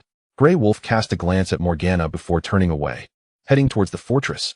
Morgana was momentarily taken aback. Had she failed to persuade him? Why did he not utter a single word before departing? Just as her thoughts spiraled, Grey Wolf's voice echoed back. Your words hold some merit. Follow me. I shall provide you with a seat to discuss this further. Chapter 70. A sudden turn. Following Grey Wolf, Morgana, Otto, Night Wolf, and Dual-Bladed Wolf entered the Wolf Fortress. Morgana found herself intrigued by the unknown race's castle. But upon entering, it did not meet her expectations of grandeur. Rather, it exuded a rather oppressive atmosphere, with an almost purplish hue. The chandelier above, seemingly crafted from the skulls of some creature, burned with an eerie blue flame. Ordinarily, the Wolf Fortress would not appear as it did now. Everything Morgana observed was deliberately orchestrated by Grey Wolf to evoke discomfort and incite her imagination regarding the Wolf clan. Upon reaching the throne in the fortress's grand hall, Grey Wolf lazily propped his chin on one hand, his eyes half closed as he regarded Morgana. Sighing, Grey Wolf felt a sense of resignation. Morgana and Otto were taller than he anticipated, and even seated upon his throne, he could not achieve the desired imposing perspective. At most, he could only look down upon Morgana by half a head. It seemed he would need to elevate the throne's height. Why must those from the known universe be so tall, as if looking down upon wolves? Shaking off these errant thoughts, Grey Wolf spoke. Proceed, demon. Endeavor to persuade me further. Convince me to ally with your kind. Morgana did not respond immediately. Instead, she took a few deliberate steps, meticulously surveying the fortress's interior once more. To be honest, Grey Wolf, I find nothing in your fortress that aligns with my expectations. Is the disparity between the known and the unknown truly so vast? Speak of what I wish to hear, Grey Wolf retorted, lacking the patience for idle chatter. He was eager to finalize discussions with Morgana so he could return to his son. Moreover, preparations for dinner, a celebratory occasion, awaited him. His family, including his wife, child, and uncles, required proper arrangements for a feast featuring roasted lamb, skewers, and hearty dishes. Should he invite Hua Lang and his kin? Little Grey had taken quite a liking to Uncle Hua Lang. Unbeknownst to Morgana, Grey Wolf's mind was elsewhere, leading her to believe he was uninterested in lengthy discussions or forming an alliance with demons. Thus, she promptly set aside her personal musings and began earnestly outlining the advantages of an alliance with her kind. The civilizations of the known universe were few and far between. Angels were the most formidable, and allying with them could prove perilous, ultimately leading to self-destruction. The blazing sun sought to masquerade as a force of righteousness, but would not openly ally with the Wolf clan. Although the demons were currently weak, having fled from angels, they were a civilization with a history spanning thousands of years, and their existence was well known among others. Furthermore, the demons maintained a favorable relationship with the river of the underworld. Allying with them was akin to securing two allies for the price of one, a most advantageous proposition. Morgana wielded her persuasive prowess, standing in the center of the Wolf Fortress's grand hall, eloquently articulating the benefits of an alliance between the Wolf clan and the demons. Night Wolf and Dual-Bladed Wolf were visibly swayed, sensing that collaboration with the demons might yield benefits without risks, presenting an optimal choice. Seated majestically upon the throne, the Grey Wolf exuded an air of unperturbed composure and solemnity, prompting Morgana to inwardly lament the difficulty of the situation, for he truly embodied the essence of a king of his kind. Yet, in truth, Grey Wolf was not paying any heed to Morgana's discourse, as he had a communication device lodged in his ear, engaged in a discussion with a distant companion about the evening's culinary offerings. The suggestion was for a balanced meal of both meat and vegetables, but Grey Wolf, believing that his entire family was comprised of wolves, insisted that they should indulge in a meat-centric feast, no vegetables to be found. As Morgana found herself at a loss for words, anxiously watching Grey Wolf from below, she began to doubt the efficacy of her previous statements. Meanwhile, Grey Wolf concluded his conversation with his friend, deciding on a lavish meat banquet devoid of any vegetarian options. "Is that settled?" he asked. "Indeed, Your Majesty," Morgana replied, tinged with unease. In the current scenario, she felt she had no leverage in forging an alliance with the Wolf clan. Grey Wolf's thoughts remained inscrutable, leaving her uncertain about his intentions regarding cooperation. Rising from his throne, Grey Wolf turned to Night Wolf and the Twin-Blade Wolf, inquiring, "What are your thoughts on an alliance with the demons? Would it be beneficial for our kind? Do you concur?" The three wolves exchanged glances, affirming their mutual understanding. Representing their views, Night Wolf stepped forward and bowed to Grey Wolf, declaring, "My liege, while demons may be duplicitous and their words laced with temptation, upon reflection, forming an alliance with them appears to be a prudent strategy. Even if they were to act against us in the future, we could swiftly eliminate them." Though they agreed to ally with the demons, Morgana found Night Wolf's words unsettling, yet she could not express her discontent. The demons were not a match for the Wolf clan, especially since they were currently within the Wolf's territory. There would come a time when the demons would regain their strength, feed off the Wolf clan, and seek revenge for today's affront. Morgana's motives were far from innocent. Her desire to ally with Grey Wolf was rooted in self-interest and cunning. She masked her intentions with sweet words while secretly wielding a metaphorical dagger, ready to strike at the first opportunity to rise above the rest. Grey Wolf nodded slightly, preparing to endorse the proposal. He had scarcely absorbed Morgana's words, relying instead on the counsel of Night Wolf and the others, indifferent to any schemes Morgana might harbor. To Grey Wolf, such plots were inconsequential, if need be. He could simply invent a time machine and start anew.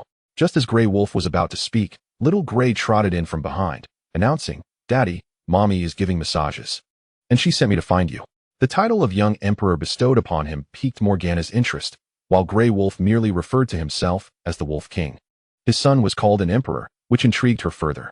Given their pursuit of the so-called opportunity for imperial ascendance, Morgana's mind began to wander into various interpretations. She aimed to glean insights from Little Grey, Perhaps due to his youth, he was unable to fully harness the potent energy associated with his title. But Morgana's keen perception allowed her to detect subtle fluctuations in energy. These were faint yet remarkably pure, surpassing even the most devastating calamities known to the universe. As a scholar, the sight of such high-caliber energy stirred her curiosity, compelling her to step closer to Little Gray, intensifying her exploratory efforts. Suddenly, a deafening crash echoed, catching everyone off guard, leaving them bewildered as to what had transpired. In the next instant, they all turned toward the source of the noise. Witnessing Grey Wolf enveloped in an aura of darkness, his malevolent energy solidifying into a palpable force. His features contorted into a fearsome visage as he extended his clawed hand, gripping Morgana's throat and pinning her against the wall. The abrupt assault prompted Morgana to instinctively resist, yet no matter her efforts, she found herself unable to budge Grey Wolf's grasp. A sense of despair washed over her. Grey Wolf possessed an unimaginable strength. "My queen," Addo roared, ready to rush to Morgana's aid. However, Nightwolf and the twin-blade wolf would not allow it. They swiftly subdued him in unison.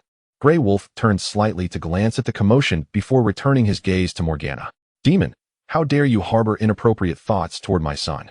Chapter 71.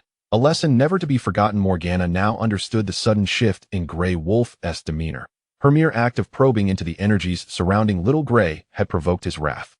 Yet, in the known universe, such actions were not deemed excessively grave, akin to angels employing their insight upon meeting mortals, even altering memories at will. Morgana was not a fool. She quickly grasped that the wolves were not mere beings of the known universe, but rather entities shrouded in mystery, possessing strength far beyond that of her kind. They detested any intrusion into their secrets, particularly from those they deemed weaker. Even within the known universe, such scrutiny could incite ire, though the angels might silence any dissenting voices. With all her strength, Morgana pulled at Grey Wolf's grip, managing to create a sliver of space for breath.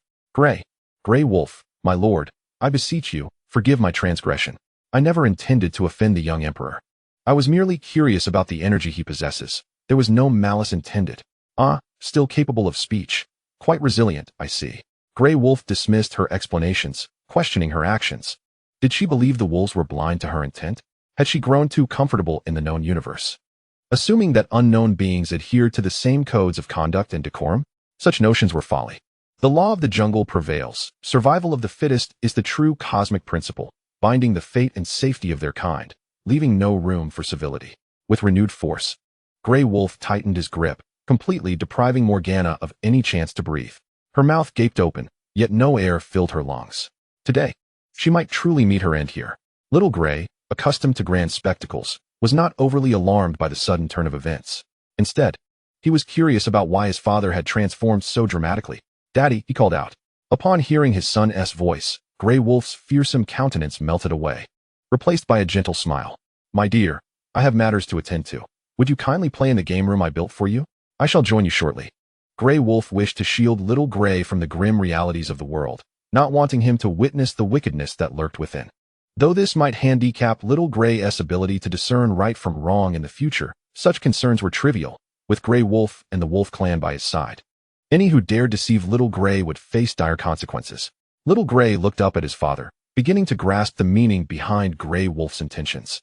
Despite his curiosity, as the future Wolf King meticulously nurtured by Grey Wolf and Red Wolf since childhood, Little Gray understood the importance of discretion. He nodded obediently and turned towards the game room. However, not far from the hall, he encountered Red Wolf, who approached with an air of impatience and mild anger. Clad in a bathrobe and a facial mask, wielding a frying pan. It was truly vexing. She had finally found a moment to indulge in a massage and care for her skin, just as she was reaching the peak of relaxation.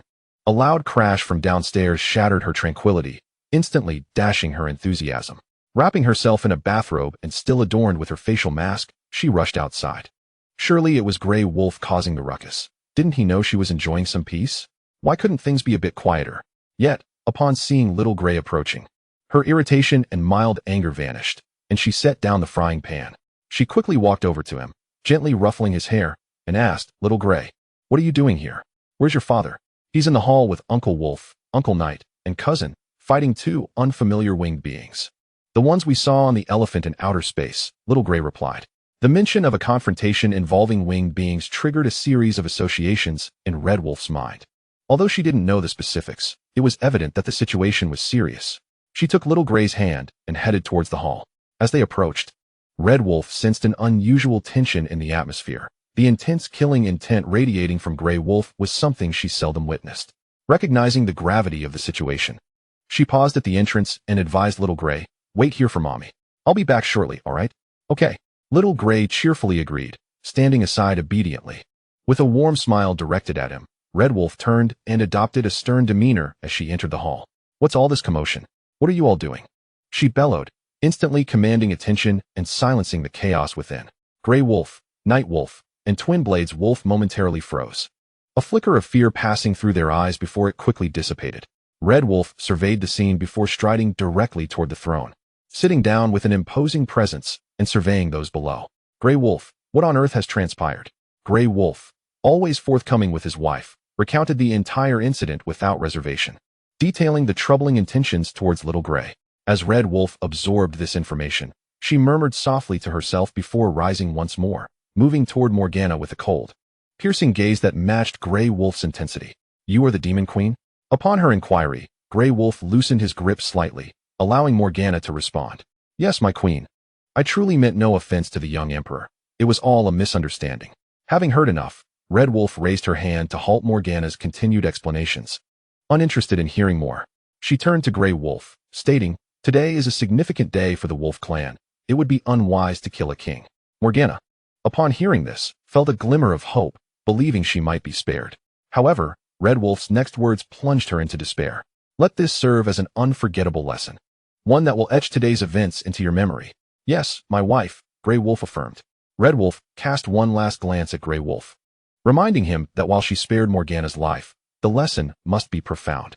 Grey Wolf, understanding the unspoken agreement, remained silent but communicated his resolve through a reassuring glance. He would not let Morgana off easily, ensuring the lesson would be both deep and unforgettable.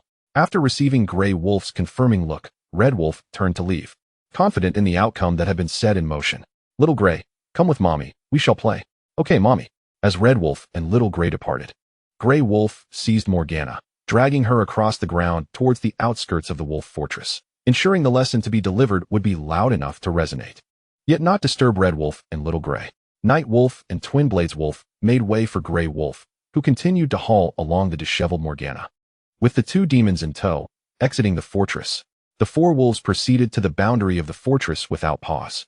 Beyond this boundary, a throng of officials and wealthy elites gathered, eager yet fearful, wishing to enter the fortress to pledge their allegiance to Grey Wolf, yet daunted by the prospect of stepping forward even a single step into his domain.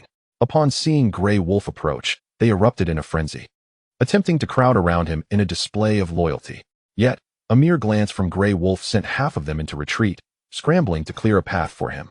At that moment, Grey Wolf had no interest in these sycophants. The thought of them claiming him as their father was beneath him. The four wolves dragged Morgana until they reached a secluded mountaintop, where Grey Wolf unceremoniously flung Morgana onto the ground before him, regarding her with a cold stare, remaining silent.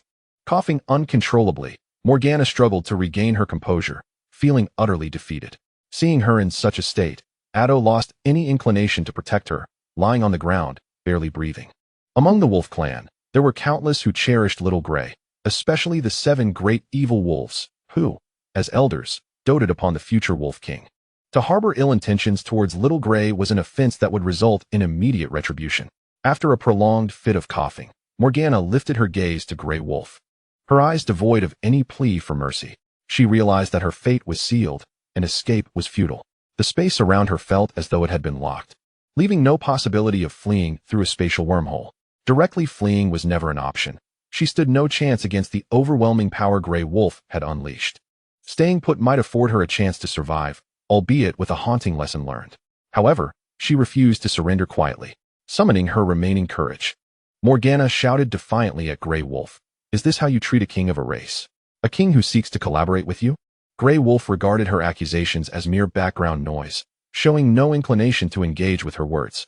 Regardless of her intentions or thoughts, he would handle any potential threat to Little Grey with utmost seriousness and even aggression, especially when it concerned a being of ill repute like her.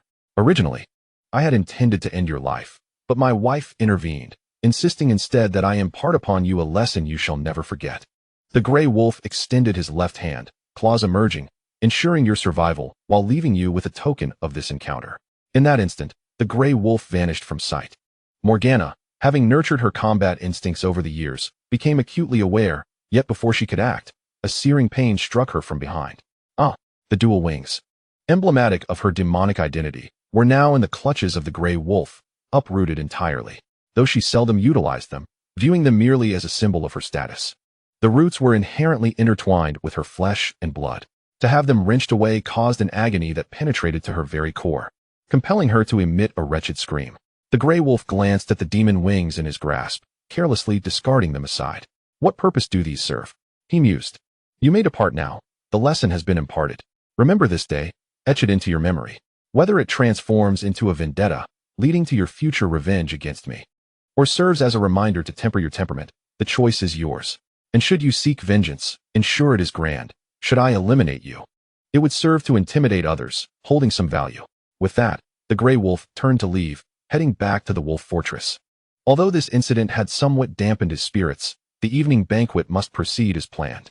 As he passed by the twin blade and fork wolf and the night wolf, he exchanged a knowing glance, and they instantly comprehended his intent. The twin blade wolf called out to Morgana, "Hey, your majesty, look over here." Enduring the excruciating pain, Morgana lifted her gaze, curiosity flickering within her, only to be consumed by a surge of rage, vowing to exact revenge on the wolf clan. With a swift motion, the twin blade wolf executed a fatal strike, severing Otto's head from his body, extinguishing his life entirely. While Red Wolf had spared Morgana, Otto fell outside that protection. To threaten Little Gray was unforgivable, and a pair of wings could hardly suffice. Having completed this act, the twin blade and fork wolf and the night wolf hastily followed in pursuit of the gray wolf. Battling through the pain in her back, Morgana rose unsteadily to Otto's side, her eyes ablaze with vengeance.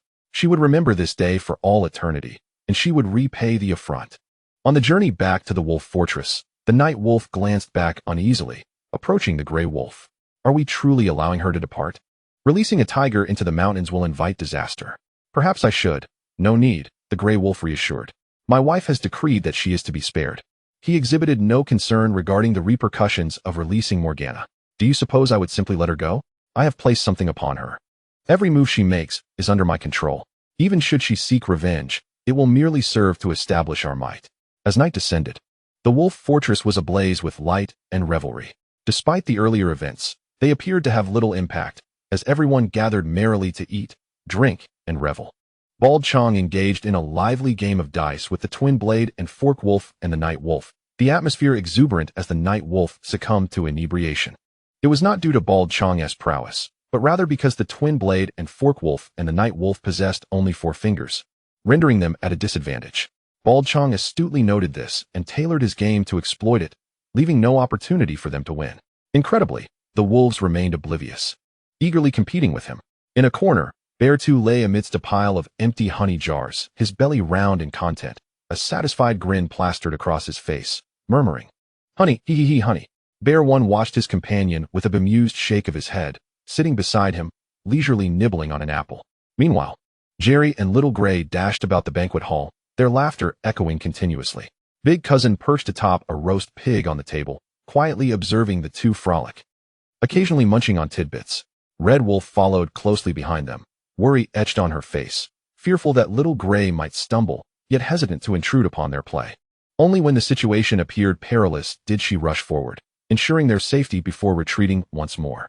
Flower Wolf and Gray Wolf reclined in their respective seats, each holding a glass of wine, engaging in casual conversation while sipping their drinks, thoroughly relaxed. In Flower Wolf's eyes, Gray Wolf wore a blissful smile, gazing tenderly at Little Gray and Red Wolf, overwhelmed with happiness. This was the very essence of Gray Wolf's lifelong pursuit. At that moment, how could Flower Wolf refrain from teasing Gray Wolf? He set down his glass and remarked, "For the foreseeable future, there should be no affairs concerning your clan, allowing you to fully devote your time to your wife and children." Gray Wolf turned to him, not as jubilant as anticipated. "I have slain Otto and rendered that demon queen, Morgana, powerless. Surely this will impact your future plans." "Impact what?"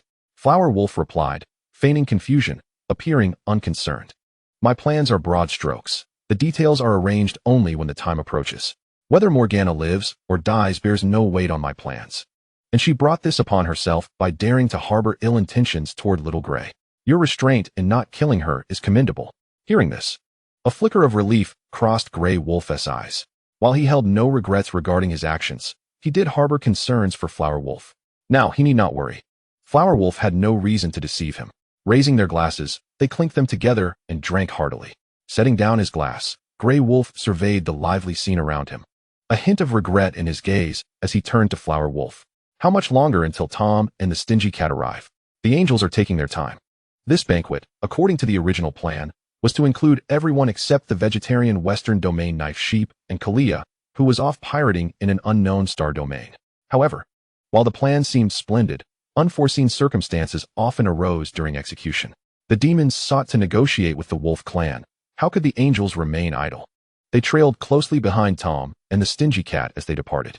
Tom hoped to find an opportunity to shake them off and return to Earth for the banquet. 4 Grey Wolf's culinary creations were simply divine. Moreover, today's feast promised to be lavish, overflowing with delectable delights. Yet, the stingy cat held a differing perspective. As the Cat King, he had encountered countless delicacies and entertainments. Although Grey Wolf's offerings were indeed exquisite, his royal duties demanded that he not allow his appetites to cloud his judgment. He wished to seize this opportunity to engage in meaningful dialogue with the angels, enabling Flower Wolf to better orchestrate future arrangements. Unable to resist, Tom acquiesced and contacted Grey Wolf, requesting that he reserve some delicacies for him. They would likely miss today's gathering. Flower Wolf set down his glass, expressing a tinge of regret. Just now, the stingy cat conveyed that they have only just taken their seats and begun their discussions.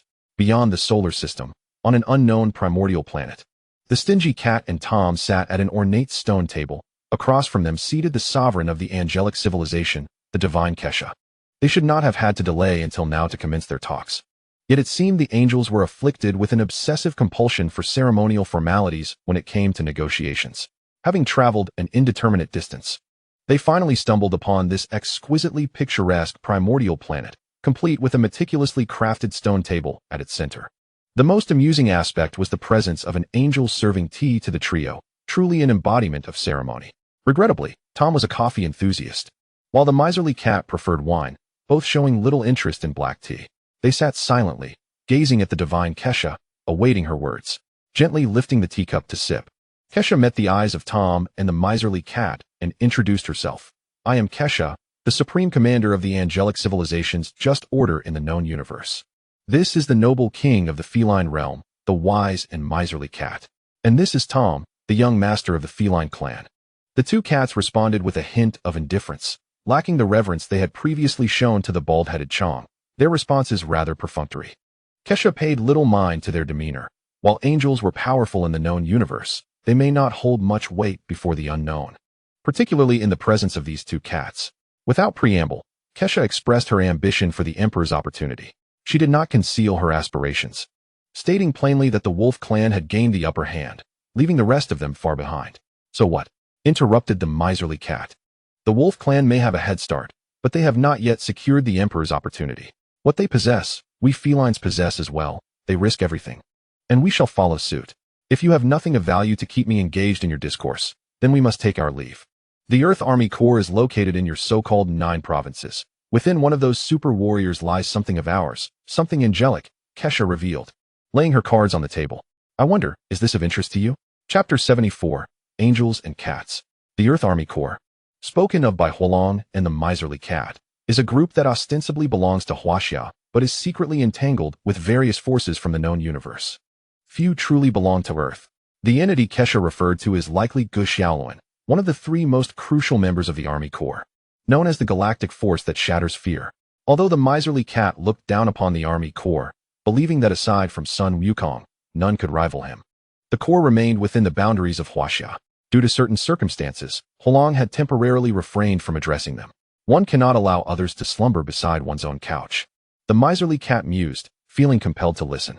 However, he needed to maintain an air of disinterest regarding this information, weighing the pros and cons. Astute individuals could easily detect any hint of vulnerability.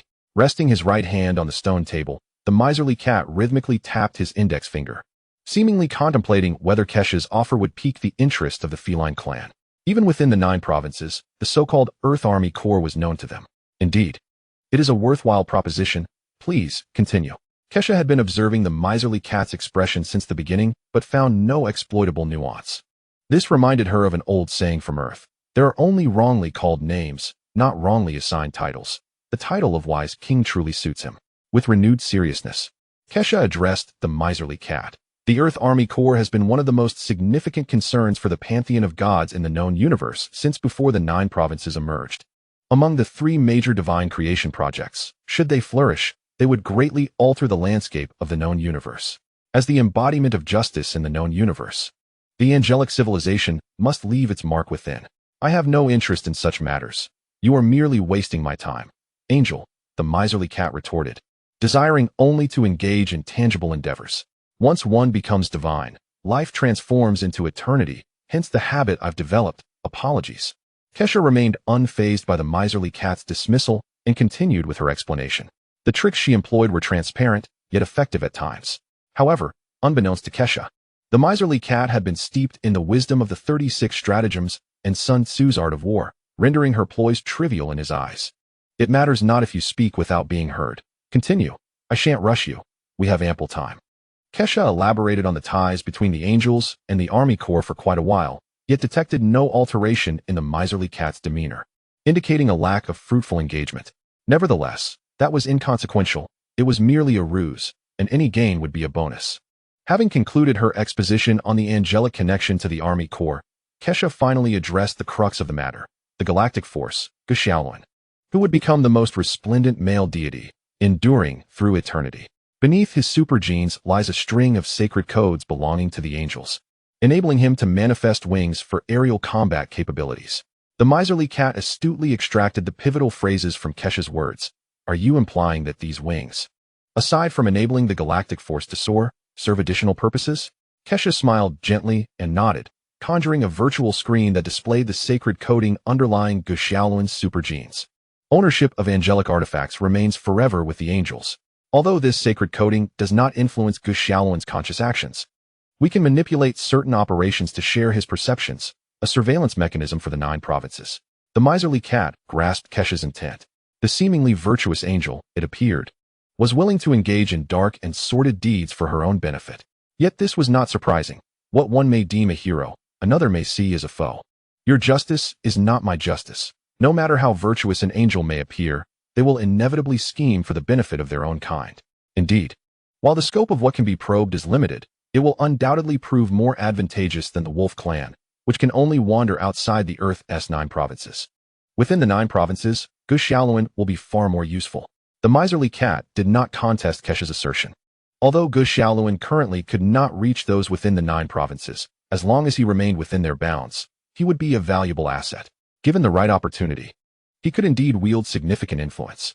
In the spirit of reciprocity, having presented a proposition that piqued the interest of the feline clan, the miserly cat ceased his rhythmic tapping on the stone table and turned to Kesha. This proposition intrigues us. What do you desire in return? The angel's inquiries were straightforward. Kesha resumed her aloof demeanor, articulating in precise terms, what is the current situation within the 9 provinces that causes you such trepidation? A simple and reasonable request. The miserly cat anticipated Kesha's question, responding directly. The circumstances of the 9 provinces have likely been conveyed by the revered one. It is all true. They do not belong to Earth, but were relocated here later. We have investigated and found no signs of human intervention in the continental plates of Earth. If you could ascertain their presence, why then would we harbor any fear? The miserly cat retorted sharply. The Emperor's opportunity is singular. Countless races gamble everything to obtain it and ascend to imperial status. Yet for the 9 provinces, the Emperor's opportunity is a mere trifle, tasteless yet too valuable to discard. Upon hearing this term, Kesha's previously indifferent expression shifted slightly. In the future, they will fiercely vie for the opportunity to ascend as emperor, yet for the 9 provinces, it might be akin to a mere trifle. The 9 provinces are the cradle of existence, the source itself, where the beings thrive without obstruction, posing no hindrance to the ascent of an emperor. However, we are different. We are beings of the acquired, hindered in our path to the Tao.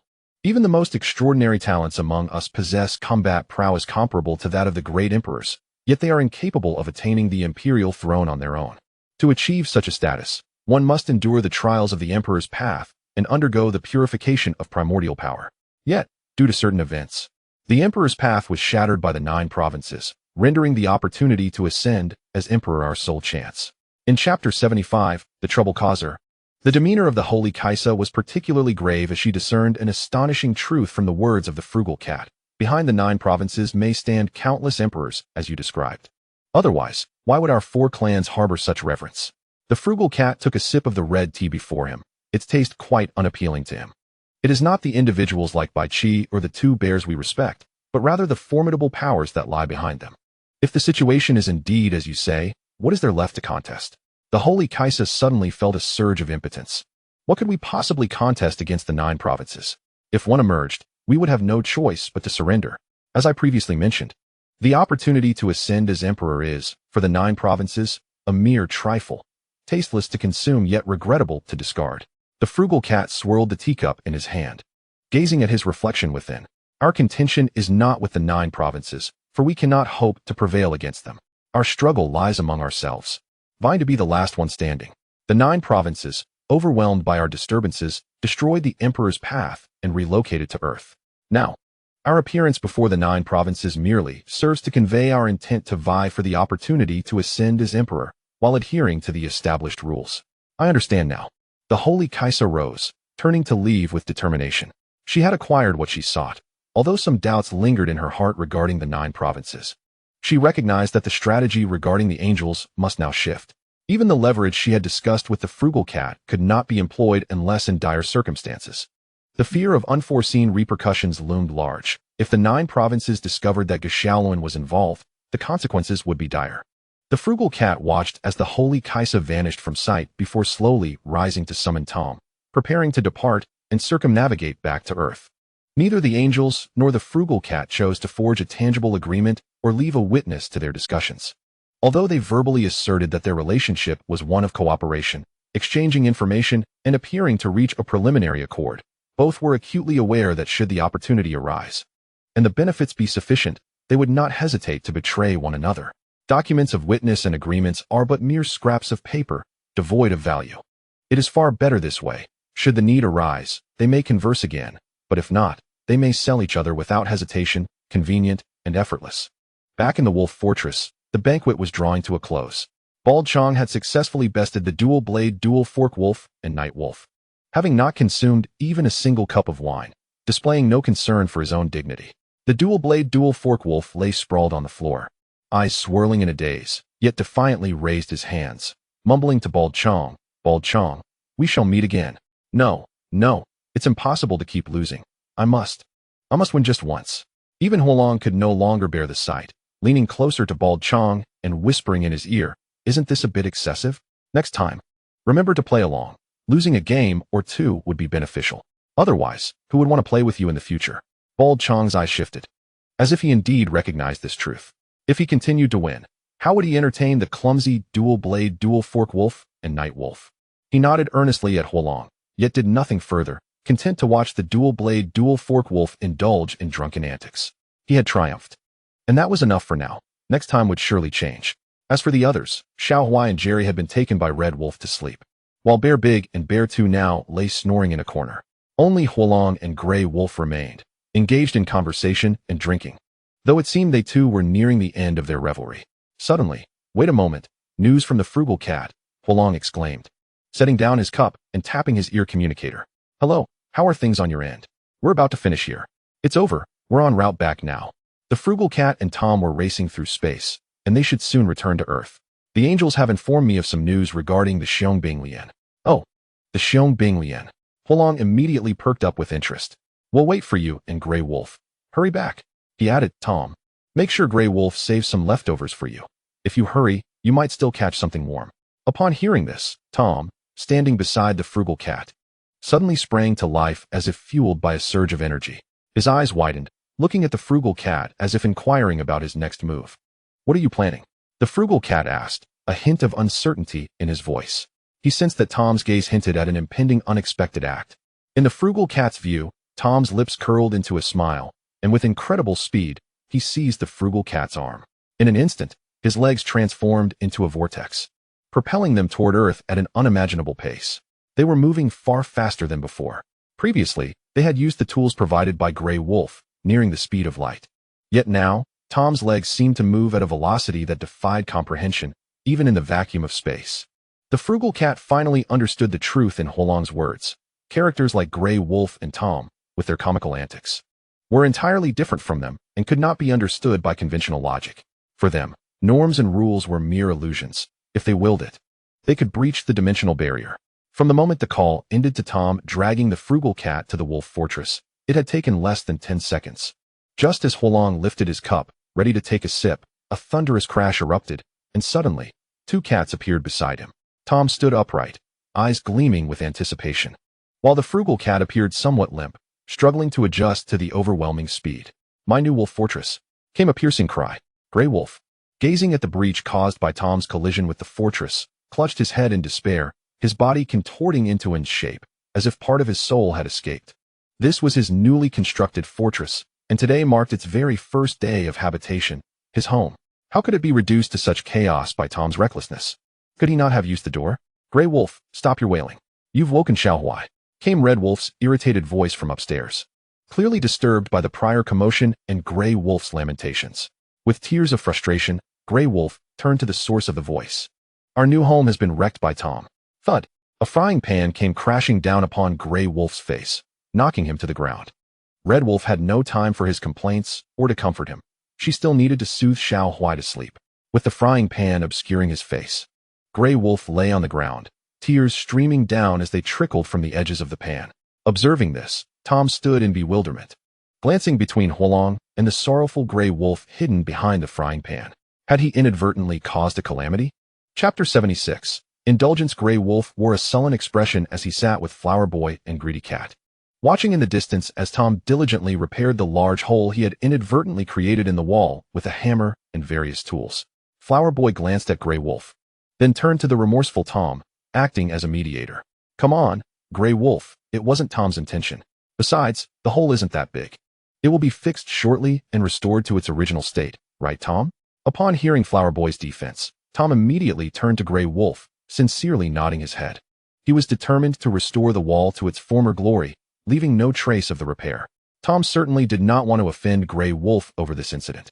His cooking was too delicious, and a negative impression might jeopardize future meals. He also reminded himself to use the door next time, rather than being so hasty.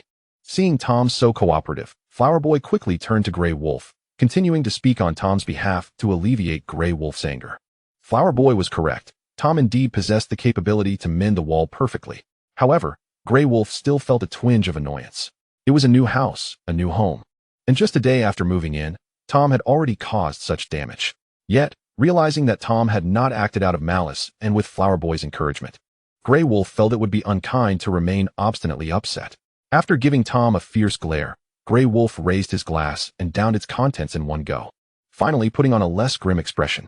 "Now, let's discuss our matters." Observing this, Flower Boy signaled to Greedy Cat to share the information he had received from the angel.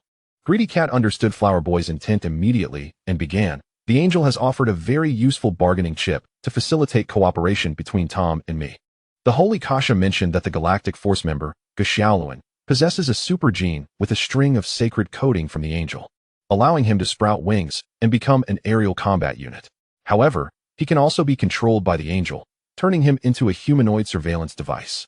As Greedy Cat spoke of Qiang's super gene and its sacred coding, Flower Boy stroked his chin thoughtfully. He was aware of this sacred coding in the original narrative. Qiang had even experienced a stroke of luck because of it. However, Flower Boy had not anticipated its potential use as a surveillance tool. The idea of Qiang being transformed into a humanoid monitor was intriguing. The attributes of the 9 provinces guardian overlapped somewhat with the Galactic Force, especially concerning Sun Wukong, who had encountered individuals from the 9 provinces multiple times. If all of this were indeed true, Qiang could be an excellent asset, granting the angels an unexpected advantage. After a moment's contemplation, Grey Wolf suggested to Flower Boy, "How about I tamper with that sacred coding to reverse monitor the angel's activities? It can be done swiftly and without detection." The technological prowess of the angels was considered unparalleled in the known universe, yet Grey Wolf perceived their advancements as merely advantageous. Much like Qiang's sacred coding, Grey Wolf could easily manipulate it according to his will without anyone noticing, enabling him to monitor the angels covertly. No, Flower Boy declined Grey Wolf's proposal. The galactic force is, on the surface, Earth's defense force and protector. However, if you peel back the facade, how many truly belong to Earth? The three major god creation projects, solar goddess Reina, who is merely an ally to Earth, the galactic force member, Gu Xiaoluan, and the war god Lu Qiang. Both harbor remnants of the Denon civilization's genes, particularly Gu Xiaoluan, who also possesses angelic elements. As for Cheng Yaowen, he dons the guise of a human. But what lies beneath? Ducao, Lianfeng, and Jess are remnants of the Denon civilization from millennia ago. In the grand scheme of the galactic force, it seems that only Qiang can genuinely be considered part of Earth, devoid of any foreign elements. Thus, from the outset, Flower Boy had no intention of becoming too close to the galactic force. He would only utilize them when necessary. Whether or not there were angelic surveillance devices within, it was of little consequence. Moreover, having an angelic monitor within the galactic force could prove beneficial in the future, providing an opportunity to outwit the angels. Let it be. I will act as if I know nothing. Flower Boy continued to inquire of Greedy Cat. What does the angel aim to achieve with such a bargaining chip? What is the situation in the 9 provinces, and why are they wary of you? Present all the details to the angels as per your requirements. That's excellent. With the angels fully engaged, they won't be able to withdraw now, Flower Boy said, a satisfied smile gracing his face.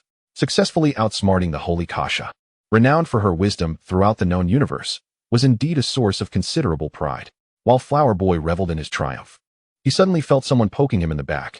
Turning around, he found Tom, his head lowered and looking timidly at him, glancing nervously at Grey Wolf as well. Flower Boy, pondering Tom's intentions, observed that the wall hole he had created had been repaired flawlessly, with no signs of previous damage. Tom seemed to be asking Flower Boy to convey a message to Grey Wolf, that the wall was indeed fixed, and perhaps Grey Wolf could forgive him now. Understanding Tom's meaning, Flower Boy smiled at Grey Wolf, saying, Tom has repaired the wall. Take a look. If you can, please forgive him. Grey Wolf coldly regarded Tom before slowly walking over to inspect the wall closely for any signs of repair. After a thorough examination, he found no evidence of mending. Tom's craftsmanship was commendable, and the wall was truly as good as new.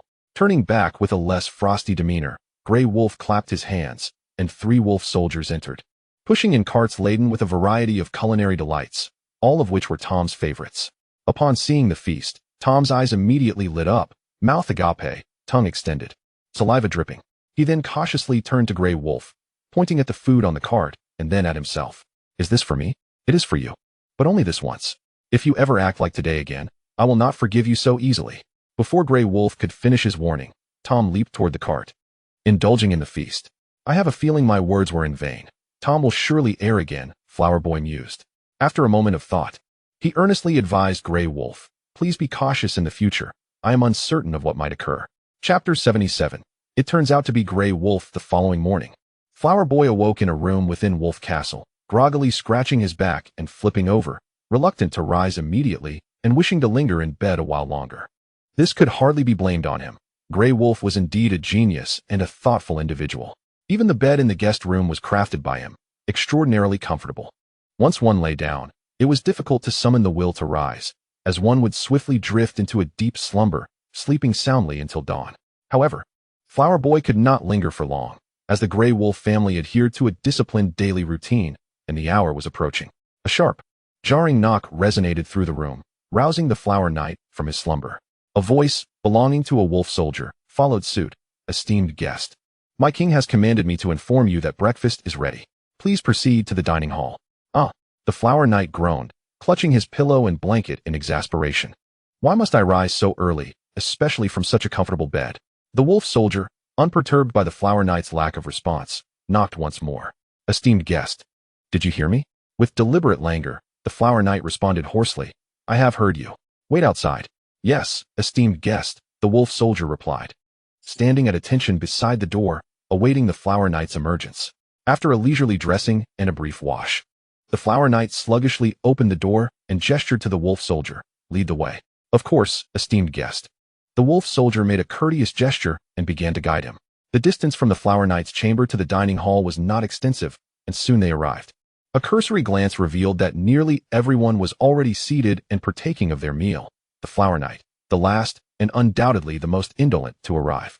Taking a seat to the left of the Grey Wolf, the Flower Knight poured himself a glass of milk. Why must I awaken at such an early hour? Back home, this was never the case. "This is Wolf Castle," the Grey Wolf remarked disdainfully. Did he think everyone shared his leisurely habits? Staying up late and rising late, solely to study the super genes, now seemed to serve the singular purpose of counteracting the detrimental effects of his nocturnal escapades and unhealthy habits. Such a waste of potential. The Grey Wolf's piercing gaze made the Flower Knight uneasy, and he averted his eyes, glancing at the dual knife and fork wolf and night wolf across the table. The three wolves were currently engaged in a post-mortem of their dismal performance the previous night, having failed to win a single round. In a spirited atmosphere, they even used breakfast milk as a substitute for wine, practicing their skills against one another. It was absurd. They should have been evenly matched. Unlike their encounters with Bald Qiang, where they could not secure a single victory. Could it be that Bald Qiang cheated? The three wolves cast menacing looks in his direction, vowing to exact revenge if he indeed had resorted to dishonesty. Seeing this, the Flower Knight could not resist turning back to the Grey Wolf, teasing, "Is the intelligence of your wolf clan entirely vested in you? My uncles and cousin are not fools. They must have discerned the reason behind the defeat." While slicing his fried egg with a knife and fork, the Grey Wolf replied nonchalantly, "Well, they certainly do not seem foolish to me." The Flower Knight was taken aback. He pointed at the trio opposite him, incredulous. "You call this lack of awareness not foolish? They lost all night, and even in the light of the new day, they remain clueless. You assert that this is not foolish?" Setting down his utensils, the Grey Wolf's expression grew slightly awkward as he glanced at the three wolves. Just days prior, he had developed a small device capable of influencing others' cognitive perceptions, even directly altering their understanding. "So, you used this device on them last night?" "Indeed." It was fortuitous that Bald Qiang had suggested a game of rock-paper-scissors with the uncles and cousin. The Grey Wolf began to recount the events leading up to his decision. "I initially aimed to caution them that we only have 4 fingers. But then I thought, isn't this a perfect opportunity? I placed the device on Bald Qiang, and it appears to have worked splendidly." The Flower Knight felt a mixture of amusement and exasperation at the Grey Wolf's mischievousness, even at the expense of his own relatives. However, understanding the backstory behind this incident oddly filled him with a sense of excitement, finding it rather entertaining. Coughing lightly, he sought to steer the conversation back to serious matters. "Before going to bed last night, I received a notification from the system. We have fundamentally altered the narrative of Supergod, and thus, the rewards are quite substantial. 20 summoning opportunities and 20 word entry summons. However, after providing me with these, the system stated it would enter a dormant upgrade phase, and I have no idea how long it will take. The system's upgrade likely signaled the commencement of the second phase. I have studied it. While it is somewhat complex and challenging to comprehend, I have unearthed certain insights." As he spoke, the Grey Wolf instantly shifted into research mode, donning a lab coat and glasses. "It appears there are 3 phases. Having completed the first, we are now embarking on the second. Yet, the specifics of these phases remain elusive to me." "That is of little concern," the Flower Knight waved dismissively. In his view, the system would not have transported him here without reason. It was either to seize the essence of the world or for the amusement of some higher dimensional being. Yet, with the Grey Wolf and so many familiar characters present, he felt no apprehension regarding his safety. Thus, the future seemed inconsequential. The 20 summoning opportunities and word entries, while promising, still felt somewhat insufficient. The Flower Knight stroked his chin and smiled at the Grey Wolf. 20 summoning opportunities may sound ample, but it barely suffices to enhance the combat structure and personnel of the realms of wolves, sheep, cats, and mice.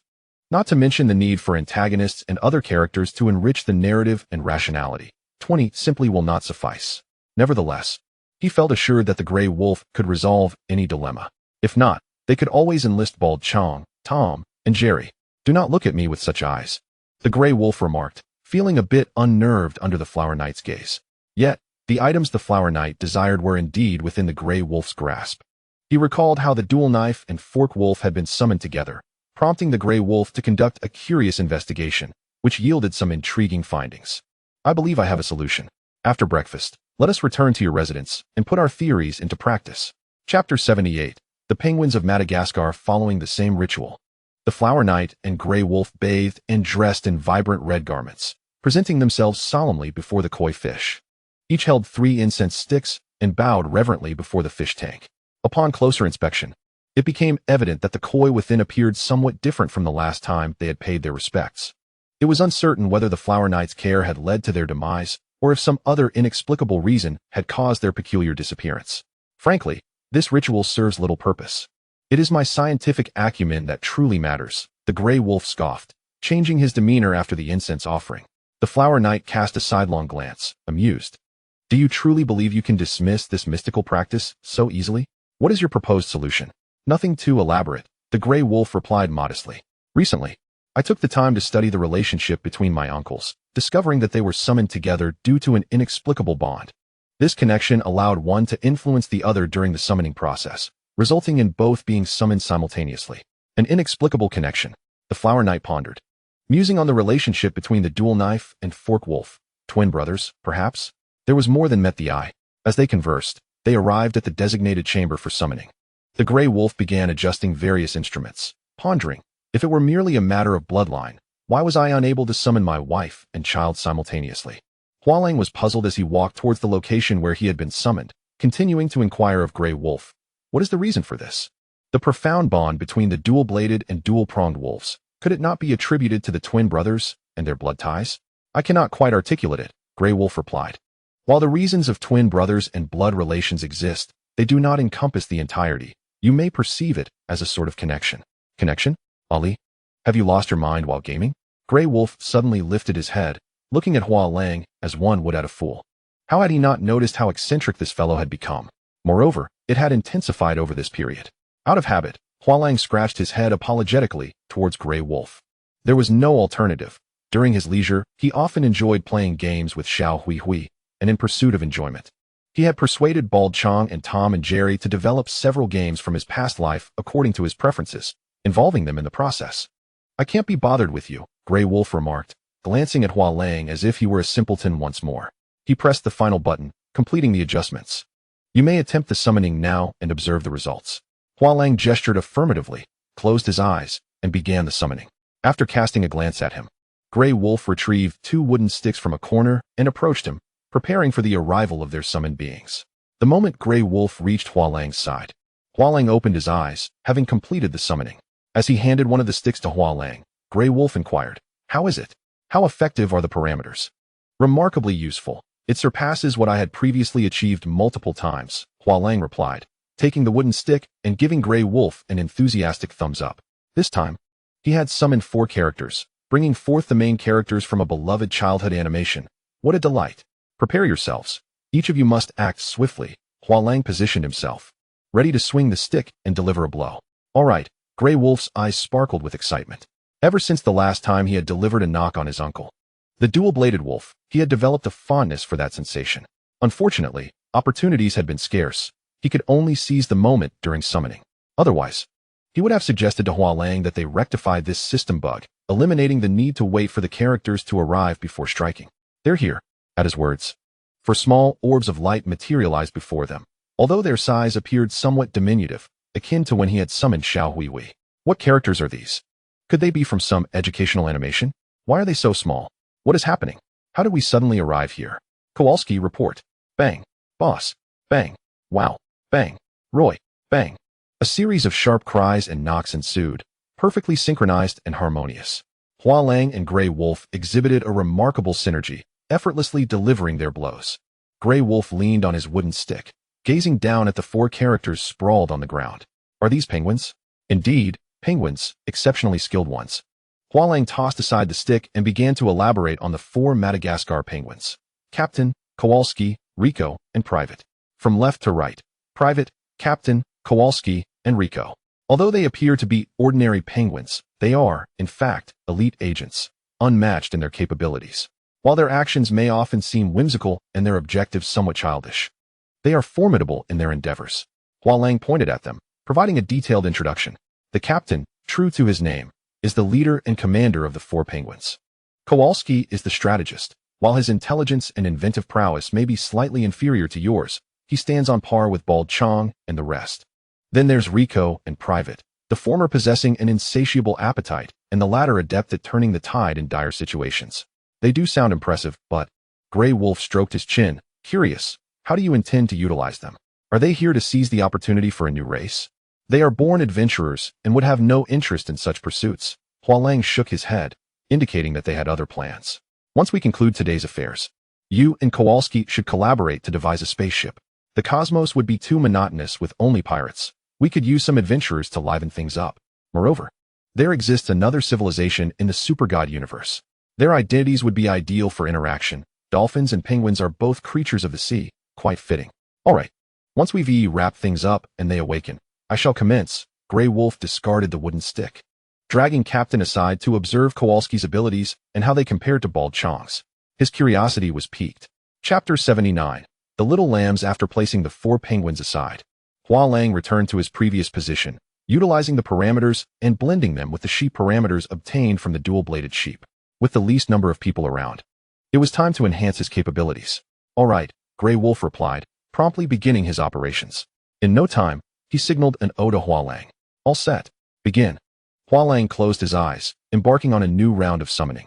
Grey Wolf, in sync, approached with a noticeably larger and thicker wooden stick, specifically prepared for the little lambs.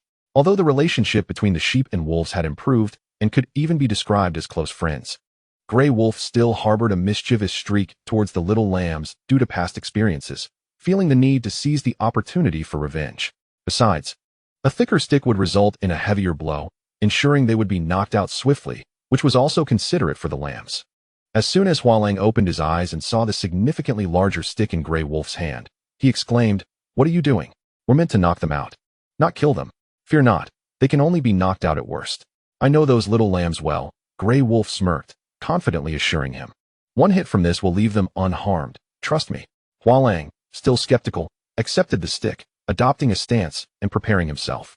He began to understand Grey Wolf's intentions and empathized. The first to appear was none other than the sheep emperor, the lazy lamb who possessed a naturally holy physique. At that moment, he was blissfully indulging in a piece of grass cake, savoring it with his eyes closed, a look of pure satisfaction on his face. The grass cake made by warm lamb was simply divine. Grey Wolf observed as the oblivious lamb remained entirely unaware of his arrival in another world, finding it difficult to bring himself to strike. He then turned to Hua Lang, puzzled. What is happening? With his parameters, there should not be only the lazy lamb. Before Hua Lang could respond, the second, third, and fourth sheep appeared, all materializing between Grey Wolf and Hua Lang. This time, Hua Lang had summoned the entire young generation of 5 sheep from the sheep village. Qiang was the first to sense that something was amiss. They seemed to have arrived in an unfamiliar place. However, as the protagonist of the animation, he had witnessed countless grand spectacles. With not a hint of panic on his face, he calmly scanned his surroundings. "Grey Wolf, what are you doing here?" Bang! Qiang. Upon seeing Hua Lang strike Qiang unconscious, Qiang immediately panicked, rushing toward him. "Be careful, Qiang."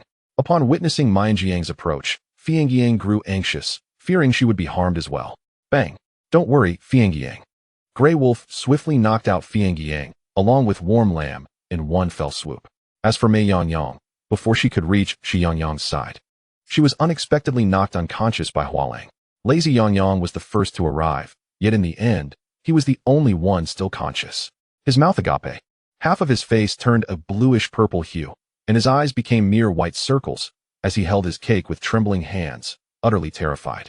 What transpired? Hadn't Grey Wolf reconciled with them? Why were they fighting again? And what was that strange creature that lacked fur, wielding an enormous wooden club? Were they planning to devour him? Little fat sheep, it has been a while. The moment Grey Wolf laid eyes on Lazy Yangyang's state, he felt a surge of mischief. Adopting a fierce demeanor, baring his teeth and brandishing the stick in his hand, he slowly approached Lazy Yangyang. "Grey Wolf, don't come any closer. I'm dirty and lazy. I'm not tasty." Lazy Yangyang sprawled on the ground, hastily wiping his face with dirty hands while wriggling towards the corner of the room. Bang! Just as Grey Wolf was about to continue frightening Lazy Yangyang, Hua Lang seized the opportunity to move behind Lazy Yangyang and knocked him out with a swift blow. "What are you doing?" Grey Wolf's good mood diminished by half as he glared at Hua Lang. "Stop scaring him. Once he wakes up, he'll complain to Xiao Hui, and then you'll be in trouble." Grey Wolf realized that if Lazy Yangyang complained to Xiao Hui upon waking, Xiao Hui would certainly come to him or Red Wolf to whine, and inevitably, he would be the one to suffer. He promptly discarded the stick in his hand, muttering to himself, "Indeed, I'm done playing." Hua Lang followed suit and tossed aside his stick, looking down at the 5 little sheep.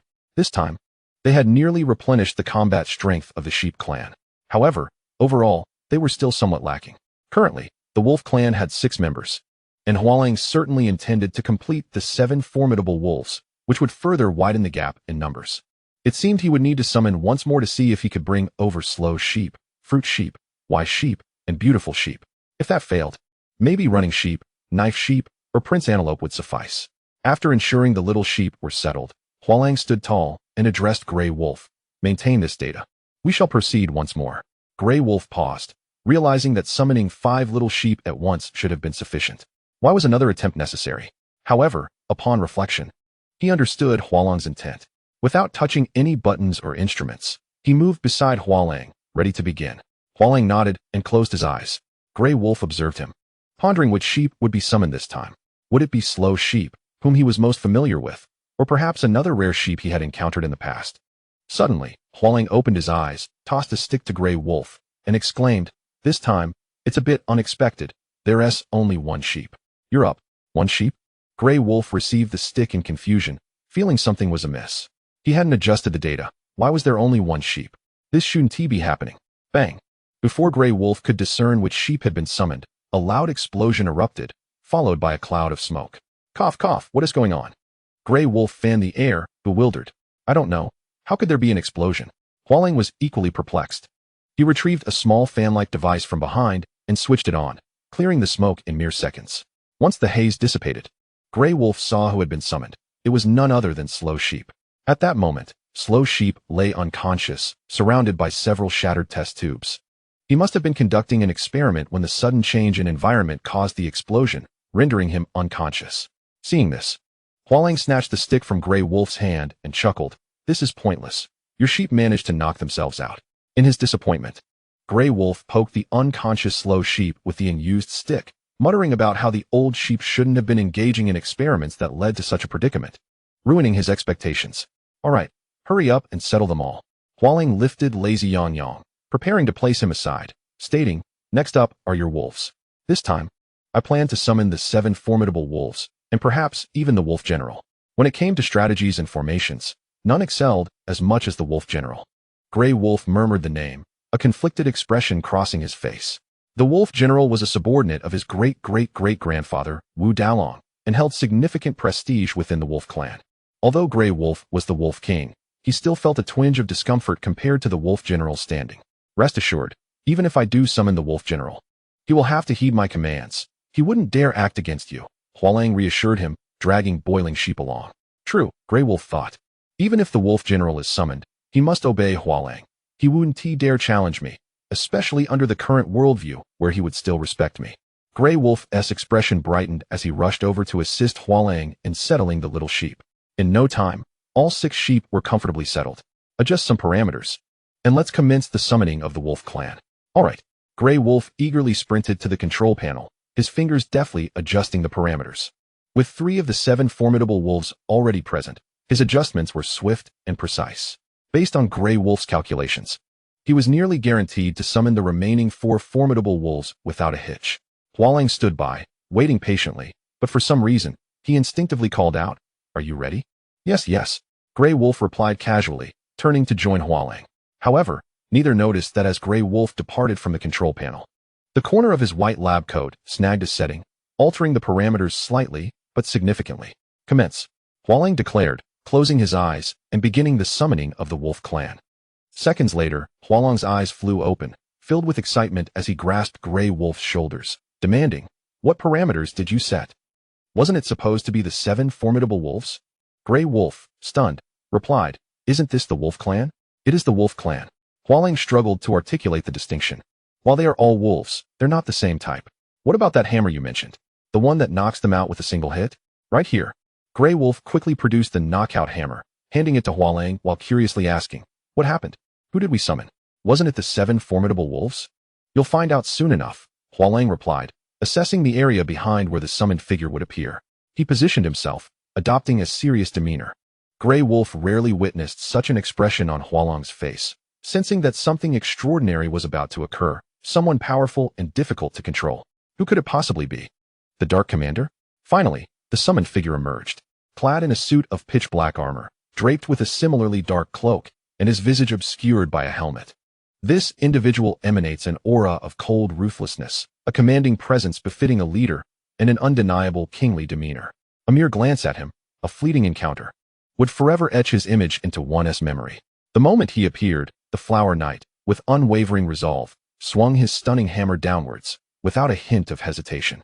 He feared that if he did not incapacitate him now, the opportunity would slip away, for this character was overwhelmingly powerful, the king of the underworld. A foe too formidable to confront, the king of the underworld wielded super beast armaments, harnessing the energy of 10 black holes, with the might to conquer 7 parallel universes.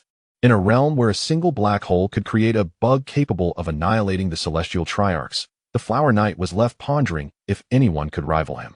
Even with Grey Wolf by his side, he felt a tinge of uncertainty, for the king of the underworld's strength was indeed staggering. Should he unleash a devastating attack like the dark black hole, Grey Wolf might survive, but the Flower Knight would not. He had no desire to engage with the trivial Carl, who was only good for idle chatter. A precise strike was imperative, otherwise, the consequences could be dire. However, the Flower Knight miscalculated this time. The most prudent approach would have been to delegate this task to Grey Wolf rather than undertaking it himself. As a superpower endowed with the energy of 10 black holes, the king of the underworld could effortlessly thwart any attempt from a mere warrior like the Flower Knight, who barely deserved to be a subordinate. The king of the underworld easily deflected the Flower Knight's stunning hammer and instinctively prepared to retaliate against the audacious assailant. Yet, an unexpected turn of events occurred. His hand, poised to strike, could not descend. He realized he was unable to attack the Flower Knight. This was a stipulation set by the system for summoned characters, preventing them from directly or indirectly inflicting harm upon their summoner. Even the mighty king of the underworld could not breach this rule. Recognizing the anomaly, he restrained both the Flower Knight and Grey Wolf, closing his eyes to attune to his surroundings. This was Earth. No, it couldn't be. Although the king of the underworld did not reign over the first universe, he possessed some knowledge of Earth. While this place bore a resemblance, it was undoubtedly not Earth from the first universe. As he continued to sense, he uncovered more elements that defied his understanding, realizing he had ventured beyond the realms of the 7 parallel universes. Was this another realm? Were you the one who summoned me? It was I. At that moment, the Flower Knight felt a wave of relief wash over him. Knowing the king of the underworld could not harm him, judging by his demeanor, he had grasped the gist of the situation. You surmised some aspects, but not the entirety. Your intention to incapacitate me was to enhance my understanding of this world, was it not? The king of the underworld spoke, releasing his hold on both the Flower Knight and Grey Wolf. Indeed, but it was unsuccessful. The Flower Knight rose, brushing off non-existent dust from his attire, and smiled quietly at him. For some inexplicable reason, the king of the underworld's voice resonated with a uniquely soothing quality. Perhaps it was his distinct charisma. In a certain sense, the king of the underworld served as the Flower Knight's life mentor, and his words, regardless of when or how they were contemplated, could always immerse one in profound reverie.